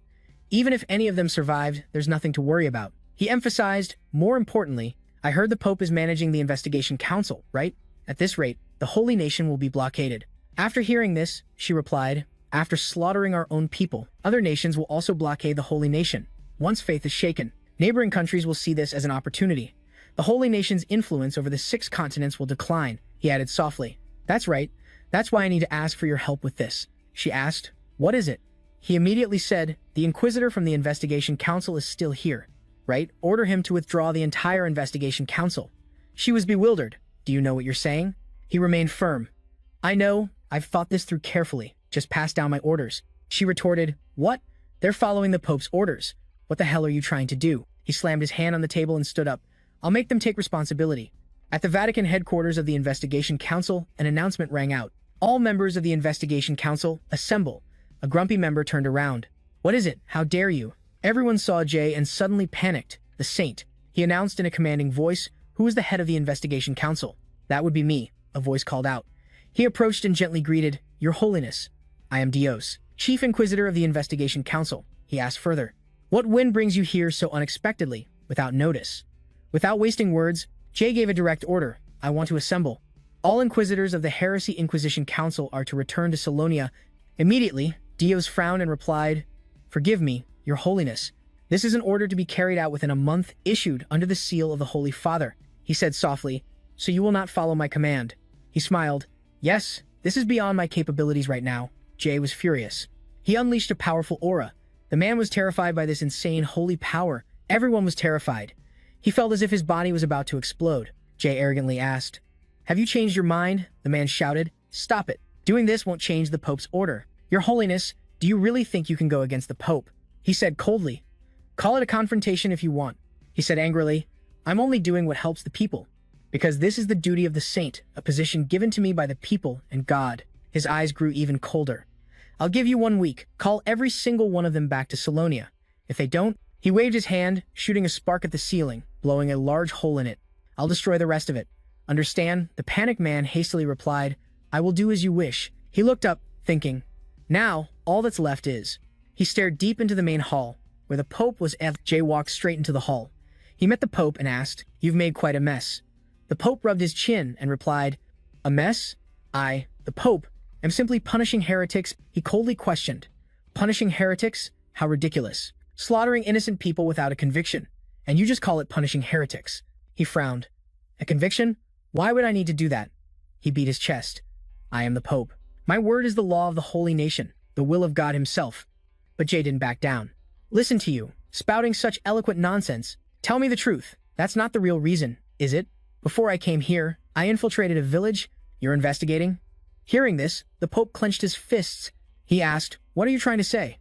Jay replied, no matter how I think about it, I simply cannot comprehend your faith. He criticized. You use your faith to justify the slaughter of innocent people. You must be trying to hide something. Hearing this, the Pope screamed frantically. How dare you? How dare you be so arrogant? How dare you use such falsehoods? To belittle me, he ordered. Guards, force the saint to his knees before me. Jay gritted his teeth. So this is how you intend to play this, is it? He swung his hand, creating a blast of power, but a voice called out, wait. The door burst open and she walked in. There's no need to dirty your hands, Your Holiness. He thought, Eclair. She calmly presented a holy edict and said, from this moment on, Pope Glycio will be arrested and tried for heresy. He shouted, arrest me? How ridiculous. What are you all waiting for? Arrest those traitors at once. She held out a document and said, it's useless, Pope. This is the construction agreement for the Academy's buildings. All construction was entrusted to Phrygia, and the Holy Nation received 1,800 platinum coins in compensation. She added, in the future, if those buildings are not up to standard or if they break the law, she affirmed, the Holy Nation cannot question them. That is what is written in the agreement. He scowled angrily. Where did you? She smirked. I had help from some very capable friends. And this is an official document bearing the Pope's seal, so don't even try to make excuses. She shouted, now, all of you, seize the Pope and throw him in the dungeon. The soldiers replied in unison, yes, ma'am. The Pope was stunned. Don't be ridiculous, he protested. I am the sovereign of this nation, the Pope chosen by Gaia. He raved madly. Anyone who defies my orders is defying the will of God. He went mad. With the divine power granted to me, I will punish all of you. Jay shouted, shaking his fist. What a pile of trash. Afterwards, Pope Glycio was imprisoned. His voice echoed, the gods will never abandon me. You must hold a trial for me. It seemed the whole mess was about to end. A long night passed, and the sun began to rise. But now, the throne was vacant, and the archbishops and nobles were fighting over it. The position of Pope. Jay's voice boomed. Eclair, I want you to become the Pope. She was surprised. What? He explained. You haven't joined any faction, and you're the most powerful among the archbishops. She looked bewildered as he continued. You'll also bring a breath of fresh air to this tainted position as the first female pope. The first one ever, she quickly replied. I don't know. I'm not sure if I'm capable. The saintess laughed. You worry too much. Here's a list of those vying for the papacy. She looked at it, her jaw dropping. What the hell? This bunch of scumbags wants to be pope? She gritted her teeth. Don't worry about a thing. I will become the pope, with the strong support of the saint and the saintess. Eclair became the first female pope of the Holy Nation. They happily congratulated her. In a small room in the main hall, the saintess was working. Jay walked in, carrying a cup of tea, and exclaimed, You have a mountain of work. She sighed, It's nothing new. Thank you. He thought to himself, I can't believe she went straight back to work. She's such a workaholic. Without a word, she picked up the cup and gulped it down. He was stunned. That tea is hot. He watched her, thinking to himself, come to think of it, Iriel has always been helping me, countless times since we returned to the Holy Nation. Just then, Iriel's hand glowed with a faint golden light. She looked surprised. Purification. She stretched and said, magic is truly amazing, but holy magic can't cure my fatigue. He quickly replied, well, if you need more, just tell me. She was exasperated. What's gotten into you? Did you eat something strange today? Why are you suddenly being so nice to me? He said softly, I'm helping you, and you're making a fuss. She said suspiciously, don't tell me you like me, do you? He was suddenly speechless. She quickly added, just kidding, just kidding. You're just doing this to thank me for always helping you, right? He mused, just like a ghost. She, on the other hand, kept rambling. But it wouldn't be strange if you did like me. A beautiful woman like me is helpful both physically and mentally. He chuckled softly, then walked over and patted her head. You're right, thank you. Her face flushed red as she yelled, what are you doing? Do you think I'm a kid? I'm older than you. Including my past life, I'm over 50. Her eyes widened, then she said, oh, that's right. I was so caught up in work, I almost forgot. If we only start now, we'll be in a difficult position. She added, Jay, this is not the time for you to be acting like this. He asked, what is it? Is something important happening today? Suddenly, Jay was also shocked. They both shouted in unison, the Pope's inauguration banquet. The sky had already turned dark. Jay put on a formal suit and said, great. If we leave now, we won't be late. From behind, an announcement was made. Your Holiness, Jekka has arrived. He turned and said coldly, let him in. Jekka entered. Your Holiness. He looked at Jekka's appearance and said, you look great. Jekka smiled and replied, thank you. But why are you here? Where's Clute? Jekka immediately replied, I heard the war is over, but you still have a lot to deal with. So I came to work for you today. He replied, all right, I have a gift for you. Jekka was surprised. A gift for me? He held something out. Here. Jekka wondered, what is this? He explained, it may not look like much. It may not seem very valuable, but before he could finish, Jekka started crying. It was Jekka, sobbing his eyes out. The first gift you've ever given me. I'm so moved. I will treasure it like a family heirloom. I thought, I don't even need to make him believe this is a branch from the fairy tree. Then he asked, oh right, have you figured out how to block my sword? Jack replied, yes, I found it. Day was surprised, you found a way? In a flashback, a sword fight was taking place, and Jekka was still struggling. I can block his sword. He struggled, I can't block this sword. Jekka asked again, have you really found a way to block the sword? Jekka replied, if it's the same sword you attacked me with the other day, then I'm confident I can block it. He thought, you're truly a genius. JK said eagerly, I will prove it to you soon. He thought helplessly. Where is he looking? At the banquet, the Saintess looked stunning. Rhea, walking beside her, spoke up. As expected, all the noble families have gathered for the banquet to celebrate the Pope's inauguration. She replied, I know. Then she turned to look behind her. I don't think I've met these people before, Rhea said. They are the diplomatic delegation from the Horan Kingdom. She added, they didn't help when we asked for reinforcements, and now they show up. Their goal is clearly.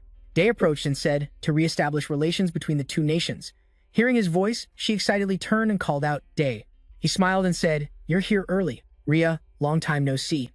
At that moment, she gently bowed her head. Grayer Teps, greetings to the Holy One. He continued, I heard you contributed a lot in the recent war. The Saintess beside him smiled and replied, that's right. She has also decided to help me with the affairs of the Holy Nation in the future. Jekka exclaimed, what a great honor. Jekka then asked, so you're not going back to the academy? He added, I suppose so. It's only difficult at the beginning, right? Then he thought, a future medical student. Yes. Rhea, standing beside him, grinned and said, but if you were to open a medical institute, then by all means. I would definitely make time to attend. Day was overjoyed. Really? She replied, yes, I'm really looking forward to it, Professor Day. Suddenly, a group of people approached and said, Venerable Holy One. He spoke, Eloi from the Horan Kingdom greets the Venerable Holy One. He thought, when the Holy Nation was in danger, they didn't show up at all. And now they have the audacity to shamelessly come here and talk to us. Then he said coldly, nice to meet you. The man gushed, it is a great honor for us to meet. All the heroes who fought Phroxia to protect the continent. He waved his hand. That's enough with the pleasantries. Just say what you came to say. The Saintess spoke. I'm sure you realize that those who just stood by and watched without helping are not welcome here, are they? But we are willing to hear you out, since you've come all this way. The man began to speak. Currently, trade activities between the Heron Kingdom and the Holy Nation have been suspended due to the war. He further explained, but according to the trade agreement, as a friendly kingdom, We are the only kingdom with the right to import grain from the holy nation. Not stopping there, he continued, so we have come to request the restoration of trade. Suddenly, a loud voice rang out. Shut your filthy mouth. Just because you have a mouth doesn't mean you can spew nonsense. Like that? Get lost. They were stunned to hear that. At this moment, the saintess said in a low voice, You heard him. This is the holy nation's stance. You've come a long way, but now you should leave. He didn't give up and questioned. Are you now trying to cancel the trade agreement between our two kingdoms? It seems you haven't considered the things that could happen to the holy nation's diplomatic relations. You cannot unilaterally cancel the agreement, Day said with a cold smile. The Horan kingdom is completely dependent on trade, but now they're facing difficulties. I'm sure the goddess would also want us to help this neighboring kingdom. Hearing this, the man smiled widely. As expected, only the hero, the savior of this continent, truly understands reason. Before he could rejoice, Day spoke up with an excited smile. Import grain at double the price. Hearing that, the man was surprised. How ridiculous. You would also. Day replied with his arms crossed. Don't tell me you're planning to break the agreement. Then he continued, As a friendly kingdom, that wouldn't be very polite of you. He gave a wry smile. You don't want to become an enemy of the holy nation, do you? At that moment, the Pope appeared and spoke. It's wonderful that both kingdoms can ease the tension. What could be more joyous today? Everyone shouted in unison, Your Holiness, the Pope. Then he added, Come now, let's put these complicated matters aside. I hope everyone can continue to enjoy today's party. Everyone cheered loudly. They began to enjoy the party. The atmosphere was very lively. Outside in the hallway, Day was standing with the saintess. She spoke up. I once thought this war would never end, but somehow it has ended. He smiled. I know. Then he explained, But are you sure you can handle everything when I return to the academy? She replied. Of course. I can manage everything here on my own. Then she smiled and emphasized, You've only just arrived in the holy nation, and you've already gone through so many hardships. Now you should go do what you want. He smiled brightly. Well, seeing you occasionally and asking for your help with paperwork would be great too. She replied coldly, Well, as you wish. At the ruined lair of Phroxia, an eye opened in shock. He wondered, Am I dead? He sat up. I can't believe humanity has a mage stronger than a corpse. Like me, he thought. His mana pierced through my heart in an instant. He recalled that scene. Then he clutched his chest. It was an immense and pure source of mana. He praised, and beautiful. He mused. It was like the origin of all magic. He looked up. From now on, I will search for you. In a ruined space, someone sat dazed. Oh my God. After the war ended, the academy began calling for students to return to the lecture halls. Perhaps due to the war's aftermath, many students were unable to return to the academy, but when news spread that the Holy One, the hero of the kingdom, had returned to the academy and started holding free medical classes, students from all over gradually returned. At the board, a person writing with chalk spoke. All right. That person was Day. Let's begin today's lesson. He explained. Today's lesson will focus on this topic. He taught enthusiastically. Throughout the war, we have often seen bishops performing healing, but they are not the only ones who can save patients from the Grim Reaper's grasp. He added, In the recent war, some of you have experienced or witnessed. He explained that bishops, priests, or even the Holy One cannot cure all diseases. The students were bewildered. Even the Holy One? They thought. Then those people must have died for sure. Suddenly, Day slammed the board. But by studying at the medical academy, you all can. He emphasized loudly. Starting today, the Medical Institute will begin accepting students and will focus on treating illnesses and injuries, including those that even bishops cannot heal. The academy buzzed with excitement at his words, so if you want to learn, just come and enroll. On the stage, he was in his element. From now on, all external wounds on the body will be called external injuries. A student asked a question. Before we begin today's lesson, I have a question. Why did many soldiers who were saved during the battle later die from very minor wounds? Was it because the church lacked the manpower to treat those minor wounds? He heard this and replied, That's a reasonable thought, but why do you think they died from such minor wounds? It certainly wasn't a severe injury. He explained enthusiastically. It's because the external wound got infected. He continued, All around us, there are millions of microorganisms that we cannot see. For example, on the palm of the student in the front row, who just answered the question. The girl behind him also spoke up. He said there are creatures called microorganisms that live everywhere. Why is that? The girl said, but I can't sense any of them right now. Of those species around me at all, he explained. Microorganisms are so small that you can't see them or sense them with mana. A student was surprised. What the hell are these microorganisms? How do you know about them? We will only believe it if there is proof. He rested his chin on his hand thinking. Proof, huh? He started with an example. If you leave bread at room temperature for a long time, it will get moldy. Right. What if I told you that mold is also a type of microorganism? Would that make it easier for everyone to understand? He explained the characteristics.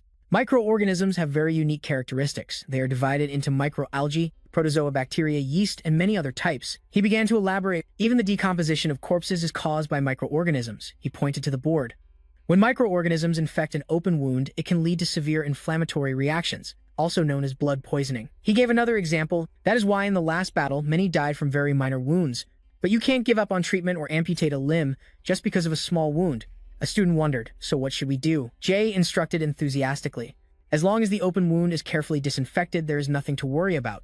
You can think of disinfection as the act of killing microorganisms to prevent infection. He analyzed, most people have had the black before. You probably all know that if you get the black, and it is too severe, you can die in this world. Is the black a disease like the flu? A student asked. Are you saying the black is also caused by microorganisms? He smiled and replied, not exactly by microorganisms. This disease is caused by a type of virus. We will learn more about viruses later. He returned to the topic. We can prevent the black with proper disinfection. The method is very simple. Water. He emphasized hand washing. If you wash your hands regularly, you can prevent this disease. The same goes for wounds. Just using a little clean water to wash the wound is already effective. A student was curious. Is that all? Just wash the wound with clean water. He gave an example. Housewives who often do laundry are living proof, as they rarely get the black. After all, their hands are in contact with water very often. A student spoke up. Professor, may I ask a question? He replied. Of course. What do you want to ask? The student asked. Then how do you explain the magic of dark mages? They use cursed talents, not microorganisms. He remarked. That is a very good question. He began to speak. In the case of a disease caused by a dark mage, it does not just appear out of nowhere. To be more precise, the magic only creates a favorable environment for microorganisms to grow. Jay continued. We have gotten a bit off topic. Now, let's talk about. Suddenly, the bell rang. Class is over. But I have only just skimmed through a few things. This is bad. The first class is always the most important one, he thought worriedly. How can I capture the students' attention by just giving a brief overview like this? Just then, the classroom erupted in applause. Thank you, Professor. Professor Jay, your lectures are always so interesting. Today's lecture was really good. He was extremely surprised. After Jay's lecture on medical science, along with the hand-washing craze among the students, the lectures on medical science became increasingly popular. At the same time, the Medical Institute was officially established. Thanks to the Institute's popularity, the number of students enrolling skyrocketed. Jay was overjoyed. He was excited. Excellent, things are only just getting started now. The sun was gradually rising. Suddenly a thought appeared. He is here. I can feel it very clearly. It is the Lich. He thought I followed the faint traces of mana to get here. He assessed his rank. I think he is associated with the Legion Kingdom. But who else from the Holy Kingdom is in that academy? It is quite surprising. He was determined. I want to see him immediately, but if I thought I had already killed my enemy, and that guy suddenly appeared right in front of me again, that would be quite rude, wouldn't it? He might feel insulted. This corpse also knows how to be considerate of others. He pondered, how can I meet him again without making him feel insulted? He analyzed. These humans are all dressed alike. That must be the academy uniform. An idea came to him. He stepped into the academy. Now he was dressed like a student of the institute. This should be fine. This is crazy. Of course, there is no way he would be that meticulous. There are 3 types of students in the academy. Some carry swords, some wear robes, and there is another special type. Some wear white lab coats. For some reason, this corpse has taken a liking to the lab coat. A long-haired student was wearing a lab coat. This is a wonderfully beautiful outfit. Suddenly, a voice called from behind. Hey, are you a new student? The young Lich looked at them and thought to himself. Are they in the same course? He replied. That is right. The female student was surprised. Really? No wonder, he is so handsome. There is no way we would not have noticed him before. The 2 female students asked the Lich, do you know your way around yet? You know, class is about to start, right? The Lich answered, honestly, I do not know the way yet. The female student said excitedly, then come with us. We will take you to the lecture hall area. The other girl reminded her, maybe that is not necessary. Today is a practical class. Did not you say we need a group of 3? That is great. The other student became listless. I cannot believe that today. We are going to dissect a whole pig. It is so scary. The Lich asked back foolishly.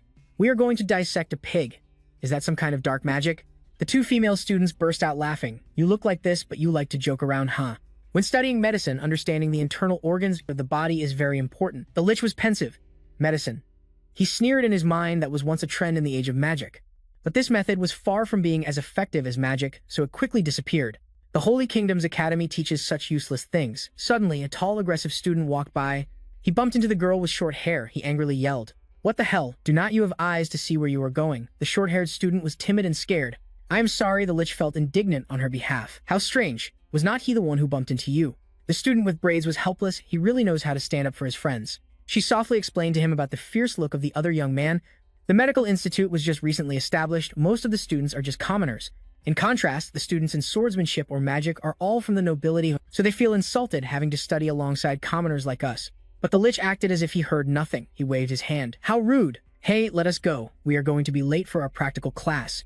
The Lich's calm attitude made the two female students' hearts skip a beat. The thug was confused. He strode menacingly towards the Lich. You guys. You give a half-assed apology like that and think you can just walk away. The Lich found this very annoying. Did not. She already apologized to you. The other student roared. That is not sincere enough. At the very least, she has to get on her knees. The Lich understood his meaning and revealed a sinister smile. Suddenly, the thug was pulled to his knees by an invisible weight. The Lich's eyes turned a dark color. Like this, huh? He looked down and lectured him. You dare to be so arrogant based solely on your lucky social status. You are truly vulgar beyond compare. The pressure from the Lich almost crushed the student. He commanded, from now on you are an orc. The student who was aggressive just moments ago now seemed to have lost consciousness. His face went blank as he received the curse from the Lich. You will go into the forest and build a village, and you will wallow in the mud. Luckily for him, the Lich was just kidding a little. The student ran for his life, screaming his head off. The Lich snorted with laughter. You have finally returned to your true nature.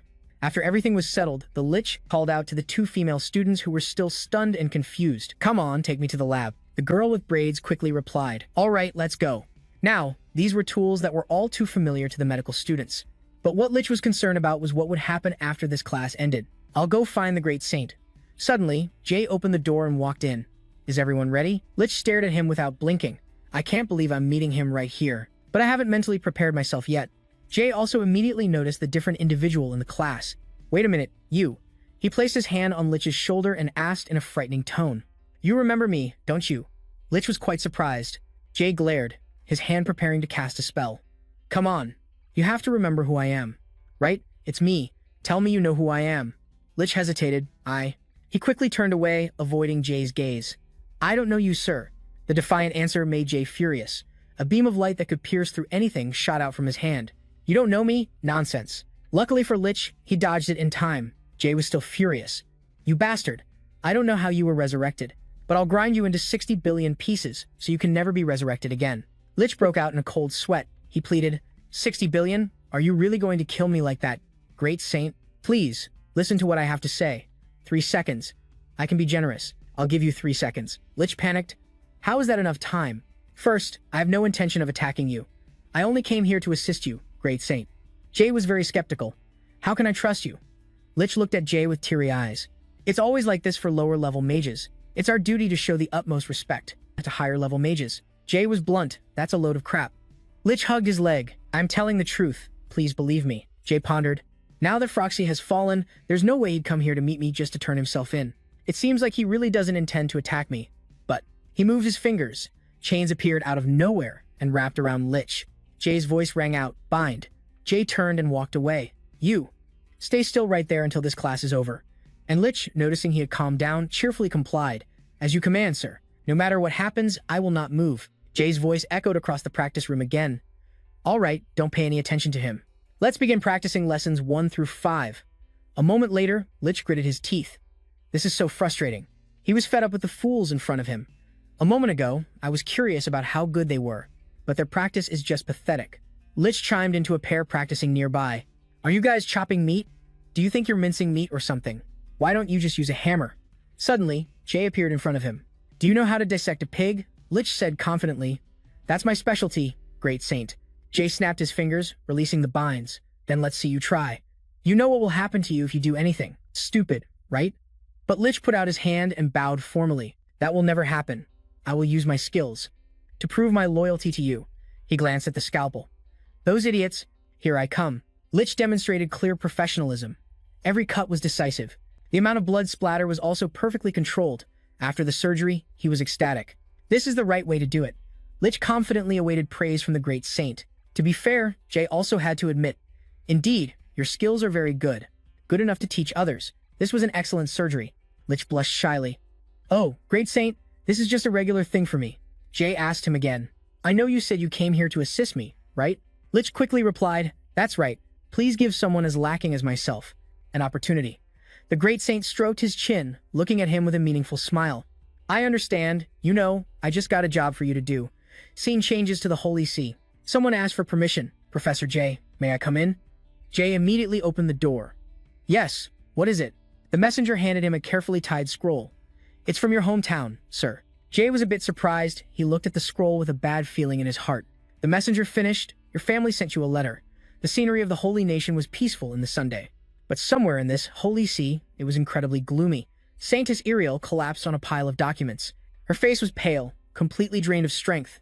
I can't do this anymore. A young maiden, running back and forth arranging documents, worriedly said, Saintess, leave the rest to me.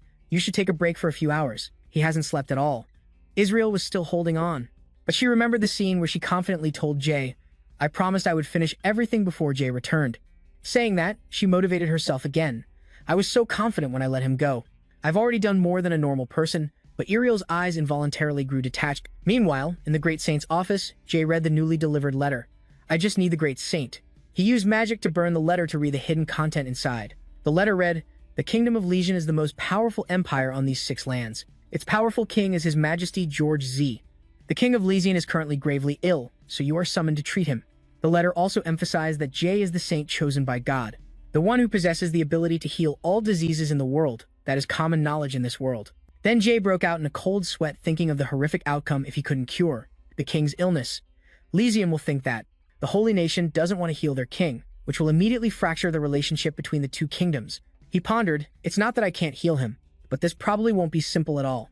Jay was almost a puppet in the hands of royal politics. He was still very worried. Healing him is different from healing other patients, so there's nothing I can do. Jay strode down the hallway, thinking as he walked. If that's the case, then first. Later, at the academy, Jay had appointed Lich as an honorary professor. Wherever he went, everyone had to bow and greet him as professor.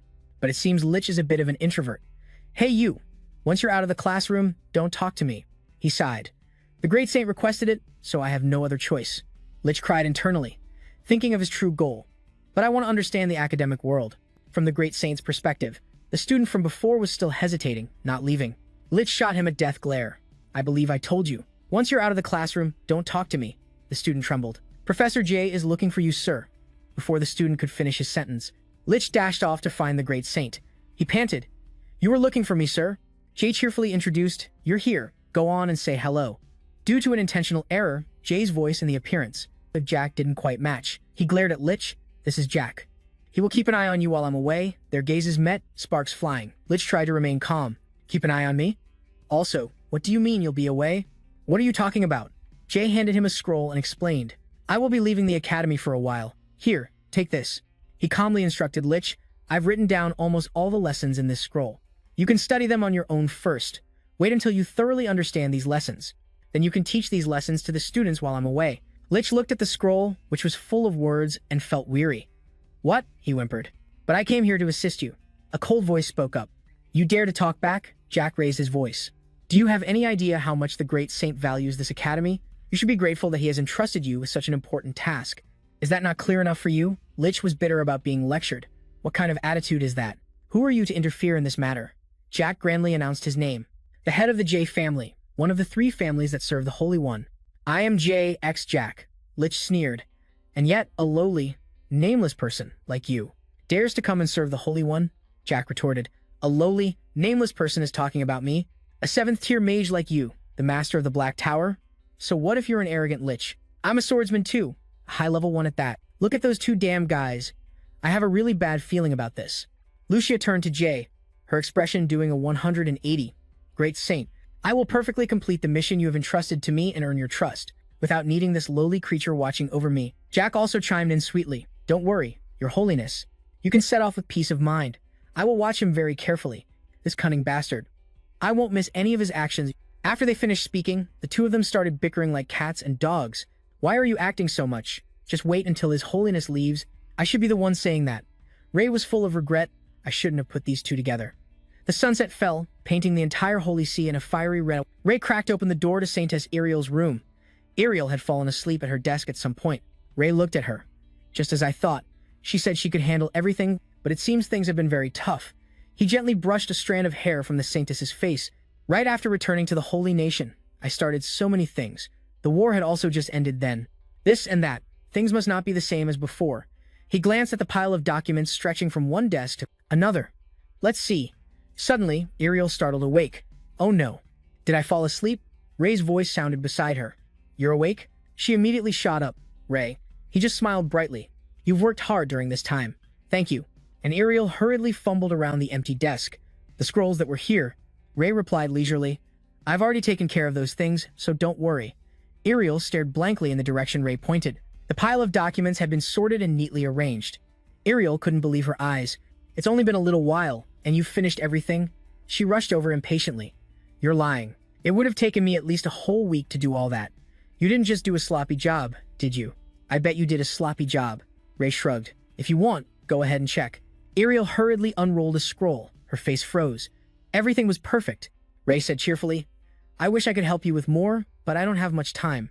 Ariel was speechless. There's nothing left to help with anyway. Suddenly, a voice called from outside the door. Sir, a maid announced. Your Holiness, your luggage has been prepared. Ray's voice was regretful. Is it time already? In the Lessian kingdom, the sky was gradually darkening. The night seemed to lick and swallow the magnificent castle, accompanied by worries about the political situation. At this rate, if the king dies, there will be big trouble.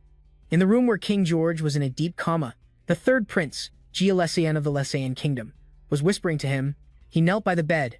It seemed they no longer hoped for their father to recover. He confided in the king, even though he couldn't hear.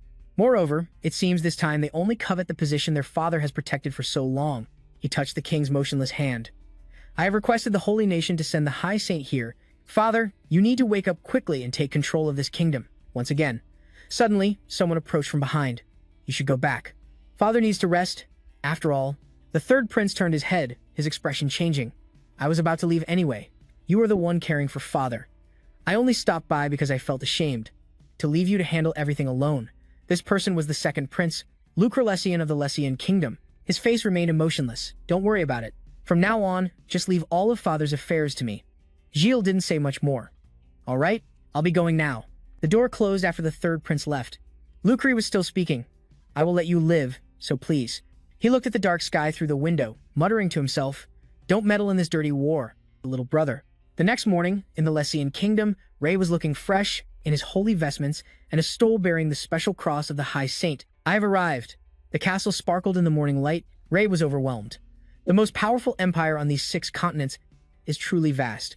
From behind, a voice caught his attention. Welcome to Lessian. A man with a goatee bowed politely. Greetings, your holiness. I am Count Obel, the one who will be receiving you. Ray also returned the courtesy. Thank you. I am the High Saint. My name is Ray. Ah, Obel said hesitantly. The journey was long, you must be tired. So even if you have many questions, please, Ray understood. Ah, all right, let's just go, he asked. We don't have time, do we? Obel immediately led the way. Thank you for your understanding. This way, please. The Count led Ray to a luxurious room, but there were no guards outside the door. We've arrived, please come in. Thank you. Opening the door, Ray was quite surprised. This smell, a foul odor coming from the bed, filled the entire room. Ray wondered, even if they had to keep the king's illness a secret, does that mean they haven't bathed him all this time? He approached the bed where the king was in a coma. Let's see. Let's check his condition. Ray massaged the king's arm. This is, he immediately guessed, the muscles all over his body have stiffened due to ankylosis. It's definitely because he hasn't moved in a long time. Ray looked at the king lying still on the bed. The muscles are so stiff that I can't stretch any part of his body. However, muscle stiffness alone isn't enough for a definitive conclusion. He worried. There are quite a few causes that can lead to muscle stiffness. Congenital dystonia? Wait, no, the king is old. So it's not this syndrome. The problem here is his consciousness. Ray analyzed. When an acute illness impairs a patient's consciousness, from alert to lethargic, stuporous, semi-comatose, and comatose, it will soon lead to disorders of consciousness. He observed George's pupils. Recovery, on the other hand, occurs in the reverse order. Moreover, I still don't know which disorder of consciousness the king has. I can't make a hasty diagnosis. Ray pondered.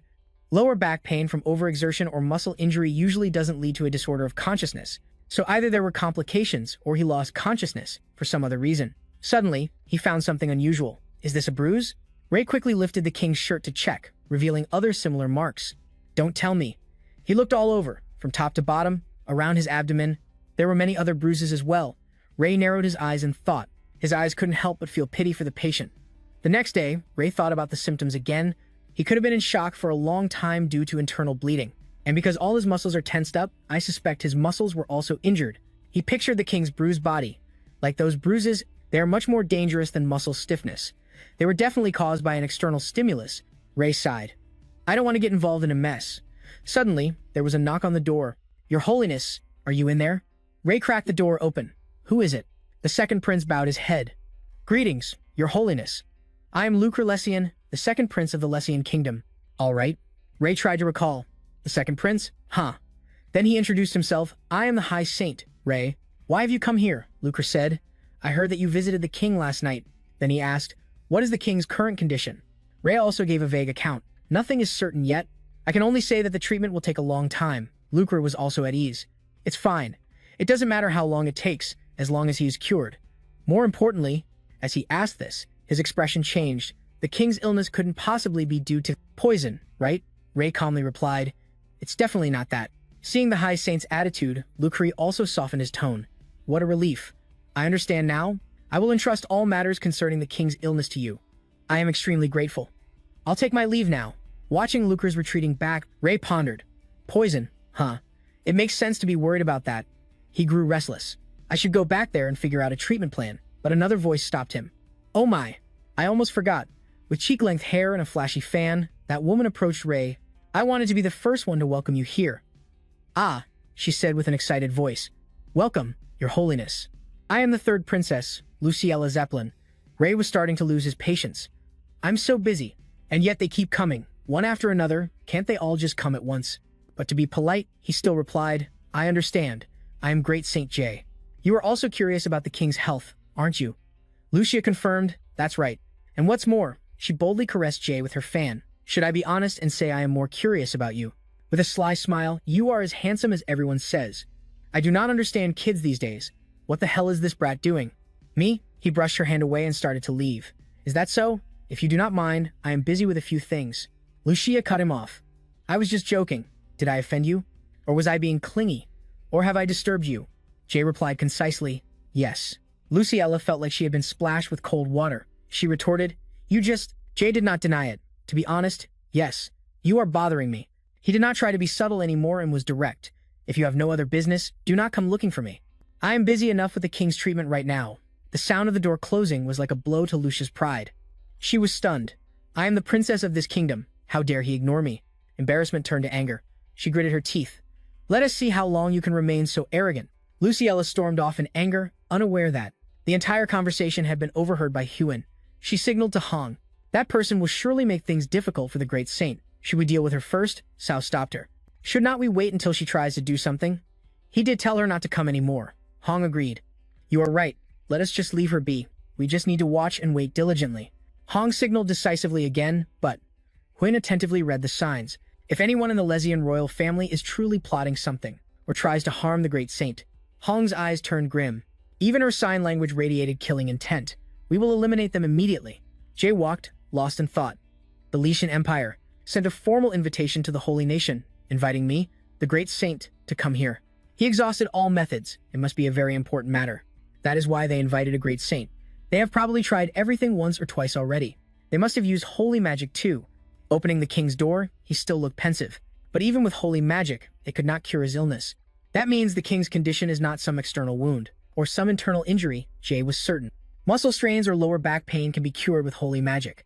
So the answer must be an immune system disease. He concluded, stiff person syndrome. Jay recalled the condition, an autoimmune disease.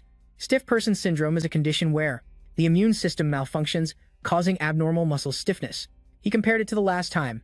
Even when I treated the princess, for the duchy, it was the same. Holy magic alone could not cure the disease. So, it is understandable that no one in this kingdom could cure the king. Jay was still puzzled. The question here is why.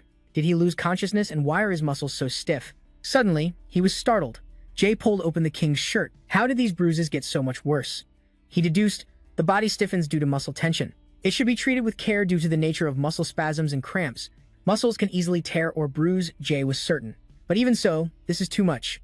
I am sure someone tried to massage these stiff muscles. According to the medical knowledge he had, this would damage the musculoskeletal system, causing internal bleeding, causing shock and making him lose consciousness.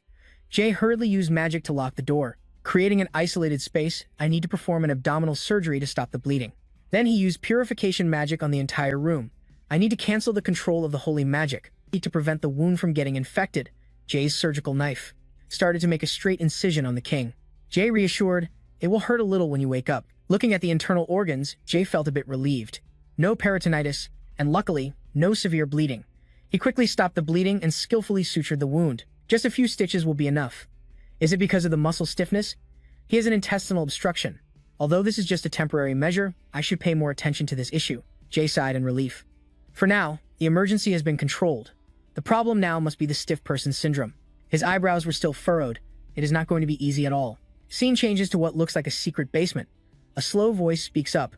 Hong Yang, report. Sao came forward. Indeed, there are conflicting tasks regarding the person who rules the Lesian royal family now. The first in line for the throne is the crown prince, followed by the second prince.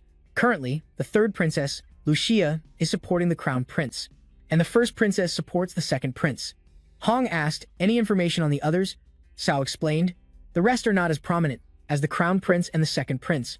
Although the second princess is a 6th-tier archmage, it seems she is not interested in inheriting the throne. He added one more thing. It seems the fourth prince is dead. Sao was a bit surprised. Dead? Yang reasoned. He became a sacrifice in the struggle for power. Sao continued his report. That is right. After his death, even the fifth prince who was close to him eventually joined this power struggle. It seems they suspect a member of the royal family is the culprit. With the current situation, it is likely the work of the crown prince or the second prince. Hong turned to Sao. Has the third princess made any moves? Sao reported. Not yet. We have a plan to monitor her and the crown prince. Yang looked at Hyuk. Yang, then I will leave this to you. Hyuk agreed. Yes. Yang assigned, you will stay here with Sao. The rest of you, return to the Holy Nation. Sao was a little worried. Just the two of us? Yang explained, that is right, because what the Great Saint needs now is information, and the detection of danger, she instructed. The Great Saint's safety will now be entrusted to one person. In special cases, the two of you have the authority to act on your own. Huck replied, understood. After saying that, all those without a mission immediately vanished, leaving only the echoing voice of Yang. Hyuk, Yang, dig deeper into the royal family. There is still much we have not uncovered. Hyuk replied firmly, as you command. Sao also accepted his duty. I will continue to monitor the princess from now on. We will report here every evening. Yang's voice sounded satisfied. All right, split up and go. At this time, the entire castle was deep in the night. The next morning, Jay was informed of something. He was a little surprised. Now, the informant replied, yes, that is right. The members of the royal family are waiting for you in the Great Hall. All right, Jay thought, it is about time. But this is quite unexpected. He was also pleased. I should take this opportunity to get acquainted with them. Jay replied to the maid, all right, let us go. The maid led the way for him. She stopped at the door, bowing for Jay to enter. This way, please. Inside here, in the room was a long table. All the princes and princesses were gathered. Jay felt weary on the king's behalf. There are 7 of them. It seems the king has great stamina. He scanned for faces he had met. I have seen a few familiar faces. Lucia and that childish princess. In fact, one of the princesses has been to the Holy Nation before. Jay suddenly realized something. But those people? He was annoyed. Those people invited me here. And now what the hell are they planning to do? According to the etiquette of the nobility, the person of lower rank must greet the person of higher rank first. Jay's gaze instantly changed from gentle to sharp. The rank of prince or princess is lower than the rank of a great saint by 1 level. Jay felt like he was being disrespected. And yet they don't follow these social etiquette rules. Are they trying to test me or publicly humiliate me? Day spoke up first, his voice deep, but it was loud enough for everyone in the room to hear every word. Even common dogs know how to greet each other when they meet. The 4th prince and the 3 princesses immediately shot up. How dare you utter such ridiculous words? How rude. Dave frowned. Do you think I wanted to come here? He turned and left decisively, ignoring the fury of this arrogant group. If this is your attitude, then there's no need for us to meet. As Day walked, he worried. Their behavior makes me worry about the family's educational methods, the Lesian royal family. He then thought about the king's illness. Business is business. Their attitude has nothing to do with saving the king's life. I need medicine for the treatment. I wonder if they have chamomile. Suddenly, footsteps approached. Day wondered who it was. He was surprised. It was the 2nd princess. She bowed and greeted him. Greetings, your holiness. I am Selena Z. Lesian, the 2nd princess of the Lesian Empire. She apologized. I am sorry for what just happened in the Grand Hall. I sincerely apologize, your holiness. Selena hesitated. I have a few things I'd like to discuss with you. Would you mind if I came in to speak with you for a moment? Ray's voice was slightly surprised. About what just happened in the Grand Hall, he asked. She replied, that happened because of the psychological warfare for the throne, didn't it? Selena confirmed that's right. She then explained, it was a critical issue concerning which faction would be the first to bow to you. So Day stroked his chin. It's just like what I heard from the 7 apostles. Selena promised I will take responsibility for this on their behalf and apologize to you. On behalf of the royal family, I will wholeheartedly assist you. Day's tone softened. If you say so. Selena was still worried. Thank you. I know that we were rude earlier, but please continue the king's treatment. Jay reassured her. Don't worry. I'm going to continue his treatment anyway, Selena replied gratefully. Thank you, your holiness. She bowed her head, expressing her sincerity. From now on, if you need anything from me and I'm not here, please feel free to summon me. After their business was concluded, Selena left. Jay was somewhat satisfied. At least this princess was promising, but he was still annoyed with the others. I'll figure out what to do with them later. For now, I must prepare the king's treatment. His motto was that kindness could be forgotten, but grudges must be remembered. A few days later, on the table was a small bouquet of chamomile. Day sighed in relief. I was worried at first, but I never expected finding these herbs would be this difficult. Day was overjoyed when he saw it. I finally found it after 4 hours. I stumbled upon some chamomile on my way back. It's a miracle. He dried the bouquet with magic. Day rolled up his sleeves. All right then, let's start making the medicine. After grinding the dried herbs, you can squeeze them dry to get the concentrated medicine, then add water to roll them into pills. The antioxidants in blueberries will be concentrated just like in a pill. Once these substances are boiled, some of the antioxidants will disappear, but plenty of vitamin C will remain. This will lower the king's cortisol levels. As he prepared the medicine, he considered the next steps. Now I need to deal with the internal bleeding. His shock symptoms should also lessen. This therapy will help him relax and also allow him to move. At that point, I can start physical therapy, he decided. The moment he wakes up, I'll give him the medicine.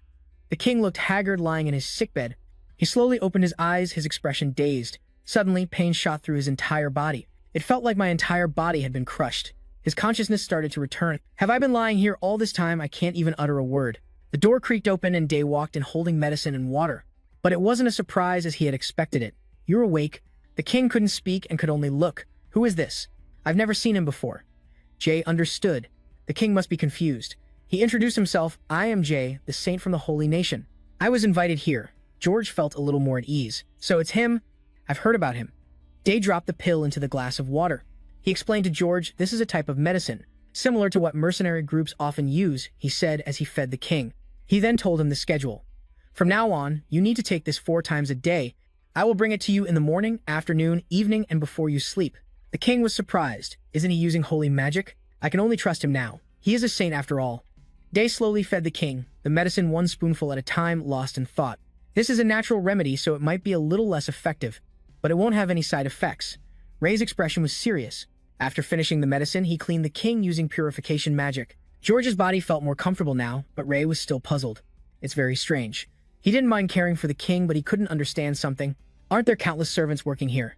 There's no way. No one is taking care of the king. Someone must have forbidden them from coming here. Day began to deduce. The first prince would gain nothing from this. He's already first in line for the throne.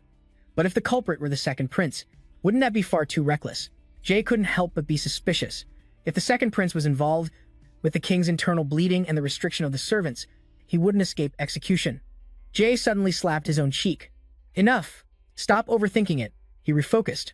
The only thing I need to focus on right now is treating the king. Who succeeds? The king has nothing to do with me. George gave him a strange look. He just slapped himself. Jay looked back at him with bright, confident eyes. I will cure you. George was a little worried. Is it really okay to trust this boy? Time passed quickly. A week later, Day was walking through the palace corridor. He was thinking about the king's condition over the past week. He has recovered a lot. He still can't speak yet, but at least he can move his head and slowly chew his food.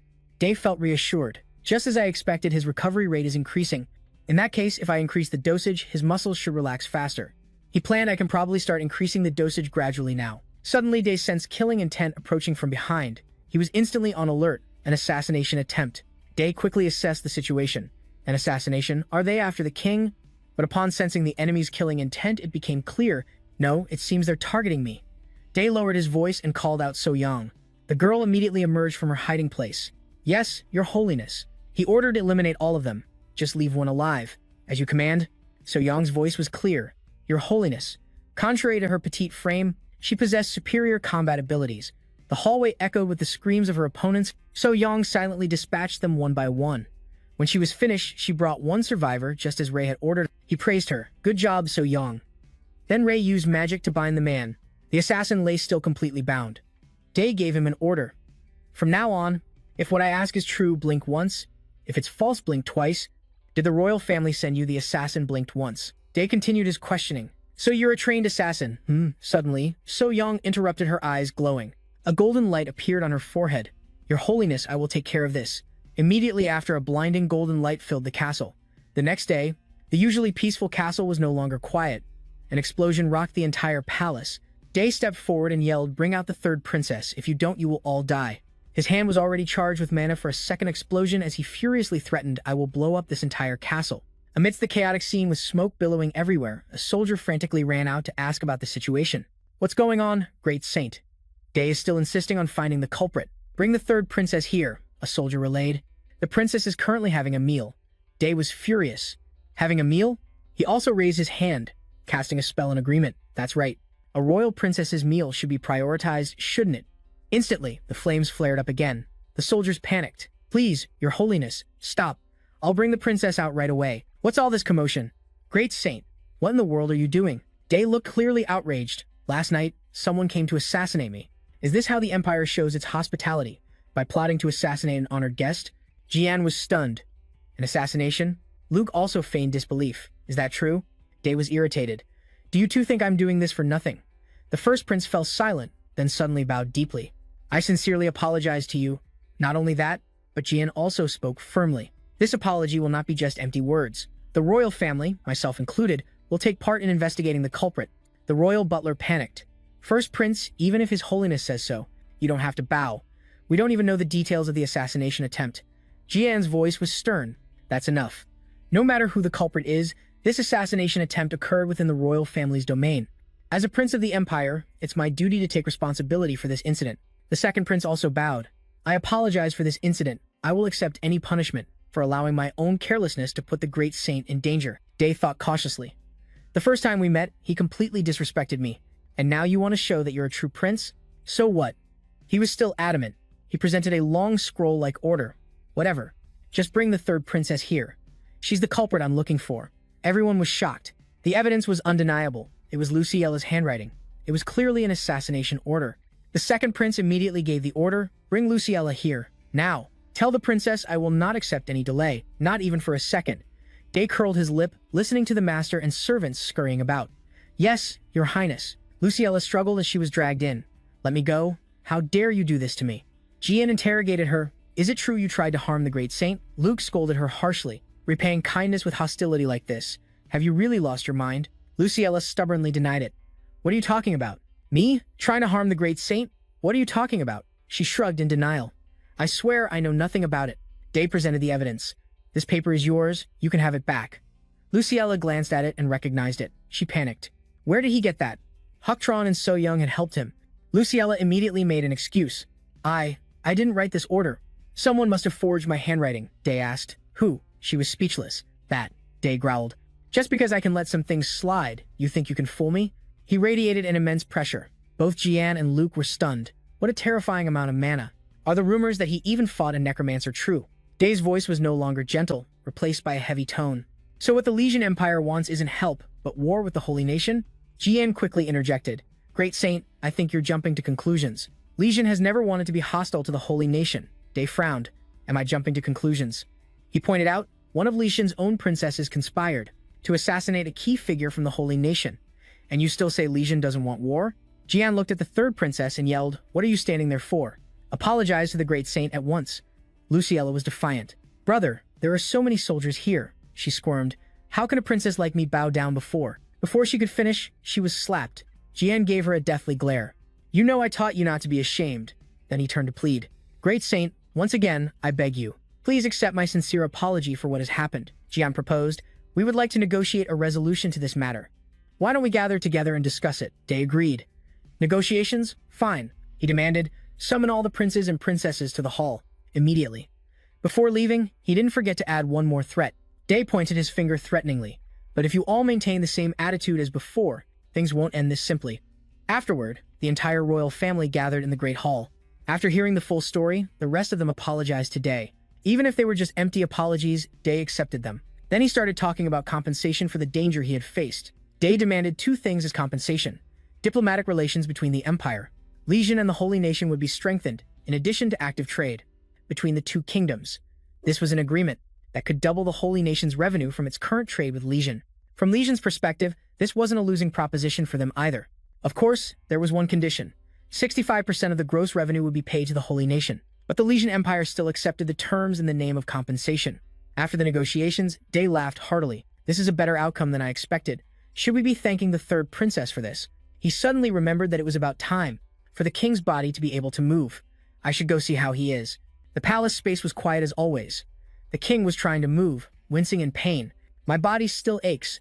The bruises have turned yellow and are starting to heal. The king was grateful. But thanks to that medicine, I can move a little bit now. The door creaked open. Day entered and praised him. You're recovering better than I thought. Can you talk now? The king whispered. Thank you. Day replied cheerfully. Don't worry about it. Let me check your condition for today. Please try to move. Day glanced at the bruises.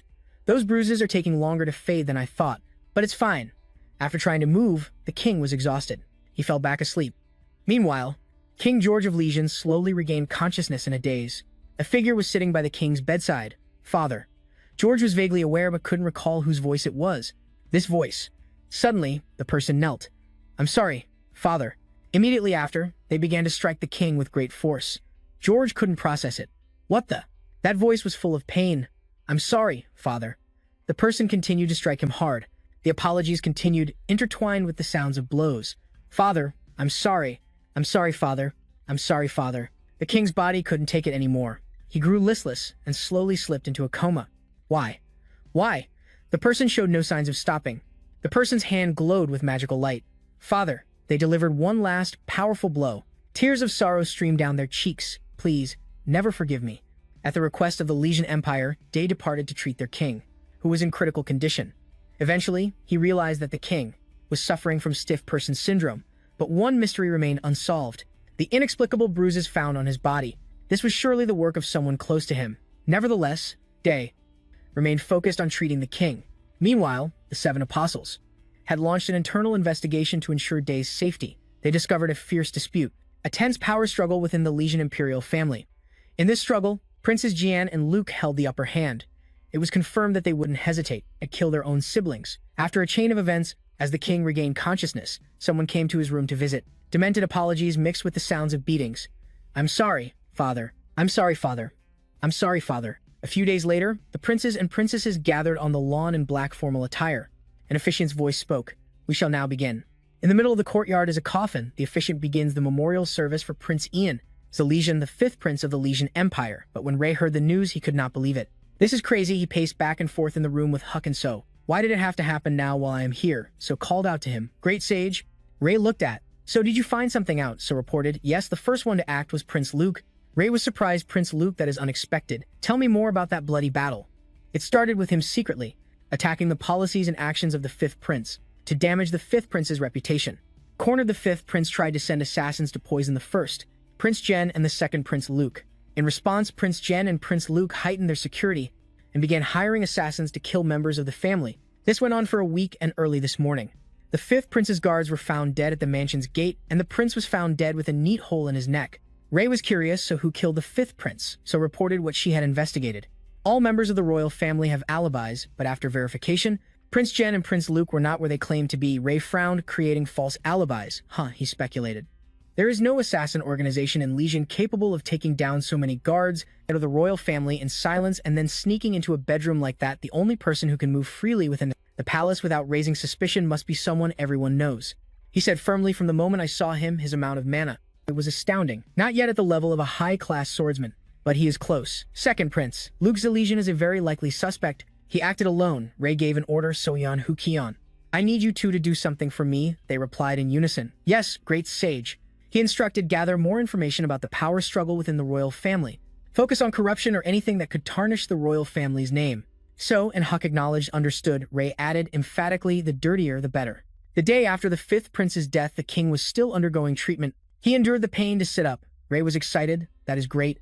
He pushed the king back down to rest. All right, now, George tried to communicate something, but the words he uttered were just mumbles. Ray still replied, I understand what you are saying, but you need to repeat it. He felt truly relieved. It seems the atropine in the medicine is working. The muscle stiffness has improved significantly. I was worried the ingredients might have a different effect in this world, but luckily they work the same way. Ray was startled. He sensed movement. Someone is here. Ray immediately put the king to sleep. The third prince opened the door and walked in. "Are you in there?" he greeted. "Friendly hello, your holiness."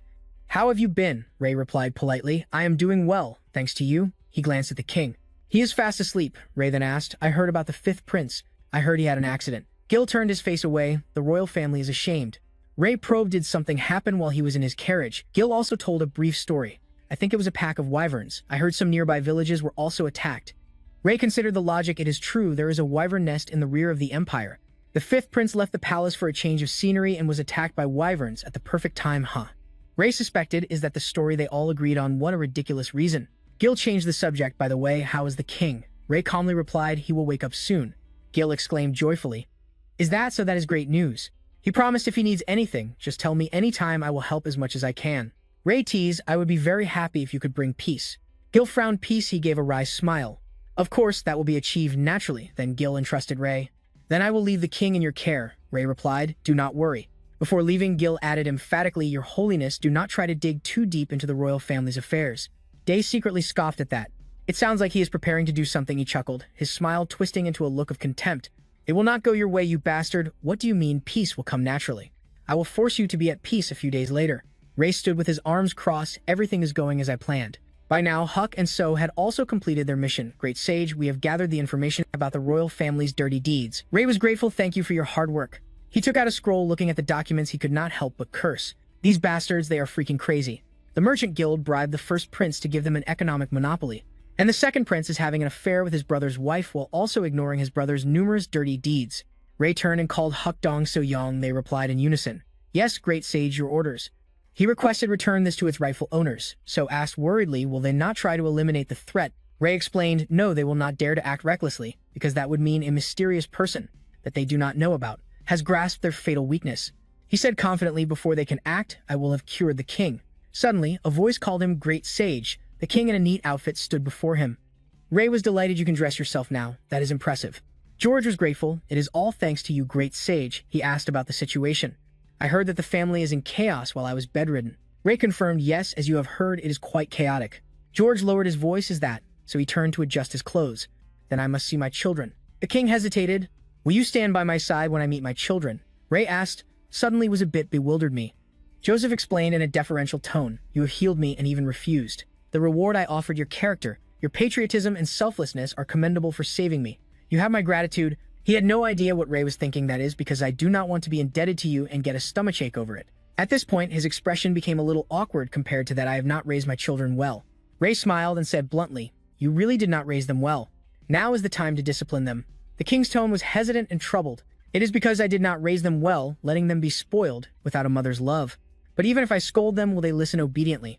Ray hummed for a moment, the corners of his mouth turning up in a confident smirk. "I think I can help you with that." They quickly moved to the main hall. A cheerful yet fake voice rang out, "You have finally recovered." Below, the royal family was congratulating the king. "Greetings, your majesty. Congratulations on your full recovery." The first prince's wife frowned hesitantly, but she glanced at Ray sitting right next to the king. "Why is the great sage sitting there?" George explained, "I asked him to." His expression was stern. "He worked very hard so that I could fully recover." In contrast, his voice suddenly deepened. "You have committed an unforgivable act. You know what I am talking about, do you not?" The first prince's wife's face stiffened. "I do not know what you are talking about." Joseph sighed wearily, his hand covering half his face. "I am talking about the death of the fifth prince." His disappointment was palpable. "His death was covered up as an accident, but I know the reason is because you children were fighting among yourselves." Selena's face turned pale because of that. Joseph continued to reprimand. "How could you kill your own brother? Did I not tell you to always love one another?" Ray blurted out, "Unbelievable. And these are the princes and princesses of Legion." Ray clicked his tongue in mockery. "Are you so power-hungry that you have abandoned your humanity? You are no different from beasts." These words provoked their pride. They frowned, showing their displeasure. "You've crossed the line, madam. He's even acting so high and mighty. How dare you disrespect a member of the royal family in front of them?" Jay let out a sigh. He was all too familiar with this type. "You've all been so sheltered, you don't understand how this world works, do you?" His words were so arrogant. "What are you going to do? Challenge me? Do you think you can win? Of course not. You know that well." The other two were speechless, but it didn't stop there. He continued, "Here, this is the proof of your wrongdoings." King George's eyes widened as he looked at the young man. "The stolen parchments have returned, so he was the one." Jay calmly presented them. "Your Majesty, you should see this as well." He thoughtfully laid out the details. It contains the entire process of how the fifth prince was framed, harmed, and ultimately killed. George narrowed his eyes in pain. unable to believe the royal family had stooped so low. Jay added, "However, the second princess, Selena, is an exception. She has done nothing wrong and is not involved in any scandals." Selena closed her eyes, her face tense. George became more devastated. "I can't believe it. How could this be?" The guilty parties panicked. He has always been a man of his word. "Everyone except Selena will be confined for 3 years. The punishment was delivered immediately. No one has the right to object. If you do not wish to comply, then leave the royal family. Now, all of you, leave." The second prince watched them leave, finding it hard to accept. Jay was pleased. If they live quietly as if dead for 3 years, they won't be considered for succession, and their chances will vanish. Serves them right. George suddenly spoke to the second prince. "Luke, don't you have anything to say to me?" His somber eyes were filled with sorrow. "Why did you do it?" He said sincerely, "I just want to understand why you did it. So don't worry and just answer." Luke seemed to sigh. The information that came next was truly unexpected. It was for the third prince. The king was stunned. "The third prince," he repeated. "Yes, I want the third prince to take the throne." Luke acknowledged it. "Jen and I only think of the Empire's best interests. But the third prince is different. His constitution may be weak, but he cares for the people and can keep the ministers in check. He will become a wise king." As he said this, he clenched his fist. "But whether it's me or the fifth prince, we would both be corrupted by the power of the throne. If that's the case, how can the third prince become emperor? Hidden beneath this human facade is a cold-blooded nature.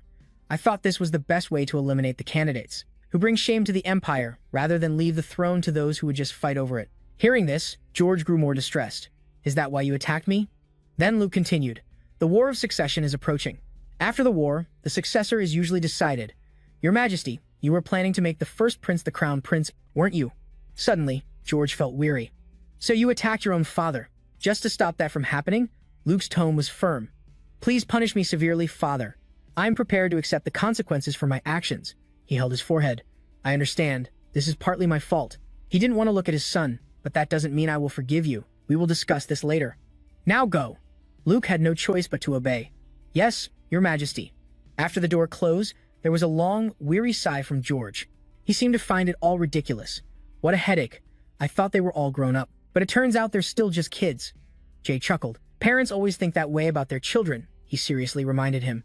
"From now on, you must keep an eye on them, even though you've confined them." George smiled wryly. "You're right. It's quite embarrassing for you to witness this." In fact, deep down, he had come to respect this young man. This kid is more interesting than most. His expression was unusually serious. "Can you be sure that this will never happen again?" "No, I don't think so." George smiled to himself. He may be young, but he thinks very maturely. "At first, I thought he was a bit rude, but he is refreshing and interesting in his own way, and with what he has shown these past days and his unbeatable strength, I don't want to send him back to the Holy Nation at all." He chuckled softly. If this happens again, his mood shifted abruptly. George beamed. "Then I'd want the Holy Nation to send you again." Jay's expression remained indifferent in response. He said cheerfully, "I'm just kidding, don't worry." Jay laughed along. "That's a relief," while inwardly cursing the old man. Suddenly, George changed the subject. "By the way, Your Holiness." Jay replied politely, "Yes?" He suddenly brought up Selena. "What do you think of the second princess?" "The second princess?" Jay considered his assessment. "Among her siblings, she is the best one. More importantly, she is very determined. So when she takes something on, she sees it through to the end with determination." Just as she started, the king smiled slyly again. "I misspoke. What I mean is, would you want to make her your bride?" Jay refused outright. "I have no intention of marrying, and neither would she. But I appreciate your offer." George's cheerful expression faded. "I see. What a shame." He asked the saint directly. "Then would you like to participate in the War of Succession?" For the throne, Jay was surprised by the invitation. A martial arts festival? The king of the kingdom generously invited him. The empire holds a grand tournament of martial arts and military skills every 3 years. Of course, the prize for the winner is incredibly generous. Jay was somewhat interested. A martial arts festival? Huh. In the long festive cultural history of the Legion Empire, countless competitions have been held. The genres and rules are incredibly diverse. From large events like swordsmanship and magic duels to smaller ones like academics, debate, and even archery. He asked curiously, "Can I participate in all of them?" George was taken aback. He had to state the rules. All of them? By the rules, you can only participate in a maximum of 3 events.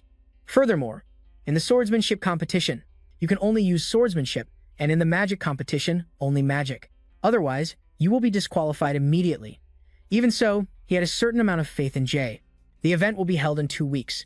Normally, contestants go through preliminary rounds in various regions to reach the finals, but if you participate, I'll arrange for you to go straight to the finals. He smiled softly, taking a sip of tea. That sounds good. In that case, I will participate in the swordsmanship and magic competitions. The king was overjoyed to hear that. Really? He was eager to get started. Excellent. Then I will make the arrangements immediately. In the meantime, rest up and prepare well. The corner of his mouth twitched as he watched the king hurry away. Yes, thank you, your majesty. His expression stiffened a little. It feels like he tricked me into competing, but the prize sounds decent, so it'll probably be fun. This doesn't sound too bad. So, anyway, I think it's about time I checked on the Holy Nation situation. Jay relaxed a bit. All right then, time to contact them. In front of him was a crystal ball, a magical device that allows users to communicate visually through a pair of crystal balls by channeling mana. I left one with Jack, so he should be the one to answer. He had received it with tears of joy back then. The orb flickered to life. After he placed his hand on it, a familiar face appeared. Is that you, Jay? Long time no see. Jay was surprised, remembering Jack's sorrowful face. Why do you have this crystal ball? I definitely left it for Jack. And Ariel replied matter-of-factly. What do you mean why? Because I asked for it, of course. Jay was all too familiar with her ways. Anyway, I managed to heal the Emperor, just as I expected. I knew you could handle it, he asked. So how are things over there? Ariel mused.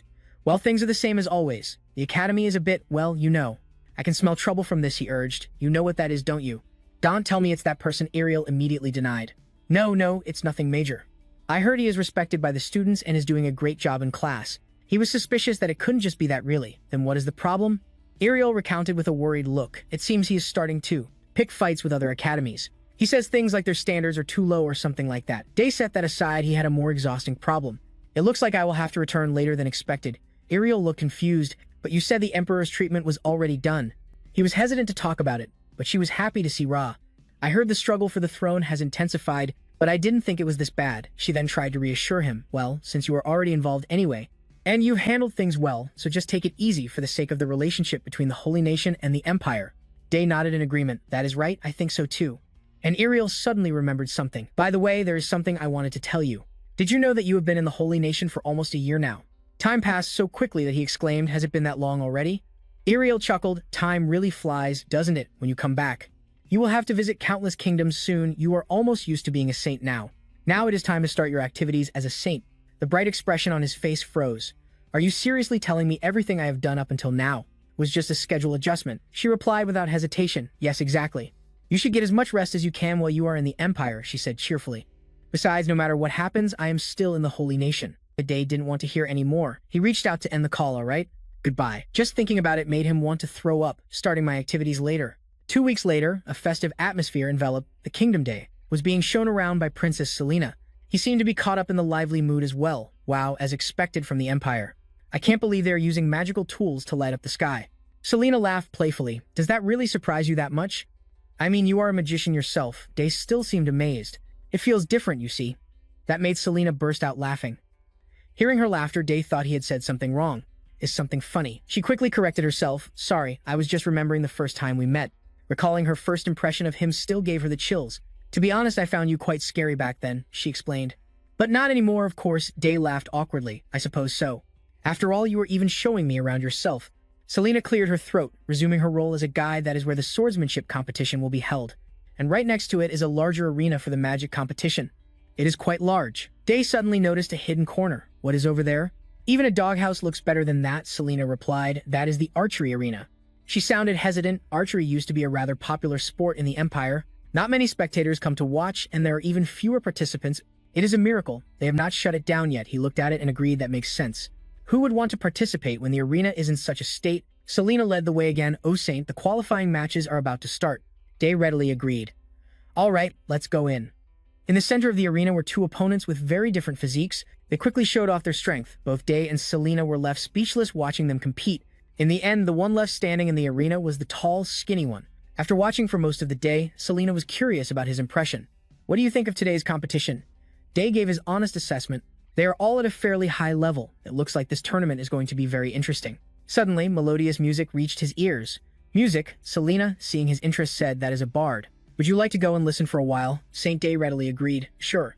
We still have some time before dinner. His gaze suddenly stopped on the musical instrument that person was playing. That instrument, he blurted out, a violin. Even Selena did not recognize it. You know, that instrument, Day seemed to be lost in a memory. It reminds me of a very similar instrument. Seeing it brings back so many memories. He closed his eyes, gently enjoying the music. What a beautiful performance. I miss it a little. The music brought a peaceful atmosphere to the day after the festival, and after a moment, the bard stopped playing and thanked everyone. Selena was also moved. That was a wonderful performance, wasn't it? He nodded in agreement.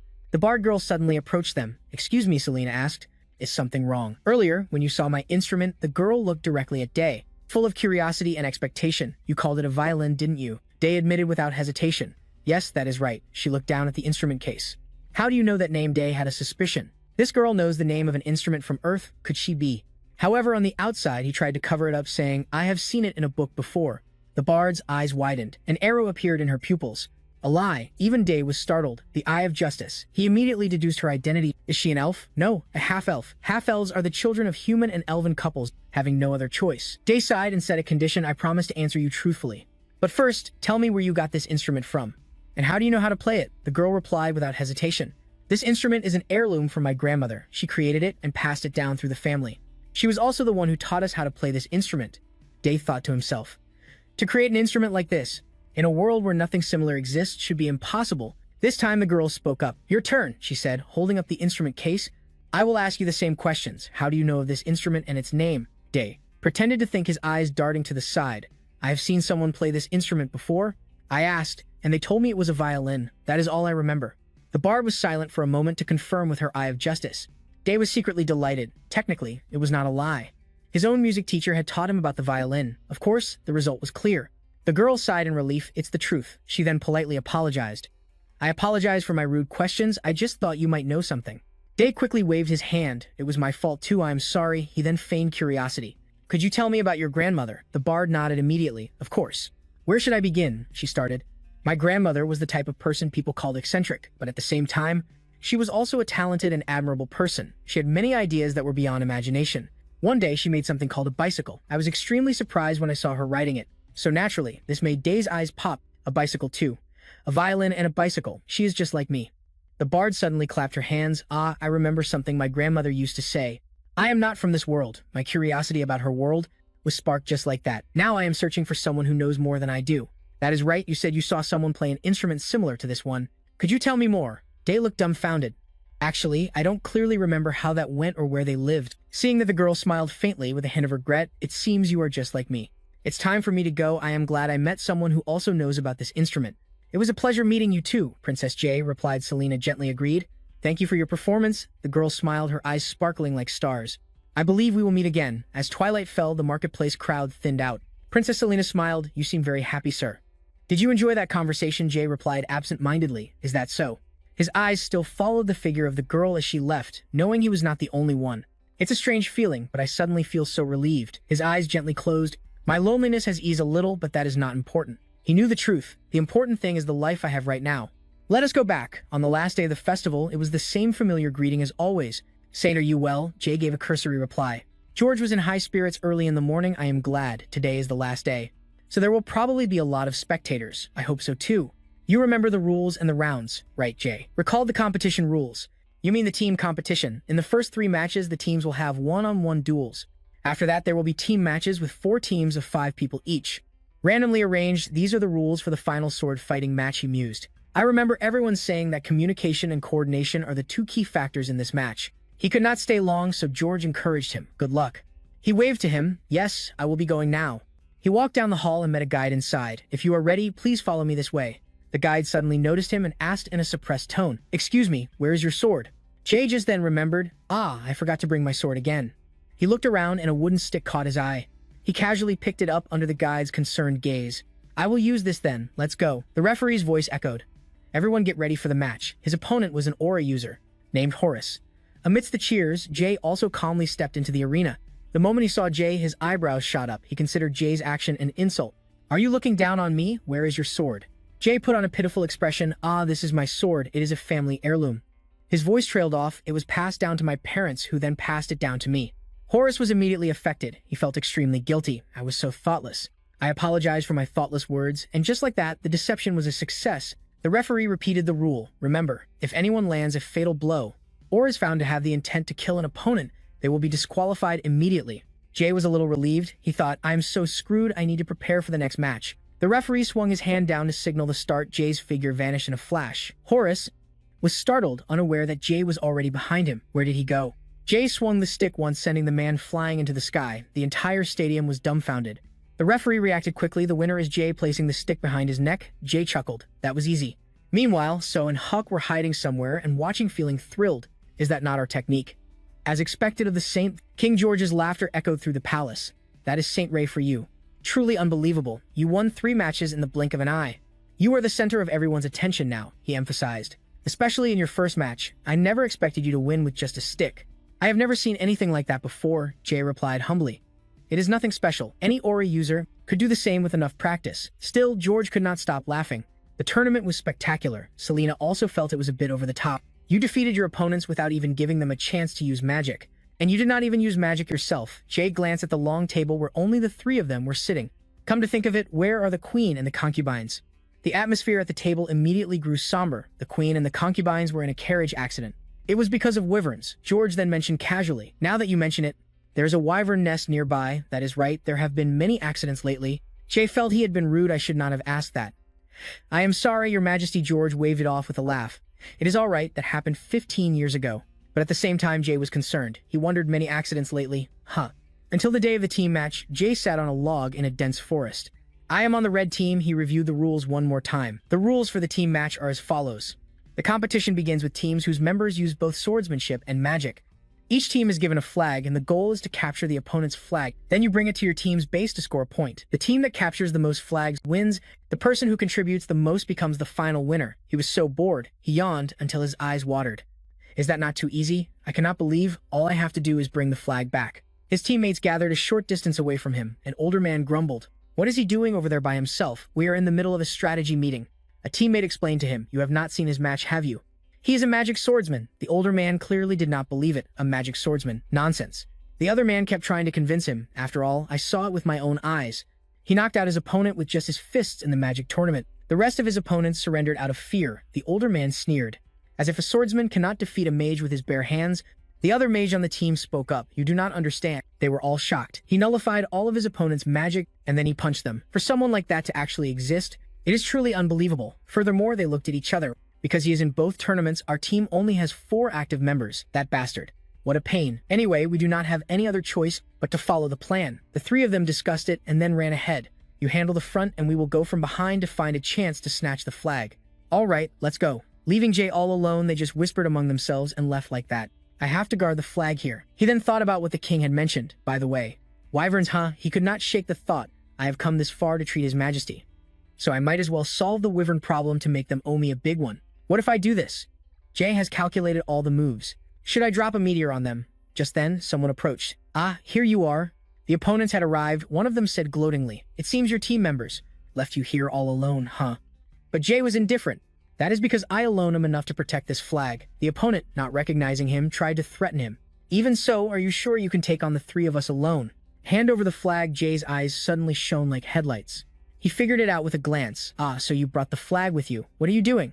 There's no way you would leave such an important flag behind when all 5 of you are moving together. Jay guessed their intentions correctly again. Did you think I would not notice the mage hiding in the back? It is not against the rules, and the flag is small enough to hide in your clothes. Smart, the leader realized he could not hide it any longer. He charged forward desperately. Damn it, everyone attack him. A sharp aura swept past as Jay calmly summoned his sword. I was just sitting here, and you came right to me. How fortunate. This made the opponents panic. Is that an aura sword? And that is not all. He raised his hand and created 3 fireballs. They never expected to have picked a fight with the wrong person. All right, time to take the flag. But it was too late for regrets. Piercing screams echoed throughout the forest. A quiet curse. Damn it. What a waste of time. His temporary teammates returned in disappointment. Why isn't there a single flag at their spot? What the hell? Someone tried to comfort them. Let's just consider this a scouting mission. Let's go back. The mage in the team was a little worried. Even if it's him, he can't possibly protect the flag alone against a whole group. Suddenly, they saw a column of smoke rising from one direction. Isn't that smoke coming from our spot? That's a lot of smoke. Damn it, let's go back. They panicked and pushed through the bushes. Are you okay? When they arrived, they saw Jay holding the blue flag. He calmly replied, yeah, I got one. What a relief. The older guy was even more incredulous. How could you do that by yourself? Only the mage in the team mumbled. This competition is easier to win than I thought. After that, with Jay's skills, The red team won easily, and Jay was recognized for his contributions. Becoming the final winner, he grinned gleefully in public. Jay weighed the money pouch in his hand, ecstatic inside. The reward was pretty good for what he did. Just then, the king approached Jay. He smiled brightly. "You like the martial arts festival, don't you?" Jay immediately changed his expression and hid the money pouch. "What a fake tournament. The prize is so small, I'll spend it all in one meal. I came here to extend an invitation. Since you're here anyway, how about exploring the Empire a little more? There are many interesting places here." Jay clicked his tongue in thought. "I was planning to. I have a few things I need to do." Joseph was excited and curious. "That's great. By the way, what do you have to do?" Jay winked mysteriously. "I'm sure you'll love it." The next day, Jay woke up to the sound of an early rooster crow. He made his way up a mountain. "I've climbed quite high. I can feel highly concentrated mana. This must be it." He could draw a clear conclusion, a wyvern's nest. Jay observed his surroundings. Before him was a barrier. "So this is the entrance? It seems there's a barrier here." He tapped the barrier a few times. "I can't believe they use ancient magic runes to set it up, to create the barrier instead of posting guards here. Well, they are highly intelligent creatures after all." His sharp eyes focused on its structure. "This is quite complex, but not difficult." He was quite confident he could destroy it. "If I crush everything, they'll come out to greet me, right?" Wyverns are a highly intelligent species. They are rumored to be creatures highly skilled in magic and possess great power. They like hot and humid places and often make their nests in such locations. It was so hot that sweat soaked his shirt. This is a bit too much. He could wring out water. Patience has its limits. "I've been doing this continuously for 30 minutes. Why does this barrier have so many magic circles? Tesk. I've destroyed enough of them. After destroying this much, it's about time for it to appear." Just then, a booming voice echoed. "Human." Jay looked up. A wyvern had really appeared. "You're the one who destroyed the magic circles, aren't you?" Now the rumor has been verified. "So wyverns can use telepathy?" I can hear the sound echoing in my head. He spoke in a friendly tone. "Yes, I came here to talk to you." The wyvern was also very polite, sitting at a distance from him and speaking calmly. "What do you want to talk about?" Jay got straight to the point. "It's about your nest. Can you move it somewhere else?"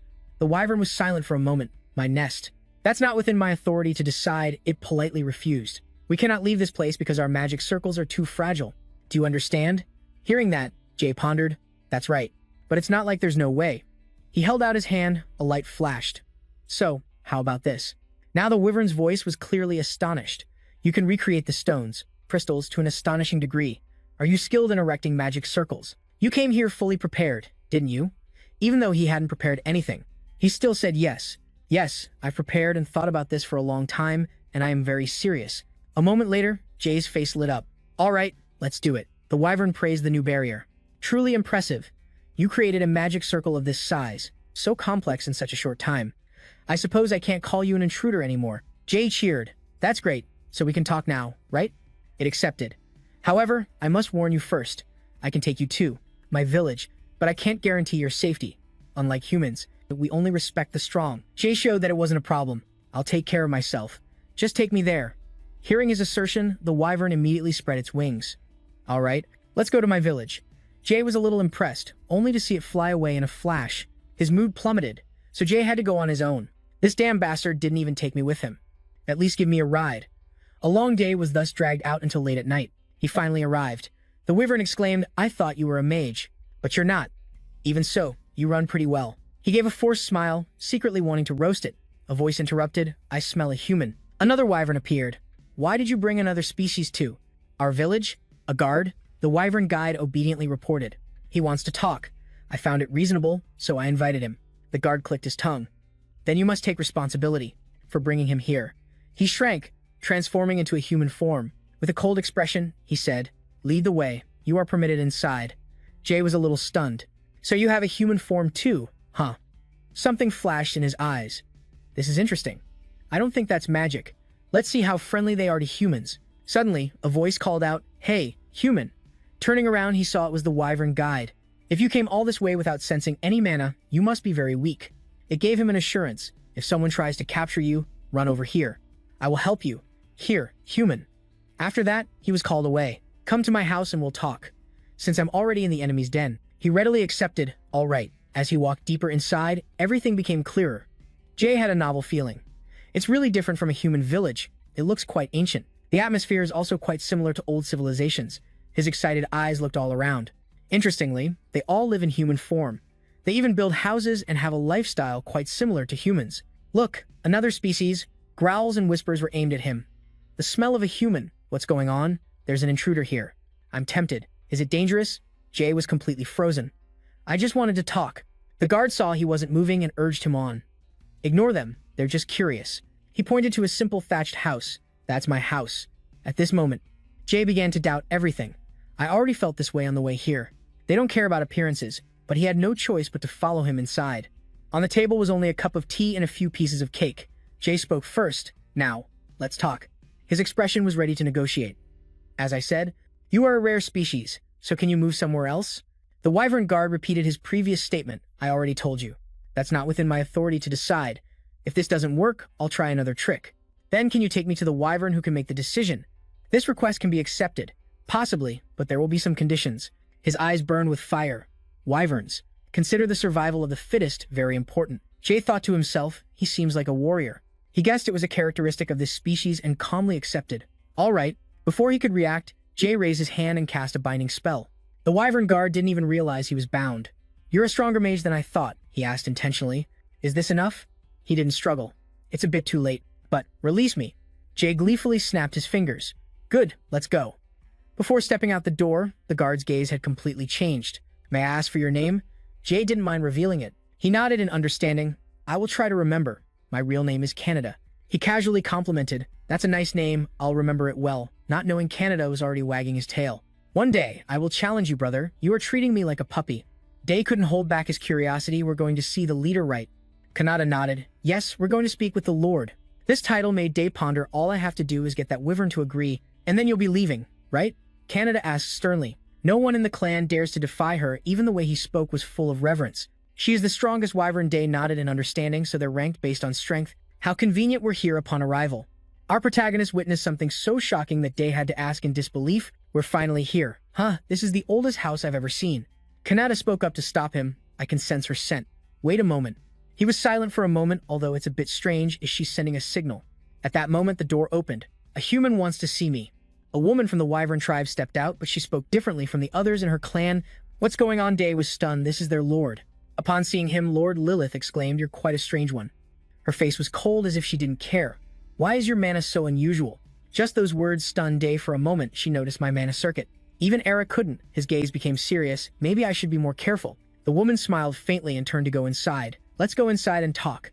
Day had no way to retreat anyway. All right, the room inside was just as simple. Just sit wherever you feel comfortable, he screamed in his head. Is there any comfortable place here? At this point, Day mentioned what he was curious about.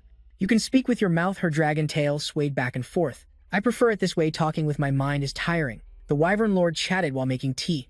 I've heard from Kanata. You want us to move? Her pale green eyes smiled. Why? Odd. Day explained the reason. The number of injured people in this area is increasing rapidly. Ah, thank you. We are not only frequently attacked by you, but we are also affected by your magic. She smiled, baring her sharp teeth. I understand, but it can't be helped. The weak will be preyed upon by the strong. That is the law of nature. Aren't humans the same? She's so right, I can't argue she's right. The wyvern lord's voice rang out again. TSK. Actually, it's not like there's no way. Day was a bit suspicious. It's just that the strong should hold power. We should kick you out of here by force, right? She seemed to have achieved her goal. Her mana radiated densely. That's right, Day was on edge. TSK. The strongest should hold power. Let me ask you a question. How did you know my mana was unusual? The wyvern lord's voice was soft as she stood up with him. It was just a simple guess. I couldn't feel any mana inside your body, so I could only guess that your mana is quite special. A shadow began to fall over Day. In an instant, the woman had transformed into a wyvern. A huge one. She got bigger. And what's this? Day looked again in alarm. That's a stone used in Cecily's eyes. No, it's also a condensed mana crystal. The wyvern lord clicked her tongue. I don't know how you did it, but you've gathered quite a lot of mana, but it's still not enough to defeat me. Day quickly regained his composure and smiled faintly. Really, how about this? The mana around her immediately swirled like a tornado with Day at its center. She realized, are you draining my mana now? The other clan members outside were stunned, because the mana vortex had risen high into the sky. Day cast multiple types of magic at once: earth, wind, telekinesis, and fire. A blazing meteorite appeared behind him, its light reflecting in the wyvern lord's dragon eyes. She wouldn't give in. Magic circles appeared reflecting the light. But you still can't defeat me. His meteorite was instantly shattered to his surprise. His face paled. I see your point. Now fragments of the meteorite flew out and fell on the village. Everyone ran in chaos. Day hurriedly shouted, Stop. Are you trying to burn everything down?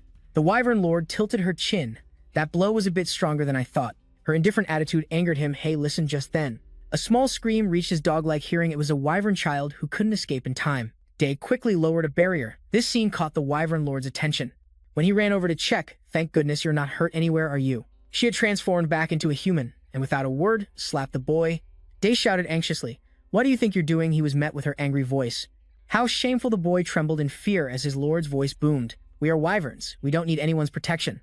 He couldn't accept this. Why would you say that to a child who almost died? Her reaction was even more intense. It should have died rather than receive help from an outsider. Her next words shattered Day's worldview. I don't know about the society of you weak humans, but it's different here. The weak are destroyed and eliminated. Her expression was vicious and cold. The strong will rule, and only the strong will survive. That is our pride. Do not defile it. She looked down at the unfortunate boy. What is your name? The boy answered tremblingly. Kurap. She twisted his name, so Kurap. She raised her voice, as the lord of the wyverns, I banish you from the village. She sighed in frustration, her gaze turning back to Day. And I understand. Human, I acknowledge your strength. I will consider your request. But for now, you must return. At this point, he strongly objected. Wait, I think I'm the one at fault here, and I don't think the boy deserves to be banished. Because of me, please retract your order. The wyvern lord frowned. Huh, you're crossing the line. This is our business. Mana surged within his body once again. Didn't you say the strong will rule? She pursed her lips. Are you creating another meteorite? It's just a waste of mana. I'll just destroy them again when the flames erupted. She was stunned. She couldn't believe it with 3 meteorites behind him. I can't believe you still have that much mana. Day spoke calmly. I'm not saying your way is wrong. At that moment, his silhouette seemed to overlap with someone else's. I don't intend to change your mind either, but since you are the leader of this species, I just want you to reconsider your decision. That silhouette made the wyvern lord freeze. A name escaped her lips. Day was surprised. You know Era. The wyvern lord seemed to reminisce. Yes, it's been a long time. Are you curious? Her tone was light. We were here for a short time, only about 400 years. So long that Day thought he had misheard. She recounted that time. We weren't very interested in interacting with each other. Back then, we weren't very interested in interacting with each other. He could guess in the mountains of the Celia kingdom. She nodded. Yes, Era and I often met as leaders of our tribes and gradually became close. Her tone suddenly changed. But I let my guard down too much. One day, a human slave trader appeared. Taking advantage of our lowered guard, he secretly hunted both our races. It didn't take us long to uncover the plot, so the wyverns and elves joined forces to reclaim our people. At that time, humans were stronger. That was the period you call the Age of Mages. In the end, we won and got our people back, but we also suffered many casualties. That's when I thought I had been too lazy and let my guard down with our identity lost. Our future was bleak, and then we, as leaders, decided to part ways. Since then, before that, wyverns had never been friendly with any other race. We stood alone at the pinnacle of strength. At the end of the story, the wyvern lord's expression was tinged with sadness. And I don't regret this choice, but of course, it would be a lie to say I didn't like it back then. We were once very close. Her gaze turned apologetic, looking at him who had almost made that mistake again. You've made me reconsider. Thank you, Jay. Just smiled wryly. Whenever you see Era, I'll send her your regards. The wyvern lord then scrutinized him from head to toe. By the way, what's your relationship with Era? At first, I thought you were her son, because you look quite similar, but there's no way Era would have a son like this. Her personality is quite free-spirited. Anyway, let's talk about the matter at hand. You have our respect now. She teased. Besides, I can't ignore a proposal from Era's lover. Jay quickly explained, we're just friends. Night fell quickly in the Cesia kingdom. In the palace, a grand banquet was held because tomorrow the saint would be leaving the empire. The emperor raised his glass with a radiant smile. I hope that everyone gathered here today will never forget what the saint has done for the empire. Jay stepped forward to chide him. Why did you spend so much money on this banquet? However, the king didn't seem to mind the cost at all. The saint is about to leave. The least the empire could do is this for you. He clicked his tongue and took something out of his pocket. Anyway, thank you for the feast. It's been a while since I've eaten like this. A piece of parchment was taken out. On it was written in a unique script. This is a contract written by the wyvern lord with her mana. This will prevent the empire from being attacked by them unless the empire attacks first. Of course, Joseph tremblingly took the paper, so excited that he stuttered, what is this? The wyvern lord? Really? This is? Saint, I remember telling you this was something we needed to do. Jay calmly replied, yes, everything is taken care of now. George's face flushed red. Saint, are you a god in human form? How can you be so good? It seems he's gotten too excited today. Now he's going to take care of it. This wasn't even your job. Thank you so much. I will never forget this favor. Jay stayed behind, smiling smugly. Of course you won't. Someone else called him Saint. He turned around. It was Princess Selena. She greeted him politely. I was told you'll be leaving tomorrow. Jay smiled courteously. Yes, it's time for me to go. Selena was a bit emotional. Thank you for everything. He raised an eyebrow and gave a faint smile. Thank me for what? She was flustered. Please don't say that. You are the Empire's benefactor, she said, her mood becoming somber. I have a talent for magic to the point where I was named the youngest six-circle mage So since I was young, I was never interested in the political struggles in the palace. I only focused on studying magic. Her gray eyes were tinged with sadness. Because of that, I didn't know what was happening within the royal family. My brother and sister were both left behind. This seems to be my inner struggle. And you've had a great impact on me. I thought a lot about how you've helped the empire and your selflessness. You, an outsider, helped so much, while I, a member of the royal family, did nothing at all. Her tone was a bit sorrowful. I was afraid of being affected by the chaos, so I used magic as an excuse to avoid it all until now. The expression on Selena's face was replaced by confidence. That's why I've decided not to avoid it anymore. I will join the fight and claim the throne. She suddenly became flustered. I've said too much, I'm sorry. But I really wanted to tell you about this decision. Thank you for your courage. The Empire will never forget your grace, yes. Seeing this, Jay smiled gently, reassured. I know you will do well. He didn't hesitate to encourage her. Just keep trying, yes. After that, the party ended. Elsewhere, the gloomy corridor was silent. A vase fell to the ground, shattering along with a curse. Damn it, someone who hated Jay to the bone hissed. That bastard ruined my plans. The throne should have been mine by now. 3 years of probation, he was furious. The bribery case of Grand Duchess Eliza made the nobles side with the prince. This probation period is too long. If this continues, the throne will fall into Luke's hands. Inside the room were figures in white cloaks. It was the Grand Prince Jian. He was going mad in his room. I can't let that happen. What should we do now? Someone spoke up. I have an idea, speak. Why don't we use the wyverns he presented? If we provoke them, they will surely attack the Empire. If that happens, the Empire will be directly hit. That means the forces will be concentrated here. Jian's expression was blank, meaning that person was directly plotting for him. We can start a rebellion. We will surely suffer few losses, because besides our soldiers, the wyverns will also be fighting. We need to seize this opportunity, or it will be too late. If we prepare for war in advance, we will have the upper hand. Right now, anything is acceptable. Then I'll leave the task of gathering the army to you. The other person looked reliable. Please leave it to me, I will handle it. After giving the order, he continued arrogantly, I trust you. Now, I know what to do next. Gather and equip the soldiers in secret. He thought this was the perfect opportunity. A cruel smile appeared on his face. Coincidentally, the saint has also left the Empire, so attack the wyverns directly for me. Early the next morning, someone came to report to the saint. Your luggage is ready, Jay sighed in relief. Finally, I can go back to the holy city. He arranged his thoughts. When he returned, it would be the pilgrimage. Suddenly, an explosion cut through his thoughts. What now? Just as I was about to leave, Gregory held his sword, threatening, You damn wyverns. How dare you attack the kingdom? Do you want to die? The wyverns had already gathered at the palace. Shut up, you arrogant fool. You were the ones who attacked us first. Someone stepped forward, silencing the crowd. Lilith appeared with an overwhelming presence. Enough, take me to the Emperor, now. I want to talk to him. If you dare to say no, I guarantee the Empire will be nothing but history. Despite that, the kingdom's soldiers remain firm in their duty. We cannot do that. We would rather die here. Lilith's eyes narrowed sharply. Is that so? She was truly angered. Let me show you how foolish you are. I will wash away my clan's suffering with your blood. A loud shout interrupted them. Stop! Stop! Jay quickly arrived at the scene. What are you all doing? This is a violation of the treaty between us. Everyone looked as if they had seen their savior, the saint. Someone explained, it's because these creatures attacked first. This startled him. What Lilith recounted with a grim face last night, a group of mages attacked us. It was a group of high-ranking mages, at least 4 circle mages. She would naturally target them. The only side around here that could have such a powerful force could only be the Empire. Gregory still argued stubbornly. That's ridiculous. The royal army received no such orders. Only Jay knew the consequences of this matter. It's not ridiculous. Lilith is right.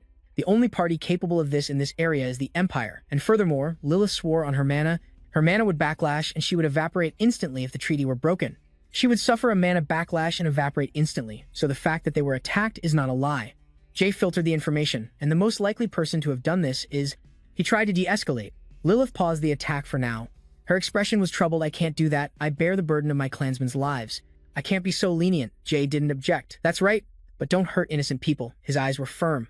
I will capture the person behind this and bring them here. Every single one of them will be punished. This made her think for a moment. Let's see. Based on this situation, I can't trust the words of a human like you, Jay. Use his final card. If you don't believe me, I will swear on my mana. This statement was truly hard to believe. You must know what would happen if someone as powerful as you breaks an oath.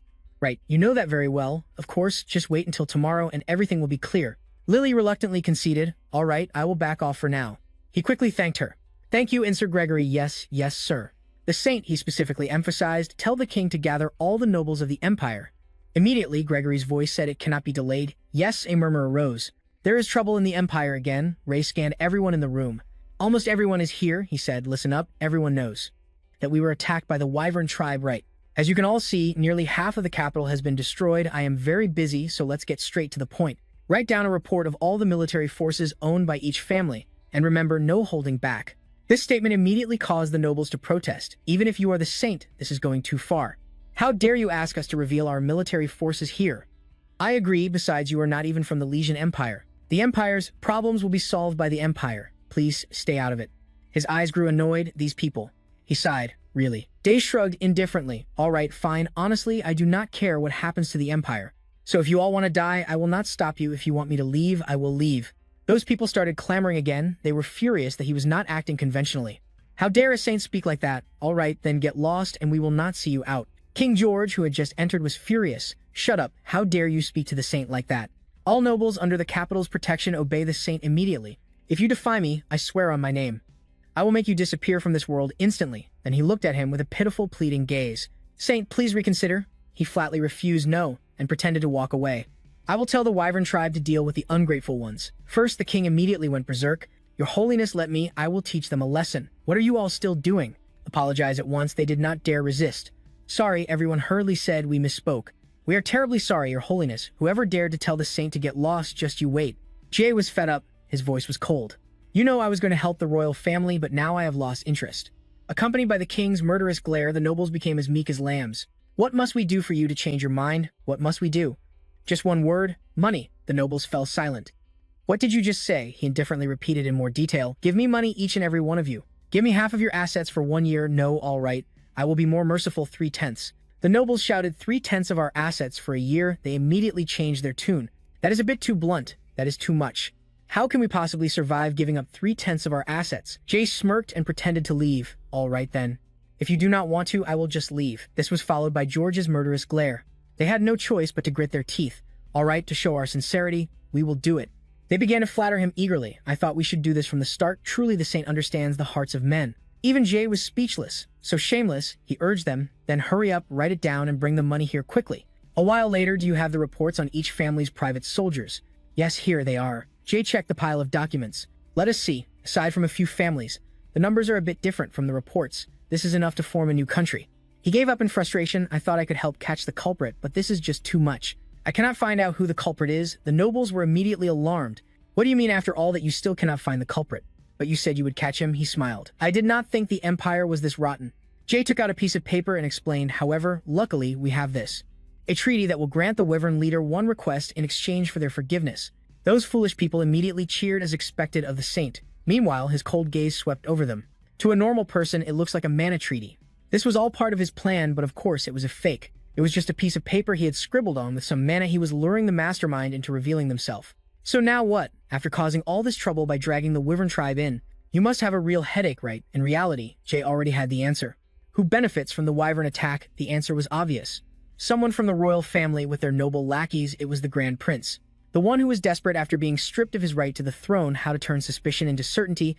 Well, then he cleared his throat's silence. Then he signaled George with his eyes. Your Majesty, listen and do as I say. He looked at him, slightly stunned. Nevertheless, he then clapped his hands. Well, that settles everything. We are fortunate to have the saint here to help us, and since everyone is here, I will make an announcement. He declared loudly, tomorrow morning we will hold the coronation ceremony for the prince, who will succeed me. Nightfall is the perfect time for evil deeds, especially for Grand Prince Jad. That damn saint, does he have to get in my way? He stormed out of the room shouting. Who would have known he would sign a mana contract? With the Wyvern Lord, his subordinate tried to calm him down. We do not have much time. His Majesty suddenly appointed a crown prince. However, Jad grew increasingly irritable. You think I do not know that he eagerly ordered, we do not have time, call the attack squad just like last time. The other person knew this was a bad idea. Your Highness, do not tell me, but at that moment hatred and greed had clouded his mind. That is right, we will attack the Wyvern Mountains. Again, he did not know someone was eavesdropping on his plan. It seems he is too desperate to make a sound decision anymore. So shrugged, he is just going to walk right back into the lion's den. Quetch gave the girl a task. Go send a message to the saint. I will keep watching. Okay. Meanwhile, Jay also quickly received the news. I guessed he would make a move, but he was exasperated by the Grand Prince's intelligence. I cannot believe he chose to pick a fight with the Wyverns again, so stupid. The person opposite him spoke up. You should not have come here without a reason. She asked, have you found the mastermind? Jay answered honestly, not yet. Then what are you doing here? To inform you that they are about to come here on their own. You will see even Lilith was shocked when they are coming back. Jay tried to calm her down. We do not have much time. Hide in the bushes and attack as soon as you sense their mana. We can identify and capture the mastermind. When we get back and interrogate them, can you reconsider attacking the Empire? Lilith raised an eyebrow. You have already done that. I do not believe it at this point. Jay was in a tough spot. I am not lying. Have you forgotten about the mana oath? She denied it again. No, that is not the reason. Her scrutinizing gaze swept over him. But what do you gain from doing this, or is it just because you are a saint? The corner of his mouth twitched. I will take that as a compliment. He held his breath and waited. All right, then let us drag the mastermind into the light, shall we? Annoyed so early in the morning, honestly, does he think he can do whatever he wants just because he is the saint? Luciello was furious. There is a limit to his arrogance. How dare he summon the royal family of the Lysian Empire just because he feels like it? Only Selena reminded her. Luciello, watch your words. She bluntly pointed out her mistake. He is the one who saved his majesty. You should show some gratitude and act like a member of the royal family. However, this only made her more annoyed. Ha, how noble of you. Her face flushed red with shame and humiliation. Since when did she care so much about the affairs of the royal family? As for Jad, he stood to the side, stunned. Why now? He felt a pang of guilt. Why did he summon everyone? What is that bastard planning? Just then, Jay slowly walked in. Is everyone here? He did a head count. 1, 2, good, all 6 of you are here. Someone spoke up asking, why have you summoned us this time? We came because you said it was important, but Jay feigned an air of mystery. This is very important. One of the people here ordered the attack, wyverns, and today that person attacked again. These words stunned almost everyone. Someone from the royal family? Impossible. Meanwhile, Ra was sweating bullets. Damn it. I can't believe he already knows. If I'm caught, I'll surely be executed. No. Anyway, there's no evidence. I just have to deny it. Just as he thought so, Ray's voice rang out. You probably think that since there's no evidence, all you have to do is deny it, right? He smirked. But unfortunately for you, I have proof. The soldiers who attacked the wyvern's lair have all been captured. With mind magic, they'll confess soon enough. He uttered one threat after another. If you get caught anyway, what do you think will happen? The people's resentment will run high. To appease them, the mastermind's head might have to be paraded everywhere. Hearing this threw Ja's anxious mind into despair. He raised his voice slightly. So, I have a proposal. Why don't you confess to me personally? And we can handle this quietly, right? He acted profoundly. It's quite simple, isn't it? By confessing in God's name, you know you can mitigate your sins, right? Besides, I'd like to have the entire empire owe me a huge favor. Jay continued his psychological game. Simply put, I'll take all the credit, and someone else gets to avoid having their head chopped off and paraded. I can't take it anymore, the man screamed. It was me. I was the one who did it. I, Grand Prince Ja Jailson, ordered the attack on the wyvern's lair. Please be merciful. Hearing that, Jay smirked. Good choice. He gave the man a thumbs up. Well then, farewell. There is no such thing as God's mercy, but as the saint, I hope you may rest in peace in the afterlife. Ja panicked. Rest in peace in the afterlife? What do you mean? You just said. He just chuckled. Of course, I'm going to say something different now, he said with a smug look. Because I was lying. You think you're going to get away with your crime? I didn't have any proof. Thanks for confessing. At that point, Ja's grape-sized brain completely shut down. Jay spoke. All right, come on out. Anyway, from now on, and this is the Empire's problem, he only came to his senses as he was being dragged away. Impossible. You liar. You're the saint. How could you lie? He chuckled and denied it. No, not at all. A soldier came to report, Your Holiness. We have captured all the nobles involved in the rebellion. What should we do now? Jay gave the soldier a puzzled look. Your Holiness, Jay's work here is done. You should ask His Majesty, not me. As I said before, from now on, the decision lies with the Empire. Of course, he always knew where his limits were. I'm just an outsider. And with that, Jay left the Lysian Empire after a long stay. His Majesty executed everyone involved in the rebellion. As for Jay, who had greatly assisted the Empire, he not only brought diplomatic benefits to the Empire. His Majesty granted Jay a title and land, but Jay only found out much later. At that moment, he was communicating via the orb, and Ariel was shouting, What? It's too late. An official request from the Empire just came out of nowhere? What? Jay tried to reassure her. But there's nothing we can do. Are you busy? Why the rush? At this point, Ariel had to emphasize, We are very busy. The pilgrimage schedule is already planned. His expression was still clueless. So what? I can just leave later. Ariel sighed. It's not that simple. The pilgrimage period is fixed. The more she explained, the more flustered Jay became. The later we leave, the tighter the schedule will be. Fixed time? He asked hastily. Why didn't you tell me sooner? I'm leaving right now. She was staring into the orb. Her face beat red. She asked frantically, Why did you put the crystal orb there? Jay quickly stuffed the orb into his shirt. Then he got out of the carriage. I have something urgent, so I'll go on ahead. You can take your time. The coachman was bewildered. Your Holiness. Then he ran off like the wind. By the time he reached the Holy Nation, it was dusk. A servant came out to greet him. You're earlier than expected, Your Holiness. Jay replied, I heard the preparations for the pilgrimage are done. Oculus bowed. We plan to depart tomorrow morning. He praised them, then turned to another person. Well done, Hongyang. What about the task I gave you? The girl replied, yes. Regarding the current state of the Holy Nation, with the exception of Salonia, the outskirts of the Holy Nation are facing financial difficulties. The main reasons are the aftermath of the Phroxia incident and the increasing number of monsters. The lords are raising taxes to form monster hunting forces. Jay frowned. Raising taxes? Didn't the capital send aid? Hong Yong replied, it appears to be embezzlement. Hearing that, he gritted his teeth. Those bastards. Make a list of all the corrupt lords. I will deal with them when I get back from the pilgrimage. Yes. My lord. Jay proceeded to handle the backlog of work. How's the academy? Aklid brought out the crystal orb with a weary look. Coincidentally, we just received a connection signal from Jack. Really? Connect it. The moment it connected, Jack's large face appeared. Your Holiness. Jay was at a loss for words. You're way too close. Long time no see. Is everything okay on your end? He was mid-sentence. Per your orders, I am still monitoring. When someone pushed him aside and jumped in. Your Holiness. Jay looked surprised. Are you two together? Nick was teary-eyed.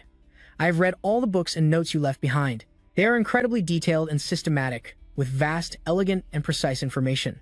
Where did you acquire all that knowledge? Jack, who had been pushed away, was furious. How dare you cut in? Get lost. The Lich immediately flipped him off. You get lost. Then he turned back with a puppy dog face.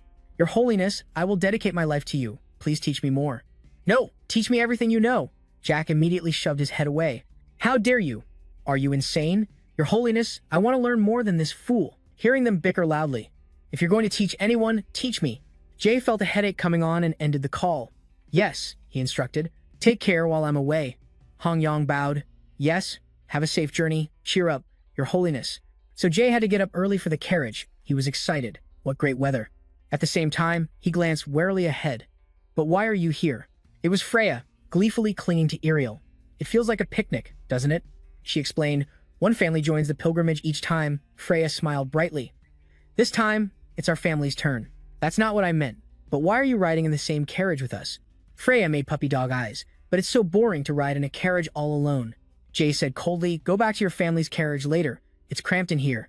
She whined, oh, come on, don't be like that. I even prepared this, she replied with a proud tone. Tea and cakes for the entire trip. I brewed the tea myself. It's quite a magnificent spread. Ariel bluntly refused, no, I'm feeling a little sick. Freya turned to him. Then, Your Holiness, please have some.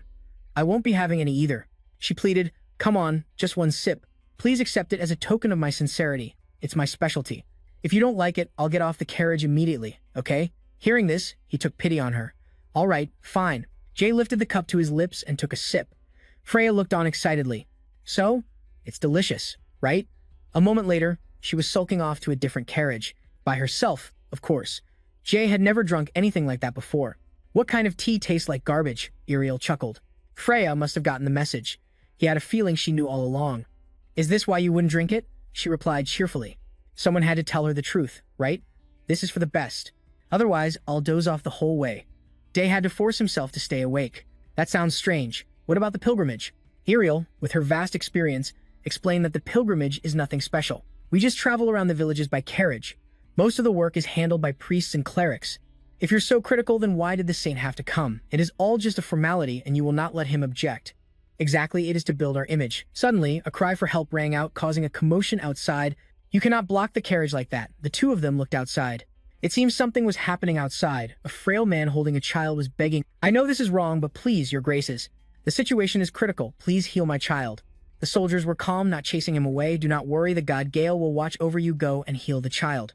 The priest came forward, bowed, and said yes. A holy spell was then cast on the little girl. His expression was strangely troubled. The holy spell had no effect. Hearing this, a soldier said, is the child's condition too severe? I am sorry, sir, but we have done our best. The poor man looked as if he had fallen into a pit. No, we have been waiting for this pilgrimage. We endured everything for this moment. At that moment, someone came forward. Everyone step aside for a moment. Jay stepped out. Let me see. The poor man heard everyone calling in his name and called out as well. Saint, will you personally heal my child? Thank you, your grace. Thank you, Jay. Paid no mind and scanned her. Let us see. The body's condition was obvious. Brittle, thinning hair, severe edema on the skin. An emaciated body with no subcutaneous fat, he asked carefully. Did the girl suddenly fall ill? The father denied it. No, sir. Hearing that he made a diagnosis, just as I thought, it is just protein deficiency. No wonder the priest's holy spell did not work. He ordered the commander prepare a meal for them, make sure there is plenty of meat. The poor man was confused. Thank you, Saint, but why food?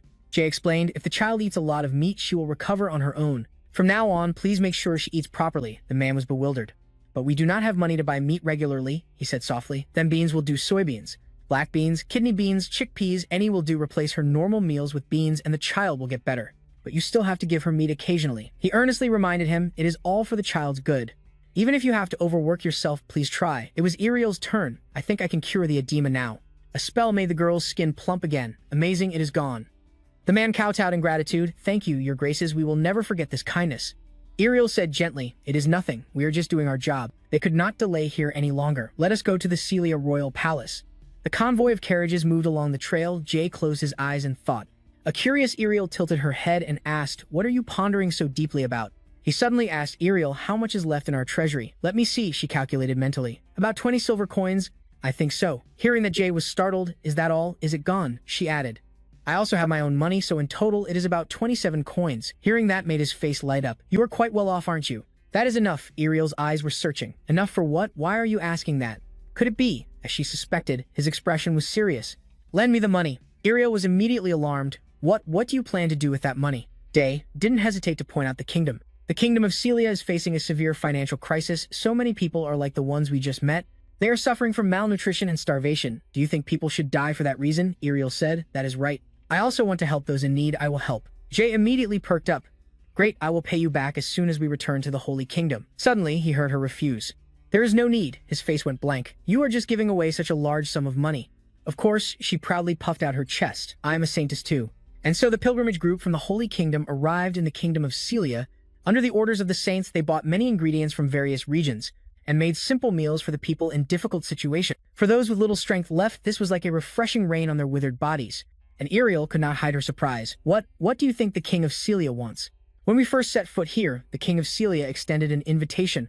I have heard that you have helped the people on your way here. I am very grateful for the Holy Kingdom's kindness. We have prepared a banquet to celebrate the pilgrimage tonight. His eyes clearly held a calculating look. So please make yourselves at home. Ariel was suspicious. He is even throwing a party. Jay knew it well. He is not that kind of person. He must want something from the Holy Kingdom. Suddenly, Ariel changed the subject. Well, the pilgrimage is over. We have some free time now. Jay also pondered. I am planning to go out for a bit. She guessed his purpose to visit your family. He vaguely confirmed, something like that. What about you? Do you have any plans? She shook her head. Not yet. I plan to just hang out with Fa. Jay teased. You must be very patient then. Why not go to the capital? He asked. Seriously. You are buried in work every day, but Ariel found it satisfying. This is fine. I should focus on getting some proper rest while I can. Her voice was wistful. Since becoming a saint, have you ever thought about leaving it all behind and running away? Her light brown hair fluttered gently. That figure seemed so lonely. Just leaving everything behind. Jay looked at her silently. He answered softly. Of course, he suddenly shouted, venting his frustration. It is so hard. What kind of god has so many demands? Do this, do that all the time. He gives us a little holy power and then exploits us like this. Seeing Ariel's stunned face, he felt a sense of empathy. She probably wanted to say that too, right? After all, she has been a saint longer than me. She must have had a tough time with all these taboos. He said humorously, like a saint healing the sick, using the national treasury to help people. When I get to do that, I feel really lucky to be a saint. Am I the only one who feels that way? Anyway, I will be going now. His words seemed to soothe her. Me too. Thank you, Jay. Jay acted quickly. It has been a long time since I have been home. He used an invisibility spell planning to surprise his parents. It must be lunchtime. Should I sneak in and surprise them? Just as the door opened, something flew towards him. Jay instinctively knocked it away. Then a series of plates came crashing down. He was forced to shout, "Stop throwing plates at me." Only then did the two of them stop. His father L laughed it off. Oh, it is you. You should make some noise when you come in. His mother hugged him tightly. How long has it been? Are you being a good saint, my dear son? He comforted them. I am just stopping by during the pilgrimage, Mom. He smiled cheerfully, his eyes crinkling. Great, just in time. Mom and Dad have just finished preparing lunch. Eat with us. He did not refuse. Yes, but before that, his father spoke up again. His expression was quite triumphant. Go upstairs, son. I bet you will be surprised. His curiosity was piqued upstairs. Upstairs, he was so surprised his jaw dropped. Since when did I have a younger sister? The baby was pretty and fair-skinned. He chuckled with delight. Dad, you are full of surprises, aren't you? His father was full of excitement. You have a little sister now. Jay looked at him with a strange expression. What do you think? Why do you keep asking Dad? It is as if you two cannot stand to be apart, Jay thought to himself. But there is a 16-year age gap. Is that why he used a purification spell on his hand? It made sense to poke her soft cheek with his finger. She is so adorable. Her tiny hand grabbed his index finger. He could not stop smiling. She is cute, isn't she? You were once that small too. Look, she is holding your hand. Then he looked at the baby's grumpy expression. So she is really mad. Well, anyone would be mad if they kept getting poked. It brought back bad memories for him. Dad, she is as small as a pea, but so determined. Just like you. When you were little, you are truly siblings. Just then his mother came up to call them down. Are you two playing with Sha? Come down for lunch. So her name is Ya. He smiled and said goodbye to the baby. See you later, Zia. His father also asked Jay, how is the Holy Kingdom? Anything interesting happen? He chuckled. Anything interesting? It has been a long time since I have visited home. It made him have so much to say. Actually, there have been a few things. The whole family talked and laughed lively, so that happened too. Yes, it has been quite busy. His mother smiled brightly like a flower. I am glad you still look healthy. His father agreed. I am very proud of you, son. At this point, he suddenly spoke up. By the way, there is something I am curious about. Our family is not normal, is it? He seemed to mention something that made both of them jump. They were flustered. What do you mean? Jay chewed his meat. I have been thinking about it since I was a child. My mother is a high-level mage, and my father is a swordsman who has reached the level of a sword master. He voiced the question he'd had for a long time. Why do you two live in such a remote place? The couple looked at each other and then spoke. This day has finally come. You were bound to find out anyway. His father said, seriously, our family carries the blood of heroes. Day was stunned upon hearing this. The blood of heroes? His parents sighed.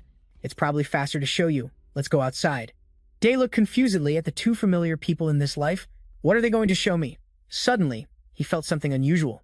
This mana. Fire, water, earth orbs. 3 orbs of 3 elements were launched. Day couldn't help but be surprised by this scene. He was more shocked than ever. Father knows magic. Moreover, his mana is superior than anyone I've ever met. Has father been hiding this mana all this time? It was the other person's turn. She leaped into the air. Powerful and decisive sword strokes swept past the two of them. Sword aura. At this level, Day's jaw dropped. She's a high-level sword master. He exclaimed, are you both magic swordsmen? They didn't answer his question right away. His mother began to speak. Let me tell you an old story. Since ancient times, saints like you, who possess quite strong holy power, could communicate with the gods and convey their will. Along with the transcendent race, they protected the world from danger. But for some reason, the transcendent race disappeared, and a problem arose. During the Great Magic War, a group led by a necromancer attacked humanity. The saint couldn't resolve the situation with their power alone, so the Age of Magic ended 300 years ago. Meanwhile, the gods chose 12 potential individuals and granted them their blessings. With the power of these blessings, they defeated the necromancer and were named the 12 heroes before they disappeared. Then she revealed a shocking truth. We are their descendants. That's right. The blessings are passed down through generations, granting the descendants outstanding talent in all fields. They also age slowly and can live for up to 500 years. This is truly hard to believe. 500 years? His face was dazed.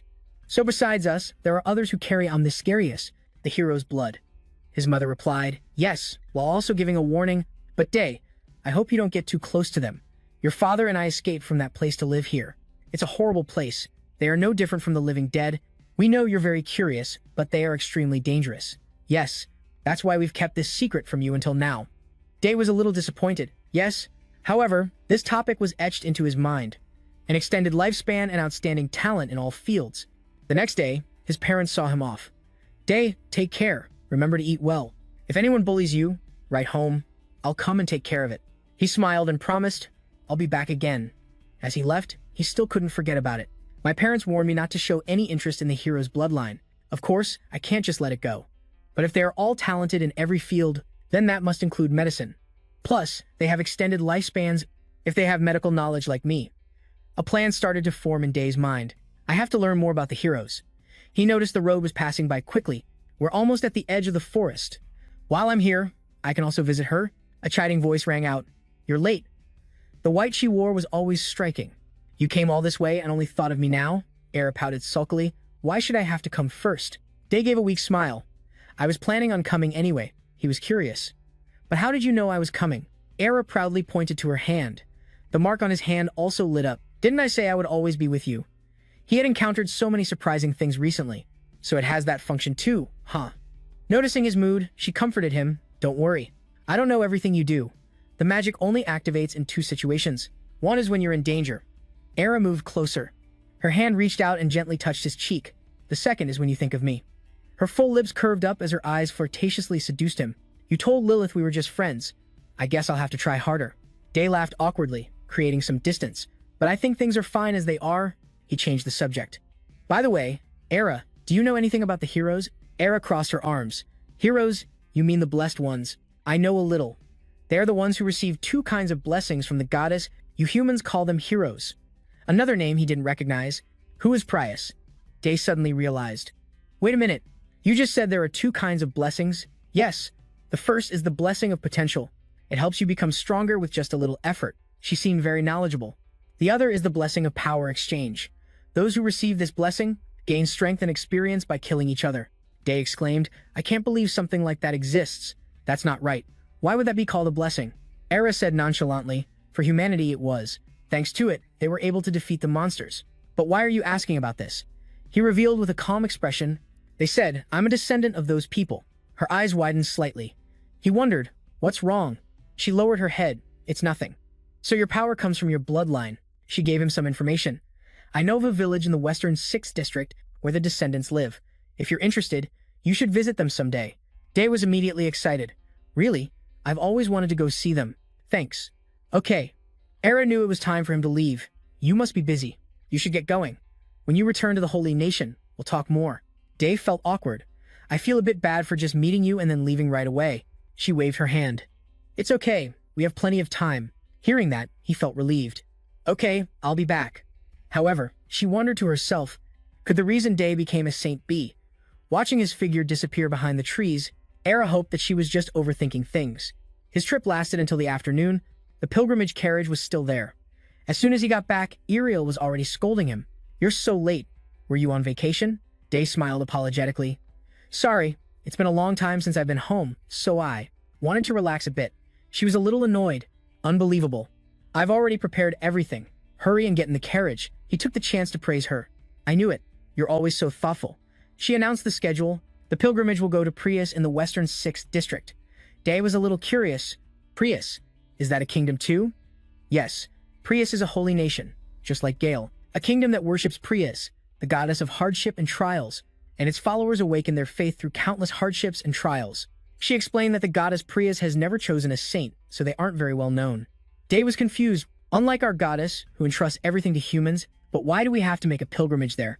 Her expression was nonchalant, because the goddess Prius is Gale's sister. It's not wrong to say they are like sisters. Family members don't need a reason to visit each other, right? He had no objections. That makes sense. A thought flashed in his mind. What a coincidence. We're heading to the western 6th district.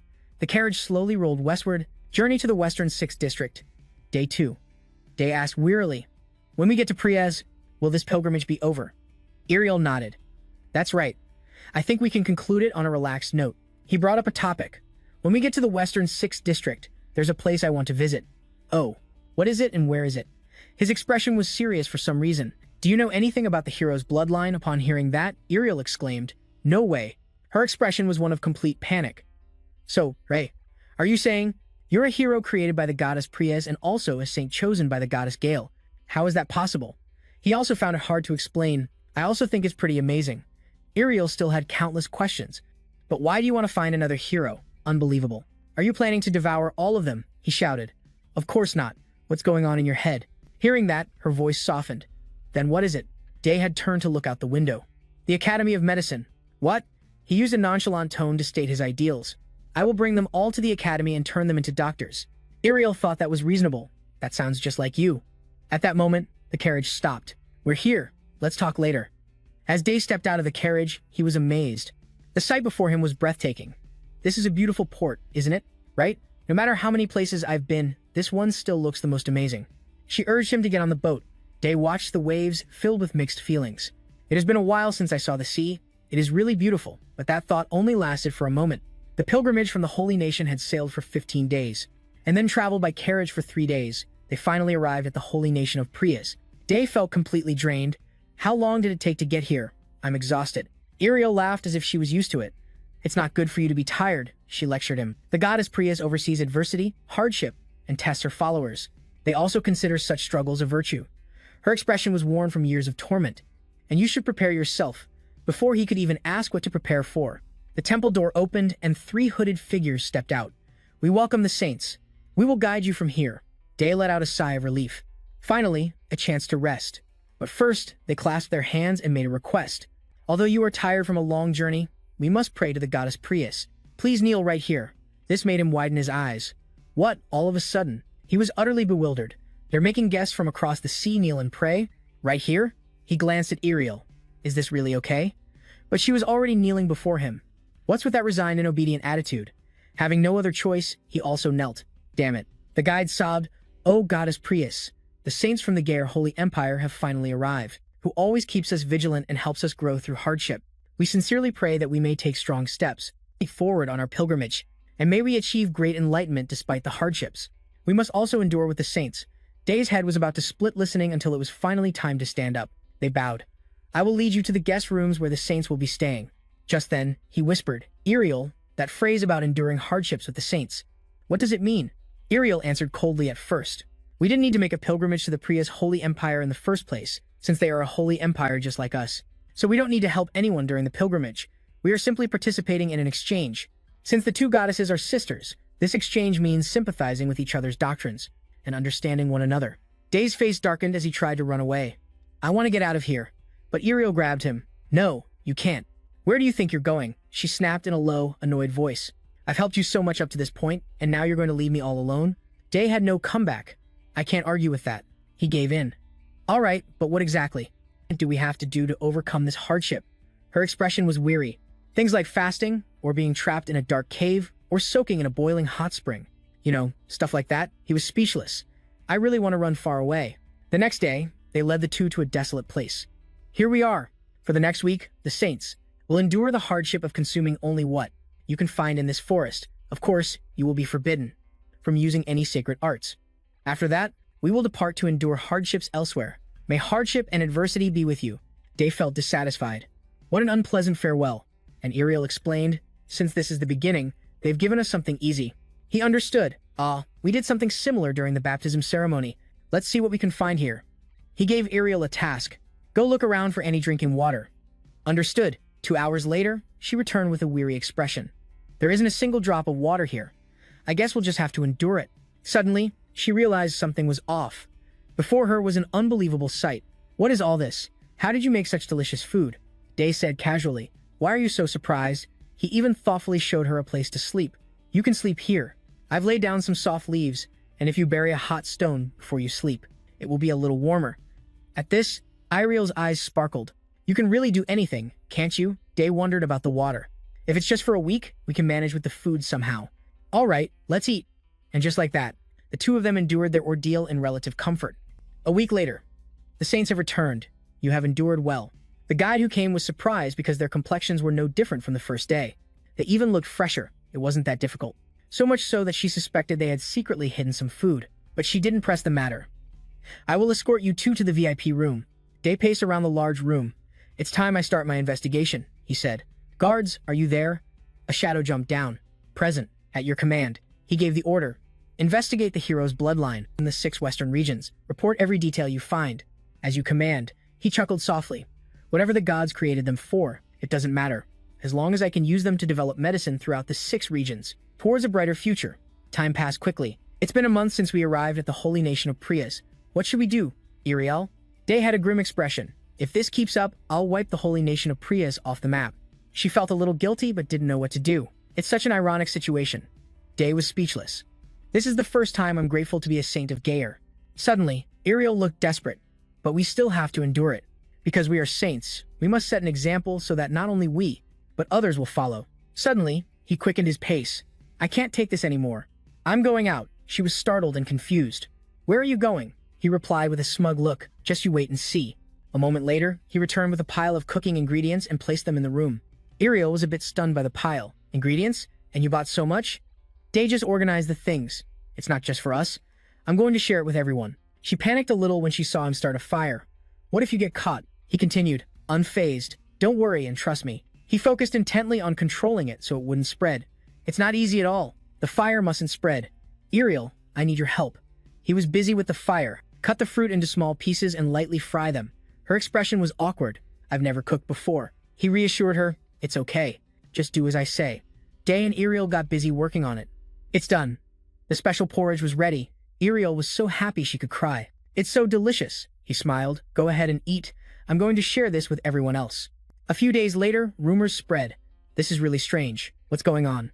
The head priest of Priya's, Fenji, started to find it strange. "I mean, we're all in the same situation. So why do they look so happy?" However, the others disagreed. "Are you referring to the saints? Even though they are young. I think they are handling it well, but Fenji thought they would agree with him. That's right. It's understandable for the two saints. They're different from us. He insisted on his accusation, but everyone in the Gayer holy nation is like that. Those two are definitely up to something shady. Unfortunately for him, his priests have been won over by Day's food. Sir, you shouldn't say such things. How can you openly doubt the saints? But he was still determined. There are too many suspicious things for me to overlook, and Fenji remained lost in his own world.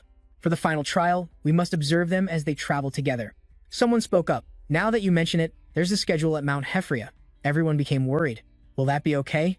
I heard a monster leader has appeared there recently. It's in the southern part of the mountain, he said, pointing to the map. We will escort the saints to the east and west at the same time. We, the priests, will conduct an expedition to the south.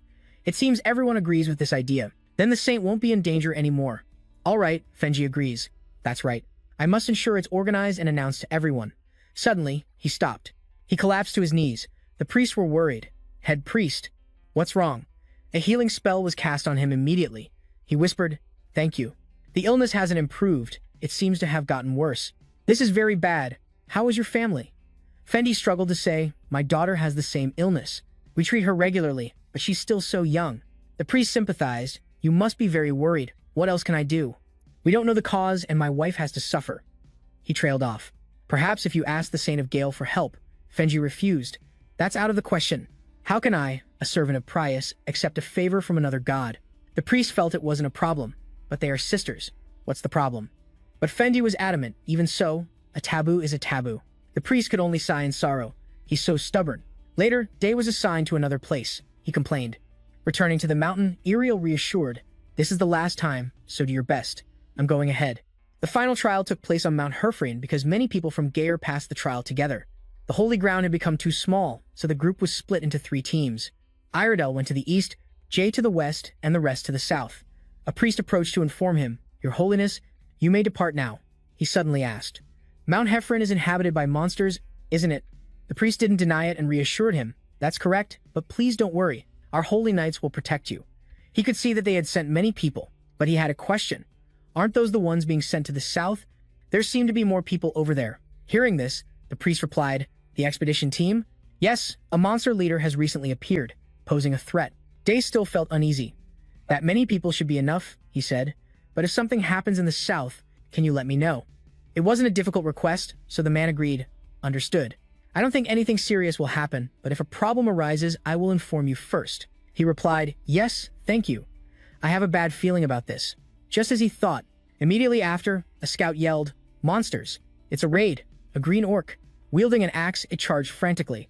The priests immediately chanted blessings and holy protection spells. The holy knights of Deepu noticed something unusual. Something's not right. There are more of them than we thought. At this rate, we'll be wiped out. Request reinforcements from the Holy Kingdom. But as they rushed to make contact, something unfortunate happened. The communication orb wasn't working. Even if we send a message, we won't be able to defeat its army. Everyone began to panic. Fengi was terrified. Even though it's a monster leader, a monster army of this size, I've never seen anything like it. What in the world is happening? A shrill scream echoed amidst the chaos. "Run!" A priest came running. Behind him was a massive figure. The monster leader had appeared. Unfortunately, that single slash took his life.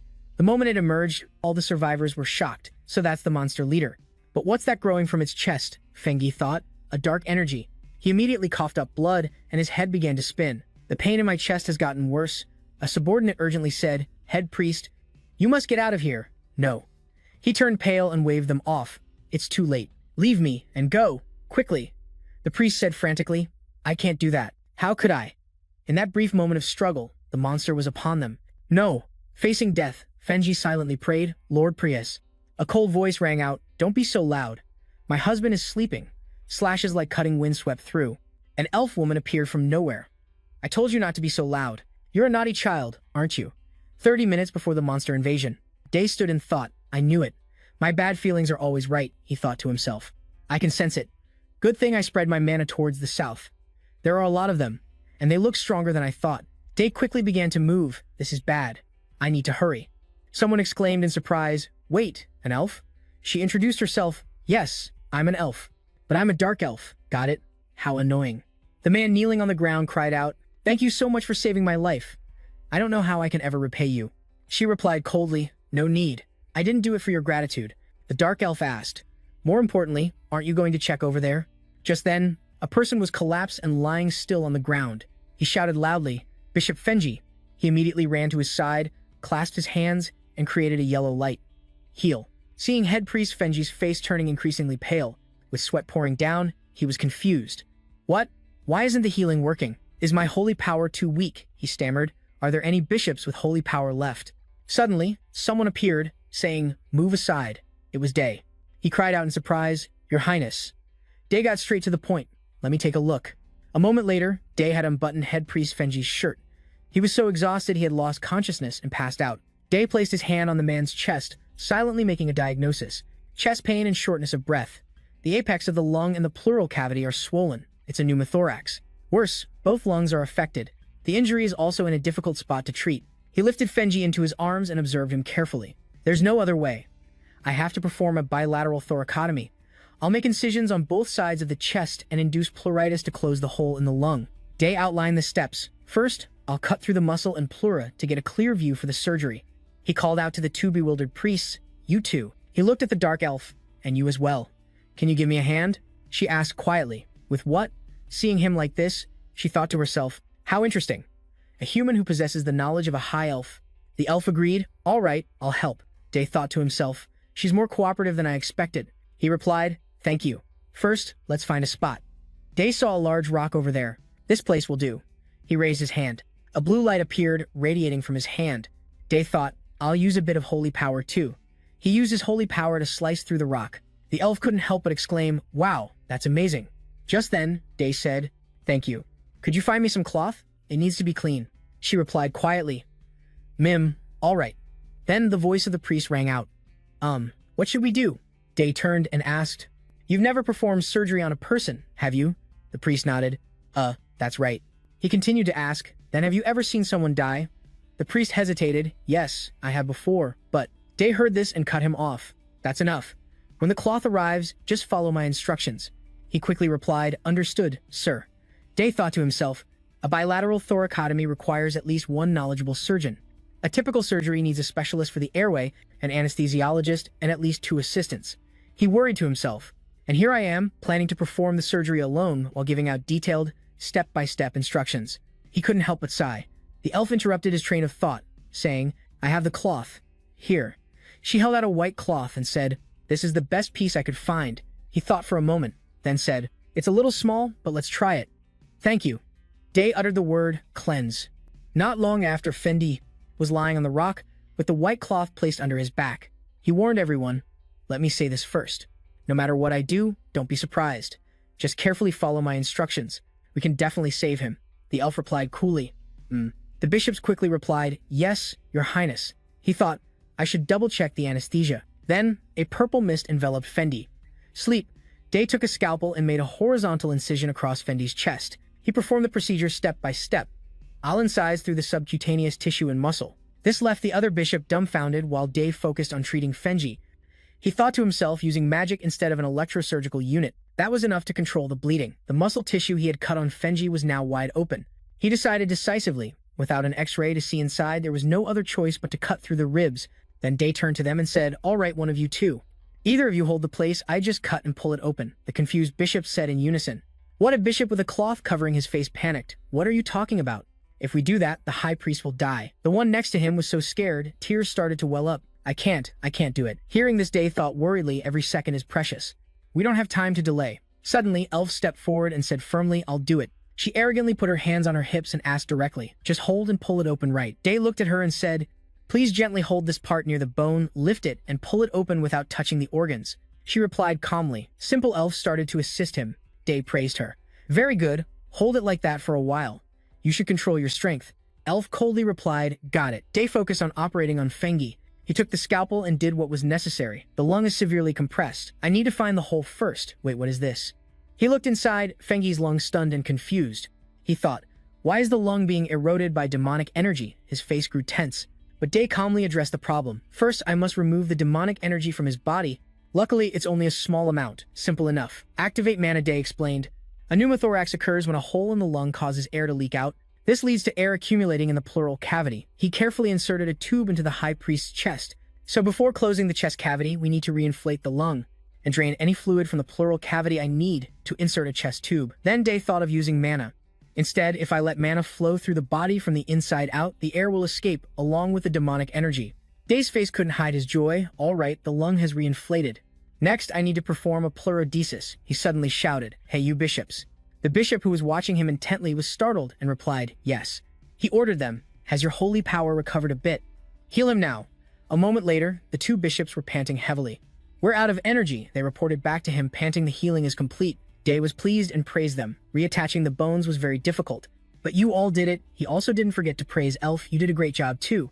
But when he turned to look for Elf, she was gone. He wondered, she's already left. He felt uneasy. I didn't even get to thank her properly. Meanwhile, with Elf, she was running away from there, thinking to herself, a human acquainted with a high elf saving a life with such a strange technique? She exclaimed, how interesting. She kept running quickly as she spoke. I have a story to tell my husband now. Back to High Priest Fengi. He let out a few soft groans and then slowly opened his eyes. The silence was broken by Fengi's groans as he woke up. Day approached his side and said, you're awake, High Priest. Fengi sat up, startled. Your Holiness, he said reverently, we have been disrespectful. Please forgive us. Day simply replied, why are you apologizing? Let's go. We likely won't be attacked by monsters again. But who knows, he quickly added. Understood, I will inform everyone. As Day left, he didn't forget to add, well, I'm leaving now. The West is still on high alert. Hearing that, Fengi understood. Yes, I will meet you at the city. He picked up the white cloth and wondered, what happened while I was unconscious? The bishop stammered and recounted the entire event. Fengi asked again, His Holiness cut open my chest to save my life. The bishop replied, yes. I truly don't understand. A normal person would have definitely died. Priest Fengi lightly touched his chest. The bishop asked with concern, Sir Fengi, are you all right? He wondered. My chest used to feel so tight, but now I can breathe easily.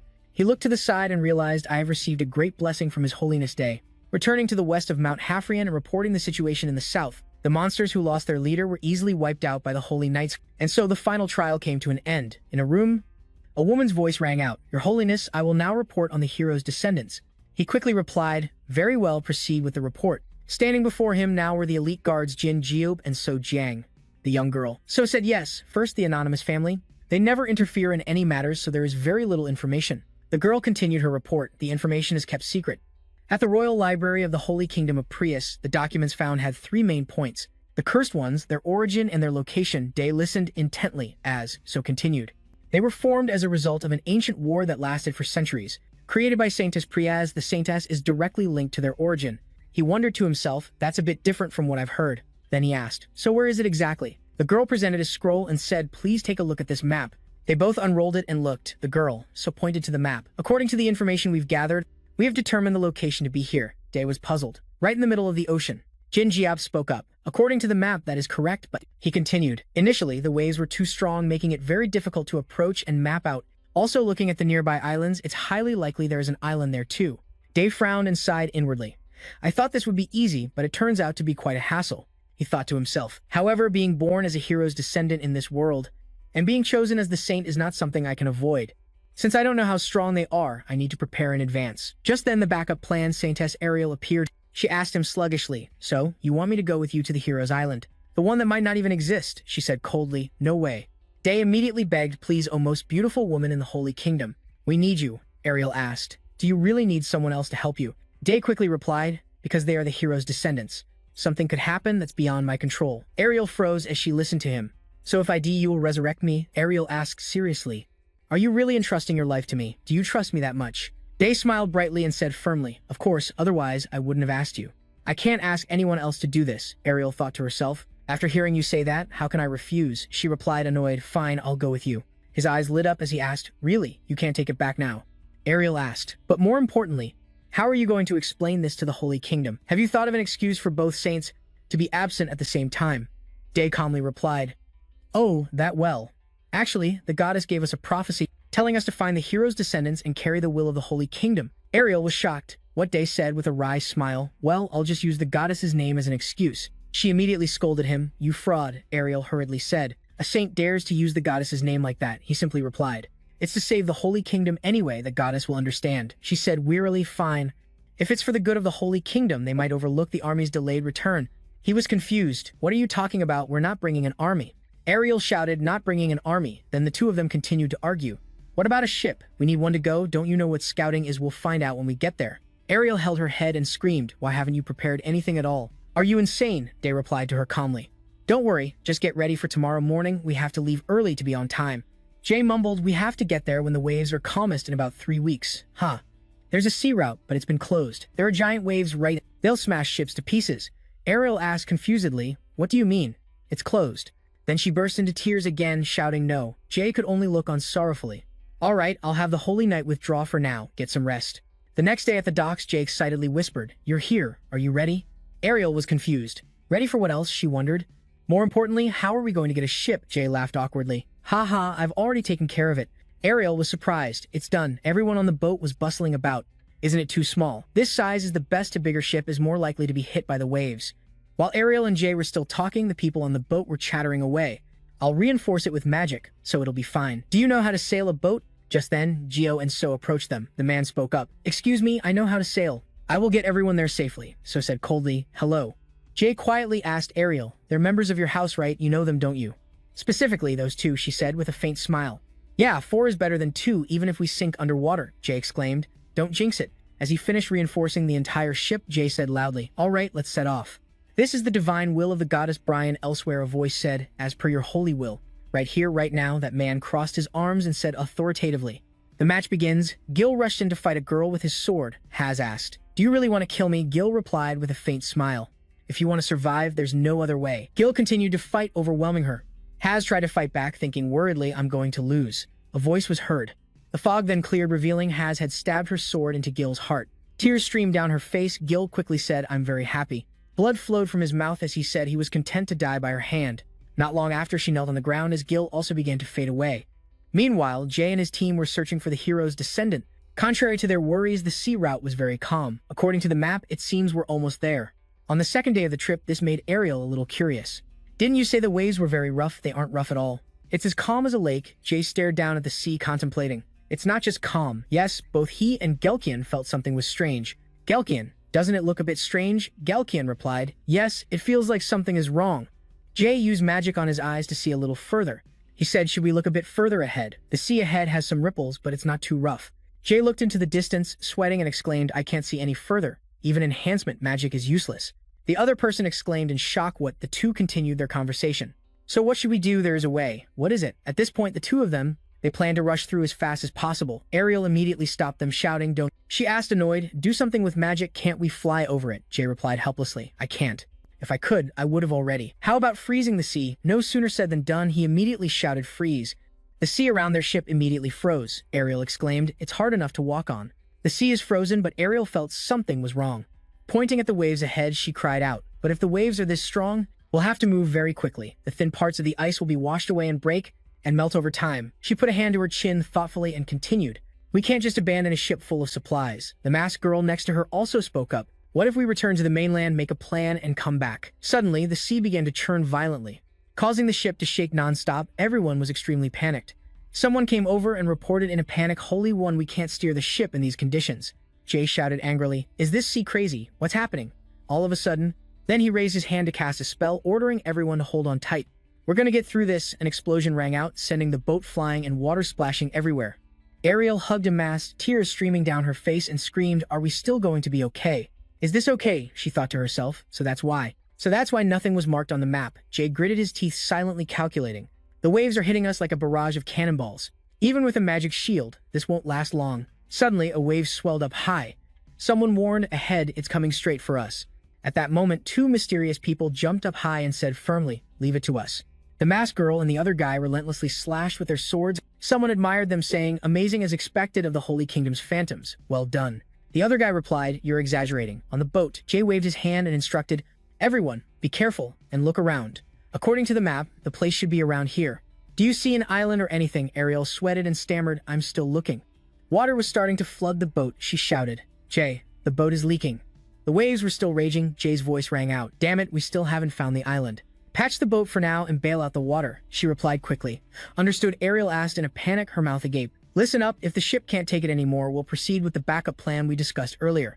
You want me to run on a ball? Jay turned his head, frowned, and continued, there's no other way. We have to use Adis with all the power we have, he calculated in his head. Turned the bow to face forward, then his eyes suddenly caught sight of something.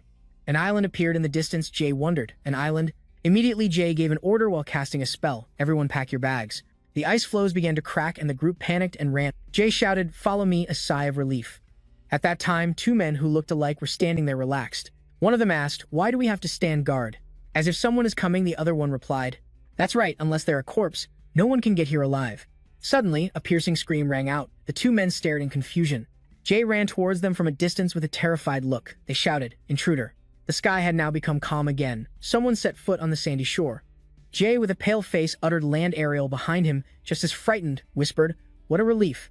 Suddenly, a shout rang out, "Hey, you people." Two men walked over. One of them frowned and asked, "Where are you from?" The other one, calmer, continued, "No more, importantly." Then his eyes widened as he asked, "How did they get here?" Ariel sweated and thought to herself, "Their mana is immense, they're so strong." Suddenly, Jay spoke up. "We came from the mainland," he explained, casually pointing to himself. "We were traveling by boat but had to abandon ship." The other guy gritted his teeth and shouted, "Stop joking." He interrogated them with a fierce expression. "What's your purpose for coming here?" The other guy, with a dazed look, exclaimed, "Hey, wait, I smell something familiar on them." The two guys rushed over and started touching them all over. Jay asked in disbelief, "No way, is it real?" Jay stood there confused. What the hell is wrong with these guys? Suddenly, the two guys' attitudes changed as they smiled and exclaimed, "You're one of us, aren't you? I've never met you before. How interesting." The other guy smiled brightly and remarked, "You should have said so sooner. We'll talk more when we get back to base." Then he raised his sword and threatened Ariel's group. "Who are these weaklings? I'll get rid of you right now." His expression instantly turned vicious as he announced, "Don't expect to die in the land of heroes. I'll throw your corpses into the sea." Ariel panicked and cried out, "What did you say?" Suddenly, an arm blocked her way as Jay spoke up to explain, "They are my friends, traveling with me due to special circumstances. I hope you won't touch them." The two guys crossed their arms and pondered. One of them said, "Friends, huh, all right. If you say so." The other person warned, "If something's wrong, I won't let it slide." Jay politely replied, "Thank you." The two of them then kindly offered, "I'll lead the way." "All right, let's go." The two masked people were silent and didn't respond. Jay turned and gave a reassuring smile. Iredell was stunned, sighed, and looked at the forest ahead. She had a feeling that something serious was about to happen. A surprised voice rang out, "Did you really cross that ocean?" Jay casually replied, "Yeah, I almost died." The friend next to him rested his chin on his hand doubtfully. "You crossed that ocean, but you look perfectly fine."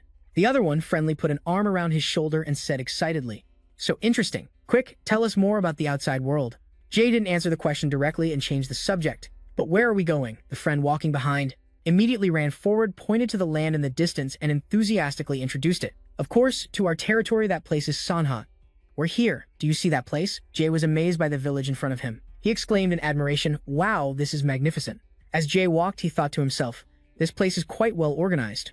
From behind, a girl's voice rang out, "Aren't you supposed to be on guard duty? What are you doing?"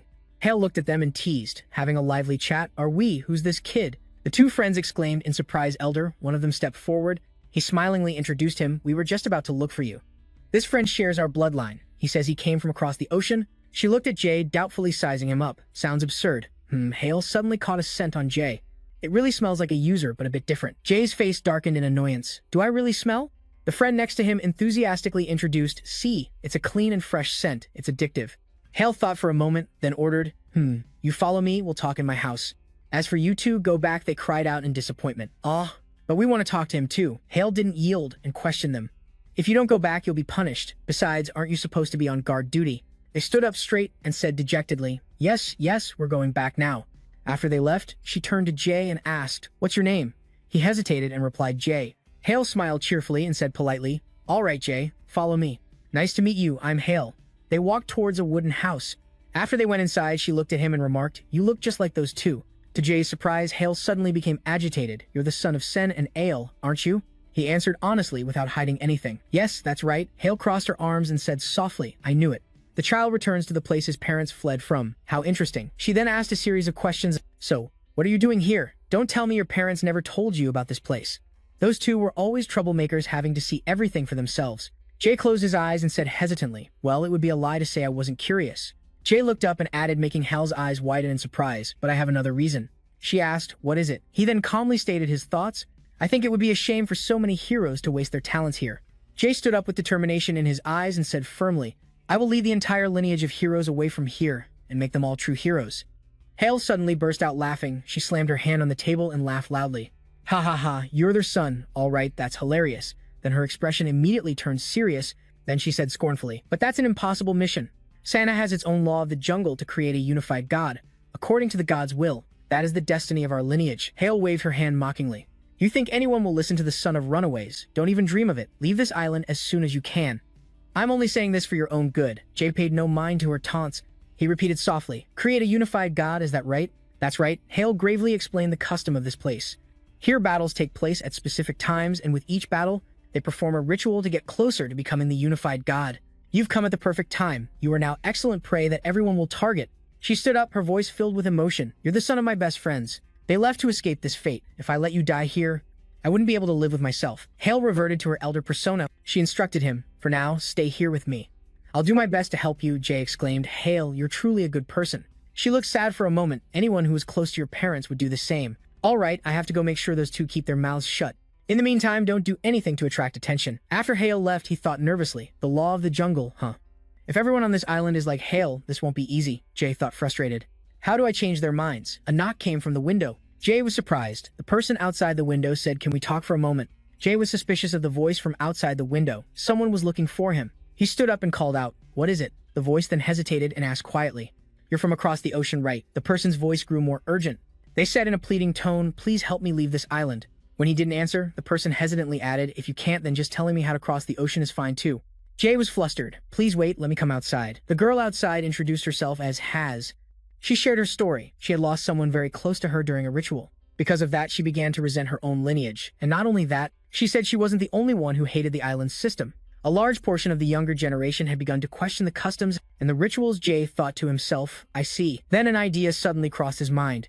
If that's the case, I think I can do this. A few hours later, young residents were returning home exhausted. They complained to each other. Today's training was exhausting. Haha, if I don't have a drink when I get home, I'll pass out. Just then in front of them, a person appeared wearing a cloth sack over their head, stunning them. The person cried out wearily, why was I born on this stupid island? If I'd been born in the outside world, everything would have been so much better. The two young people looked at each other confused. Meanwhile, the masked person continued to shout, we're not livestock. How can they force us to live on this island for hundreds of years? I want to get out of here, they were surprised to realize. So we're not the only ones who think this way. Yeah, the world outside the island, you're curious about it too, aren't you? Jay, inside the mask, was pleased to see them being swayed. He smirked to himself. Nice. We finally think alike, Jay schemed to himself. If I discreetly provoke the younger generation on this island and instill in them a longing for the outside world, sooner or later they'll doubt the rules here and grow to hate them. And Jay's prediction was correct. Not only did Jay disguise himself, but he also gave masks to Soaring and Jokrang so they could do the same thing. The disguise campaign continued to work. A masked person shouted in frustration. Living like this is such a waste of our youth. He said with a longing voice, I want to go outside. Out there I heard there's lots of delicious food. Rumors about the masked people quickly spread throughout the small island village. Within the masked group, can't you do it right? How could you use such a lame example? There weren't just one but three of them, openly, spreading rule-breaking words everywhere they went. For the young people who had to endure harsh training on the island every day, this became a form of entertainment. Not long after that, another group of people wearing sacks on their heads appeared and started running around. The sackhead community began to pop up. Actually, I want to leave this damn place too. Another person agreed. You feel that way? Me too. An excited person said, ha ha ha, let's get out of here. Another person added, forget being a hero. I'd rather be a merchant. Soon, the island turned into an anonymous forum. Elsewhere, someone was furious. He slammed his hand on the table. Why did this suddenly happen? Those masked outsiders are spreading strange ideas all over the island. The old man questioned, why didn't you arrest them immediately? The man helplessly explained, yes, their movements are very unusual. It's too hard to catch them. He stammered, the number has also increased suddenly. We can't catch them all. Hale was silent, wondering if it was that kid's plan. The old man above shouted angrily, there must be a mastermind behind this. A person standing in the shadows suddenly stood up and said decisively, if even the instructor-level trainers can't catch them, I will take care of it myself.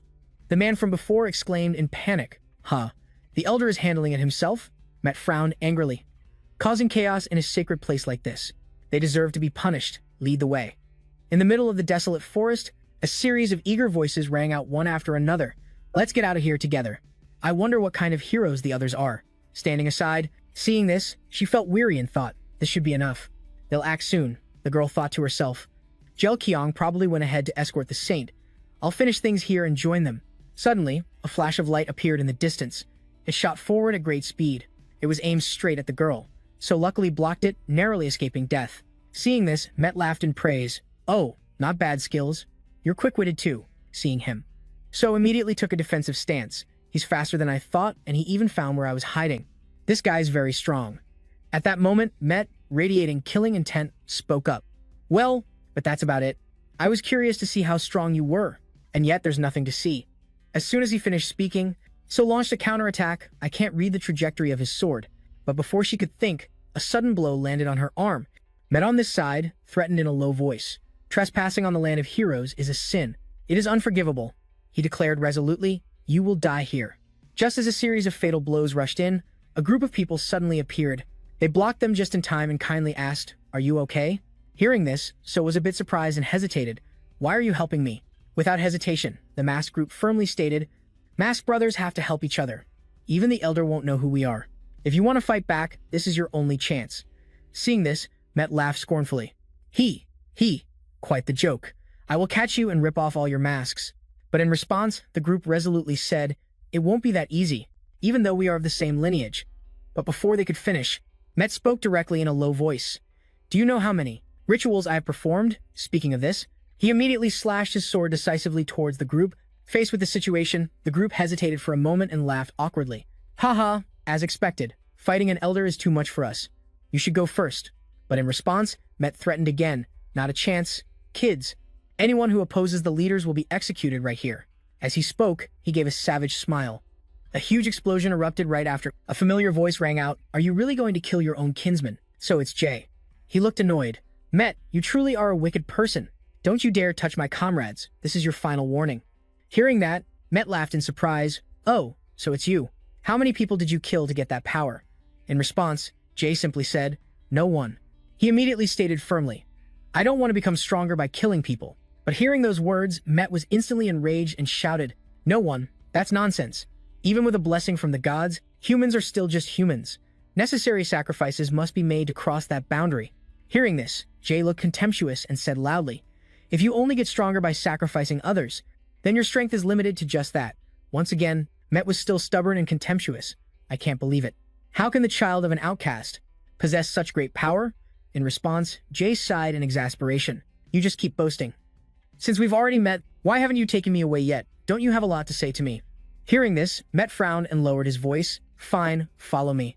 Just then, Jay suddenly interrupted. Wait a moment. Then he thoughtfully instructed, So, you did well. Remember to treat your wound carefully. Hearing this, So didn't say much and just obediently complied. Yes, it was entirely my fault, sir. Yes. Seeing this, Jay said seriously again. You did your best. You know what to do next, right? So replied briefly, yes. Seeing this, Jay urged him on. What are you waiting for? Let's go. After speaking, he frowned in annoyance. Stop nagging. Let's go. Let's go. A while later, the scene changed to a house in the middle of a desolate forest. Looking at Jay's cold expression, Met was confused and thought to himself, you clearly have a death wish, don't you? Unable to hold back, he immediately questioned him. What is the meaning of all this chaos? At these words, Jay replied with a weary look. Well, of course. It's to get everyone out. Hearing this, Met asked again, us. What exactly is your plan for the outside? Without hesitation, Jay lowered his voice. Let's just say it's to save people. This immediately wounded Met's pride. He became furious and yelled, you have no foresight. You only chase after the trivial problems right in front of you. You're still so young and naive. Hearing this, Jay scoffed provocatively. So the grand plan is to live peacefully, stuck on this island like tamed pets. Even animals know to escape their pens when they're not locked in. Hearing that, Met couldn't hold back and scolded loudly. What an insolent brat. I'll give you credit for having the guts to do this much. After speaking, he stated with a serious face, but you need to understand the difference between being brave and being foolish, or you will pay with your life. Hearing this, Jay smirked. I'm not just good at defending, you know. Want to test me? Standing aside, Hale suddenly appeared and said, calm down. What's with all this talk of fighting and killing? Then she immediately asked, do you believe you can get us out of here? Without hesitation, Jay replied confidently, it may seem difficult, but we won't know unless we try. Hale felt helpless and had to agree. All right. Before I decide, let me ask one thing. Is the reason you want to get us out because of the war? Without saying much, Jay replied casually. It's not about using your strength. What I need is the learning ability of the hero's bloodline. Above all, my greatest wish is to rescue everyone from this island. This cruel island. As soon as he finished speaking, Met immediately flared up and shouted, you bastard. He stubbornly insisted, our destiny is sacred. It was ordained by the goddess herself. Who are you to insult it? But before Met could finish, Jay interrupted directly, even if one person is for 10,000 people, the 10,000 are still for one. And that one person is also everything. Killing and death. Even when hundreds merge into one, In the end, it is meaningless. What is the difference between the first and the last? In the end, we all return to dust. The past cannot restrain the future, and the future cannot change the past. The effort to determine who is superior between the two is just a meaningless act of a foolish and belligerent person. Look, it's like the power of two is one and one from two. Hearing this, Hale was momentarily stunned and wondered if that was the holy scripture of the goddess Brias. To this, Jay immediately confirmed. That quote denounces your entire way of life. These words instantly made the crowd erupt in anger, shouting, "How dare you? Who do you think you are, daring to quote the holy scripture to subvert the hierarchy again?" Jay emphasized in a serious tone, "Fighting others, taking their power and their lives. Is that truly the will of the goddess?" As he said this, he instantly unleashed his power. This left the surrounding crowd completely astonished and in awe. This power, divine power. Seeing this, Jay spoke firmly once more. "This is wrong. It's time for a change." Without another word, brimming with killing intent, he declared loudly, "In the name of the goddess Gaia, as a saint, I convey the will of the goddess to the blessed ones of the clan. You must cease the ongoing ritual, and everyone must leave this island." He sternly eyed the crowd around him. Quickly, Jay raised his voice and stressed, "Saintess, the time the saint mentioned is approaching." At the same time, a brilliant aura quickly enveloped the entire house. A girl looked on with a stunned expression and wondered, I'm ready, but what exactly are you going to do?" From a distance, someone couldn't hide their horror and stiffly approached. "Saintess, this is truly from the saint." Hale helplessly agreed, thinking it was time to depart. Standing aside, Jay's face grew serious as he thought to himself, "It's finally starting." The woman, stunned and disbelieving, asked, "What do you mean? You're saying you're a saint?" A barrage of questions rang out. "Even if your level of holy power is real, I don't believe this is the will of the goddess." Jay stared and said in a serious, warning tone, "This ends here. If you invoke the goddess, I will carry out her will, even if I have to use force, because that is the will of the sacred and noble goddess." In his mind, he thought the word lies. The people around began to concede. If so, this needs to be carefully considered after a detailed discussion. What would the elder think? Jay was curious about this person. Elder Hal explained that the elder is the leader of our lineage. Such a major decision cannot be made without consulting the elder. He asked where the elder was. She pointed to a large boulder in the corner of the room, on which several glowing blue characters were carved. "He has been in secluded training for the past 3 years. No one is allowed to disturb him until he comes out on his own." Hearing that length of time, Jay exclaimed in disbelief.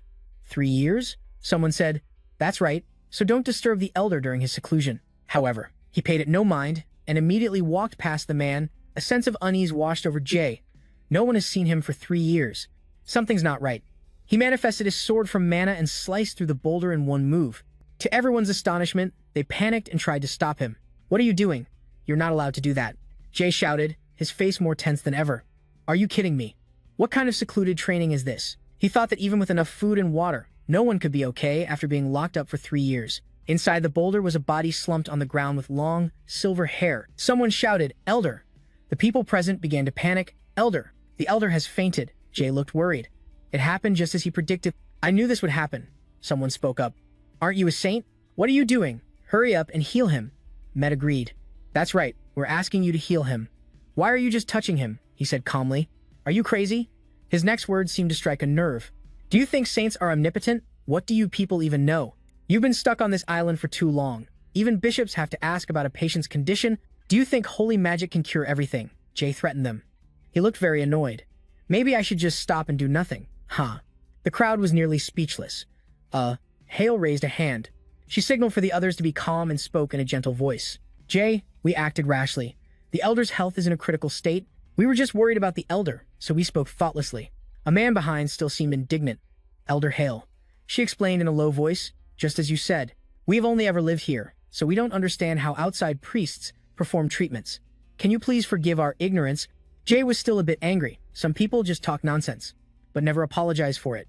Then he looked at Hale's kind face. He didn't want to escalate things. Besides, he wasn't sure if it was because Hale was close to his parents, but she reminded him of his mother, so he couldn't say anything more. She was also very kind. After a moment of hesitation, Jay made his final decision. "Since Hale put it that way, I'll examine him a bit more and report back." She immediately thanked him. He used his holy magic on the elder. "There's nothing unusual. It's not that he's asleep." Then, as expected, Jay found the source of the problem. "The problem is with his mana circuits," he said calmly. "We can treat him now that we've found the cause." Hale exclaimed joyfully. "Really?" Jay confirmed, "Yes. All right, but please cordon off the area where I'm treating him. Don't let anyone near, he instructed, and keep everyone else outside. This will take a few days. Hale nodded in agreement.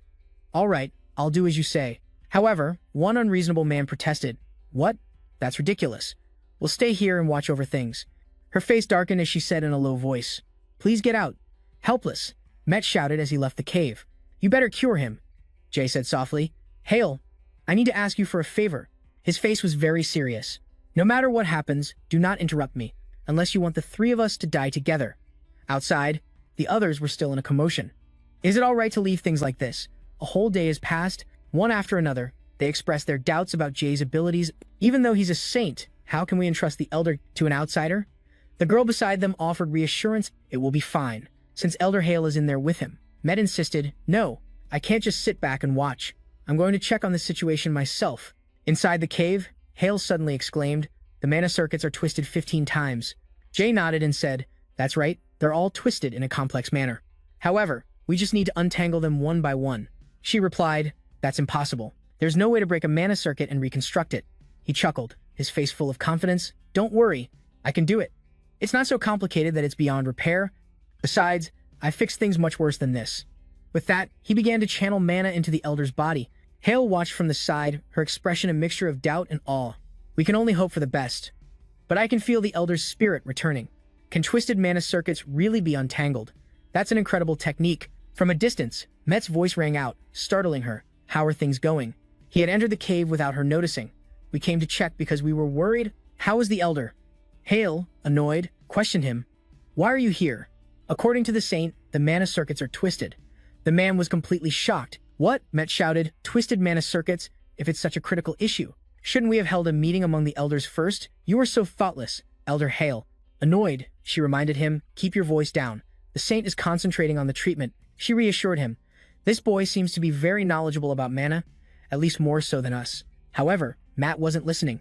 No further explanation is needed. He dashed past Hale before she could react. Elder Matt, he continued to charge forward. Get out of the way. The Council of Elders will take over this matter. One of his hands touched Jay. Pain immediately spread throughout his body, causing him to cough up blood. His name was called out loudly, Jay. Hale immediately came forward to support him, frantically calling out, Are you okay? Wake up. He thought to himself, that bastard finally caused a problem. Blood started to flow from his eyes, nose, and mouth. Injecting mana directly into the Elder's twisted mana veins is an extremely delicate act that requires intense concentration. The powerful surge of energy caused by a temporary loss of concentration due to outside interference had a great impact on Ray.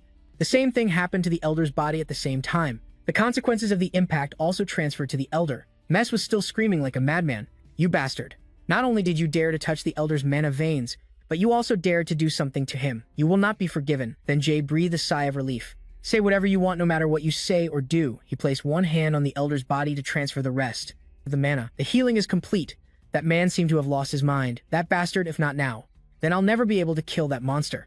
Then Mess drew his sword. He's just a burden to our lineage. I must take advantage of this moment while he is weak. He quickly rushed forward, a sword piercing through Ray's chest. Blood splattered everywhere. Dai, seeing this, Hale's face turned completely pale. Mess smirked triumphantly. He thought he had achieved a great victory. Jay staggered. The previous injury and his sword through his chest was too much for him to bear. Hale frantically called his name Jay. Sometime before Ariel had asked Jay, Do I just need to stay here? He replied, For now, just rest comfortably. She asked further, and after that, Jay smiled and replied, In about 2 days, when I release my divine power, come to me. Currently, inside the forest, Ariel was walking with Jack Young. Wait, she said, the divine power of Jay that I just felt. Joe quickly added, That's right, we have to be a little faster. And Ariel thought worriedly, since it's Ray, nothing serious should happen, right? A moment later, he spoke up. They're over there. Suddenly, a voice rang out. Stop. A man appeared with a sword in his hand, speaking in a cold voice. Intruders daring to come all the way to the center. Did you come here to die? And Ariel reminded Jekyong. They are quite high-level swordsmen. Joke gave his opinion, Your Holiness. In the meantime, I will hold them back. Before he could finish, has appeared from nowhere and quickly charged forward. She swung her sword at the opponent. I will hold them here. Go quickly. The opponent saw her and asked, What is this? Are you trying to go against the center? You know what the consequences will be if you do this. Has said loudly, I don't care, as long as I can break this cursed fate. She gripped the sword in her hand, her tone resolute. This is the Glen that I inherited, and the will of all those who sacrifice themselves in the ritual. Then she said to Ariel, All of you go now. She turned back and said to Joel, Joel, let's go. He nodded. Okay, follow me. At this moment inside the cave, Hale was calling him Jay, wake up Jay. And then she turned to Mess, questioning him loudly. Are you crazy? Is this how you repay kindness with malice? He immediately said, or maybe you're the one who's crazy. Hale, even though he shares the same bloodline, how could you entrust the safety of the leader to the son of a traitor like him? I will bring you to trial before the Central Council. You will not escape the consequences. After hearing his words, Hale's fury erupted. How dare you say such absurd things? She lunged forward, slashing at Mess. I will no longer recognize you as a member of this lineage. I will crush you. He had some difficulty blocking the attack. He thought to himself, I knew you were strong, but I didn't expect you to be this strong. No, if this continues, my power will be absorbed. I have to escape. Just then, from a distance, someone called his name, Jay.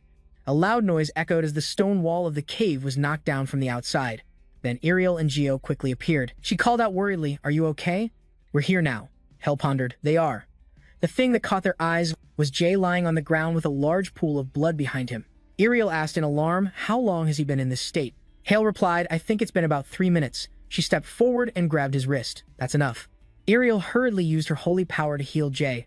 She was a little surprised. A huge wave of divine power. Hale stared at Ariel and thought to herself, This child seems to be no ordinary saint. The yellow light of the holy power brightly illuminated the entire cave. She chanted a regeneration spell. The sword wound piercing Jay's chest was slowly healing. After finishing the treatment, Ariel gently called Jay, wake up. He slowly opened his eyes and sat up. She asked cheerfully, I wasn't too late, was I? He chuckled and replied, You came at just the right time. Then Jay looked at Hale and asked, Wait, where's the guy who tried to kill me? Her expression wasn't very good. He probably escaped when your friends burst, and Hal's voice was tinged with sorrow. I'm sorry, Jay. I should have stopped him more thoroughly. He shook his head and said, No need to apologize. If such a strong opponent attacked so suddenly, I wouldn't have been able to stop him either. It's okay. Jay added, We can deal with them slowly, right? Someone spoke up and asked Jay, Do you remember when the waterway was closed? He replied, Let's solve it quickly. A second later, he looked towards the elder. Then he reached out and slapped his face hard. Hey, you dozing old man. Wake up now. Jay kept urging. Hurry up and get up. Don't sleep anymore. Hale watched this scene and exclaimed in alarm. Jay, it looks like he's awake now. Stop hitting him. Then Elder Heofab sat up with 2 swollen cheeks. She came forward and asked Chief Heon, Are you okay? He asked, Is that you, Hale? He said, I thought I would never wake up again. Did someone change my mana path into a new one? Hale immediately pointed to Jay and introduced Chief. Let me introduce you. This is Jay. Heofab asked in wonder, You saved me. He replied, I just touched your mana path a little. By the way, he voiced his thoughts. There's no way someone like you would lack control over your mana. So why did you end up in a state like this? He spoke up, I understand, but this is not the time to talk about this, Hale. Can you convene a meeting of the Council of Elders? Hale was a bit confused. A meeting of the Council of Elders. Heofab explained the reason I came here alone, not for training. She asked again. If not for training, then what for? He replied. I sensed that the magic circle was about to collapse. Hale was surprised. Really, how can such a sturdy magic circle, drawn with the ancient magic of our ancestors, possibly collapse? Heofab said I also had my doubts about that, he recalled when he came here. So I came here to check the core and found that the magic circle had been damaged by some kind of interference. I had to repair it quickly without anyone knowing. That's why I came here under the pretext of training in a private room. But this was a trap. As soon as I connected my mana path to the magic circle to restore it an unusual force, it began to invade my life force. It felt very dark and sinister. Hearing this, Jay pondered, a dark and evil feeling. Could it be? Heofab continued his story. I circulated mana throughout my body to repel that energy, and in the process, my mana path became twisted. He speculated. The sea out there wasn't always so rough in the beginning. Even a few hundred years ago, it was a very calm ocean. Then it gradually became more violent, and a few years ago, after I felt something strange, it became so frantic that ships could not set sail. A gloomy, bloody scene flashed through his mind. I think that's when the real collapse of the magic circle began, the one who touched the magic circle. He must have predicted this situation and planned to make me, Chief Hio, sink the island into the raging sea and turn everyone into miserable corpses. After hearing the story, Hio quickly spoke up. That's ridiculous. Who would dare do that? Chief Hio was also a bit helpless. That's right, there are many suspicious things. But first and foremost, his tone became very serious. Everyone needs to leave this island immediately. Meanwhile, elsewhere, Matt was hiding deep in the forest. Damn it, Hio, when did she get so strong? He thought to himself as he walked. And that kid has incredible power too. He could become a threat to the island, so it's a good thing I killed him. A stream of mana appeared, surrounding Matt. It's inevitable that this makes me an enemy of Iriel. Even so, convincing the other elders is the most urgent task right now. As soon as I return. Feeling this powerful mana, he rejoiced. This immense power. That's right, it's the power of the one I killed. It's finally been absorbed. A massive amount of mana began to fuse with his body. The power was so immense that it shattered the small rocks around him, Matt exclaimed. What incredible power! This is truly a blessing from the goddess. He mused. With this power, no one on this island can oppose me. If I devour everything like this, a terrifying thought began to sprout and grow within him. I will become the one true god. A few days later, at sunset on the coast, everyone was working together to build a large boat. Your Holiness, where should I put this? Hey, Your Holiness. People kept calling him Your Holiness. Seeing this, Day shouted, one at a time, I have to direct you one by one. Wait a minute, it's been 4 days since the chief was rescued. After receiving information from the ancestors, the chief, the leader of the tribe, implemented the migration plan. Under his supervision, everyone began the most important task, building a boat. But he realized that even with magical protection, the boat couldn't possibly hold this mountain of people and supplies. When the others heard this, they all wept bitterly. So they only built the boat large enough for people and essential supplies. However, some people disagreed. A few stubborn people said they would remain on the island even if it sank. The reason was the two sister goddesses they worshipped. They considered their words to be undeniable commands. If the goddesses gave the order, they would die without a second thought, or even kill everyone else. Day thought with despair, they're not human, they're rabid beasts. Ariel approached from a distance and asked, Oh, you've already finished building a boat so quickly, she said, admiring the vessel before them. It's really fast, isn't it? They've worked very hard. Now we just need to reinforce it with magic, and it'll be done. Wonderful. By the way, about the one who escaped. And Ariel was getting a headache over Matt. He's hidden so well that even the elite troops can't find him, Day exclaimed. Is that so? That's strange, he mused. I know he's not weak, but at least our troops should have found some trace he left behind. Ariel added one more thing. The aqueduct is about to collapse too. Day nodded. I know. We'll be leaving in 2 days at the latest. She replied, Understood. I will inform the soldiers. Then she asked, But are we just going to abandon those who refuse to leave? He answered helplessly. The chief said he would try to persuade them, but I don't think they'll listen. And Ariel also felt disheartened. They said they'd rather die than leave. We can't force them, can we? So we'll just have to leave them. He teased her. A saint is saying such things? Just then, a loud noise echoed out. Ariel and Day both turned their heads. Looking toward the source of the sound, she wondered, What was that? What was that noise?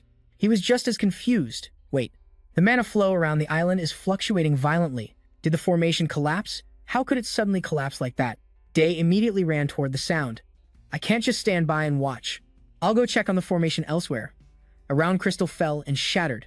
People frantically asked the chief, What are you doing? That's our ancestral relic. Chief Hio retorted, Isn't my choice clear enough? A woman stood up to challenge him. Are you trying to destroy the mana core? It was left by the follower who directly received a blessing from Lord Rias. Do you realize how important it is? Are you insane? He said in a cold voice. I've already told you all. 3 years ago, this mana core was already failing. That this island would certainly sink in the near future. The others erupted in chaos. How absurd. You're lying. Why would the mana core fail on its own? He replied, I don't know. Chief Hio continued, However, I know that the goddess does not wish for this island to sink. Follow me. I will lead you to a new place to settle down and prosper. Just then, Matt appeared and shouted, Don't let him deceive you. The chief has betrayed us and joined the Gaia Holy Empire. Someone asked, Matt. Whispers started to spread again. Join the Holy Empire? Well, Chief, is what the elders said true? Did you really betray us? He continued to add fuel to the fire. That's right. He was the one who destroyed the magic formation, causing the island to sink. Everyone is supposed to die, and then he will absorb the power that is contained in the mana core. A power built on our flesh and blood.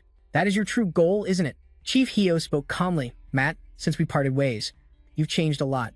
Matt said it's because I killed your companions and absorbed their power.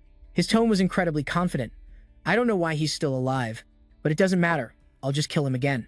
Since I've absorbed his power, I'm definitely stronger than he is, Matt declared firmly.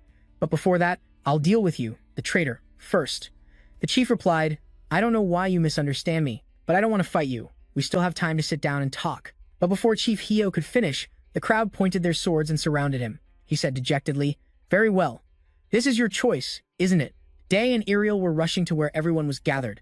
He said he was going to persuade them, but what the hell is he doing? Suddenly, the blue light from a mana stream illuminated his face. Then a loud explosion erupted from the gathering place. Day immediately ran to the door, opened it, and shouted, Old Chief.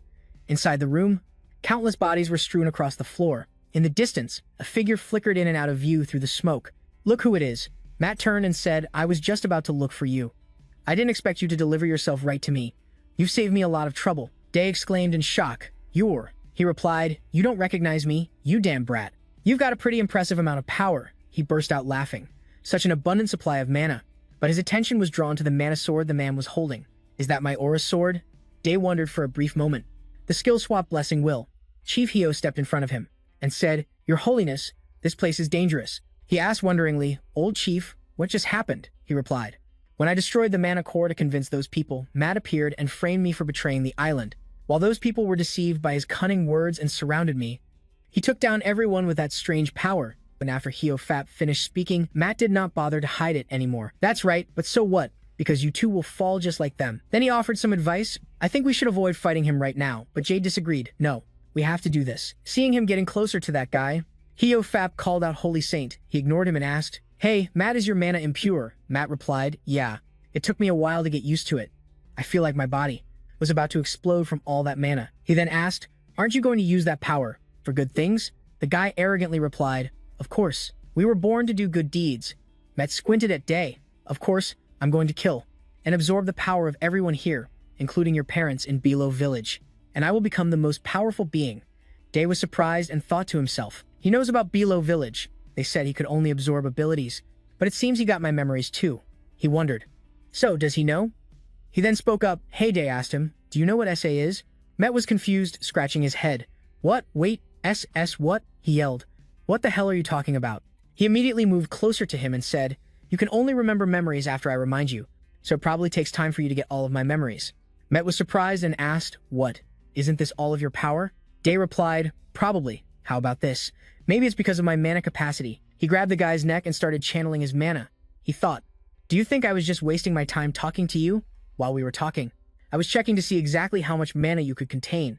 A huge stream of mana surrounded the two of them. No matter how special your body is, it still has its limits. If you keep trying to force more mana inside, it will wear down and leak out. Met panicked and shouted, "You damn brat, what are you trying to do?" "No way." Day confirmed his thoughts. "That's right, mana overload." The blue light of the mana flared up. It formed a sphere and then it exploded. The ground shook from this energy. A tall pillar of mana shot up from the ground to the sky. After a while, the mana was finally purged. Day let out a soft breath. He felt the mana flow in his body. This mana. I wonder if I can absorb it. The man's memories flowed into his mind. Wait, these memories. Day glanced at Hiofap standing behind him. They were memories of the chief. The sails were pulled taut by the wind. A shout rang out, "Lower the sails, now." A clear voice responded immediately. "Aye." Diok observed the situation and hurriedly reported, "The wind is too strong. I'm afraid the sails will tear soon." Hearing this, Day turned and ordered, "It's fine. Use magic. Lower the sails at the stern too. Hurry." The sea was raging with violent waves. The large ship remained sturdy and stable. The core of the magic circle had been destroyed by the chief. The waves around the island grew increasingly violent, but the new ship was sturdier than ever, thanks to everyone's efforts. Day raised his hand and an orange light appeared. Then he chanted, "Reinforce. Reinforce." The ship lifted from the water, hovering in the air, enveloped in a purple light. Telekinesis. Day cast the spell with one hand while instructing the others. "All right, everyone hold on tight so you don't fall." A brown-haired young man shouted in panic, "Your Holiness, this wasn't in the plan." A loud boom echoed as the ship immediately shot forward. The ship launched through the air, moving at an incredible speed. Everyone on the ship was vomiting nonstop from motion sickness. Day had tried every method that seemed impossible for a small ship, and they passed through the ocean's vortex in an instant. A few days later, the people on the ship were a mix of surprise and emotional. Some cheered joyfully. Finally, in the dead of night, a city appeared before them. "It's a city! We finally reached the port, so this is the outside world." Looking at the city before her, Ariel couldn't hide her joy after everything they had been through. "We managed to get everyone out." Day looked at her and smiled. "Yeah, the journey was much smoother thanks to you." "Thanks, Ariel." Ariel replied playfully. "Huh? Just words? When we get back, you owe me a proper feast." Remembering the purple-haired boy, Day laughed and said, "Ha ha, of course. I'll have Rage treat you." Suddenly, someone called out to him, "Day." Day replied, Has placed her hand on her chest and smiled. "Thank you for getting us out, and our deepest thanks to you too, Saintess." Looking at the sparkling city before them, Haz's steady voice rang out. "Now that we've left the island and come here, I feel like everyone's potential is limitless. Although I don't know why you brought us here." She crossed her arms, winked, and smiled playfully. "But I'm sure it's for a good reason, right?" Day closed his eyes and smirked. Hey, of course. You'll just have to wait and see." Suddenly, a shout rang out. "Stop." Everyone on the ship was startled. Day's eyes widened in surprise. A fierce-looking soldier holding a weapon yelled, "A ship without a permit cannot dock here. Go back!" Below, the soldiers jeered. "Why are so many of these riffraff gathering here? Damn, how many of them are there?" A young man on the ship asked with a worried look, "What should we do? They're chasing us away." Met, filled with rage, rushed forward. "Are we going to have to use force already?" Day quickly stopped him. "Hold on, I'll handle this." Day jumped down from the ship and asked the soldier, "Where do I go to apply for a permit?" The soldier was surprised. Did he just jump down from that high? His voice was full of contempt. "A pass for the Westport can only be issued by the Holy Land of Prius. If you think there's some kind of reception desk, you're dead wrong. Here." Day held out a silver card engraved with a cross and said, "Is that so? In that case, could you please inform them that we will be docking here?" The soldier wondered, "What's that?" He looked at the card, his face suddenly filled with alarm. "This is Bishop Fendi's silver seal. Contact the temple, now." A moment later, the soldiers hurriedly bowed before Day. "Oh, Your Holiness, please forgive our disrespect." Day's voice was calm. "It's fine. May I proceed now?" The soldier pleaded earnestly. "Please wait a moment. We will escort you to your lodgings." Day was surprised. "You'll what?" The soldier reported, "Yes, Bishop Fendi specifically requested that we serve you as best as we can. Please, allow us to show you the way." Day was curious. "Bishop Fendi?" Iriel smiled gently. "He probably wants to repay you." Day smiled warmly. "Someone wants to show their gratitude, and it would be rude to refuse. Let's go."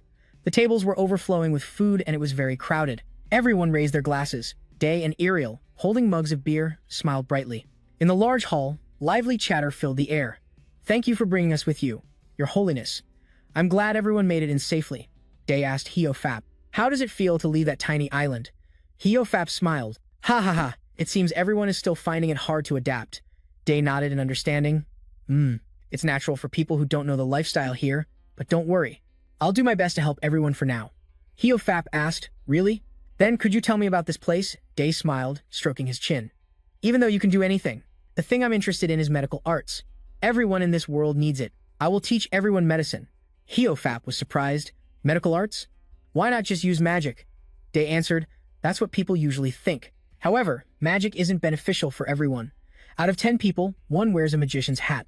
According to theory, only 1 in 10 people can use magic. The rest, if they're lucky, can only turn to the priests of the Holy Land for treatment, or they have to pay to be healed by magic." A man is holding his small child, tears still glistening in his eyes, but the price for healing magic is about 30 silver coins. In other words, that's a commoner's monthly living expenses. Ordinary people can't afford that. Heofap crossed his arms, listening silently to Day's words.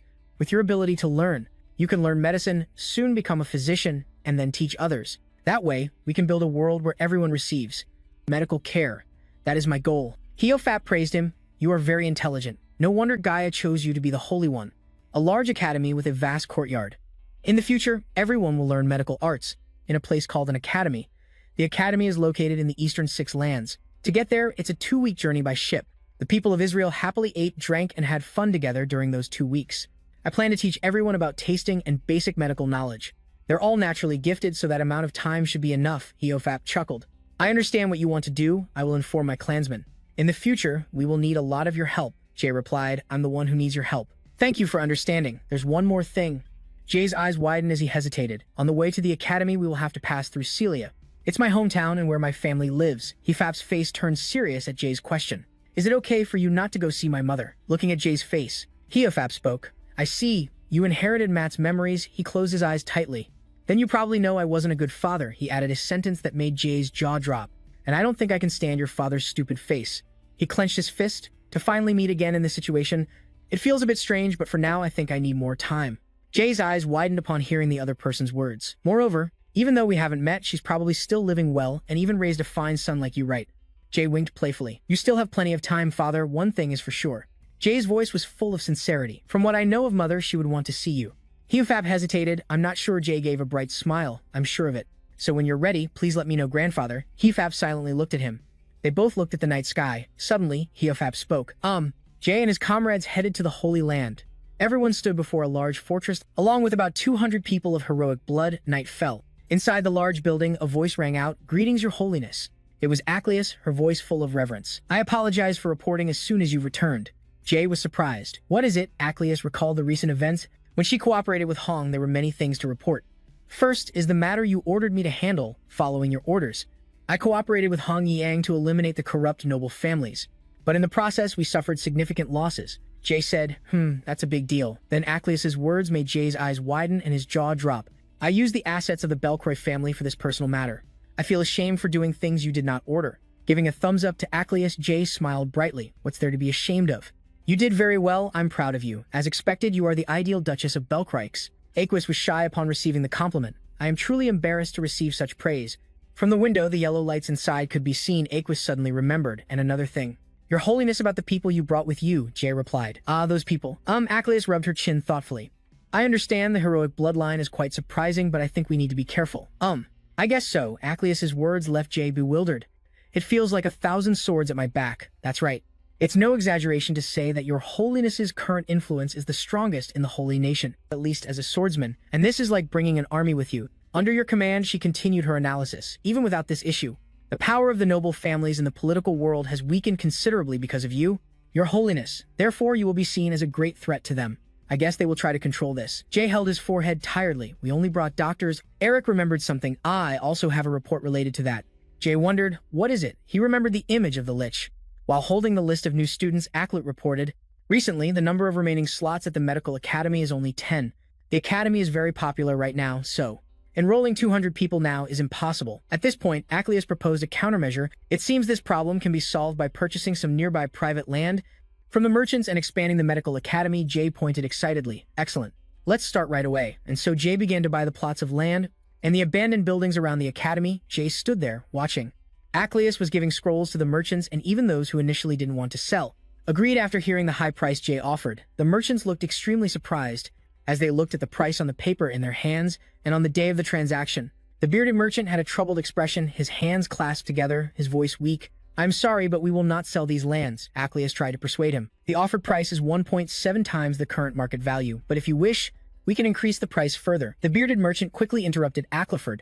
The price is not the issue. Jay's eyes widened as he heard the merchant's explanation. Phew. Even if I hide it, you'll find out anyway, so I'll be direct. Rumors about the group you brought with you have already spread among the noble families. His brows furrowed. The merchant continued to explain, as someone you saved and a worker of Gaia, I also want to sell the land as you requested, but the border nobles have blocked all the uphill roads to stop us. His eyes showed clear worry. If we displease them, we will. The border nobles, they are noble families who received land from the Pope during the founding period of Gaia. After settling in the outskirts of the Holy Nation, they played an important role in the nation's defense line and have had absolute influence in the region. For a long time, as well as having considerable power in the entire political world, the merchant clasped his hands and begged, because I have many family members to care for. So I had to make such a decision. Please forgive me. Jay understood the merchant's plight. I understand. He asked again about the uphill roads. I just need to solve that problem right. The merchant raised his hands, his voice a bit awkward. Solve it. The uphill roads are currently monopolized and managed by the border nobles, so it will probably be quite difficult. Jay gave a radiant smile. Just prepare the documents and the seal. I will pay a good price for the land. In the large building, a conversation was taking place. What is your plan for this matter? First, shouldn't we discuss it, with those border nobles? Jack wondered, but I don't think I've ever seen them in Salonia. Aquis answered, that's right. They are conservative clans that highly value tradition. They are so proud that they never leave their territory unless it's something truly serious.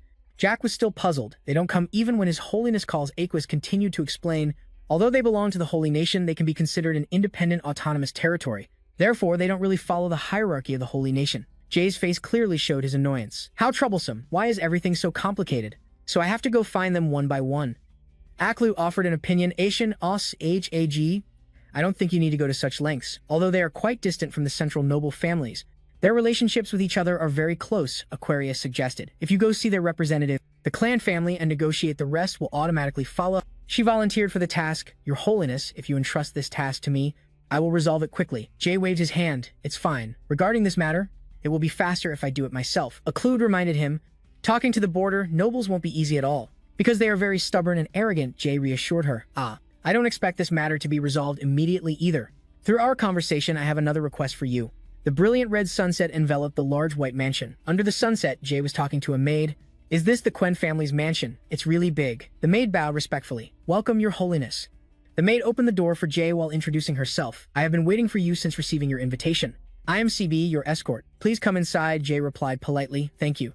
It is said that their power in the region is immense. The inside was also impressive when CB's voice suddenly spoke up. Your Holiness, I regret to inform you, CB reported with a respectful bow, the master of the house is currently busy with an important previously scheduled engagement, so I cannot respond to your holiness's greeting immediately. I hope for your understanding. Then Jay replied politely with wide eyes. Is that so? It seems the master of the house is very busy. I understand. Hearing this, CB replied, Thank you, your holiness. If you need anything, please call for me. Jay's eyes widened as he thought to himself, I arrived at the agreed upon time. I hope my suspicion is wrong. 1 hour later, Jay sat waiting in frustration with his chin in his hand. 2 hours later, Jay continued to wait with his head bowed and hands clasped. 3 hours later, he clasped his hands in front of him, lost in thought. My prediction was correct. They definitely want to mock me. From outside, CB's voice called out, I apologize for the long wait. The master of the house is ready to see you. Please follow me. A foot in a high-heeled shoe stepped in, followed by a voice. I'm a little surprised that you've come here, a woman with blonde hair said, wearing a white outfit, smiled and introduced herself. It's a pleasure to meet you, your holiness. I am the head of House Glen, Marchioness Spia. Jay forced a bright smile. Ah, Marchioness Spia. It's a pleasure to meet you, and I would be very grateful if you could reopen the road to the hill. Spia burst out laughing. Ha ha, you are quite direct, your holiness, Jay replied bluntly. Yes, I don't like beating around the bush. Spia's gaze turned sharp. Very well, then I will answer you immediately. The answer is it's impossible, Jay asked. Impossible, you say? It's impossible. Is it because we're acquiring land around the academy? Spia answered immediately. That is one reason. It is quite unusual for a saint with such great influence to interfere in politics. Jay listened silently to Spia's words. It is unusual for a saint with such great influence to interfere in politics. That is something that has never happened before. Spia leaned forward to clarify things. However, it is also unusual for us to block the road to the hill, but it is not unprecedented. For those of us who have long been on the frontier, such things happen from time to time, your holiness. You are trying to resolve this matter personally, which is somewhat unsettling. Jay's gaze grew sharp. Unsettling, Spia's eyes also turned cold. We the frontier nobles value autonomy and independence. I don't mean to deny your honor and influence. However, if your intervention involves a political matter, it could become a threat to us. Jay got to the point. In short, this is not in your best interest. Is that right? Spia held her forehead and laughed loudly. You are very direct, your holiness. I will be just as direct. She gave a cunning smile. So if you want the road to the hill reopened, we require adequate compensation in return? A doubtful voice asked. A reward? The reply came. Yes, you could call it that. Spia smiled and said, 1,000 platinum coins. That should be enough, right? Jay asked doubtfully. 1,000 platinum coins. Are you serious? Spia replied, obviously. Do I look like I'm joking? Of course not, Spia continued. I don't believe this request is unreasonable. This is a vital resource for the city-state. Surely you are aware of its value. Jay replied. 1,000 platinum coins is enough to fill the treasuries of most kingdoms, and still have quite a bit left over, Spia asked. Surely, as a saint, you can afford at least that much, can't you? Compared to your influence, that amount is nothing more than pocket change, Jay quickly replied. Even if I were to pay that sum, I doubt you would actually lift the blockade on the trade route. Spia calmly admitted. You are quite perceptive. Even if I were to receive that money, I have no intention of negotiating, Jay wondered. Then why make such an unreasonable demand? Spia's expression suddenly turned serious. It is to make sure you understand that this is not a matter to be taken lightly. Lifting the blockade on the trade route concerns our house and the common interests, as well as the dignity of the frontier houses. If the trade route blockade continues, it won't just harm the merchants, but also affect all the residents, won't it? The other replied. We have more important interests to attend to. The suffering of individuals is of little consequence. It does not affect our decision. Hearing this, Jay asked seriously. But the residents are the foundation that supports a nation. As a leader, don't you think saying such things is irresponsible? Spia's voice carried a hint of disdain. That foundation is an exaggeration. They are nothing but a temporary, faceless mob, Jay asked. So this means the blockade on the trade routes will continue. Spia replied nonchalantly. That's right, until your holiness makes a more prudent decision. Jay thought in shock. I didn't think it would come to this. But aloud, he said, very well, I will consider it. Filled with rage, Jay thought to himself, a way to completely annihilate you, frontier nobles. A few days later, the economy of the holy nation, with its trade route blockaded, began to collapse rapidly. The prices of agricultural goods skyrocketed. As the supply chain was cut off, merchants were forced to halt their operations. To make matters worse, starving citizens began to flood the streets and loot, and even law and order began to collapse. The poor in the city-state's outskirts were the first to be affected. They were forced to worry about their daily survival. The inner-city nobles had abundant resources, but over time the damage for everyone became increasingly severe. A stunned voice spoke up. I can't believe the frontier nobles would go this far. Jay said to the other person, I should have been more cautious. However, I will handle this myself, so don't worry. The other person said from their chair, putting that aside, are you all right? Jay was a bit surprised. Me, not all right. The other person said seriously, let me be clear.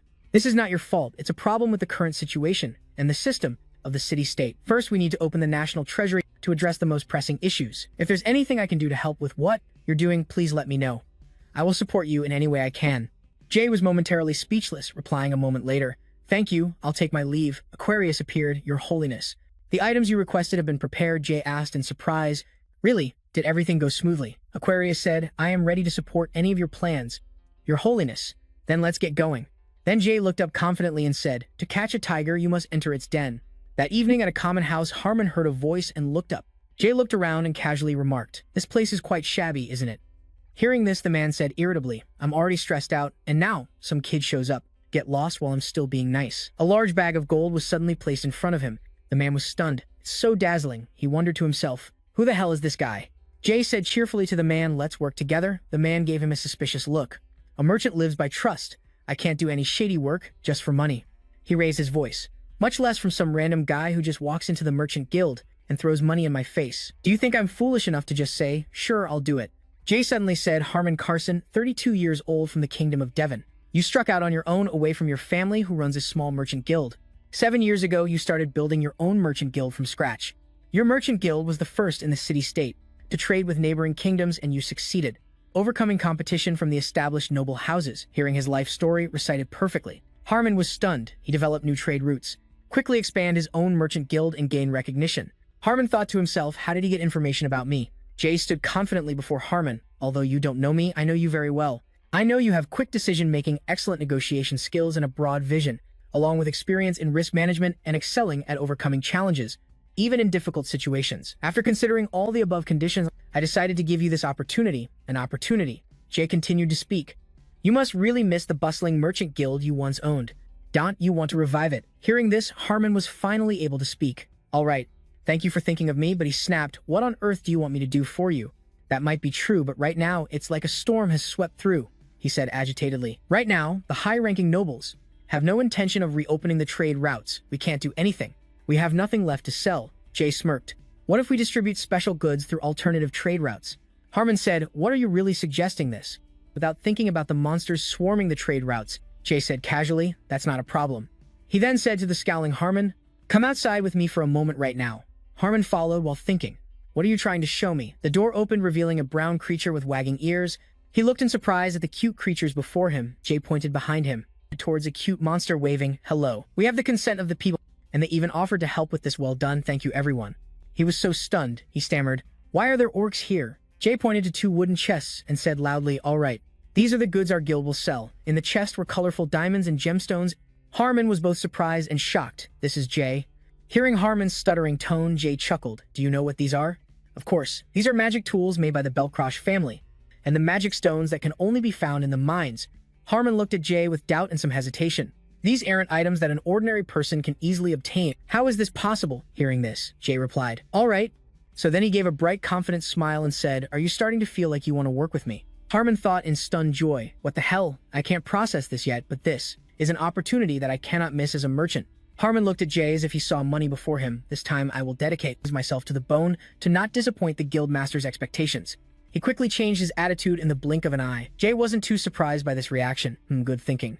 "Then go register the guild tomorrow morning and come back here." Harmon quickly said, "I understand. So what should we name the merchant guild?" Jay thought for a moment, then snapped his fingers and said, "All right, let's go with this, the Salvation Guild."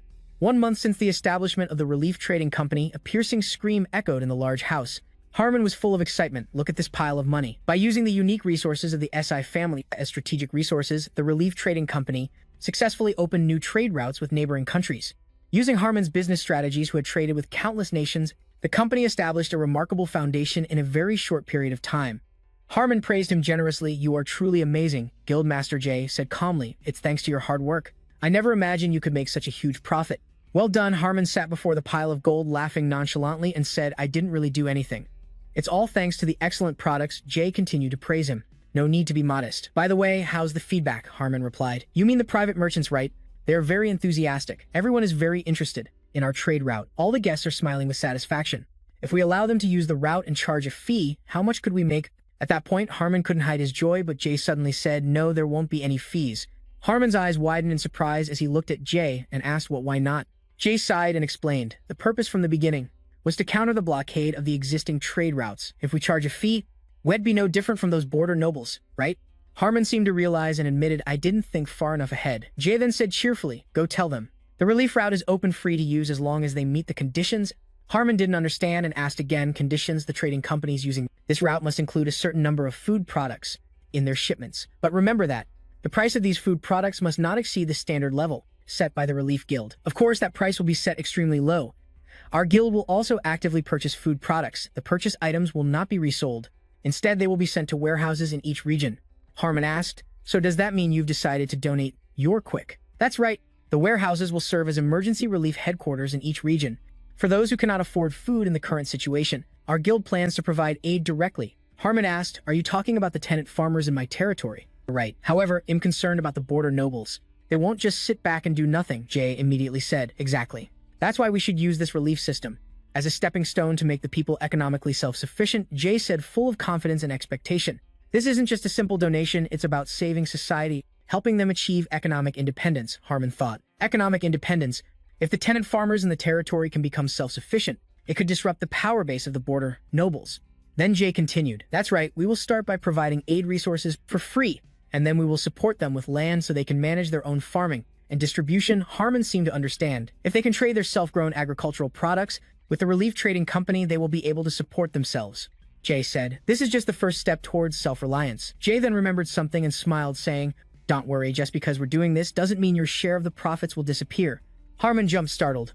What kind of person do you think I am? He said enthusiastically. Of course, initially I also considered the monetary benefits, but Harmon am a man who understands merchant ethics. Now that I'm involved in this, I will do my best with a sense of responsibility, Jay said happily. Very good. Perhaps I've found the right person, Harmon said confidently. Absolutely. I will create a plan based on your instructions and make it a reality. And so Harmon planned to turn the relief warehouses in each region into multifunctional spaces, not just for storing food, but also as agricultural support centers where people were provided with tools and the seeds necessary for farming. In addition, an advisory council was established utilizing the experience of farmers, sharing effective farming techniques and distribution methods within each village, as building a community where the relief trading company and the region could grow together. Sometime later, Harmon's voice echoed on the small street. All right, has anyone not yet received the necessary supplies? Please join the farming methods training session tomorrow. Everyone around laughed happily hearing this. Harmon thought to himself, yes, this is good. Everything is still going as smoothly as expected in this remote region, where the class system is deeply entrenched for the commoner class to achieve this level of autonomy. At this rate, the accumulated commercial foundation will soon be consolidated for the entire nation. By the way, the guild master, with his ability to provide supplies to those families and his outstanding appearance, he must be a holy saint who does not act openly. Could it be because he wants to hide the fact that he is a holy saint? Suddenly, Harmon saw men in iron armor approaching. He wondered, are those people knights of the border nobles? Wait, is that an edict they are holding? The paper was posted in a conspicuous place and people gathered to read it. Whispers and chatter immediately broke out. Is this real? No way, this cannot be real. Harmon was also drawn to what was written there. He was dumbfounded. This is Captain Harmon's call was very loud. Jay calmly held a kettle. What is wrong? Why are you in such a hurry?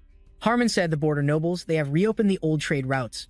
Jay calmly asked back, really? And so what? Harmon stammered, The knight in iron armor read the edict proclaiming to all citizens, the Lord declares that the trade routes have become unsafe due to an increase in monsters. For that reason, the trade routes were closed to ensure safety. People murmured, is that true? I do not know. The knight continued reading.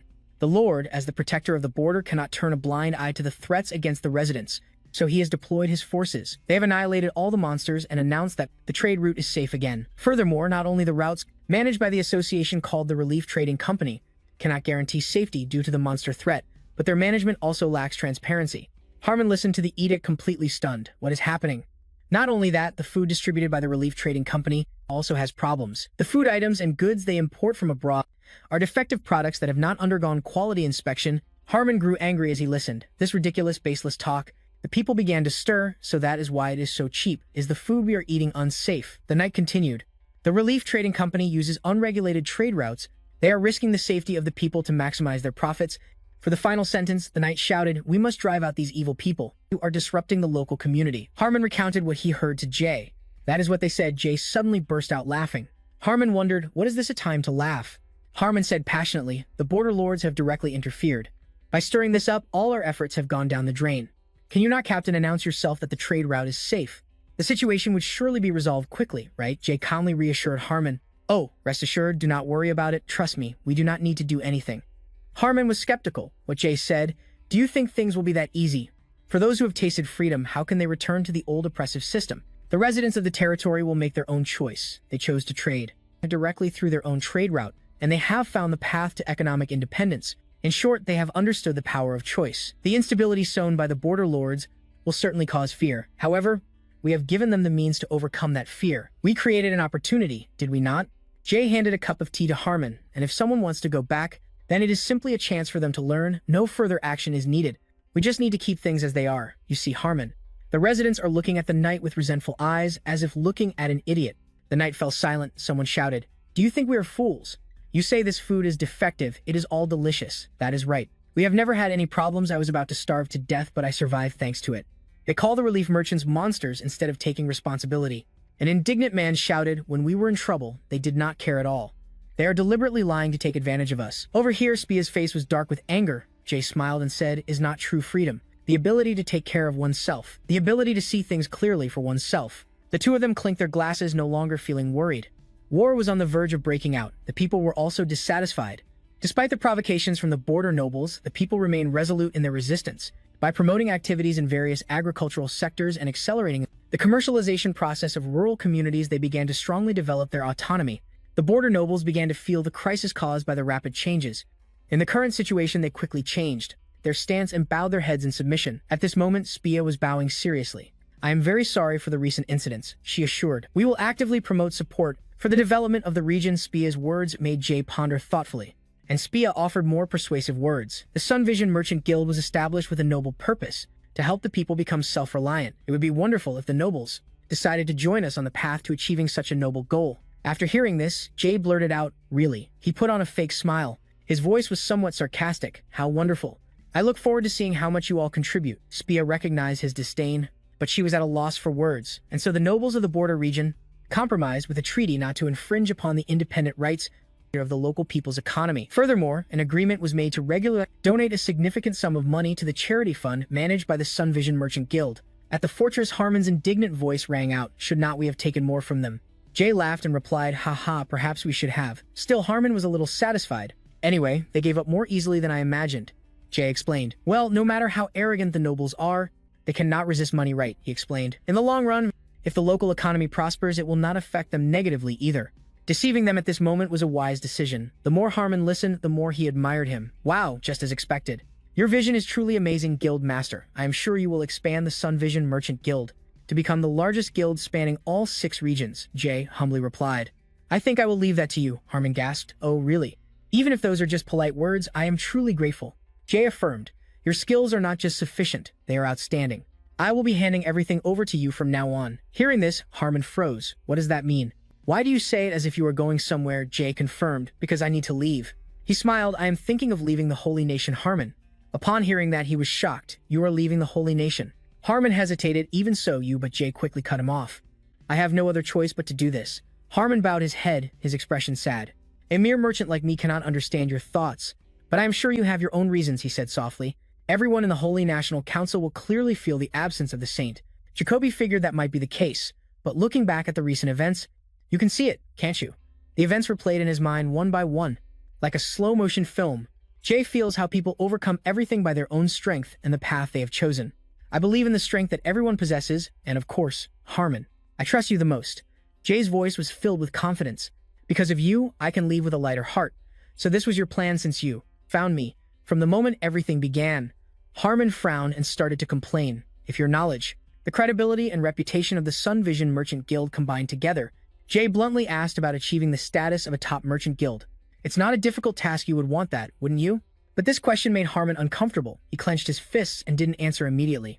Treated like an outcast, Harmon had left the kingdom of Devon and had moved to the Holy Nation with no one he could trust. Harmon struggled to survive in a place full of deceitful merchants, a place where trust didn't exist and the trade routes were suddenly blocked, and everything fell into chaos at the moment. Harmon thought failure was inevitable. Someone came looking for him. At first, he wondered who this kid was. Day had talent, a good personality, and it turned out Day himself was the saint. He had acknowledged Harmon and created an opportunity for a new beginning. If someone like Day placed their trust in him again and entrusted him with such a great responsibility, then he would have no other choice but to get to work. After a long while, Harmon finally spoke. "All right, let's do it. I will make the Sun Vision Merchant Guild the best merchant guild in the world," he declared firmly, patting his chest. It will be the best way to repay the opportunity you have given me. Guildmaster, I am certain that you will never regret entrusting the Sun Vision Merchant Guild to me. Day smiled with satisfaction, his voice sincere. Thank you, Harmon. The next day at the palace, someone's praise rang out. You have accomplished something wonderful, Day Ekle praised him generously, liberating the people of the fief from the border nobles. You have done something no one else could, and Iriel at his side also chimed in. When I first heard of something called the Sun Vision Merchant Guild, I wondered what it was about. As expected, it was you, and Iriel asked again. By the way, you said you had something to tell us, right? Day replied yes and spoke honestly. I am planning to leave the Holy Nation. Both were shocked upon hearing this. What do you mean? What do you mean by that? Day explained. Because of me, the balance of the Holy Nation has tipped to one side. He continued, because of the power and authority I possess, and the central nobles have gradually lost their influence. Even the hero's bloodline is facing misunderstanding and restraint because of their interests. For the sake of the Holy Nation, I think it's the right decision for me to leave. Iriel was alarmed. Why bring this up all of a sudden? But Jay didn't let her continue. It's not just for those reasons. I've been considering this for a long time during my journey. My thoughts on this have become more and more certain, he asked her. You've witnessed it too, haven't you? For some people in this world, a doctor is more necessary than a saint of thorns. That's why we are training doctors at the Academy. Day concluded. It will take time for a medical student to fully take on the role of a doctor, and Iriel still wanted to object, but Ekle spoke up to stop her. Iriel, that's enough. She turned to question JJ. The position of a saint is a role chosen by God. Do you think you can just defy it and abandon that role as you please? He affirmed, I will make it possible. Ekle analyzed, even if you are a saint who defies all the rules, you still can't predict what will happen if you abandon the role of a battle saint. But Day was unwavering. If I was afraid of that, I wouldn't have thought about leaving in the first place, he said calmly, and if something does happen, I will just have to accept it. Iriel was helpless. You really, she exclaimed, you haven't changed a bit since I first met you. Always strong and resolute, it's very difficult to change your mind. But you always move in the right direction with your beliefs. Iriel clenched her hands into fists. I have always appreciated that about you, Day. I've always thought so. And I can understand what you've just said. But her eyes welled up with tears, her tone upset. So why do I feel so incredibly upset with you right now? Iriel continued, since you came to the Holy Nation, I have always been by your side. If this wasn't happening, I'd be at ease with you. Day was flustered, wanting to reach out to her Iriel. But she suddenly stood up. I understand, I'm leaving. She left without a single look back. Goodbye, St. Jay could only watch in silence as Iriel's figure faded away. The sky gradually darkened. Someone's voice asked Jay, are you leaving, sir? Jay replied, yes, it might be a little difficult at first, but I will definitely come back to visit everyone, Jack. Oklu seriously affirmed, saying, until the day you return, we will always uphold your will and beliefs. Jack also seemed reluctant. Please come back soon. Sir Hong spoke up. The Black family as your shadow will carry your will to the very end. Day was moved hearing this. The people of the three Lich families also chimed in. We too will always follow your orders. Until our last breath, he smiled. I will stay here for now. But if you need me, I will always return to your side whenever you summon me. Day was speechless. You too, he thought silently. I am very grateful. A lot has happened over the years. He had become a saint that he never really wanted. Looking back now, every moment feels so vivid. Even the most difficult times were full of meaning for him. And so the saint disappeared from the Holy Nation and set off on a new journey. Time flew by. One day at the Adventurers Guild, someone's voice rang out. The quests here are pretty good, aren't they? After praising the quest level, he immediately mentioned his small wish. I wish we could always get quests with such good pay. Suddenly, the guild door opened, drawing the attention of some people inside. The mysterious shadow was about to enter. The sound of boots on the ground striding forward. It created clear sounds that made a few more people notice. Day wore a cloak with the hood pulled up and a mask covering half his face. He seemed to be contemplating something, thinking for a moment. Day reached out and took a piece of paper pinned to the information board. He brought it to the manager and said firmly, I want to take this quest. The manager looked at the paper and replied, but this quest is exclusively for healers. Then he asked the person to verify their card. Can you show me your card? Day reached into his pocket and took out his identification card. The manager saw it and quickly stood up. My apologies for the trouble, I've confirmed it. Many people have been injured in the recent monster subjugations. Please join the priests in the village that issued the request as soon as possible. Jay quickly accepted the offer. All right. A young man was watching the entire exchange. He watched as Jay's figure walked past him toward the door. His curiosity sparked. The young man grabbed someone in the guild who was standing in front of him and asked, hey, who is that guy? I've never seen him here before. The other person wouldn't know either. He replied, I don't know either. He's probably an adventurer from another guild. The young man only caught bits and pieces. He then asked another question. He's transferring. Is that arrogant healer transferring to another guild? Healer, a concept based on the art of healing. And of course, this word refers to those who specialize in healing others. Healers are usually divided into 3 ranks. Rank 3 is the lowest, representing those who have mastered the basic knowledge and skills to heal others. Rank 2 are those whose credibility has been directly verified by priests, as well as having received their special and important guidance. in healing others by blending their mana control abilities in an astonishing way and top-tier medical skills. They are extremely rare. Healers capable of treating many severely ill patients in a row. Rank 1. Healers. At this level, they are all recognized as experts with extremely high skills. A level 1 healer has enough authority to warn about information security issues and can order the evacuation of an entire village. Healers at this level are all recognized as experts with extremely high skills.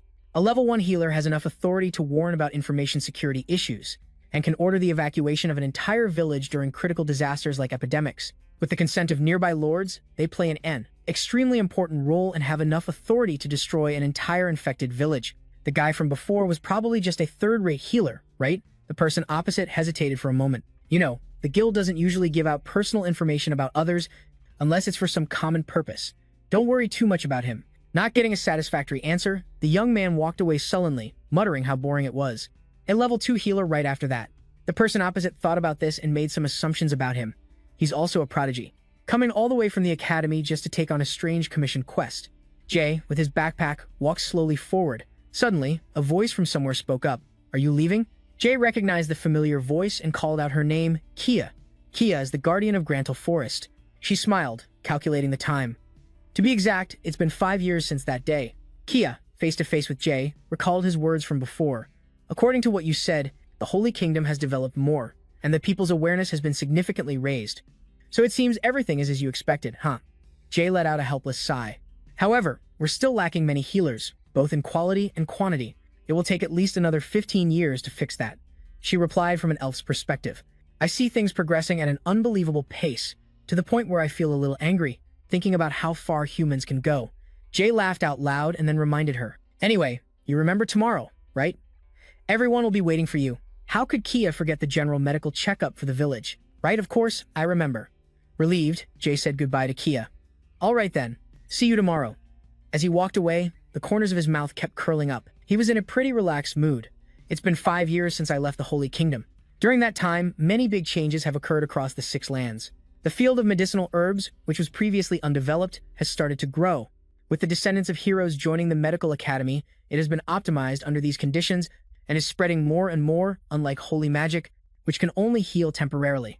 Healers with high skills will find and eradicate the root causes of diseases in villages. There are some cases of illness that cannot be cured by holy magic. Therefore, in the Holy Kingdom, one must have a good grasp of basic medical knowledge to be appointed as a priest. Even so, there are still some difficult issues he needs to solve. Even adventurer guilds prioritize recruiting healers because of their great influence. Anyway, the problem here is the imbalance between supply and demand. The symbol representing healers is stuck straight into coins. Jay knows well that wherever you go, people are always fighting to recruit healers. Their value is getting higher and higher, which means that ordinary people will not have a chance to be treated. Thinking about this, he got a little angry. Do they think the academy was established just for this purpose? Suddenly, a sweet voice called out to Jay. Jay! Sha appeared from somewhere, smiling as brightly as the Sunday. You're here earlier than usual today. Seeing the little girl, Jay quickly spoke. Shia. He crouched down, patting her head while asking, Did you come here to greet me? What did you do today? Shia politely listed her tasks. Yes, today I read books and practiced magic. Can you help me with my swordsmanship? Jay couldn't refuse the little girl's request. I'd be happy to. Of course. You're such a good girl. Let's go now. Holding Jay's hand, Sha was endlessly excited. Yes, but brother. Suddenly, the little girl's expression changed. Sha asked in a cold voice. It seems you haven't met that Era girl today. Some kind of goblin, right? Jay stammered. He froze. How did you know? Sha said innocently. Without hesitation, she replied, It's the smell. You're going to see her tomorrow, right? Jay was a little scared, thinking to himself, This kid, with her race's characteristics, is extremely sensitive to smells. That's right. Xia beamed. Okay, let me go get the sword. You wait here for a bit, okay? Jay didn't understand what was happening. A huge question mark appeared over his head. This kid is strangely obsessed with my relationship with Era. A moment later, in front of Sha's house, the little girl gently asked about the training. Okay, now we're going to have a light spar first, right? Jay slowly took off his mask and instructed Sha. All right, just like always, you're allowed to use mana. The little girl held the sword, looking worried, but I haven't gotten any better at using mana. Jay's face was now revealed, showing a handsome charm that few could compare to. He reassured the little girl, it's okay. As he finished speaking, a source of mana suddenly appeared. It rose from the ground and swirled around Xia. The little girl slowly controlled the energy. Yes, okay. More and more mana flowed into the sword. Xia was ready. The little girl said, "Here I come." Seeing this, Jay wondered to himself, is it because I helped her form a mana path that her magic is getting stronger? He smiled and replied to Xia, "I'm always ready." Then, Jay also charged forward with all his might. Xia's power was formidable. The little girl decisively attacked straight at Jay. Jay was no slouch either. He immediately blocked Xia's attack. Their swords clashed relentlessly. The shockwave from the impact shook the entire area. Xia was stunned, her eyes wide open. The sword slipped from her hand. Meanwhile, Jay shouted, "An opening move!" The wooden sword flew straight into the sky, spinning a few times. She watched the sword stab firmly into the ground. Just as I expected. How did you do that without using mana? Jay enthusiastically repeated what he had said before to help the little girl understand. I always say this, but in swordsmanship, balance is the key to strength. Xia looked a little tired. Along with that was a slight disappointment. She sighed, "It'll be a long time before I can catch up to you." Jay smiled and encouraged her. "You're only 9 years old. You can get much stronger." Hearing that, Xia regained her motivation. The little girl couldn't hide her joy. "Can I become as strong as you, Jay?" He confidently affirmed, "You'll become even stronger." Suddenly, the air grew a bit cold. Xia hesitated for a moment. Brother." The little girl wanted to confirm something she had never wanted to believe. "Is it true that you can't use mana anymore?" Jay was stunned by this question and fell into deep thought. Many things have changed since I left the Holy Kingdom.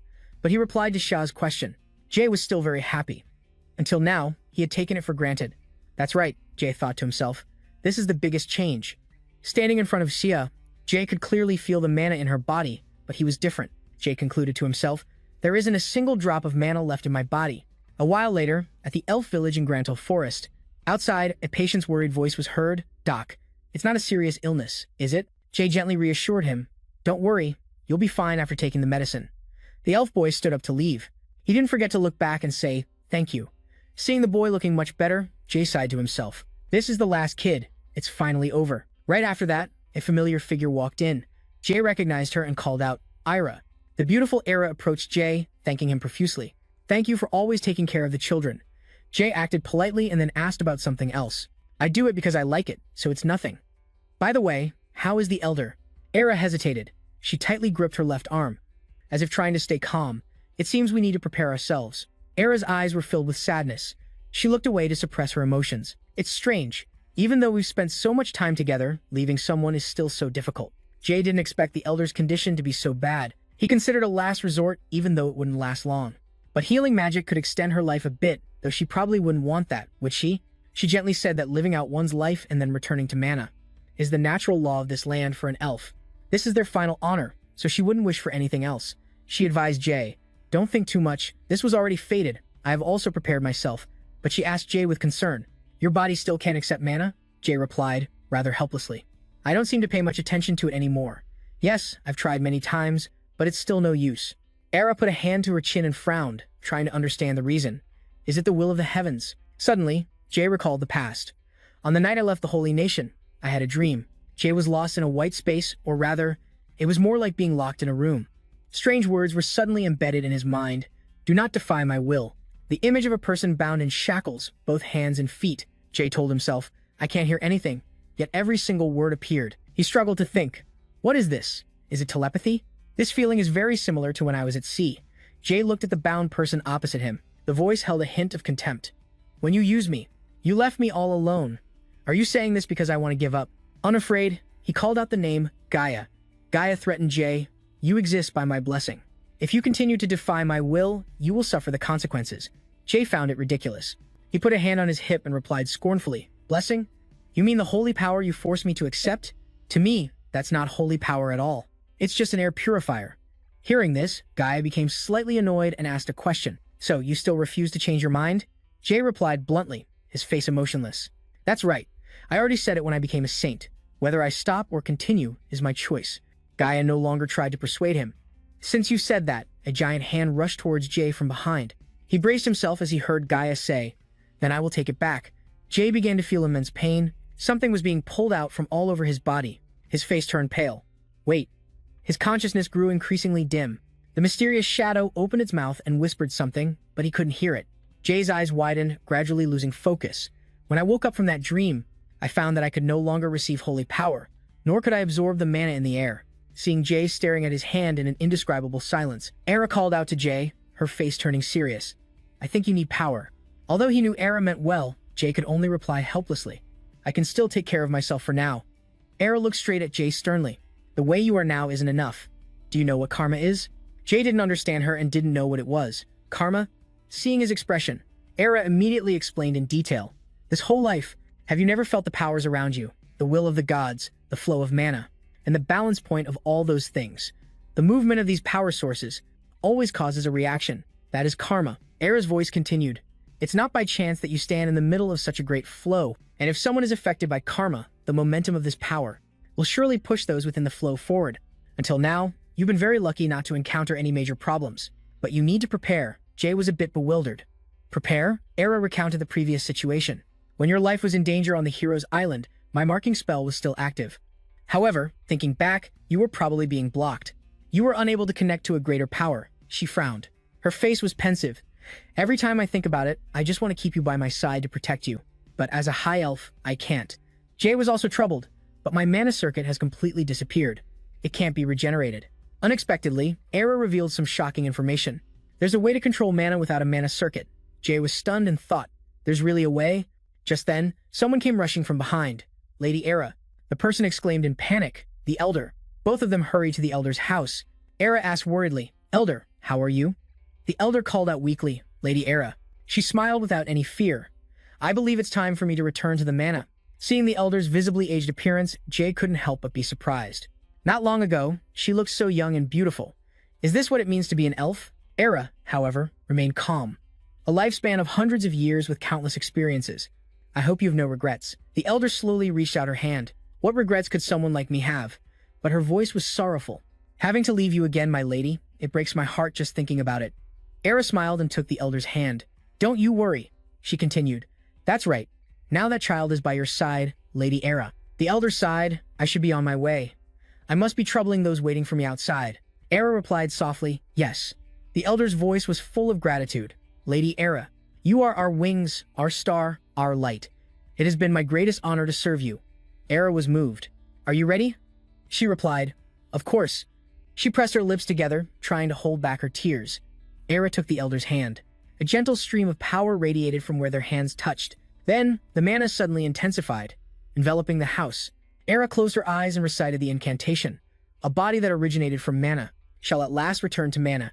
The body becomes one with the earth, resting for eternity. And you will forever remain in our hearts. A burst of light then flared up from her hand. Era said reverently, please take back this child of creation. The Elder smiled with contentment. This time has been my honor. Then she gradually faded away with the mana. At that moment, Era could no longer hold herself up. She collapsed to her knees. Jay sat beside her, putting an arm around her shoulder to comfort her in silence.